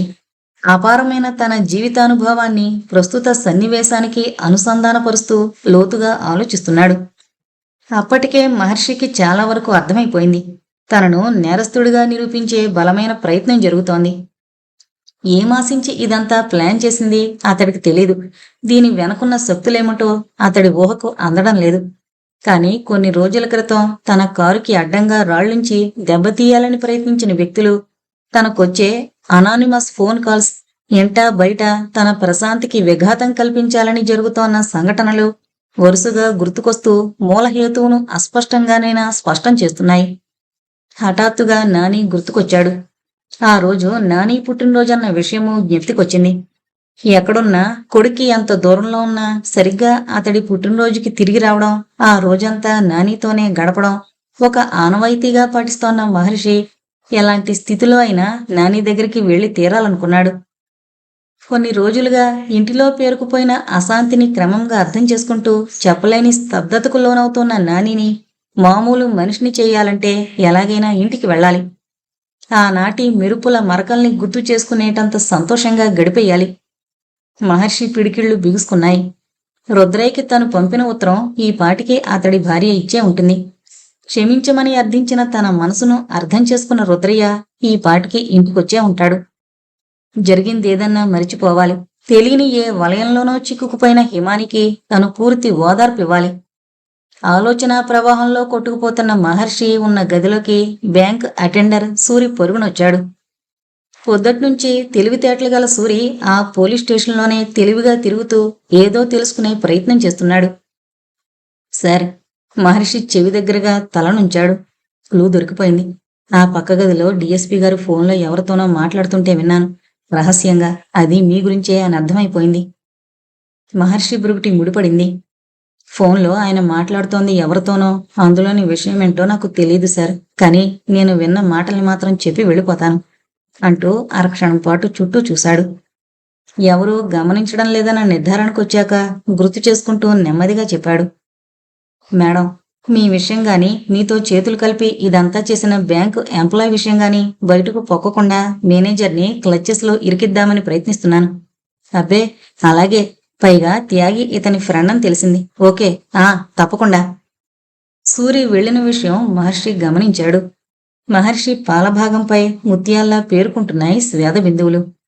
మేడం, ఒక ఉన్నత పదవిలో ఉన్న పోలీస్ ఆఫీసర్ను ఇన్ఫ్లుయెన్స్ చేస్తోన్న ఆ మేడం. వాడిగా ఆలోచించగల మహర్షి మెదడులో తళుక్కుమంది ఓ ఆలోచన. మహర్షి పొరపాటు పడలేదు. మేడం అంటే ఒకనాడు త్యాగిపై మనుషుల్ని పంపి అతడిపై చావు దెబ్బ తీయాలని ప్రయత్నించిన ఒక స్త్రీ. రంగధాం పరిభాషలో క్రీఫిన్ క్యాలరీష్, ఆంధ్రప్రదేశ్, ఫాతిమా. ఉద్వేగంగా లేచాడు ప్రత్యర్థిని ఊహించగానే. డిఎస్పీ ఇంకా గదిలోకి రాలేదు. కాని దూరంగా ద్వారం దగ్గర ఇద్దరు కానిస్టేబుల్స్ నిలబడున్నారు. సునిశితంగా ఆలోచిస్తున్నాడు మహర్షి. అప్పుడు టైం మధ్యాహ్నం 12:30 గంటలు. పూర్తిగా తన ఊబిలో కూరుకుపోకముందే అక్కడి నుంచి తప్పించుకోవాలి అనుకున్నాడు మహర్షి. అవసరమైతే ఫాతిమా బలగాన్ని ఢీకొని కొన్ని గంటల వ్యవధిలో తన నిర్దోషిత్వాన్ని నిరూపించుకుని అప్పుడు ఇంటికి వెళ్ళాలి. అక్కడ నాని గాని తన భార్య గాని ఎలాంటి విపత్కర పరిస్థితుల్లో చిక్కుకున్నది తెలియని మహర్షి దురదృష్టవశాత్తు తీసుకున్న నిర్ణయం అది. దూరంగా డిఎస్పీ తన గదివైపు వస్తోన్న అలికిడి. కదిలాడు మహర్షి అదే అదనుగా. రంగదాం పాలభాగమంతా స్వేదంతో తడిసిపోయింది. చేతిలోని ఉత్తరాన్ని, దాంతో జతపరచబడిన ఫోటోని చూడగానే తనకే తెలియని ఒక విషవలయంలో చిక్కుకున్న హిమాని ఆఖరి ప్రయత్నంగా అన్నయ్యకు రాసిన ఉత్తరమది. ఉత్తరంలోని హిమాని నిస్సహాయ స్థితి కన్నా ఆమెను కావులించుకున్న ఒక పురుషుడి ఫోటో రంగదాం అస్తిత్వాన్ని సవాల్ చేస్తున్నట్టుగా ఉంది. అన్నయ్య, చేయని తప్పుకి సంజేషి ఏమనిచ్చుకోను. ఆ ఫోటో ఎక్కడ ఎవరు తీసింది నా ఊహకి సైతం అందనిదైనప్పుడు ఏమని నా దేవుణ్ణి నమ్మించను. నేరం చేయకపోయినా చేసినట్టు ఆధారంగా మారిన ఈ ఫోటో విషయంలో ఏం చెప్పి ఆయన్ని ఒప్పించగలను? సంస్కారవంతుడు కాబట్టి నిశ్శబ్దంగా నా నుంచే విషయాన్ని రాబట్టాలని ఆయన ప్రయత్నిస్తున్నా ఏముందని చెప్పను. నా మనోవ్యధని ఎవరికి చెప్పుకోను. అన్నయ్య, బీటలు వారుతోన్న దాంపత్యాన్ని చూస్తూ భరించనూ లేను. నన్ను వెంటాడే క్రీనీడల సెగలను తట్టుకోనూ లేను. నీకు సైతం వ్యక్తిగతంగా చెప్పుకోలేని నిస్సహాయురాల్ని. అందుకే చివరి ప్రయత్నంగా ఈ ఉత్తరం రాస్తున్నాను. నా బ్రతుకు ఏ మలుపు తిరుగుతుందో, ఏ క్షణంలో ఏ నిర్ణయం తీసుకుంటానో తెలియని స్థితిలో మిగిలిన నేను నీతో పంచుకున్న నా ఈ రక్తంపై నమ్మకముంటుందన్న ఆశతో మరోమారు కాదు, అప్పటికే చాలాసార్లు చదివిన రంగధాం కసిగా కణతలు నొక్కుకున్నాడు. ఒక పోలీస్ ఆఫీసర్గా కాదు, భావ సంస్కారం తెలిసిన వ్యక్తిగా, చెల్లి నడవడి క్షుణ్ణంగా తెలిసిన అన్నగా ఎంతటి కలవరపాటుకు లోనయ్యాడో అంటే, తన అనుభవాన్ని మేధస్సును ఉపయోగించి కొన్ని గంటల వ్యవధిలో అసలు రహస్యాన్ని ఛేదించాలని నిర్ణయించుకున్నాడు. చెల్లికి ఫోన్ చేసి తన సంకల్పాన్ని తెలియజేయాలని ప్రయత్నించాడు. కాని ఫోన్ రింగ్ అవుతున్నా రెస్పాన్సు లేకపోయేసరికి ఇక జాప్యం చేయకూడదన్నట్టు ఆవేశంగా లేచాడు. సరిగ్గా ఆ సమయంలో రింగ్ అయింది ఫోను. అతడి ప్రయాణానికి ఓ చిన్న అవాంతరంలా. హలో, అసహనంగా రిసీవర్ని అందుకున్నాడు. రంగదాం హియర్. నేను రొప్పుతోంది అవతల వైపు కంఠం. ఇన్స్పెక్టర్, నేను రిటైర్డ్ మేజర్ సదానందని మాట్లాడుతున్నాను. గుర్తుందనుకుంటాను. పోయిన పప్పీ కోసం కంప్లైంట్ చేస్తే మీరోసారి మా ఇంటికొచ్చారు. సదానంద్ గొంతులో చాలా స్పష్టంగా వినిపిస్తోన్న ఆందోళన. సారీ, ఐ కుడ్ ట్రేప్ ఇట్ యథాలాపంగా అన్నాడు. అందుకు నేను మిమ్మల్ని పిలవడం లేదు ఇన్స్పెక్టర్. ఒక్కసారి మీకు అభ్యంతరం కాదనుకుంటే ఒకసారి ఇంటికి రండి ప్లీజ్, గాదిగాదికంగా అర్థిస్తున్నాడు సదానంద్. నిజానికి రంగధాంకి వెళ్లాలని లేదు. కాని కన్నబిడ్డలకు దూరమై కట్టుకున్న భార్యను కోల్పోయి పెంచుకుంటున్న డాగ్స్తో ఒంటరితనాన్ని మరిచిపోతూ ఓ విచిత్ర వ్యక్తిగా దర్శనమిచ్చిన సదానంద్ గొంతులోని ఆరాటం అయిష్టంగానైనా వెళ్లాలి అనిపించేటట్టు చేసి ఓకే అంటూ ఫోన్ క్రెడిల్ చేశాడు. కోటికోలో రంగదాం జీపు దిగగానే ఆత్రంగా సమీపించిన సదానంద్ ఇన్స్పెక్టర్ అంటూ ప్రాధేయపడుతున్నట్టుగా చేతులు పట్టుకున్నాడు. నా రూప, పోయిన పసికందు కోసం నిరీక్షించి నాలాగే అలసిపోయిన నా పిచ్చి నేస్తం నా మీద అలిగింది. హఠాత్తుగా కోపగించుకుని ఉలుకు పలుకు లేకుండా అల్లరి పెడుతోంది. రంగదాం ప్రమేయంతో పనిలేనట్టే బలవంతంగా ఓ గదిలోకి నడిపించుకు వెళ్లిన సదానంద్ దుఃఖంతో ఉద్విగ్నతగా రూపముందు చెతికిలబడిపోయాడు. అక్కడ చూసేవాళ్లకు భీతి గొలిపేటంత బలిష్టంగా ఉన్న ఫీమేల్ మేస్టిఫ్ డాగ్ రూప అప్పట్లా తన టీవీని ప్రదర్శించడం లేదు. నిశ్శబ్దంగా నేలపై పడుకునుంది. చెప్పండి ఇన్స్పెక్టర్, తన పప్పీ కోసం పరితపించిపోతున్న నా రూపకి పోయిన పసికందును త్వరలోనే తీసుకొస్తానని చెప్పి కాస్త ఊరట కలిగించండి. ఈ ముసలివాణ్ణి అల్లరి పెట్టద్దని మీ మాటగా చెప్పండి. ఆ వృద్ధుడి నేత్రాల నుంచి ధారకడుతున్న నీళ్లను చూస్తూ అనుమానంగా రూపని చేరుకున్న రంగదాం నెమ్మదిగా చేతిని దానిపై ఉంచి అర్థమైనట్టు అలాగే ఉండిపోయాడు. రూప బ్రతికి లేదు. కొన్ని క్షణాల క్రితమే ఈ ప్రపంచంతో తన బంధాన్ని తెంచుకున్నట్టు బోధపడిపోయింది. తను సృష్టించుకున్న ఒక మమతల పొదరిల్లు కూలిపోగా చెదిరిన ఆ స్వప్నం నిజం కాదని ఉన్మాదంతో నలిగిపోతున్న సదానందని ఇక ఓదార్చలేనట్టు నెమ్మదిగా వెనక్కి తిరిగాడు. ఇన్స్పెక్టర్, సదానంద్ గొంతు నిస్సహాయంగా పలికింది. నవ్వుకుంటున్నారా? ఈ పిచ్చివాడి స్వర్గాన్ని సహృదయంతో అర్థం చేసుకున్న చివరి వ్యక్తి మీరు. అందుకే ఈ రోజుతో అన్ని బంధాలు తెగిపోయిన నేను ఆవిరవుతోన్న చివరి కన్నీటి బొట్టును మీ సమక్షంలోనే చిందించాలని పిలిచాను. తల్లి లేని పిల్లనిక పోషించే శక్తి లేని నేను మిగిలిన ఈ బుల్లి మేస్టిఫ్ను మీకిచ్చేస్తున్నాను అంటూ 4 వారాల వయసుండని ఓ పప్పీని రంగదాంకి అందించాడు. ఒకనాడు తనంతట తానుగా అడగాలనుకున్న కుక్కపిల్లది. దీన్ని తీసుకుని నాని పుట్టినరోజుకి అన్నమాట ప్రకారం ప్రజెంట్ చేయాలనుకున్నాడు. అనుకున్నది నెరవేరింది బాధాకరంగానేనా పప్పీనందుకుని ఇక ఓదార్చే శక్తి లేనట్టు బయటికి నడవబోతూ టక్కునాగాడు. ముందు గదిలో ఓ మూలనున్న యువతి ఫోటో చూసి ఈమె నిశ్చేష్టుడవుతూ అడిగాడు రంగదాం. ఎప్పుడో నాకు దూరమైన నా కూతురు రసజ్ఞ. పేరు బాగుంది. ఒకవేళ బ్రతుకుంటే నాకు పేరు తెచ్చేటంత గొప్పగా బ్రతికే ఆడపిల్ల కూడా అయి ఉండేది నమ్మకంగా అన్నాడు సదానంద్. ఎందుకు వెళ్ళిపోయింది? నా జీవితంలో కారణాలు తెలియకుండానే చాలా సంఘటనలు జరిగిపోయాయి. ఇది అంతే. కారణం ఏమన్నా కాని బయటికి వెళ్లిన ఆమె బ్రతికే ఉందని, అతడికి పేరు తెచ్చేటట్టు కాక బాగా పేరున్న కర్ల్ గర్ల్గా చాలా ప్రాచుర్యాన్ని సంపాదించుకుందని చెప్పలేకపోయాడు రంగధాం. రసజ్ఞ ఎవరో కాదు, అటు ప్రభుత్వ యంత్రాంగాన్ని ఇటు పోలీసు వ్యవస్థని శాసించగలుగుతోన్న యువతి ఫాతిమా. ఒక్కోమారు వాస్తవం కల్పితం కన్నా విచిత్రంగా ఉంటుందన్న విషయాన్ని మననం చేసుకుంటూ జీపును వేగంగా నడుపుతున్నాడు రంగదాం. ఒక అయినింటి ఆడపడుచుగా సాంసారికంగా బ్రతకాల్సిన రసజ్ఞ పేరు మార్చుకుని పేరున్న పతితిగా ఒక చోట బ్రతుకుతోంది. అగ్నిపునీత శీతల మోగదానిగా బతుకుతోన్న హిమాని చేయని తప్పుకి ఓ కళంకాన్ని ఆపాదించుకోవాల్సొచ్చింది. స్టీరింగ్ ని పట్టుకున్న రంగదాం చేతులు కసిగా బిగుసుకున్నాయి. అపవాదికి భయపడి భార్యను పునీతగా నిరూపించుకోమన్న రాముణ్ణి మించిన వ్యక్తిత్వం కల వ్యక్తి తన బావ మహర్షి అన్నది అతడికి తెలిసిన విషయమైనా ఒకవేళ అజ్ఞాత శత్రువుని బావ క్షమించినా తను వదిలిపెట్టడు. విషయాన్ని తవ్వి వాస్తవాన్ని వెలికి తీసిగాని తను నిద్రపోడు. ఇంటికి వెళ్ళాలి. చెల్లెలతో ముఖాముఖి మరిన్ని వివరాలు సేకరించి రంగంలోకి దిగాలి. ఆలోచన రావడమే తడువుగా ఓ షాప్ ముందు జీప్ నాపి నాని పుట్టినరోజుకి కానుకగా బ్యాటరీతో నడిచే ఓ కుక్క బొమ్మని కొన్నాడు. బొమ్మను జీపు వెనక భాగంలో ఉంచి నెమ్మదిగా మూలుగుతోన్న మస్టిఫ్ని చూశాడు. చాలా అసహనంగా కదులుతోంది అటు ఇటు.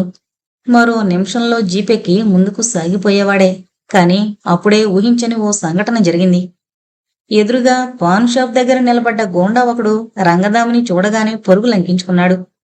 పాత నేరస్తుడైనా ఏదైనా నేరంలో ఇరుక్కున్న గిల్టీనెస్తో తప్ప అలా తప్పించుకోడు అన్నది అతడి అనుభవం నేర్పిన పాఠం. అంతే, తను వెంటబడ్డాడు. 2 నిమిషాల్లో రంగదాం చేతికి చిక్కిన దావూద్, సార్, ఆ బ్యాంకు దోపిడీ సంగతి నాకేం తెలీదు.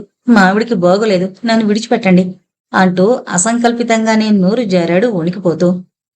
నిజానికి రంగదాంకేం అర్థం కాలేదు దావూదు చెబుతున్నదేమిటో. రంగదాంకి బాగా తెలిసింది దావూద్ ఫాతిమా అనుచరుడని. ఎన్నో నేరాలతో పాటు ఆ మధ్య త్యాగిపై దాడి చేసి డానీ మూలంగా గాయపడి తన నుంచి తప్పించుకున్న గోండాలలో ఒకడని. అప్పుడు త్యాగి విషయంలో తప్పించుకున్నాం మీ మేడం మూలంగా, ఇప్పుడు దాటిపోలేవు. ఓ అస్త్రాన్ని తెలివిగా సంధించాడు రంగదాం మరిన్ని వివరాలు సేకరించాలని. సరే, అమ్మతోడు. మేడంకి తెలుసు అసలు సంగతంతా. ఆ గ్యాంగ్లో నేను లేను. షర్టు కాలర్ పట్టుకున్న రంగదాం చేయి మరింత బీసుకుంటుంటే కంగారు పడుతున్నాడు. రాస్కెల్. రంగదాం కళ్ళు మరింత క్రౌర్యాన్ని నింపుకున్నాయి. చుట్టూ జనం చేరడంతో పోలీస్ స్టేషన్కి లాక్కుపోయాడు. దావూదిని సెలలోకి తోసి ఈ కొత్త వ్యవహారమేమిటో తెలుసుకునే ఉత్కంఠతతో ఫోన్ అందుకున్నాడు. ఫాతిమా హియర్, సుతారంగా పలికింది అవతల వైపు కంఠం. నేను ఇన్స్పెక్టర్ రంగదాంని మాట్లాడుతున్నాను. క్షణం పాటు నిశ్శబ్దం తర్వాత అందామి, ఏంటి విశేషం? అది మీరు చెప్పాలి. అఫ్కోర్స్ దావూద్ కొంత చెప్పాడనుకోండి అన్నాడు మామూలుగానే. అదే బ్యాంకు వ్యవహారం. అదా, అది మీ బాస్ డీల్ చేస్తున్నాడుగా. అవుననుకోండి, ఆయనకి కాస్త సహకరిద్దామని. తెలివితేటలు ప్రదర్శించుకు రంగదాం. ఏం, అది మీ ఒక్కరి సొత్తేనంటారా? వ్యంగ్యంగా అడిగాడు రంగదాం. నేనేంటో నీకు తెలుసు.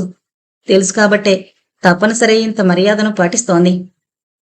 లేకపోతే నేనేంటో మీకు తెలుసుండేది. Nonsense.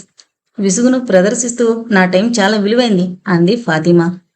Of course, every minute counts miss Rasagna alias miss Fatima. గురిచేసి ఓ బాణం విసిరాడు. What do you mean? Fatima గొంతు అస్పష్టంగా వణికింది. I mean to say that I am Rangadham. ఒక లిప్తపాటు ఆమె వాస్తవాన్ని జీర్ణించుకునే అవకాశమిచ్చి, మీ డాడీ, అదే రిటైర్డ్ మేజర్ సదానంద్ గారున్నారు చూశారు, మీరంటే పాపం చాలా గురి.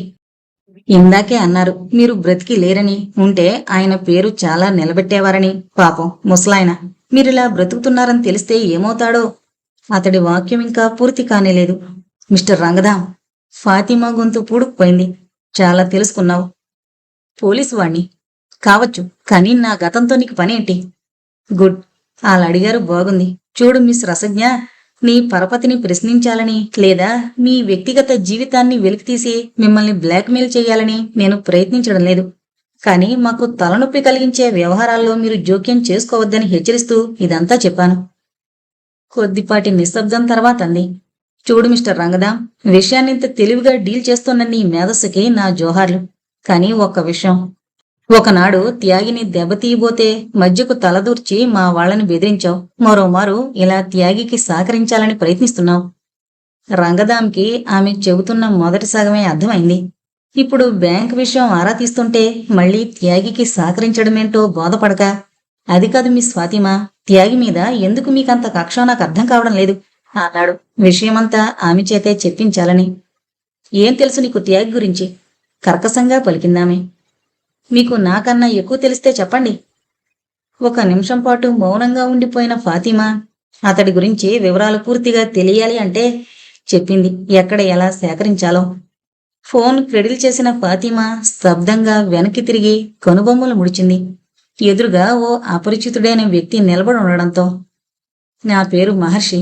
ఆమెనే ఆపాదమస్తకము పరిశీలిస్తున్న మహర్షి ఆమె తన మనుషుల కోసం దిక్కులు చూస్తుంటే, వాళ్ళ గురించి ఆందోళన పడకండి. నన్ను ఆపబోయిన ఇద్దరు బయట గదిలో స్పృహ తప్పి పడున్నారు. మరో అరగంట వరకు లేచే అవకాశం లేదు అన్నాడు మామూలుగా. ఆమె ఆవేశంగా ఫోన్ రిసీవర్ని అందుకోబోతుంటే రిసీవర్ని చేతిలోకి తీసుకున్న మహర్షి, పోలీసుల్ని మీరు శాసించగలరని, చేయని తప్పును ఎవరి మీదన్నా రుద్ది కావాలంటే నిర్దోషుల్ని దోషులుగా మార్చగలరని నాకెప్పుడో అర్థమైంది ఫాతిమా. వాళ్ళు నా కోసం వెంటాడుతూనే ఉన్నారు. మీరు వేరే ప్రయత్నం చేయాల్సిన అగత్యం లేదు. తాను ఎవరన్నది వివరంగా చెప్పాడు మహర్షి. ఆమె సాలోచనగా చూస్తోంది మహర్షిని. చెప్పండి, ఏం ఆశించి నన్ను ఈ రొంపిలో ఇరికించారు? సింపుల్, నేను ఇరుక్కోకూడదని. ఏం? ఆమె నిజాయితీకి ఇంప్రెస్ కాకుండా ఉండలేకపోయాడు. నేను చాలా పరపతి గలదాన్ని. ఎలా బ్రతుకుతున్నా నాది చాలా గొప్ప బ్రతుకని 10 మంది ప్రస్తుతించే స్టేజ్లో ఉన్నదాన్ని గర్వంగా అంది. మీకు నేను అడ్డం కాలేదే. మీరు కాదు, త్యాగి. త్యాగి నాకు నైట్ మేరుగా మారాడు అక్కసుగా అంది. మీరు పొరపాటు పడుతున్నారు. త్యాగి గురించి మీకు పూర్తిగా తెలీదు. మీకు తెలిసిందేంటి? చాలా. ఒక్క అర నిమిషం పాటు తాత్పర్యం చేసిన మహర్షి, అసలు సేఫ్ డిపాజిట్ లాకర్లో త్యాగి ఏం దాచాడని మీరు వాటి కోసం ఇంతగా ప్రయత్నించారు అడిగాడు నిజాయితీగానే. చెప్పాల్సిన అగత్యం లేదు. చెప్పి తీరాలన్న రూల్ కూడా లేదు, నిజమే. కానీ ఆమెను సైకలాజికల్గా గెలవాలని ప్రయత్నిస్తూ అడిగాడు. ఇంత పలుకుబడి గల మీరు, ఇంతగా త్యాగిని ద్వేషించే మీరు, అతడి స్నేహితుడైన నాకు ఆ వాస్తవం చెప్పి ఇలా చేయక తప్పనిసరైందని నిరూపిస్తే ఈ నేరంలో ఇరుక్కున్న నాకు కొద్దిపాటి సంతృప్తిని ఇచ్చిన వారవుతారు కదా. మరుక్షణం ఫాతిమా కళ్ళ నుంచి జలజల నీళ్లు రాలాయి. వెనువెంటనే వుడెన్ ర్యాక్లోంచి ఓ కవర్ తీసి కసిగా మహర్షి ముందుకు విసిరింది. ఇవే మీ బ్యాంక్ ఎంప్లాయీని డబ్బుతో కొని లాకర్లోంచి నేను సంపాదించిన, నాకు ప్రమాదాన్ని కొని తెచ్చే ప్రత్యక్ష సాక్ష్యాలు. కవర్లోంచి బయటకు జారిన కొన్ని ఫోటోల్ని, నెగటివ్స్ని వణుకుతున్న చేతులతో అందుకుని చూస్తున్నాడు. ఇంచుమించు అదే ఫోటో. ఫాతిమాని బెడ్పై కావలించుకున్న ఓ వ్యక్తి, ముఖం కనిపించకుండా అతను. ఇతను వాడే, మీ సోకాల్డ్ ఫ్రెండ్ త్యాగి. పక్కలో బాంబు పడినట్టు ఉలిక్కి పడ్డాడు. దట్ ఈజ్ త్యాగి. స్థాణువులా నిలబడ్డ మహర్షిని చూస్తూ ఉద్విగ్నంగా చెప్పుకుపోతోంది ఫాతిమా. నేనిలా పతనం కావడానికి వాడే కారణమంటే మీరు నమ్మలేరు మహర్షి. నేను అందరి ఆడపిల్లల్లాగే బ్రతకాలనుకున్నాను. అందరూ కన్నె పిల్లల్లాగే భవిష్యత్తు గురించి కలలు కన్నాను. కానీ వాడి ట్రాప్లో ఇరుక్కుపోయాను దురదృష్టకరంగా. ఒకనాడు ఈ ఫోటోల్ని అడ్డం పెట్టే నన్ను చీకటి కోపంలోకి నెట్టేశాడు. నా ప్రమేయం లేకుండానే నాశనమైన నేను ఆ తర్వాత కోరుకున్న మగాడికి, కన్న తండ్రికి దూరమై ఇలా బ్రతకడమే అలవాటు చేసుకున్నాను. కొన్నాళ్లు ఊరుకున్న త్యాగి ఎదుగుతున్న నా బ్రతుకులోకి మళ్లీ ప్రవేశించి ఈ ఫోటోల ఆధారంతో బ్లాక్మెయిల్ చేస్తూ డబ్బు గుంజడం మొదలుపెట్టాడు. వాడి అంతు చూడాలంటే ముందు ఈ ఆధారాల్ని మాయం చేయాలనిపించింది. అవి లాకర్లో భద్రంగా దాచుకున్నాడని తెలిసిన నేను వాడి దగ్గరున్న తాళాన్ని ఆ ఇంటి నౌకరు నరసింహ ద్వారా సంపాదించి ఓ మరు తాళం చేయించి మళ్లీ ఆ తాళాన్ని యథాస్థానంలో ఉంచే ఏర్పాట్లు చేశాను. మీరు సెలవులో ఉన్నారని తెలిసిన నేను మీ బ్యాంకు ఎంప్లాయ్ ద్వారా లాకర్లోని కవరును సాధించాను. ఇక్కడ మీరు ద్వేషించాల్సింది నన్ను కాదు మహర్షి. ఇంతగా నాశనమైన నా ఈ కళేబ్రంతో ఇంకా వ్యాపారం చెయ్యాలనుకుంటున్న మీ స్నేహితుణ్ణి. హిమానిని సైతం ఇలాగే సాధిస్తూ మానసికంగా హింసించడం అలవాటు చేసుకున్నది త్యాగేనన్న నిజం తెలిసిన మహర్షి పిడికిళ్లు బిగుసుకున్నాయి. ప్రపంచాన్ని అవపోసన పట్టిన మేధావినని ఏమాత్రం అహంకారం ఉన్నా అది పూర్తిగా చిరిగిపోయిన ఆ క్షణాన మహర్షి ఆలోచిస్తోంది మిత్రద్రోహైన త్యాగి నిజస్వరూపం గురించి కాదు. స్నేహమన్న పదానికి తనకు తెలిసిన నిర్వచనం గురించే. తనకు పరిచయం లేని నమ్మక ద్రోహపు లోతుల గురించి. థ్యాంక్ యూ మిస్ ఫాతిమా, చాలా సహాయం చేశారు. ఎరుపు జేరులు చోటు చేసుకున్న కళ్ళతో గొణుగుతున్నట్టుగా అన్నాడు మహర్షి. సహాయమా? ఏ విషయంలో? పరిచయమైన అతి స్వల్పకాలంలో నన్ను నమ్మి మీ కథ నాకు తెలియపరిచి నన్ను వెంటాడుతున్న ఓ ప్రశ్నకు పరోక్షంగానైనా జవాబు తెలియజెప్పినందుకు. వచ్చింది ఒకందుకైనా తెలుసుకుంది మరొకటై, ఆ మరొకటి చాలా ముఖ్యమైంది కావడంతో కృతజ్ఞతగా ఆమెను ఓ మారు చూసి బయలుదేరబోయిన మహర్షి అనాలోచితంగానే ఏదో స్ఫురణకొచ్చినట్టాగాడు. హిమాని మీకు తెలుసా ఫాతిమా? ఫాతిమా ఎక్కువసేపు ఆలోచించలేదు. అందమైన నా గతంలో ఇప్పటికీ పలకరించే ఓ మధుర స్మృతి హిమాని. ఒకప్పటి నా క్లాస్మేట్. స్వప్నంలోలా అంటూ హిమాని మీకు తెలుసా అడిగింది. ఇద్దరు మంచి స్నేహితురాళ్ళని ఒకే దురదృష్టం ఎలా వెంటాడి వేధిస్తోందో చెప్పలేని మహర్షి స్తబ్దంగా చూసి నా భార్య అన్నాడు. ఆమె తుళ్ళిపడింది. ఏదో అడగాలనుకుంది. కాని అప్పటికే మహర్షి బయటకు నడిచాడు. డాక్టర్, మీ పేషెంట్ల వ్యక్తిగత జీవితాల గురించి ఆరా తీయడం లేదు నేను. కూలిపోతున్న ఓ ఆడపిల్ల కోపురాన్ని నిలబెట్టడం కోసం మీ సహాయాన్ని అర్థిస్తున్నాను. రంగధాం అభ్యర్థనగా చూశాడు. ఫాతిమా అన్నది అవహేళనగా అయినా త్యాగి గురించి వివరాలు సేకరించాలని ప్రముఖ సైకియాట్రిస్టు డాక్టర్ ధనంజయరావుని కలుసుకున్నాడు రంగధాం. కానీ తన ఎథిక్స్కు వ్యతిరేకంగా తన పేషెంట్ల మానసిక రుగ్మతలకు సంబంధించిన సమాచారాన్ని బయట పెట్టలేను అన్నాడు ధనంజయరావు. చాలా ముఖ్య విషయాన్ని రాబట్టడానికి ఇదో అవకాశం అంటూ రంగధాం సిక్స్త్ సెన్స్ బలంగా ప్రోత్సహిస్తోంది. డాక్టర్, నేనొచ్చింది ఓ పోలీస్ ఆఫీసర్గా కాదు. జవాబు దొరకని ప్రశ్నతో చావుకి సిద్ధపడుతోన్న నా చెల్లి జీవితాన్ని కాపాడాలని అంటూ జేబులోని ఫోటోని డాక్టర్కి అందించాడు రంగధాం. త్యాగి గురించి అధికారికంగా మీ దగ్గర నుంచి వాస్తవం తెలుసుకోవడమే నా ధ్యేయమైతే వారెంట్తో వచ్చేవాణ్ణి. కానీ ఇది ఓ ఆడపిల్ల కోపురానికి సంబంధించిన సమస్య. కాబట్టే ఒక డాక్టర్గా కాక చేయిని తప్పుకు బలి కాబోతున్న ఓ ఆడపిల్లపై సానుభూతి గల వ్యక్తిగా సహకరించమంటున్నాను. ప్లీజ్. ఫోటోని తదేకంగా చూస్తూ కొన్ని క్షణాలుండిపోయిన ధనంజయరావు, త్యాగి ఈజ్ ఏ సైకోపాత్ అన్నాడు ఉపోద్ఘాతంలా. వృత్తి కన్నా విచక్షణ గొప్పదన్న నిర్ధారణకొచ్చిన వాడే డాక్టర్ ధనంజయరావు ఉడెన్ రేకులో నుంచి ఓ ఫైలు తీసుకొచ్చాడు వెంటనే. ఇది త్యాగి ట్రీట్మెంట్కు సంబంధించిన రికార్డు. యవ్వన ప్రాంగణంలో అడుగు పెడుతున్న త్యాగికి ఓ ప్రమాదం జరిగింది. స్పైనల్ కార్డు బలహీనమైపోయింది. దాంతో శారీరక సంపర్కానికి, దాంపత్య జీవితానికి అర్హతను కోల్పోయాడు. కోరికలు తీరని జీవితం క్రమంగా అది శాడిజంగా మారింది.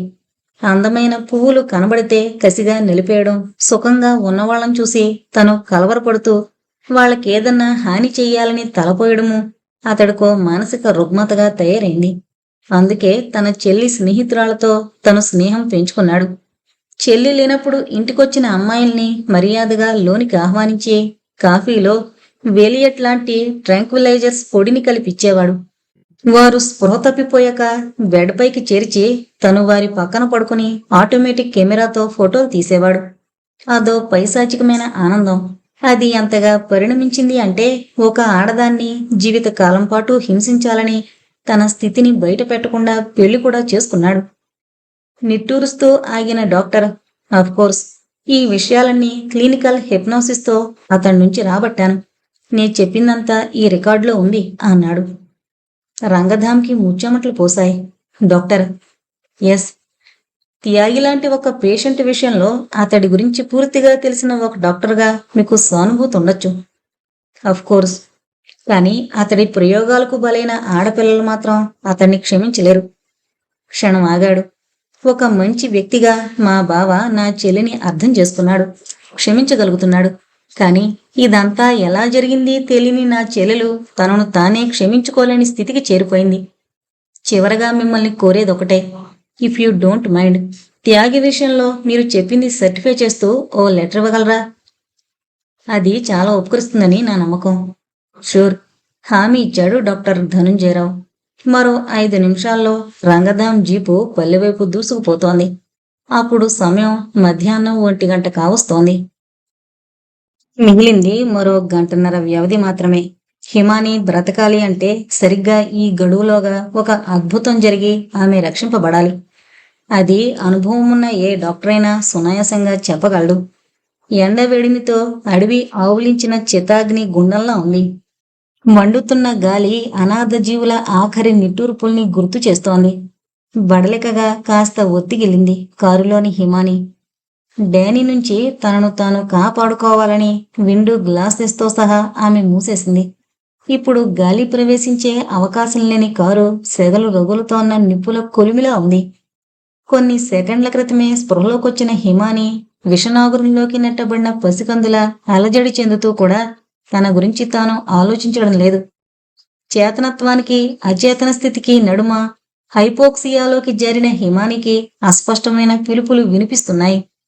కూత పెడుతోన్న తీతువుల హోరులాంటి ఆ కలవరింతల్లో గుండె గోడల్ని తాకే గొడ్లగోబల క్రూర విన్యాసాల ఒరిపిడిలో సైతం హిమాని కడుపు ప్రేవు కదిలినట్టు కొడుకు కోసం కలవరపడుతోంది. విడని మబ్బుల నడుమ ఊపిరందని వేగుచుక్కల ఉలికులికి పడుతూనే నాని కోసం అంగలార్చుకుపోతూ ఆర్తిగా ఆలోచిస్తోంది. అమ్మా, అక్కడ ఒక బందికానాలాంటి గదిలో నాని కళ్ళు మూసుకునే వెక్కి పడుతున్నాడు. అమ్మ ఒడికి నాన్న గుండెలకి మధ్య దూరాన్ని చేతులు చాచినంతే అని అన్నాళ్ళు భావించిన నాని అష్టైశ్వర్యాలకు ఏకైక వారసుడై హాయిగా బ్రతకాల్సిన ఓ పసికందు ఆ గది గోడల పెను నిద్రలో ఉలికిపడుతూ అమ్మ నాన్నల్ని గుర్తు చేసుకుంటున్నాడు. డానీ కరిచిన కాలు నుంచి రక్తస్రావం ఆగిపోయింది. కానీ ఇన్ఫెక్షన్ ప్రారంభమైన సూచనగా శరీర ఉష్ణోగ్రత పెరగసాగింది.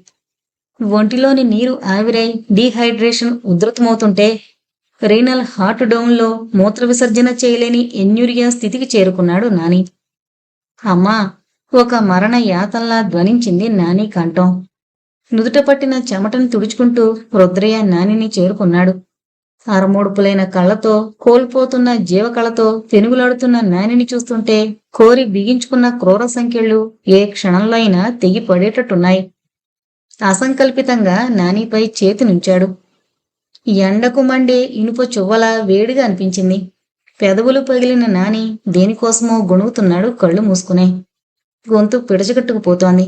మెదడు అరల్లో స్మృతుల పొరల్లో కలవరపాటు మెదిల్చే కలత సుషుప్తిలో అమ్మ పొత్తిళ్లలాంటి అందమైన సరస్సు, బారులు తీరిన కొంగలు, నిలువెచ్చని సూర్యకిరణాల రాపిడితో హుషారుగా ఆడుకుంటూ నీళ్లలోకి తలలు ఉంచుతూ అందంగా నర్తిస్తున్నాయి. దాహం వేస్తుంటే సరస్సు అంచున చేరిన నాని అమ్మ నాన్నల కోసం చుట్టూ చూశాడు. కనుచూపు మేరలో కనిపించలేదెవరు. కొంగలతో ఆడుకోవాలనుకున్నాడు. అంతకు మించి ఆర్తిగా దాహం తీర్చుకోవాలనుకున్నాడు. కొంగలు అడ్డం పడుతున్నాయి సరస్సు మాదంటూ. నీళ్లు ముట్టుకోవద్దని రాబందుల్లా మీదికి దుముకబోతున్నాయి. గబాల్న నీళ్లలోకి దూకేశాడు. రెప్పపాటులో సరస్సులోని నీళ్లను తాగేశాడు. కొలను ఎండింది. కొంగలు కంగారుపడి క్రోధంగా నానిపైకి దూకాయి. నీళ్లను కక్కేయమంటూ నాని ఒంటిని తూట్లు చేస్తున్నాయి. రంధ్రాలు పడిన నాని ఒంటి నుంచి రక్తానికి బదులు నీళ్లు జలపాతాల్లా జారిపడుతున్నాయి. అమ్మా, అరుస్తూ కొండ కోణంలోకి పరుగు తీశాడు. నాని ఆర్తనాదాలతో గుట్టలు ప్రతిధ్వనిస్తున్నాయి. నాని పరిగెడుతున్నాడు. ఒక లోయ. లోయ గుండెల్లో రాబందుల రెక్కల చప్పుడు. దబేల్న జారిపడ్డాడు. కళ్ళు తెరిచేసరికి అమ్మ ఒడిలో ఉన్నాడు. నాన్న ఆందోళనగా చూస్తున్నాడు. నీళ్లు కావాలంటే నన్ను అడగాల్సింది నాని, అమ్మ అంటోంది. దాహం వేసిందమ్మా, వణికిపోతూ చెప్పాడు. అందుకని ఆ మురికి నీళ్లు తాగేస్తావా? నాన్న ఆప్యాయంగా ఒడిలోకి తీసుకుని, చూడు, నీకు దాహం వేస్తోందని ఇన్ని బాటిల్స్తో నీళ్లు తెచ్చాంగా అన్నాడు వేలితో చూపిస్తూ. అక్కడ నాని ఎప్పుడూ తాగే మినరల్ వాటర్ బాటిల్స్ వేల సంఖ్యలో. దాహం, నాని అరిచాడు గట్టిగా ఓ కలవరింతలా. మమ్మీ, దాహమే. కలత నిద్ర నుంచి తేరుకున్న నాని నీళ్ల కోసం అంగలరుచుకుపోతూ నీరసంగా గొణుగుతున్నాడు. రుద్రయ్య ఒంటిలోని రక్తం గెడ్డకట్టుకుపోతున్నట్టు బిగుసుకుపోయాడు క్షణం. మమ్మీ, నేను మంచి నానిగా చచ్చిపోతానా మమ్మీ? రుద్రయ్య కడుపు తరుక్కుపోతుంటే ఆవేశంగా పైకి లేచాడు. కక్ష నీ మీద కాదమ్మా, నేను కోరింది నీ చావు కాదు. అసహనంగా కిటికీలో నుంచి బయటకు చూశాడు రుద్రయ్య. డానీ జాడలేదు. బయట ఎండ తీవ్రతకి కళ్ళు మండిపోతున్నాయి. తీక్షణంగా చూశాడు. కనిపించినంత మేర దాకా డానీ లేదు. వేగంగా ఉన్న ఒక్క ద్వారాన్ని తెరవాలని గడియపై చేతి నుంచి టక్కున ఆగిపోయాడు. ఒకవేళ డానీ ద్వారం దగ్గరే మాటేసుంటే? దాహం. నాని ఇంకా గొణుగుతూనే ఉన్నాడు. ఏ క్షణాన్నైనా నేలరాలే ఒక ఆకుమాటు పిందెలా. రుద్రయ్య కళ్ళల్లో గిరుక్కున నీళ్లు తిరిగాయి. నాని ఒంటికి మట్టంటుకుంటే తన గుండెలు గీరుకుపోయినట్టు కలవరపడేవాడే. ఏమైంది అంతటి వాత్సల్యం? ఎందుకీ కథ ఇలాంటి మలుపు తిరిగింది? ఇప్పుడేం కాబోతోంది? మరొక్కసారి చెమ్మగిల్లిన కళ్ళతో నేలపై నిస్త్రాణంగా పడున్న నానిని చూశాడు. శల్యమవుతోన్న చందమామలా ఉన్నాడు. కాదు, తను చేయని తప్పుకు ఉరితీయబడుతోన్న ప్రాణిలా, అందని అమ్మపాల కోసం అలమటించే లేగ దూడలా అనిపించాడు. అంతే, కిటికీ దాటి బయటకొచ్చాడు రుద్రయ్య. వెళ్ళాలి. కొన్ని నిమిషాల వ్యవధిలో నీళ్ళైనా తేవాలి, లేదా మనుషుల్ని పిలిచి వారి సహాయంతో మరుభూమి లాంటి ఆ ప్రదేశం నుంచి తన వాళ్లను కాపాడాలి. గెడ్డకట్టిన విశ్వాసపు పొరలు జ్ఞానోదయ సూర్యుని లేత కిరణాల స్పర్శకు ద్రవిస్తుంటే స్థిరంగా అనుకుని ముందుకు నడుస్తున్నాడు. మరో 1/2 నిమిషం వ్యవధి దొరికితే రుద్రయ్య ఆ ప్రమాదభూయిష్టమైన ప్రదేశాన్ని దాటి కొద్దిపాటి సురక్షితమైన ప్రాంతాన్ని చేరుకునేవాడే. కాని అప్పటికే తన ఖైదీ ఎవరో తప్పించుకుపోతున్నట్టు డానీ అతడికి అభిముఖంగా వచ్చి నిలబడింది. గుర్, భీకర భైరవ ఘోష డానీ గొంతు నుంచి. చీకటి బోను విదిల్చుకున్న సింహంలా ఎండతాపానికి నురుగును నెత్తురులా కక్కుతూ కర్కశంగా చూస్తోంది. అర్థమైపోయింది రుద్రయ్యకి అదే తన ఆఖరు క్షణమని. అందుకు బాధపడ్డం లేదు రుద్రయ్య. కొన్ని క్షణాల క్రితం దాకా బోయవాడిలా ఆలోచించిన అతడు ఇప్పుడు ఋషిగా మారాడు. ఒక పసికందు ప్రాణాలు కాపాడాలని నిజాయితీగా అనుకున్న ఈ సమయాన్ని, అవాంతరాన్ని భరించలేకపోతున్నాడు. డానీ గుర్రుమంది మరోమారు ఛార్జీకి సిద్ధమవుతూ. కారులోని హిమాని కడుపు ప్రేవు మేలిపడి బాధగా తల పైకెత్తింది. ప్రమాదాన్ని పసిగట్టిన రుద్రయ్య అప్పటికే ఓ చెట్టెక్కేశాడు. డానీ చెట్టు మొదలపై కాళ్ళుంచి రౌద్రంగా అరుస్తోంది. అరిచి అరిచి అసహనంగా వెనక్కి తిరిగి అటు చూసింది. అక్కడ మరో కొత్త శత్రువు డానీ స్థావరంలో అడుగుపెట్టాడప్పుడే. నిన్న రాత్రి అమ్మని డానీ చంపాక ఊరంతా డానీ వెంటపడి అది చిక్కక అందరూ వెనక్కొచ్చేస్తే పీలికలైన అమ్మను చూడలేక నాన్న ఎక్కడుంది తెలియరాక గమ్యం లేనట్టు అలా అడుగులోకి నడిచొచ్చిన ఆ ప్రాణి చిట్టి, రుద్రయ్య కొడుకు. రుద్రయ్య చూడలేదు చిట్టిని, కాని డానీ చూసింది. అంతవరకు పేరుకుపోయిన ఉక్రోషాన్ని ప్రకటించుకోవడానికన్నట్టు నాలుక చీలిన నాగులా అతడి వైపు దుంకింది. త్యాగి! ఉరుములా గర్జించింది మహర్షి కంఠం. మరుక్షణం పిడుగుపడినంత ఊపుతో ద్వారం తెరుచుకుంది.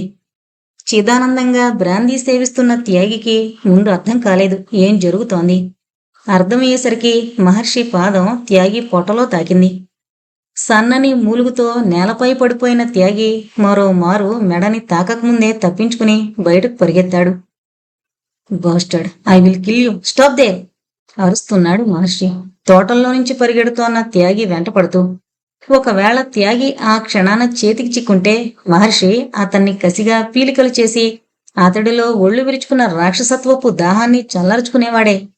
కాని త్యాగి అప్పటికే ఊరికి దూరంగా ఉన్న ఓ పాడుబడిన భవంతిలోకి ప్రవేశించాడు. త్యాగి వెనకగానే ఆ ఇంట్లో కడుగుపెట్టిన మహర్షి దబ్బమన్ను చప్పుడుతో ఇరుక్కున వెనక్కి తిరిగాడు. ఇప్పుడు త్యాగి ద్వారాన్ని మూసి బయట కిటికీ దగ్గర నిలబడున్నాడు. ఆవేశంగా తలుపులపై చేత్తో బాదుతూ, రాస్కెల్, తలుపు తెరువు అన్నాడు మహర్షి. అసంభవం మహర్షి, తలుపులు తెరుచుకోవు, నువ్విక బయటికి రాలేవు. తన అసలు స్వరూపాన్ని ప్రదర్శిస్తోన్న త్రాచులా బుసలు కొట్టాడు త్యాగి. తప్పించుకోలేవరా త్యాగి? అసహనంగా తలుపుల్ని లాగుతుంటే కర్కశంగా నవ్వాడు త్యాగి. వృధా ప్రయాసం మానే మహర్షి, నిన్నెక్కడి దాకా రప్పించింది నేనేంటో నీకు పూర్తిగా తెలియజెప్పాలని. నా గురించి పూర్తిగా తెలిసిన నువ్వు బ్రతకూడదు. ఉద్రేకాన్ని అణుచుకోలేని మహర్షి ఆవేశంగా దృష్టిని చుట్టూ సారించాడు. అతడి వెనకగా సుమారు 10 అడుగుల ఎత్తున్న కాంపౌండ్ వాల్, సువిశాలమైన ఆవరణ నిండా ఎత్తుగా పెరిగిన పిచ్చి మొక్కలు. ఒకనాడు సుస్మిత అంత్యక్రియలు జరిగిన రోజు డానీ ఎక్కడికే పరిగెత్తుకొచ్చిందని, ఈ ఆవరణలోనే ఓ కుక్క కళేబరాన్ని బయటకు లాగి రేబ్డో వైరస్ నిండిన మరో కుక్క కాటుకు బలే ర్యాబిడ్గా మారిందని తెలియని మహర్షి ఉద్వేగంగా పక్కనున్న ఓ గదిని చేరి మూసి ఉన్న ఆ గది తలుపు తెరిచే ప్రయత్నం చేశాడు. లోపల గడియవేసి ఉండడంతో ద్వారం తెరుచుకోలేదు. మిత్రద్రోహి! కసిగా చూశాడు త్యాగిని. ఎస్, ద్రోహం నా ఇంటి పేరు, వంచన నా అసలు పేరు. నీ గుణం ఇది అని ముందే తెలుసుంటే నీ కథని ఎప్పుడో ముగించేవాణ్ణి త్యాగి. నవ్వాడు త్యాగి. పడి పడి నవ్వాడు. శాడిస్ట్లా, సివిక్లా, క్రూరంగా నవ్వాడు. ముందే తెలుసుంటే ఏ తప్పు చేయని నీ భార్య నా ఆట కట్టించేది మహర్షి. ముందే తెలుసుంటే ఫాతిమా నా చేతికి చిక్కేది కాదు మహర్షి. ముందే తెలుసుకునుంటే సుస్మిత నా చేతుల్లో అలా ప్రాణాలు కోల్పోయేది కాదు మహర్షి. వాట్? అప్రభితుడైనట్టు చూశాడు మహర్షి. ఏం ఆశ్చర్యపోతున్నావా? నిజం, సుస్మిత ర్యాబిస్తో చావడానికి కారణం నేను. ఎస్, నేనే. నాతో దాంపత్య జీవితానికి నోచుకొని సుస్మిత డాక్టర్ పాణితో చనువుగా ఉంటే భరించలేని నేను ఈ ఇంటి గోడల మధ్య ర్యాబిడ్గా బ్రతుకుతోన్న ఓ కుక్క సెలైవాని జాగ్రత్తగా తీసుకువెళ్లి సుస్మిత గాయంపై రాసి దాన్ని ఆయింట్మెంట్లా భ్రమపెట్టాను. ఏ కుక్క కరవని సుస్మితకి ర్యాబిస్ ఎలా వచ్చిందని డాక్టర్లతో పాటు నువ్వు ఆశ్చర్యపోయావే, గుర్తుందా మహర్షి? అదంతా నా నిర్వాకమే. మరో విషయం, ఇప్పుడు నేను రుద్రయ్యని రెచ్చగొట్టి ఓ ర్యాబిడ్ యానిమల్గా మార్చాను. నీ భార్య కొడుకుల్ని ఆపదలో పెట్టాను. I enjoy sorrow of others. I love tears of others. కొండ చిలువల నోరు తెరిచి ఎల్లలేని తన రాక్షసత్వం గురించి అపరిమిత ఆనందంతో వ్యక్తం చేస్తోన్న త్యాగిని చూస్తూ మహర్షి ఎంతగా చలించిపోయాడు అంటే, ఒక లిప్తపాటు మధ్యనున్న అడ్డుగోడ అదృశ్యమైతే త్యాగి ప్రేముల్ని పీకి రుద్రవీణల వేళ్లతో మోగిస్తూ సుస్మిత ఆత్మకు సంతృప్తి దక్కించాలి అనుకున్నాడు. చెలియలి కట్ట దాటాలని ప్రయత్నించే కడలిలా హోరుమంటోన్న ఉద్వేగంతో కాంపౌండ్ వాళ్ళని చేరుకోబోతూ టక్కునాగాడు. అతడికి అభిముఖంగా ఎక్కడ్నుంచో హఠాత్తుగా ఊడిపడిన యమకింకరుల 5 ర్యాబిడ్ డాగ్స్ రాక్షసంగా అతన్నే చూస్తున్నాయి. సెలైవాని మృత్యు తీర్థంలా నేలపైకి వంపుతూ చేష్టలుడిగినట్టు నిలబడిపోయాడు. మనిషి రక్తం కోసం తపించే మేనేటర్స్లా 2 క్షణాల పాటు మహర్షిని క్రోధంగా చూసిన ర్యాబిడ్ డాగ్స్ ఇక వ్యవధి లేనట్టు అతడి వైపు దూసుకొస్తుంటే, గుడ్ బై మిస్టర్ మహర్షి అన్న త్యాగి కంఠం వినిపించింది కిటికీ అవతల వైపు నుంచి. మహర్షి ఓ అడుగు వెనక్కి వేశాడు. కాని అప్పటికే ఆలస్యమైంది. నాడులు తెగేటట్టు గర్నిల్లుతూ ఒక కుక్క మహర్షిపైకి లంఘించేసరికి ఒడుపుగా పక్కకు జరిగాడు. దబ్మంటూ నేలపై పడి మరింత ఉక్రోషంగా వెనక్కి తిరిగింది. మహర్షికి అర్థమైపోయింది తనిప్పుడు ఎటువంటి ఆపదలో చిక్కుకున్నది. ర్యాబిస్ మూలంగా ఫెరోషియస్ గా మారిన 5 కుక్కల్ని ఎదిరించడం తనకు సాధ్యం కాని పని. తను బందీగా ఉన్నది వాటి సామ్రాజ్యంలో. ఇప్పుడు కావలసింది శక్తిని మించి మనోనిబ్బరం. ధైర్యం సడలిన మరుక్షణం నిర్వీర్యుడైన తనను ఖండాలుగా చీల్చిగాని వదిలిపెట్టవు. ఆలోచిస్తూనే వేగంగా షర్టును విప్పి కుడి చేతికి బ్యాండేజ్లా చుట్టుకున్నాడు. తను డాగ్స్ని నిరోధించే ప్రయత్నంలో చేతిని అడ్డం ఉంచినప్పుడు ముందు గాయమయ్యేది చేతులకే. కుక్క కూరలు లోతుగా దిగిన మరుక్షణం రేబ్డో వైరస్ కూడా రక్తంలో ప్రవేశిస్తుంది. ఓ కుక్క వెనక నుంచి పైకి దుమికింది. ఒక్క అరక్షణం పాటు మహర్షి అది గమనించి ఉండకపోతే మెడ కుక్క నోటికి చిక్కి మహర్షికి అది చివరి క్షణమయ్యేది. గాలి రాపిడిని గుర్తించి వేగంగా వెనక్కి తిరిగి చేతిని అడ్డం ఉంచాడు. గొత్తుల చేతికి చుట్టి ఉన్న షర్టు కొన కుక్క కూరల్లో ఇరుక్కుంది. కుడివైపు నుంచి గుర్రుమన్న మరో చప్పుడు. మిస్సైల్లా మీదికి రాబోయిన ఆ కుక్క పొట్టలో బలంగా తన్నాడు. సన్నని మూలుగుతో నేలపై పడిపోయింది. చేతి షర్టుకు వేలాడుతున్న కుక్క మెడని ఎడంచేత్తో బలంగా పట్టుకుని గిర్రున తిరుగుతూ మీదకి రాబోయిన 3 కుక్కలపైకి విసిరాడు. ఆ బరువుకి తలలపై రోకళ్లతో మోదినట్టు 3 కుక్కలు దెబ్బేమంటూ ఒకేసారి మొక్కల్లో కూలిపోయాయి. రోజుల తరబడి అలసట, మానసికమైన నిస్త్రాణ మహర్షిని ఎంత దారుణంగా ఓడించాయి అంటే, దశాబ్దాలుగా పెంచుకున్న సంస్కారం, పెరిగిన వాతావరణపు సౌకుమార్యం చచ్చిపోతూ ఇప్పుడు అతను ఉన్మాదిలా ఉన్నాడు. రొప్పుతున్నాడు మహర్షి. చంద్రగాల్పుల్ని ఉచ్ఛ్వాస నిశ్వాసాలుగా మార్చుకున్న కుక్కలిప్పుడు ఓటమిని అంగీకరించలేని క్షతగాత్రులైన సైనికుల్లా ఒకేసారి పైకి లేచాయి. కాళ్లను కసిగా నేలకి రాస్తూ గుర్రు పెడుతూ ఆఖరి ఛార్జీకి సిద్ధపడుతుంటే మహర్షి యథాలాపంగా చూశాడు. అదో ఆధ్యాత్మికమైన స్థితి కావచ్చు, కాని వారు ఓటమిని అంగీకరించని మనసు నిస్సహాయంగా గెడ్డకట్టుకుపోయే ఓ విచిత్రమైన పరిస్థితి కావచ్చు. నిలబడ్డాడు మామూలుగానే.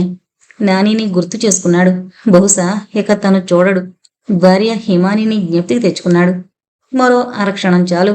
విధిరాసిన నాటకంలో సజావుగా సాగిన ప్రథమార్ధపు స్మృతి సైతం చెరిగి చివరి అంకం కాకుండానే తెర వాలిపోతుంది. సరిగ్గా అదే సమయంలో గాలి వీచిన చప్పుడు, కారు తుపాకీ తోటాల మోత. 5 కుక్కలు ఒక్కొక్కటిగా రక్తపు మడుగులో గిలగిలా కొట్టుకుంటుంటే గిరుక్కున వెనక్కి తిరిగిన మహర్షి నిశ్చేష్టుడే చూశాడు దూరంగా నిలబడ్డ వ్యక్తిని. మాసిన గెడ్డంతో విరాగిలా నిలబడ్డ ఆ వృద్ధుడు నివాసముండేది ఆ ఇంట్లోనే. ఒకనాడు పోలీస్ డిపార్ట్మెంట్లో డాగ్ ట్రైనర్గా ఎంతో పేరు సంపాదించిన రిటైర్ అయిన ఆ వ్యక్తి పేరు కన్నన్. కలవరపాటుగా కళ్ళు తెరిచిన హిమాని అప్పుడు చూసింది భూతంలా దూసుకొస్తున్న డానీని, నేలరాలే యజ్ఞోపవేతంలా నిలబడ్డ పసికందు చిట్టిని. అంతే, ఏ అమ్మ మనసు కదిలిందో, ఏ కడుపు తీపి మెదిలిందో నిస్సత్తువును విదిల్చుకుంది. బలాన్ని కూడగట్టుకుంటూ చేత్తో కారు డోర్ను నెట్టడం, అది పరిగెత్తుకొస్తోన్న డానీ తలకి కాకతాళీయంగా తగలడం ఒక్కసారిగా జరిగాయి. దబ్బన్న చప్పుడుతో కొద్దిగా తూలిన డానీ మరింత క్రోధంతో ముందు కురుకుతుంటే అప్పటికే బయటకొచ్చిన హిమాని చిట్టీని అమాంతం ఒడిలోకి లాక్కొంది. ఒక గొడుగుల చిట్టీని పొదివి పట్టుకున్న హిమాని ఇప్పుడు తనకెదురయ్యే ఉపద్రవం గురించి ఆలోచించడం లేదు. ఆలోచించే స్థితిని ఆమె ఎప్పుడో దాటిపోయింది. మృత్యువుకు చేరువుగా నిలబడ్డ ఆమె ఆ స్థితిలో కూడా కోరుకుంటోందొకటే. ఇది పుణ్యకార్యమే అయితే అది తన బిడ్డ ఆయువుని పెంచాలి. తనది త్యాగమే అయితే సాక్షులుగా నిలిచిన పంచభూతాలు తన భర్త బిడ్డల్ని నూరేళ్లు చల్లగా కాపాడాలి. సమీపంలో చప్పుడైంది. భారంగా కళ్ళు మూసుకుంది తన చివరి యాత్రకు సన్నద్ధమవుతూ.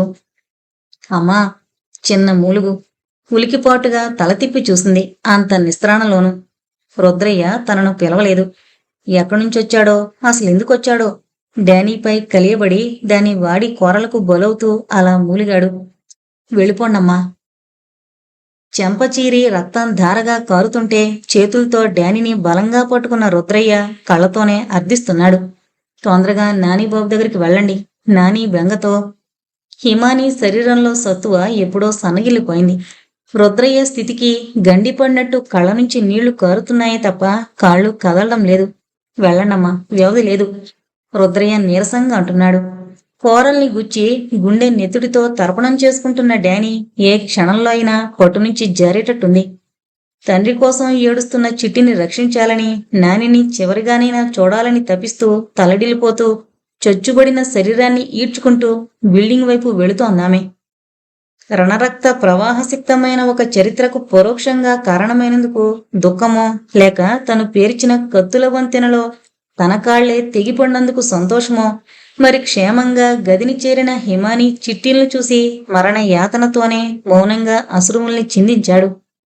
పొరపాటో లేక తొందరపాటో నేను దుశ్చరిత్రుణ్ణయ్యాను. పొగచూరిన మనసును ఆలస్యంగానైనా ప్రక్షాళనం చేసుకుని మీ దృష్టిలో మంచివాడిగానే మిగిలిపోవాలని ఇంత సాహసం చేశాను. చెక్కు చెదరని నా విశ్వాసాన్ని ఇలా నిరూపించుకునే అవకాశమిచ్చిన ఆ దేవుడికి అంజలి ఘటిస్తూ సెలవు తీసుకుంటున్నాను. డానీ కోరలు రుద్రయ్య కంఠనాళాల్ని వెలికిలాగాయి. అది చూడ్డానికి హిమాని స్పృహలో లేదు. కాని చిట్టి నీళ్లు నిండిన కళ్లతోనే పైకెగిరి కిటికీల నుంచి చూస్తున్నాడు. ప్రాణం పోయిన రుద్రయ్య చెయ్యి కూడా లేచి నిలబడే ఉంది, చిట్టిని బయటకు రావద్దని హెచ్చరిస్తున్నట్టుగా. ఆ చేతిని చూసిన చిట్టికి దిగకు నాన్నా అంటూ అమ్మ చివరిగా చెయ్యెత్తి వారించిన సన్నివేశం గుర్తుకొచ్చింది.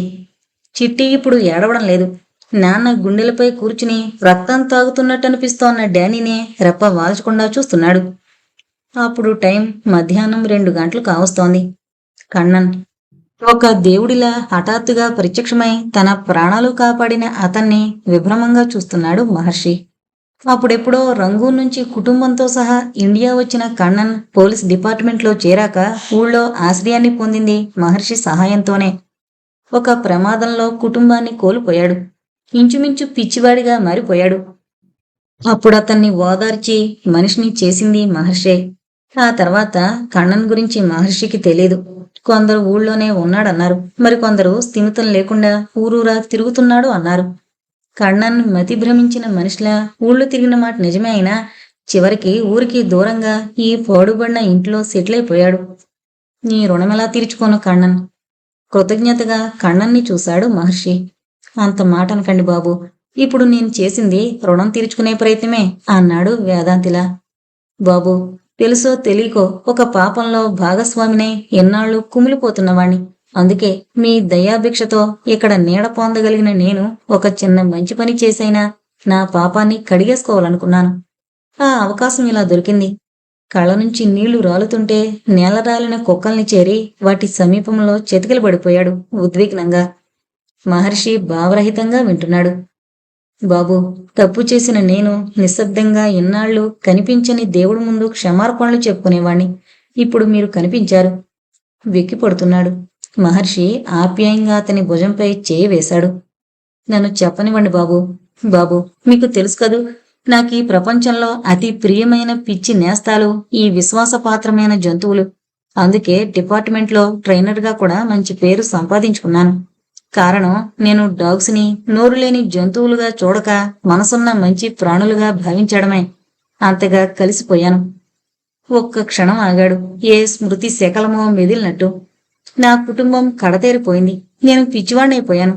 దాంతో నేను నా ఇంట నా ప్రాణాల్లా పెరిగే ఈ పిచ్చి ప్రాణుల మీద కాస్త అశ్రద్ధ చూపాను. పింకీకి ర్యాబిస్ వచ్చింది.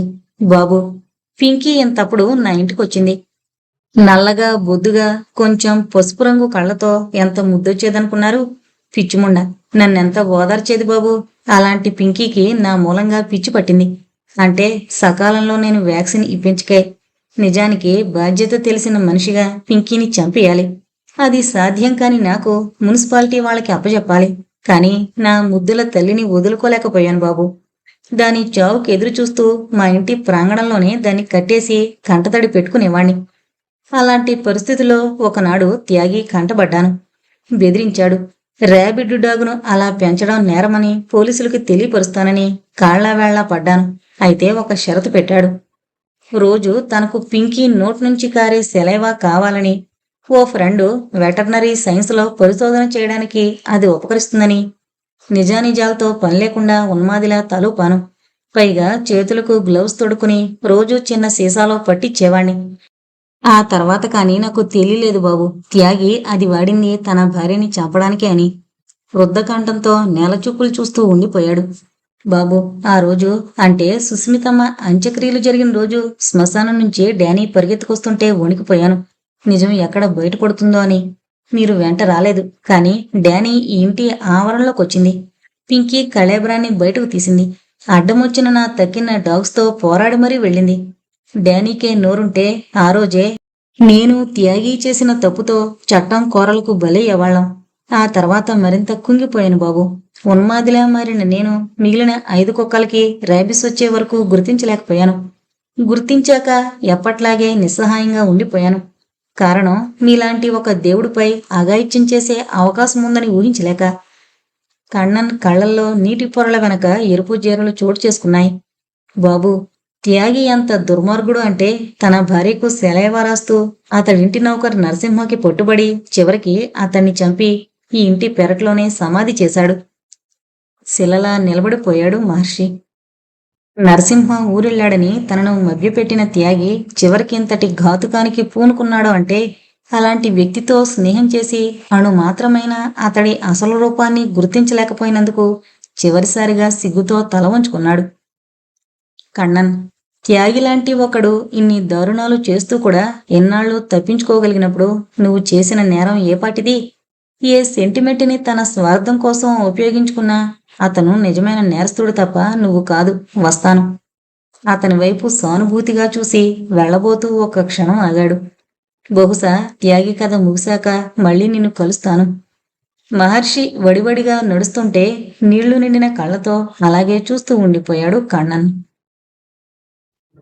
సరిగ్గా అదే సమయంలో మహర్షి ప్రాణాపాయ స్థితి నుంచి తప్పించుకున్నాడని గ్రహించిన త్యాగి అడవిలోకి పరిగెత్తుకునొచ్చాడు.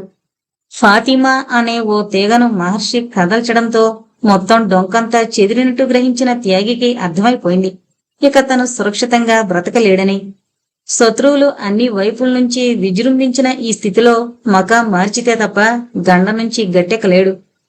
టెన్షన్గా ఉంది. అప్పటికే అడవిలో చాలా దూరం నడిచిన త్యాగి అలసటగా ఓ చెట్టు మొదలపై కూర్చున్నాడు. ఆకాశంలో సూర్యుడు శపిస్తున్నట్టు నిప్పులు కక్కుతున్నాడు. వాచి చూసుకున్నాడు. టైం 2:15 కావస్తోంది. మరో అరగంట పాటైనా అరణ్యంలో గడపాలి. చీకటి పడ్డాక గాని తను ఇంటికి వెళ్లలేడు. వెళ్ళినా ఇంటిలో ఎక్కువసేపు ఉండలేడు. వీలైనంత త్వరగా మక మారి చెయ్యాలి. ఎక్కడో దూరంగా అజ్ఞాతంగా గడిపేయాలి. ఆలోచిస్తున్న త్యాగి ఏదో చప్పుడు కావడంతో పక్కకు చూశాడు. డానీ ఉద్విగ్నంగా నోరు తెరుచుకుని ఉండిపోయాడు. ఎదురుగా నేలపై కాళ్ల నుంచి తననే చూస్తోన్న డానీని ఆప్యాయంగా గమనిస్తూ, తన ఇంట తన చేరువలో పెరిగింది కాబట్టి డానీ ఇంకా తనకు విశ్వాసపాత్రమైన సేవకురాలుగానే భావించడం త్యాగి చేసిన పొరపాటు. అక్కడకు సమీపంలోనే అది ఓ మారణ హోమాన్ని సృష్టించింది అని గాని, ఇప్పుడు అతను ఆ శ్మశాన స్థితిలో అడుగు పెట్టాడని గాని ఊహించలేకపోయాడు త్యాగి. అయిపోయింది డానీ, నా కలలన్నీ తారుమారయ్యాయి బాధగా అన్నాడు. గుర్రుమంది రక్తం ఓడిన కళ్ళతో అతన్నే చూస్తూ. నేను ఒంటరివాణ్ణయ్యాను. ఐ లాస్ట్ ఎవ్రీథింగ్ ఉక్రోషంగా తల బాదుకున్నాడు. రేబ్డో వైరస్ దాడితో మెదడు కణాలన్నీ విచ్ఛిన్నమై విషపూరితంగా మారిపోయిన డానీ అప్పట్లా త్యాగి బాధను పంచుకునే స్థితిలో లేదు. త్యాగిని ఒక శత్రువులా క్రోధంగా చూస్తోంది. మెదడు అరల్లో ఏమాత్రమైనా స్మృతి అన్నది మిగులుంటే అందులో అస్పష్టంగా సుస్మిత ఆప్యాయత మిగులుండొచ్చు.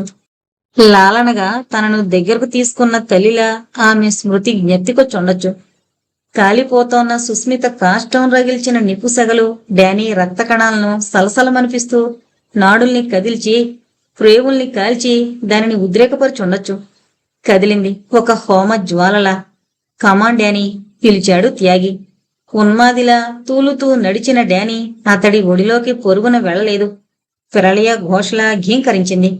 ఉష్ణరక్త కపారంలా మీద కురికి త్యాగి జరుగుతున్నదేమిటో గుర్తించేలోగానే అతడి పేవుల్ని చీల్చింది.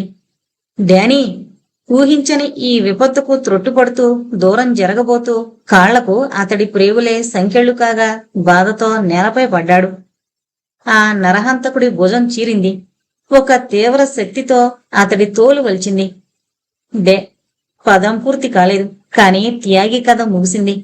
ఎందరినో వంచించి తన నమ్మకద్రోహపు సింహాసనంపై స్థిమితంగా కూర్చుని ఆటవిక న్యాయంతో తన భ్రష్టత్వాన్ని కాపాడుకుంటూ బ్రతికిన ఒక రాక్షసుడి కథ ముగిసిపోయింది హేయంగా, జుగుప్సగా. డానీ కసిగా వెనక్కి తిరిగింది. సరిగ్గా అప్పుడే దూరంగా కళేబరాల సమీపంలో ఓ జీప్ ఆగింది.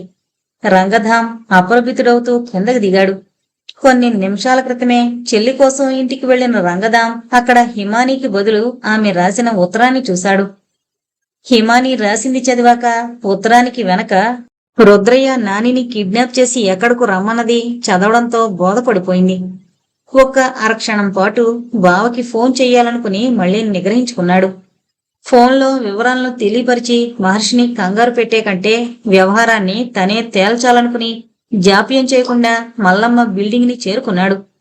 కుక్కపిల్లని భద్రంగా ఇంట్లో ఉంచాడు. కాని డాక్టర్ దగ్గర తను సేకరించిన వివరాల సర్టిఫికెట్ను మాత్రం అతడితో పాటు కవర్లో తీసుకొచ్చాడు. సాధ్యమైనంత త్వరలో ఒక నిజాన్ని చెల్లికి తెలియపరిచి ఆమెను ఓదార్చాలి అన్నదే అతడి లక్ష్యం. నేలపై పీలికలేని రుద్రయ్యని ఈగలు ముసురుతోన్న గిరిజనుడి శవాలను చూడగానే ఎన్నో దారుణమైన హత్యల్ని, కుళ్ళిన కళేబరాల్ని ఒక పోలీస్ ఆఫీసర్గా చూసిన రంగదాం అక్కడి దృశ్యానికి అంతగా కదిలిపోయాడంటే వాంతేటట్టుగా అనిపించి తలను పక్కకు తిప్పుకున్నాడు. సమీపంలో రాతి బండను గుద్దుకునున్న కారును సమీపించాడు. హిమానీ కారులో ఎవరూ కనిపించకపోయేసరికి అనుమానంగా పరిసరాలను చూస్తూ హిమానీ గట్టిగా అరిచాడు రివాల్వర్ని చేతిలోకి తీసుకుంటూ. అడవి ప్రతిధ్వనించింది. హిమానీ మరో అరుపు. చేతిలో రివాల్వర్ ఎగిరిపడింది, ఎవరో బలంగా లాక్కున్నట్టు. అప్పుడు చూశాడు ఎలుగుబంటిలా ఎదురుగా నిలబడ్డ డానీని. అర్థమైపోయింది. మతి తప్పిన రక్కసిలా నిలబడ్డ డానీని చూడగానే ఎదురుగా ఉన్న 2 శవాలకి కారణం డానీ. సుమారు 10 అడుగుల దూరంలో ఉన్న రివాల్వర్ను అందుకోవాలని ఉద్రేకంగా ఓ అడుగు ముందుకేయబోతుంటే గుర్రుమని సవాల్ చేస్తూ డానీ 2 అడుగులు అభిముఖంగా నడిచింది. డానీ ఇప్పుడు మరో కొత్త శత్రువును ఢీకొనే శక్తిని కూడగట్టుకుంటున్నట్టు కోరల్ని బయటకు సాచి మొహాన్ని వికృతంగా మార్చింది. చేష్టలుడిగినట్టు నిలబడ్డ రంగదాం డానీని రెప్పవాల్చకుండా చూస్తున్నాడు. పరమ కిరాతకుడైన నేరస్తుడితో సైతం ఒంటరిగా తలపడగలిగే రంగదాం ఆ క్షణాన డీల్ చేస్తోంది మతిస్థిమితం లేని క్రూర జంతువుతో. అందుకే తొలిసారి భయపడ్డాడు. దీని భయోత్పాతానికి ఉదాహరణలా నిలిచిన అక్కడి శవాలు అతడి స్థానబలం లేని చోటిని గుర్తు చేస్తుంటే మార్గాంతరం లేక బెల్ట్ విప్పాలని ప్రయత్నించాడు. అదిగో సరిగ్గా అప్పుడే డానీ ప్రమాదాన్ని ఊహించినట్టు అతడి మీదకి లంఘించింది. ఆ అదురుకోటకి వెనక్కి జారిపడిన రంగదాం బెల్ట్ విప్పే వ్యవధి సైతం లేక నేలపై వేగంగా దొర్లి మారుతి అంచుకు చేరుకున్నాడు. ఇప్పుడు రివాల్వర్కి అతడికి మధ్యనున్న దూరం 20 గజాలైంది. కారు పక్కన ఒదిగి డానీ ఎక్కడున్నది గమనించాలని బోనెట్ వైపు కొద్దిగా ముందుకు జరిగాడు. ఆ క్షణాన డానీ అతడి వెనక వైపు నుంచే మేనీటర్లా నెమ్మదిగా కాళ్లపై పోకుతూ సమీపిస్తోందని గుర్తించకపోవడం అతడి దురదృష్టం. రెప్పపాటులో 2 కోరలు అతడి భుజంపై దిగబడి ఓ మాంసపు కండని లాగేయగా మూలిగాడు బాధగా. వెనువెంటనే మీదపడి దాని చివరి గెలుపుకి పూర్తిగా ఆధిపత్యాన్ని సాధించగలిగేదే. అప్పుడు చూశాడు ఎదురుగా పరిగెత్తుకొస్తోన్న మహర్షిని. ఆ క్షణంలో మహర్షి అటు రావడం యాదృచ్ఛికమో లేక తెలిసే వచ్చాడో రంగదాం ఆలోచించేలోగానే రంగదాం మెడని అందుకోబోయింది. మెరుపు వేగంతో డానీ మెడని చేతులతో చుట్టేసిన మహర్షి ఒక్క ఊపుతో వెనకిలాగి నేలపై పడిపోయాడు డానీతో సహా. గాయమైన భుజం నుంచి రక్తం ధారగా కారుతుంటే శరీరం చచ్చుబడిపోయిన రంగదాం బాధతో మెలికలు తిరిగిపోతున్నాడు. డానీ మహర్షులు నేలపై దొర్లుతుంటే ఉడుపుగా తన కోరల్ని మహర్షి పొట్టలోకి దించాలని విశ్వ ప్రయత్నం చేస్తోంది డానీ. సహనం నశించిన మహర్షి పొట్టులో డానీ రక్తం కక్కుతోంది. క్షణక్షణానికి మరింత శక్తిని కూడగట్టుకుంటూ శత్రువుని నేలకూల్చే ప్రయత్నం చేస్తోంది. మోచేతులతో గుద్దుతున్నాడు. గుర్రుమన్న మూలుగుతో అతడి చేతుల నుంచి దూరంగా జరిగి కసితో ఒళ్లంతా తూట్లు చెయ్యాలనుకుంటోంది. మహర్షి అలసిపోయాడు అప్పటికే. అదే అవకాశంగా తీసుకున్న డానీ మహర్షి నుంచి విదిలించుకుని 2 అడుగులు వెనక్కి జరిగిపోయింది. డానీ తలని పాము పడగలా పైకెత్తింది. కోరల్ని నిప్పులు చిమ్మే కరాళ ద్రంష్టుడిగా మార్చుకుని ఎంతగా బాధించిన ప్రత్యర్థిని నేలమట్టం చేయాలని సర్వఘోర కర్కోటక దృక్కులతో గురుమంటూ చూసింది ఓ లిఫ్తపాటు. మరో క్షణం చాలు మహర్షి కథను ముగించడానికి. అప్పుడు రంగదాం కదలబోయాడు ముందుకి. ఎవరో తట్టారు నెమ్మదిగా. ఎప్పుడొచ్చాడో చిట్టి నిలబడున్నాడు రంగదాం సమీపంలో. రివాల్వర్ని అందిస్తూ డానీ వైపు చూశాడు. అంతే, డానీ దృష్టి రంగదాం వైపు మళ్ళింది. ప్రమాదాన్ని గుర్తించి ముందుకు దూకేంతలో మొదటి బుల్లెట్ డానీ మెదడులో చొచ్చుకుపోయింది. పైకెగిరిన డానీ దబ్మంటూ నేలపై కూలింది.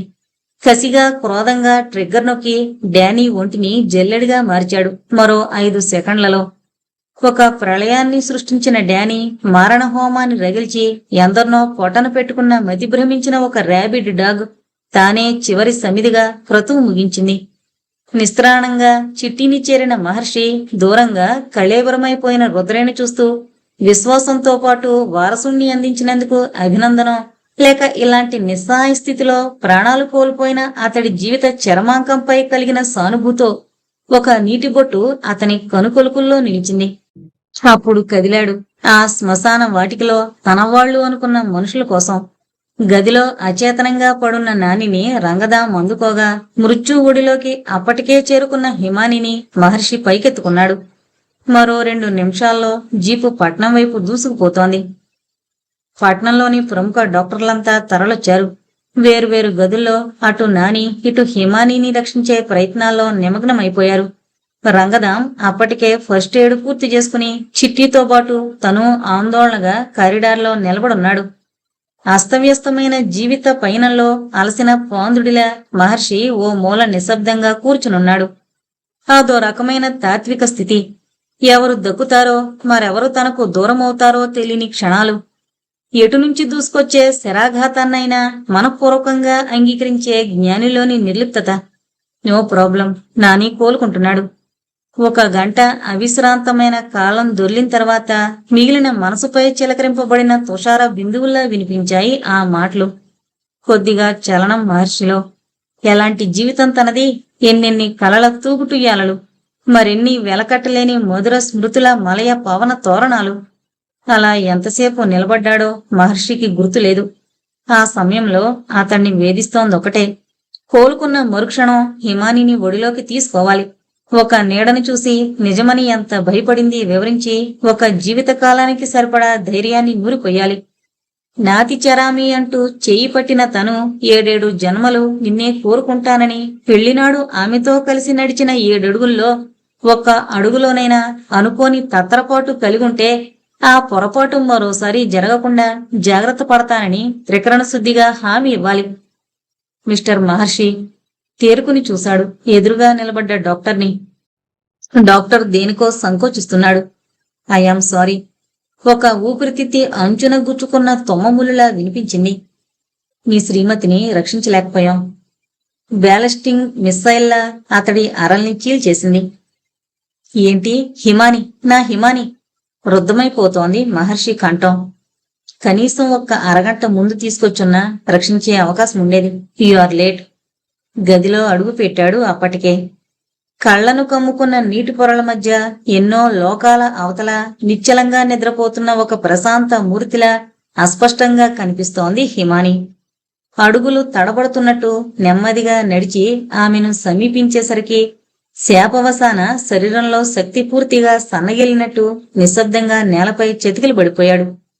హిమాని శిథిలమైన శిల్పంలా కీలికలైన ఆమె శరీరాన్ని చూస్తూ లాలనగా స్పృశించాడు. నేను హిమాని, నీ మహర్షిని. ఎంతటి జటిల సమస్యకైనా మేరువులా నిలబడగలిగే అతణ్ణి ఓడించగలిగే ఒకే ఒక్క సన్నివేశం ఇదే అయినట్లు కళ్లల్లో నీళ్లు సుడులు తిరుగుతుంటే ఆమె చెంపల్ని తన కన్నీటితో తడిపేస్తున్నాడు. మాట్లాడు హిమాని, నేను నీ మహర్షిని. అస్పష్టంగానైనా నీ క్రమ తపస్సుని భంగపరిచి అణువంతైనా నిన్ను సాధించిన నీ భర్తని. అయినా ఇదంతా నేను చేసింది నిన్ను రక్షించుకోవాలని, నీ సమస్యని నా సమస్యగా మార్చుకుని నా సగభాగాన్ని కాపాడుకోవాలనే తప్ప నిన్ను నేను అనుమానించలేదే. ఎందుకు హిమాని, ఇలా ఎందుకు జరిగింది? గాదిగాదికంగా పలుకుతూ తలను బెడపై ఆనించి అలాగే ఉండిపోయాడు. కళ్ళ నుంచి రాలిపడుతోన్న నీటిబొట్లు ప్రవహించని వైతరినిలా అక్కడే పేరుకుపోతుంటే గుండె పొరల్లో మనసు అరల్లో ఘనీభవించిన స్మృతుల శకలాలు అతణ్ణి వ్యవసుణ్ణి చేస్తున్నాయి. అరగంట దూరంతో నిన్ను చేరి ఒక జీవితకాలం ఆలస్యమైన నేను నిన్ను రక్షించుకోలేకపోయాను అంటే ఇన్నాళ్ళు నువ్వు చేసిన ఆలస్యమే హిమాని. వాసంత సమీపంలో హేమంత తుషారంలా నా జీవన దివ్యహర్యంలో స్వేచ్ఛగా తిరిగే విహంగంలాంటి నువ్వు నిన్ను వెంటాడే నీడ గురించి నాకెందుకు చెప్పలేకపోయావు? నా భావి జీవిత కావ్యపుటల్ని విరచించే కవయిత్రిగా నీకు ఎనలేని స్థానమిచ్చానే. పలకలేని మౌన మృదంగంలా బాధను నీలోనే దాచుకుని ఎందుకు కుమిలిపోయావు? అది బహిర్గతం చెయ్యాలనే కదూ నేను అనుక్షణం ప్రయత్నించింది. నీ అంతటా నువ్వుగా చెప్పలేని నిస్సహాయురాలవని తెలిసే కదూ నిన్ను కరిగించి కదిలించైనా వాస్తవాన్ని రాబట్టాలి అనుకుంది. పిచ్చి హిమాని, నువ్వు చేయని పాపానికి నీకు నువ్వుగా కుంగిపోయావు గాని నా జీవన పూదోటలో సౌరభంగా మసిలిన నువ్వు నన్నెందుకు నమ్మలేకపోయావు? 1000 రేకుల ఈ పుష్పం వాడిపోకూడదని ఎన్నెన్ని పరోక్ష ప్రయత్నాలు చేసినా అది నిన్ను రక్షించుకోవాలనే కదూ. చివరికి నిన్ను దహించే నీకు తెలియని నిజం నువ్వు తెలుసుకోకముందే తెరువెరగని దీర్ఘరాత్రిలో తలపుల గతుకుల మధ్య నిశ్శబ్దంగా జారిపోయావా? ఇక నేనెలా బ్రతికేది హిమాని? నా గుండె కంటి తలపుల్లోని నీ స్మృతులే నీళ్లైపోతే మోయలేని నా జీవితపు రహదారిపై ఆశల పాదాలతో ఇంకా నేను ముందుకు నడవాలి. నక్షత్రాల చూరుతో ఆశాదీపాల షాండ్లియర్ల వెలుగులో మనం నిర్మించుకున్న అనురాగపు పర్ణశాలలో అల్లనల్లన కదిలే గాలికి నోరొచ్చి ఏది నీ నెచ్చిలి అంటే భాష్యం చెప్పలేని ఏ భాషతో నేను ఓదార్చేది అని ఆ నీటి తలపంపై హాయిగా నిద్రించే నాని అడిగితే నన్నేం జవాబు చెప్పమంటావు? తలెత్తిన మన ప్రేమ కపోతం నీ హృదయాంతర్లోకం నుంచి కుంకుమ పువ్వుల దుఃఖంతో ఎరుపై ఏది మీ కర్పూర గిరి అంటే దేవుడికి నైవేద్యమైందననా లేదా తనను తానే రగుల్చుకుని మండి కరిగిపోయిందననా? స్నిగ్ధ దరహాసంతో ముందు నిలబడి అరవిరిసిన నంది వర్ధనంలా 1000 ఇంద్రధనస్సుల అందాన్ని తలదన్నుతూ నువ్వు మిగిల్చిన అనుభూతులు నన్ను నాగుల్లా కాటేస్తుంటే ఏ లేత ఎర్రని సంధ్యలో ఏ పూతకొచ్చిన మావిలో నిన్ను వెతుక్కోను? పూత పెట్టే నాని కోయల్ని ఎలా ఓదార్చను? బావా, రంగదాం చేయి భుజంపై పడింది. సరిగ్గా అప్పుడే ఆ గదిలో అడుగుపెట్టిన ఫాతిమా కళ్ళు సైతం నీళ్లను దాచుకోలేకపోయాయి. హాస్పిటల్లో అర్ధరాత్రి దాటి అరగంట అయింది. గళమెత్తిన ప్రకృతి పలికిన నాదంలా గాలి మంద్రంగా గదిలోకి ప్రవేశిస్తుంటే నాని కళ్ళు తెరిచాడు. యుగ సంధ్యను చేరి కూడా బడలికగా యుగోదయపు ఒడిలోకి జారిపడి పునర్జన్మనెత్తిన సృష్టి తొలి ప్రాణిలా ఆర్తిగా చూస్తూ డాడీ అంటూ చేతులు చాచాడు. నానిని గుండెలకు హత్తుకున్న మహర్షి దుఃఖం తన్నుకొస్తుంటే ఇప్పుడేం జవాబు చెప్పాలి అన్న సందిగ్ధంలో నలిగిపోతూ నిశ్శబ్దంగా ఉండిపోయాడు. నాని, నీకు కావాలన్నావుగా? నానికి బుల్లి మిస్టిఫ్ ని అందించాడు రంగదాం. ఇటు చూడు, చిట్టి కూడా నీకు తోడుగా నీకు తమ్ముడిలా ఉండబోతున్నాడు. రంగదాం గొంతు కూడా రుద్ధమైపోయింది. చిట్టికి వాళ్ళమ్మా నాన్న లేరుగా, నీతోనే ఉంటానంటే ఇదిగో తీసుకొచ్చాం. గుబాళించే ఈ మొగలి రేకుని అమ్మలేని యా మల్లె మాలికని ఎలా ఊరడించాలో, ఈ పసికందు ప్రాణాలనిప్పుడు ఎలా నిలబెట్టాలో అక్కడెవరికీ తోచడం లేదు. మమ్మీ ఇంకా అక్కడే ఉందా అంకుల్? వచ్చేసింది. ఏ ప్రశ్నకైతే అక్కడంతా భయపడుతున్నారో ఆ ప్రశ్న చివరికి నాని అడిగేశాడు. అవును నాని, మమ్మీ అక్కడే ఉందిగా. అప్పుడు నేనొచ్చాను, ఇంతలో డానీతో గొడవ. భయంకరంగా పోరాడుతున్నాను. లేని ఉత్సాహాన్ని తెచ్చిపెట్టుకుని దుఃఖాన్ని నిభాయించుకుంటూ మాట్లాడుతున్నాడు. అంతలో డాడీ వచ్చారు, నన్ను రక్షించారు. చిట్టి రివాల్వర్ అందించాడు. అప్పటికే అమ్మ చచ్చిపోయింది కదా అంకుల్. ప్రతి క్షణము మూడ్లో ఉన్నారా అనే నాని అందరి మూడ్ని ఒకే ఒక్క వాక్యంతో మరింత చెదరగొట్టగా మహర్షి అసురుసిక్త నయనాలతో చూశాడు నానిని. ఏడవకు నాని, మమ్మీ చివర్లో ఏం కలవరించింది అంటే డాడీని ఏడిపించుకో అని. వెక్కి పడుతున్నాడు. లీలగా వినిపించింది, అయినా ఏడిపించను. నిజం డాడీ, గుల్లి పప్పి ఉంది, చిట్టి ఉన్నాడు, వాళ్లతో ఆడుకుంటా, ఓకే? మహర్షి మొహాన్ని ముద్దులతో ముంచేశాడు నాని, తనే తండ్రిలా. మహర్షి కదిలాడు, అమ్మలేని నానితో, అమ్మ నాన్నలు లేని చిట్టితో సహా. రంగదాం చేతిలో మాస్టిఫ్ కుయ్యమంటుంటే వెనక్కి తిరిగి నాని చేతులు చాచాడు. నాని చేతుల్లోకి చేరిన మాస్టిఫ్ ప్రేమగా అతడి మొహాల్ని నాకుతుంటే, దీని పేరు డానీ అని పెట్టారు డాడీ. ఆగాడు క్షణం. నేనంటే ఇష్టపడుతోంది కదా, అమ్మ పేరు పెట్టుకుంటా, బుల్లి హిమాని. 2 నీటి బొట్లు మహర్షి నేత్రాల నుంచి జారి నాని పాలభాగంపై పడ్డాయి. తెల్లవారితే దినదిన గండంలా ఎలా నానిని ఓదార్చును అనుకుంటూ భయపడ్డాను హిమాని.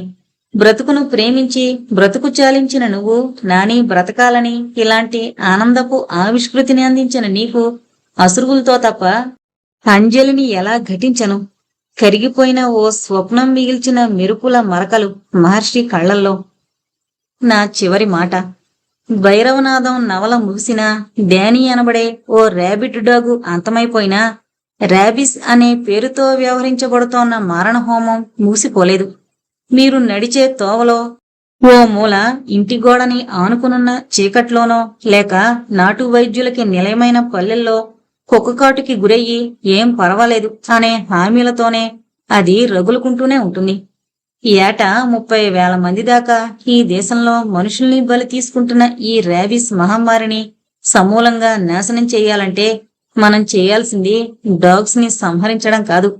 మనం పెంచుకునే విశ్వాసపాత్రమైన ఆ జంతువుల ఆరోగ్యం విషయంలో కనీస జాగ్రత్తలు పాటించడం, ఎవరికీ చెందని ఊరకుక్కల్ని మనకెందుకులే అని ఊరుకోక మున్సిపాలిటీ వాళ్ళకి అప్పజెప్పడం, నాకెందుకులే అని ఊరుకుంటే అది అమాయకంగా బయటాడుకుని మీ బిడ్డల్ని కరవచ్చు, లేదా మిమ్మల్ని గాయపరచొచ్చు. అసలు ర్యాబిస్ లేకుండా ఉండాలంటే డాగ్స్ ని పెంచుకోకపోతేనే అని మీరనుకుంటే దానికి నా జవాబు ఒకటే. రోడ్డు ప్రమాదాలు జరుగుతున్నాయని గడప దాటడం మనం ఎలా ఆపేయేమో ర్యాబిస్ కి భయపడి డాగ్స్ ని దూరం చేసుకోవడము అంతే. ప్రేమని, విశ్వాసాన్ని కల్మషం లేకుండా పంచే నిజమైన ప్రాణులవి. వాటిని బతికించుకుందాం, మనలాగే మన గురించి మనం తీసుకునే జాగ్రత్తలతోనే. ఈ నవలలో కథానుగుణంగా అక్కడక్కడ వైద్య శాస్త్రపరమైన విషయాలను నేను చర్చించడానికి నాకు బాగా సహకరించింది, ఆ విషయ సేకరణలో నాకెంతో సహాయం చేసింది మిత్రుడు డాక్టర్ ఫణిమోహన్ కృష్ణ, హైదరాబాద్. అలాగే ఈ ర్యాబిస్ గురించి లోతుగా పరిశీలించి అనుభవాలను ఇంటర్వ్యూ రూపంలో తెలియపరిచిన మిత్రులు డాక్టర్ కూటికొప్పల సూర్యారావు, విశాఖపట్నం. అందుకే ఈ పై ఇద్దరికి నా ధన్యవాదాల్ని, కృతజ్ఞతల్ని తెలియజేస్తూ సెలవు తీసుకుంటున్నాను. ఇట్లు కొమ్మనాపల్లి గణపతిరావు. నవల ముగించే ముందు నేను ఒక చిన్న పాయింట్ చెప్పాలనుకుంటున్నానండి. అదేంటంటే, మన శ్రోతల్లో చాలా మందికి తెలిసే ఉండొచ్చు. మన చిన్నప్పుడంతా కూడా చిలక్కొట్టిన జామ పళ్ళు, చిలక్కొట్టిన మామిడి పళ్ళు అంటూ చాలా ఇష్టంగా తినేవాళ్ళం. ఆ పళ్ళుని ఒక్క చిలకలే కొట్టవండి, కాకులు తింటాయి. గబ్బిలాల వల్ల కూడా ర్యాబిస్ వ్యాప్తి చెందుతుంది అని నేనెక్కడో చదివిన జ్ఞాపకం అండి. దయచేసి ఇక ముందైనా ఎవరు కూడా అలాంటి ఫ్రూట్స్ని దయచేసి తినద్దు. మన శ్రోతల్లో ఎవరైనా తెలుగు భాషాభిమానులు గాని ఉంటే దయచేసి నన్ను క్షమించండి. ఈ నవలలో కొన్ని పదాలు పలకడానికి కూడా చాలా కష్టంగా ఉన్నాయి. ఇంకొకటి ఏంటంటే, ఆ కష్టమైన పదాలకే మధ్య మధ్యలో ఒక అక్షరం లేకుండా పోయింది. నేను చాలా కష్టపడి అక్కడ ఏముందో అలా చదవడానికి ప్రయత్నించాను. ఎక్కడైనా తప్పులు గాని చదువుంటే దయచేసి క్షమించగలరు. మరొక మంచి నవలతో మళ్ళీ కలుద్దాం. అంతవరకు సెలవు. నమస్కారం.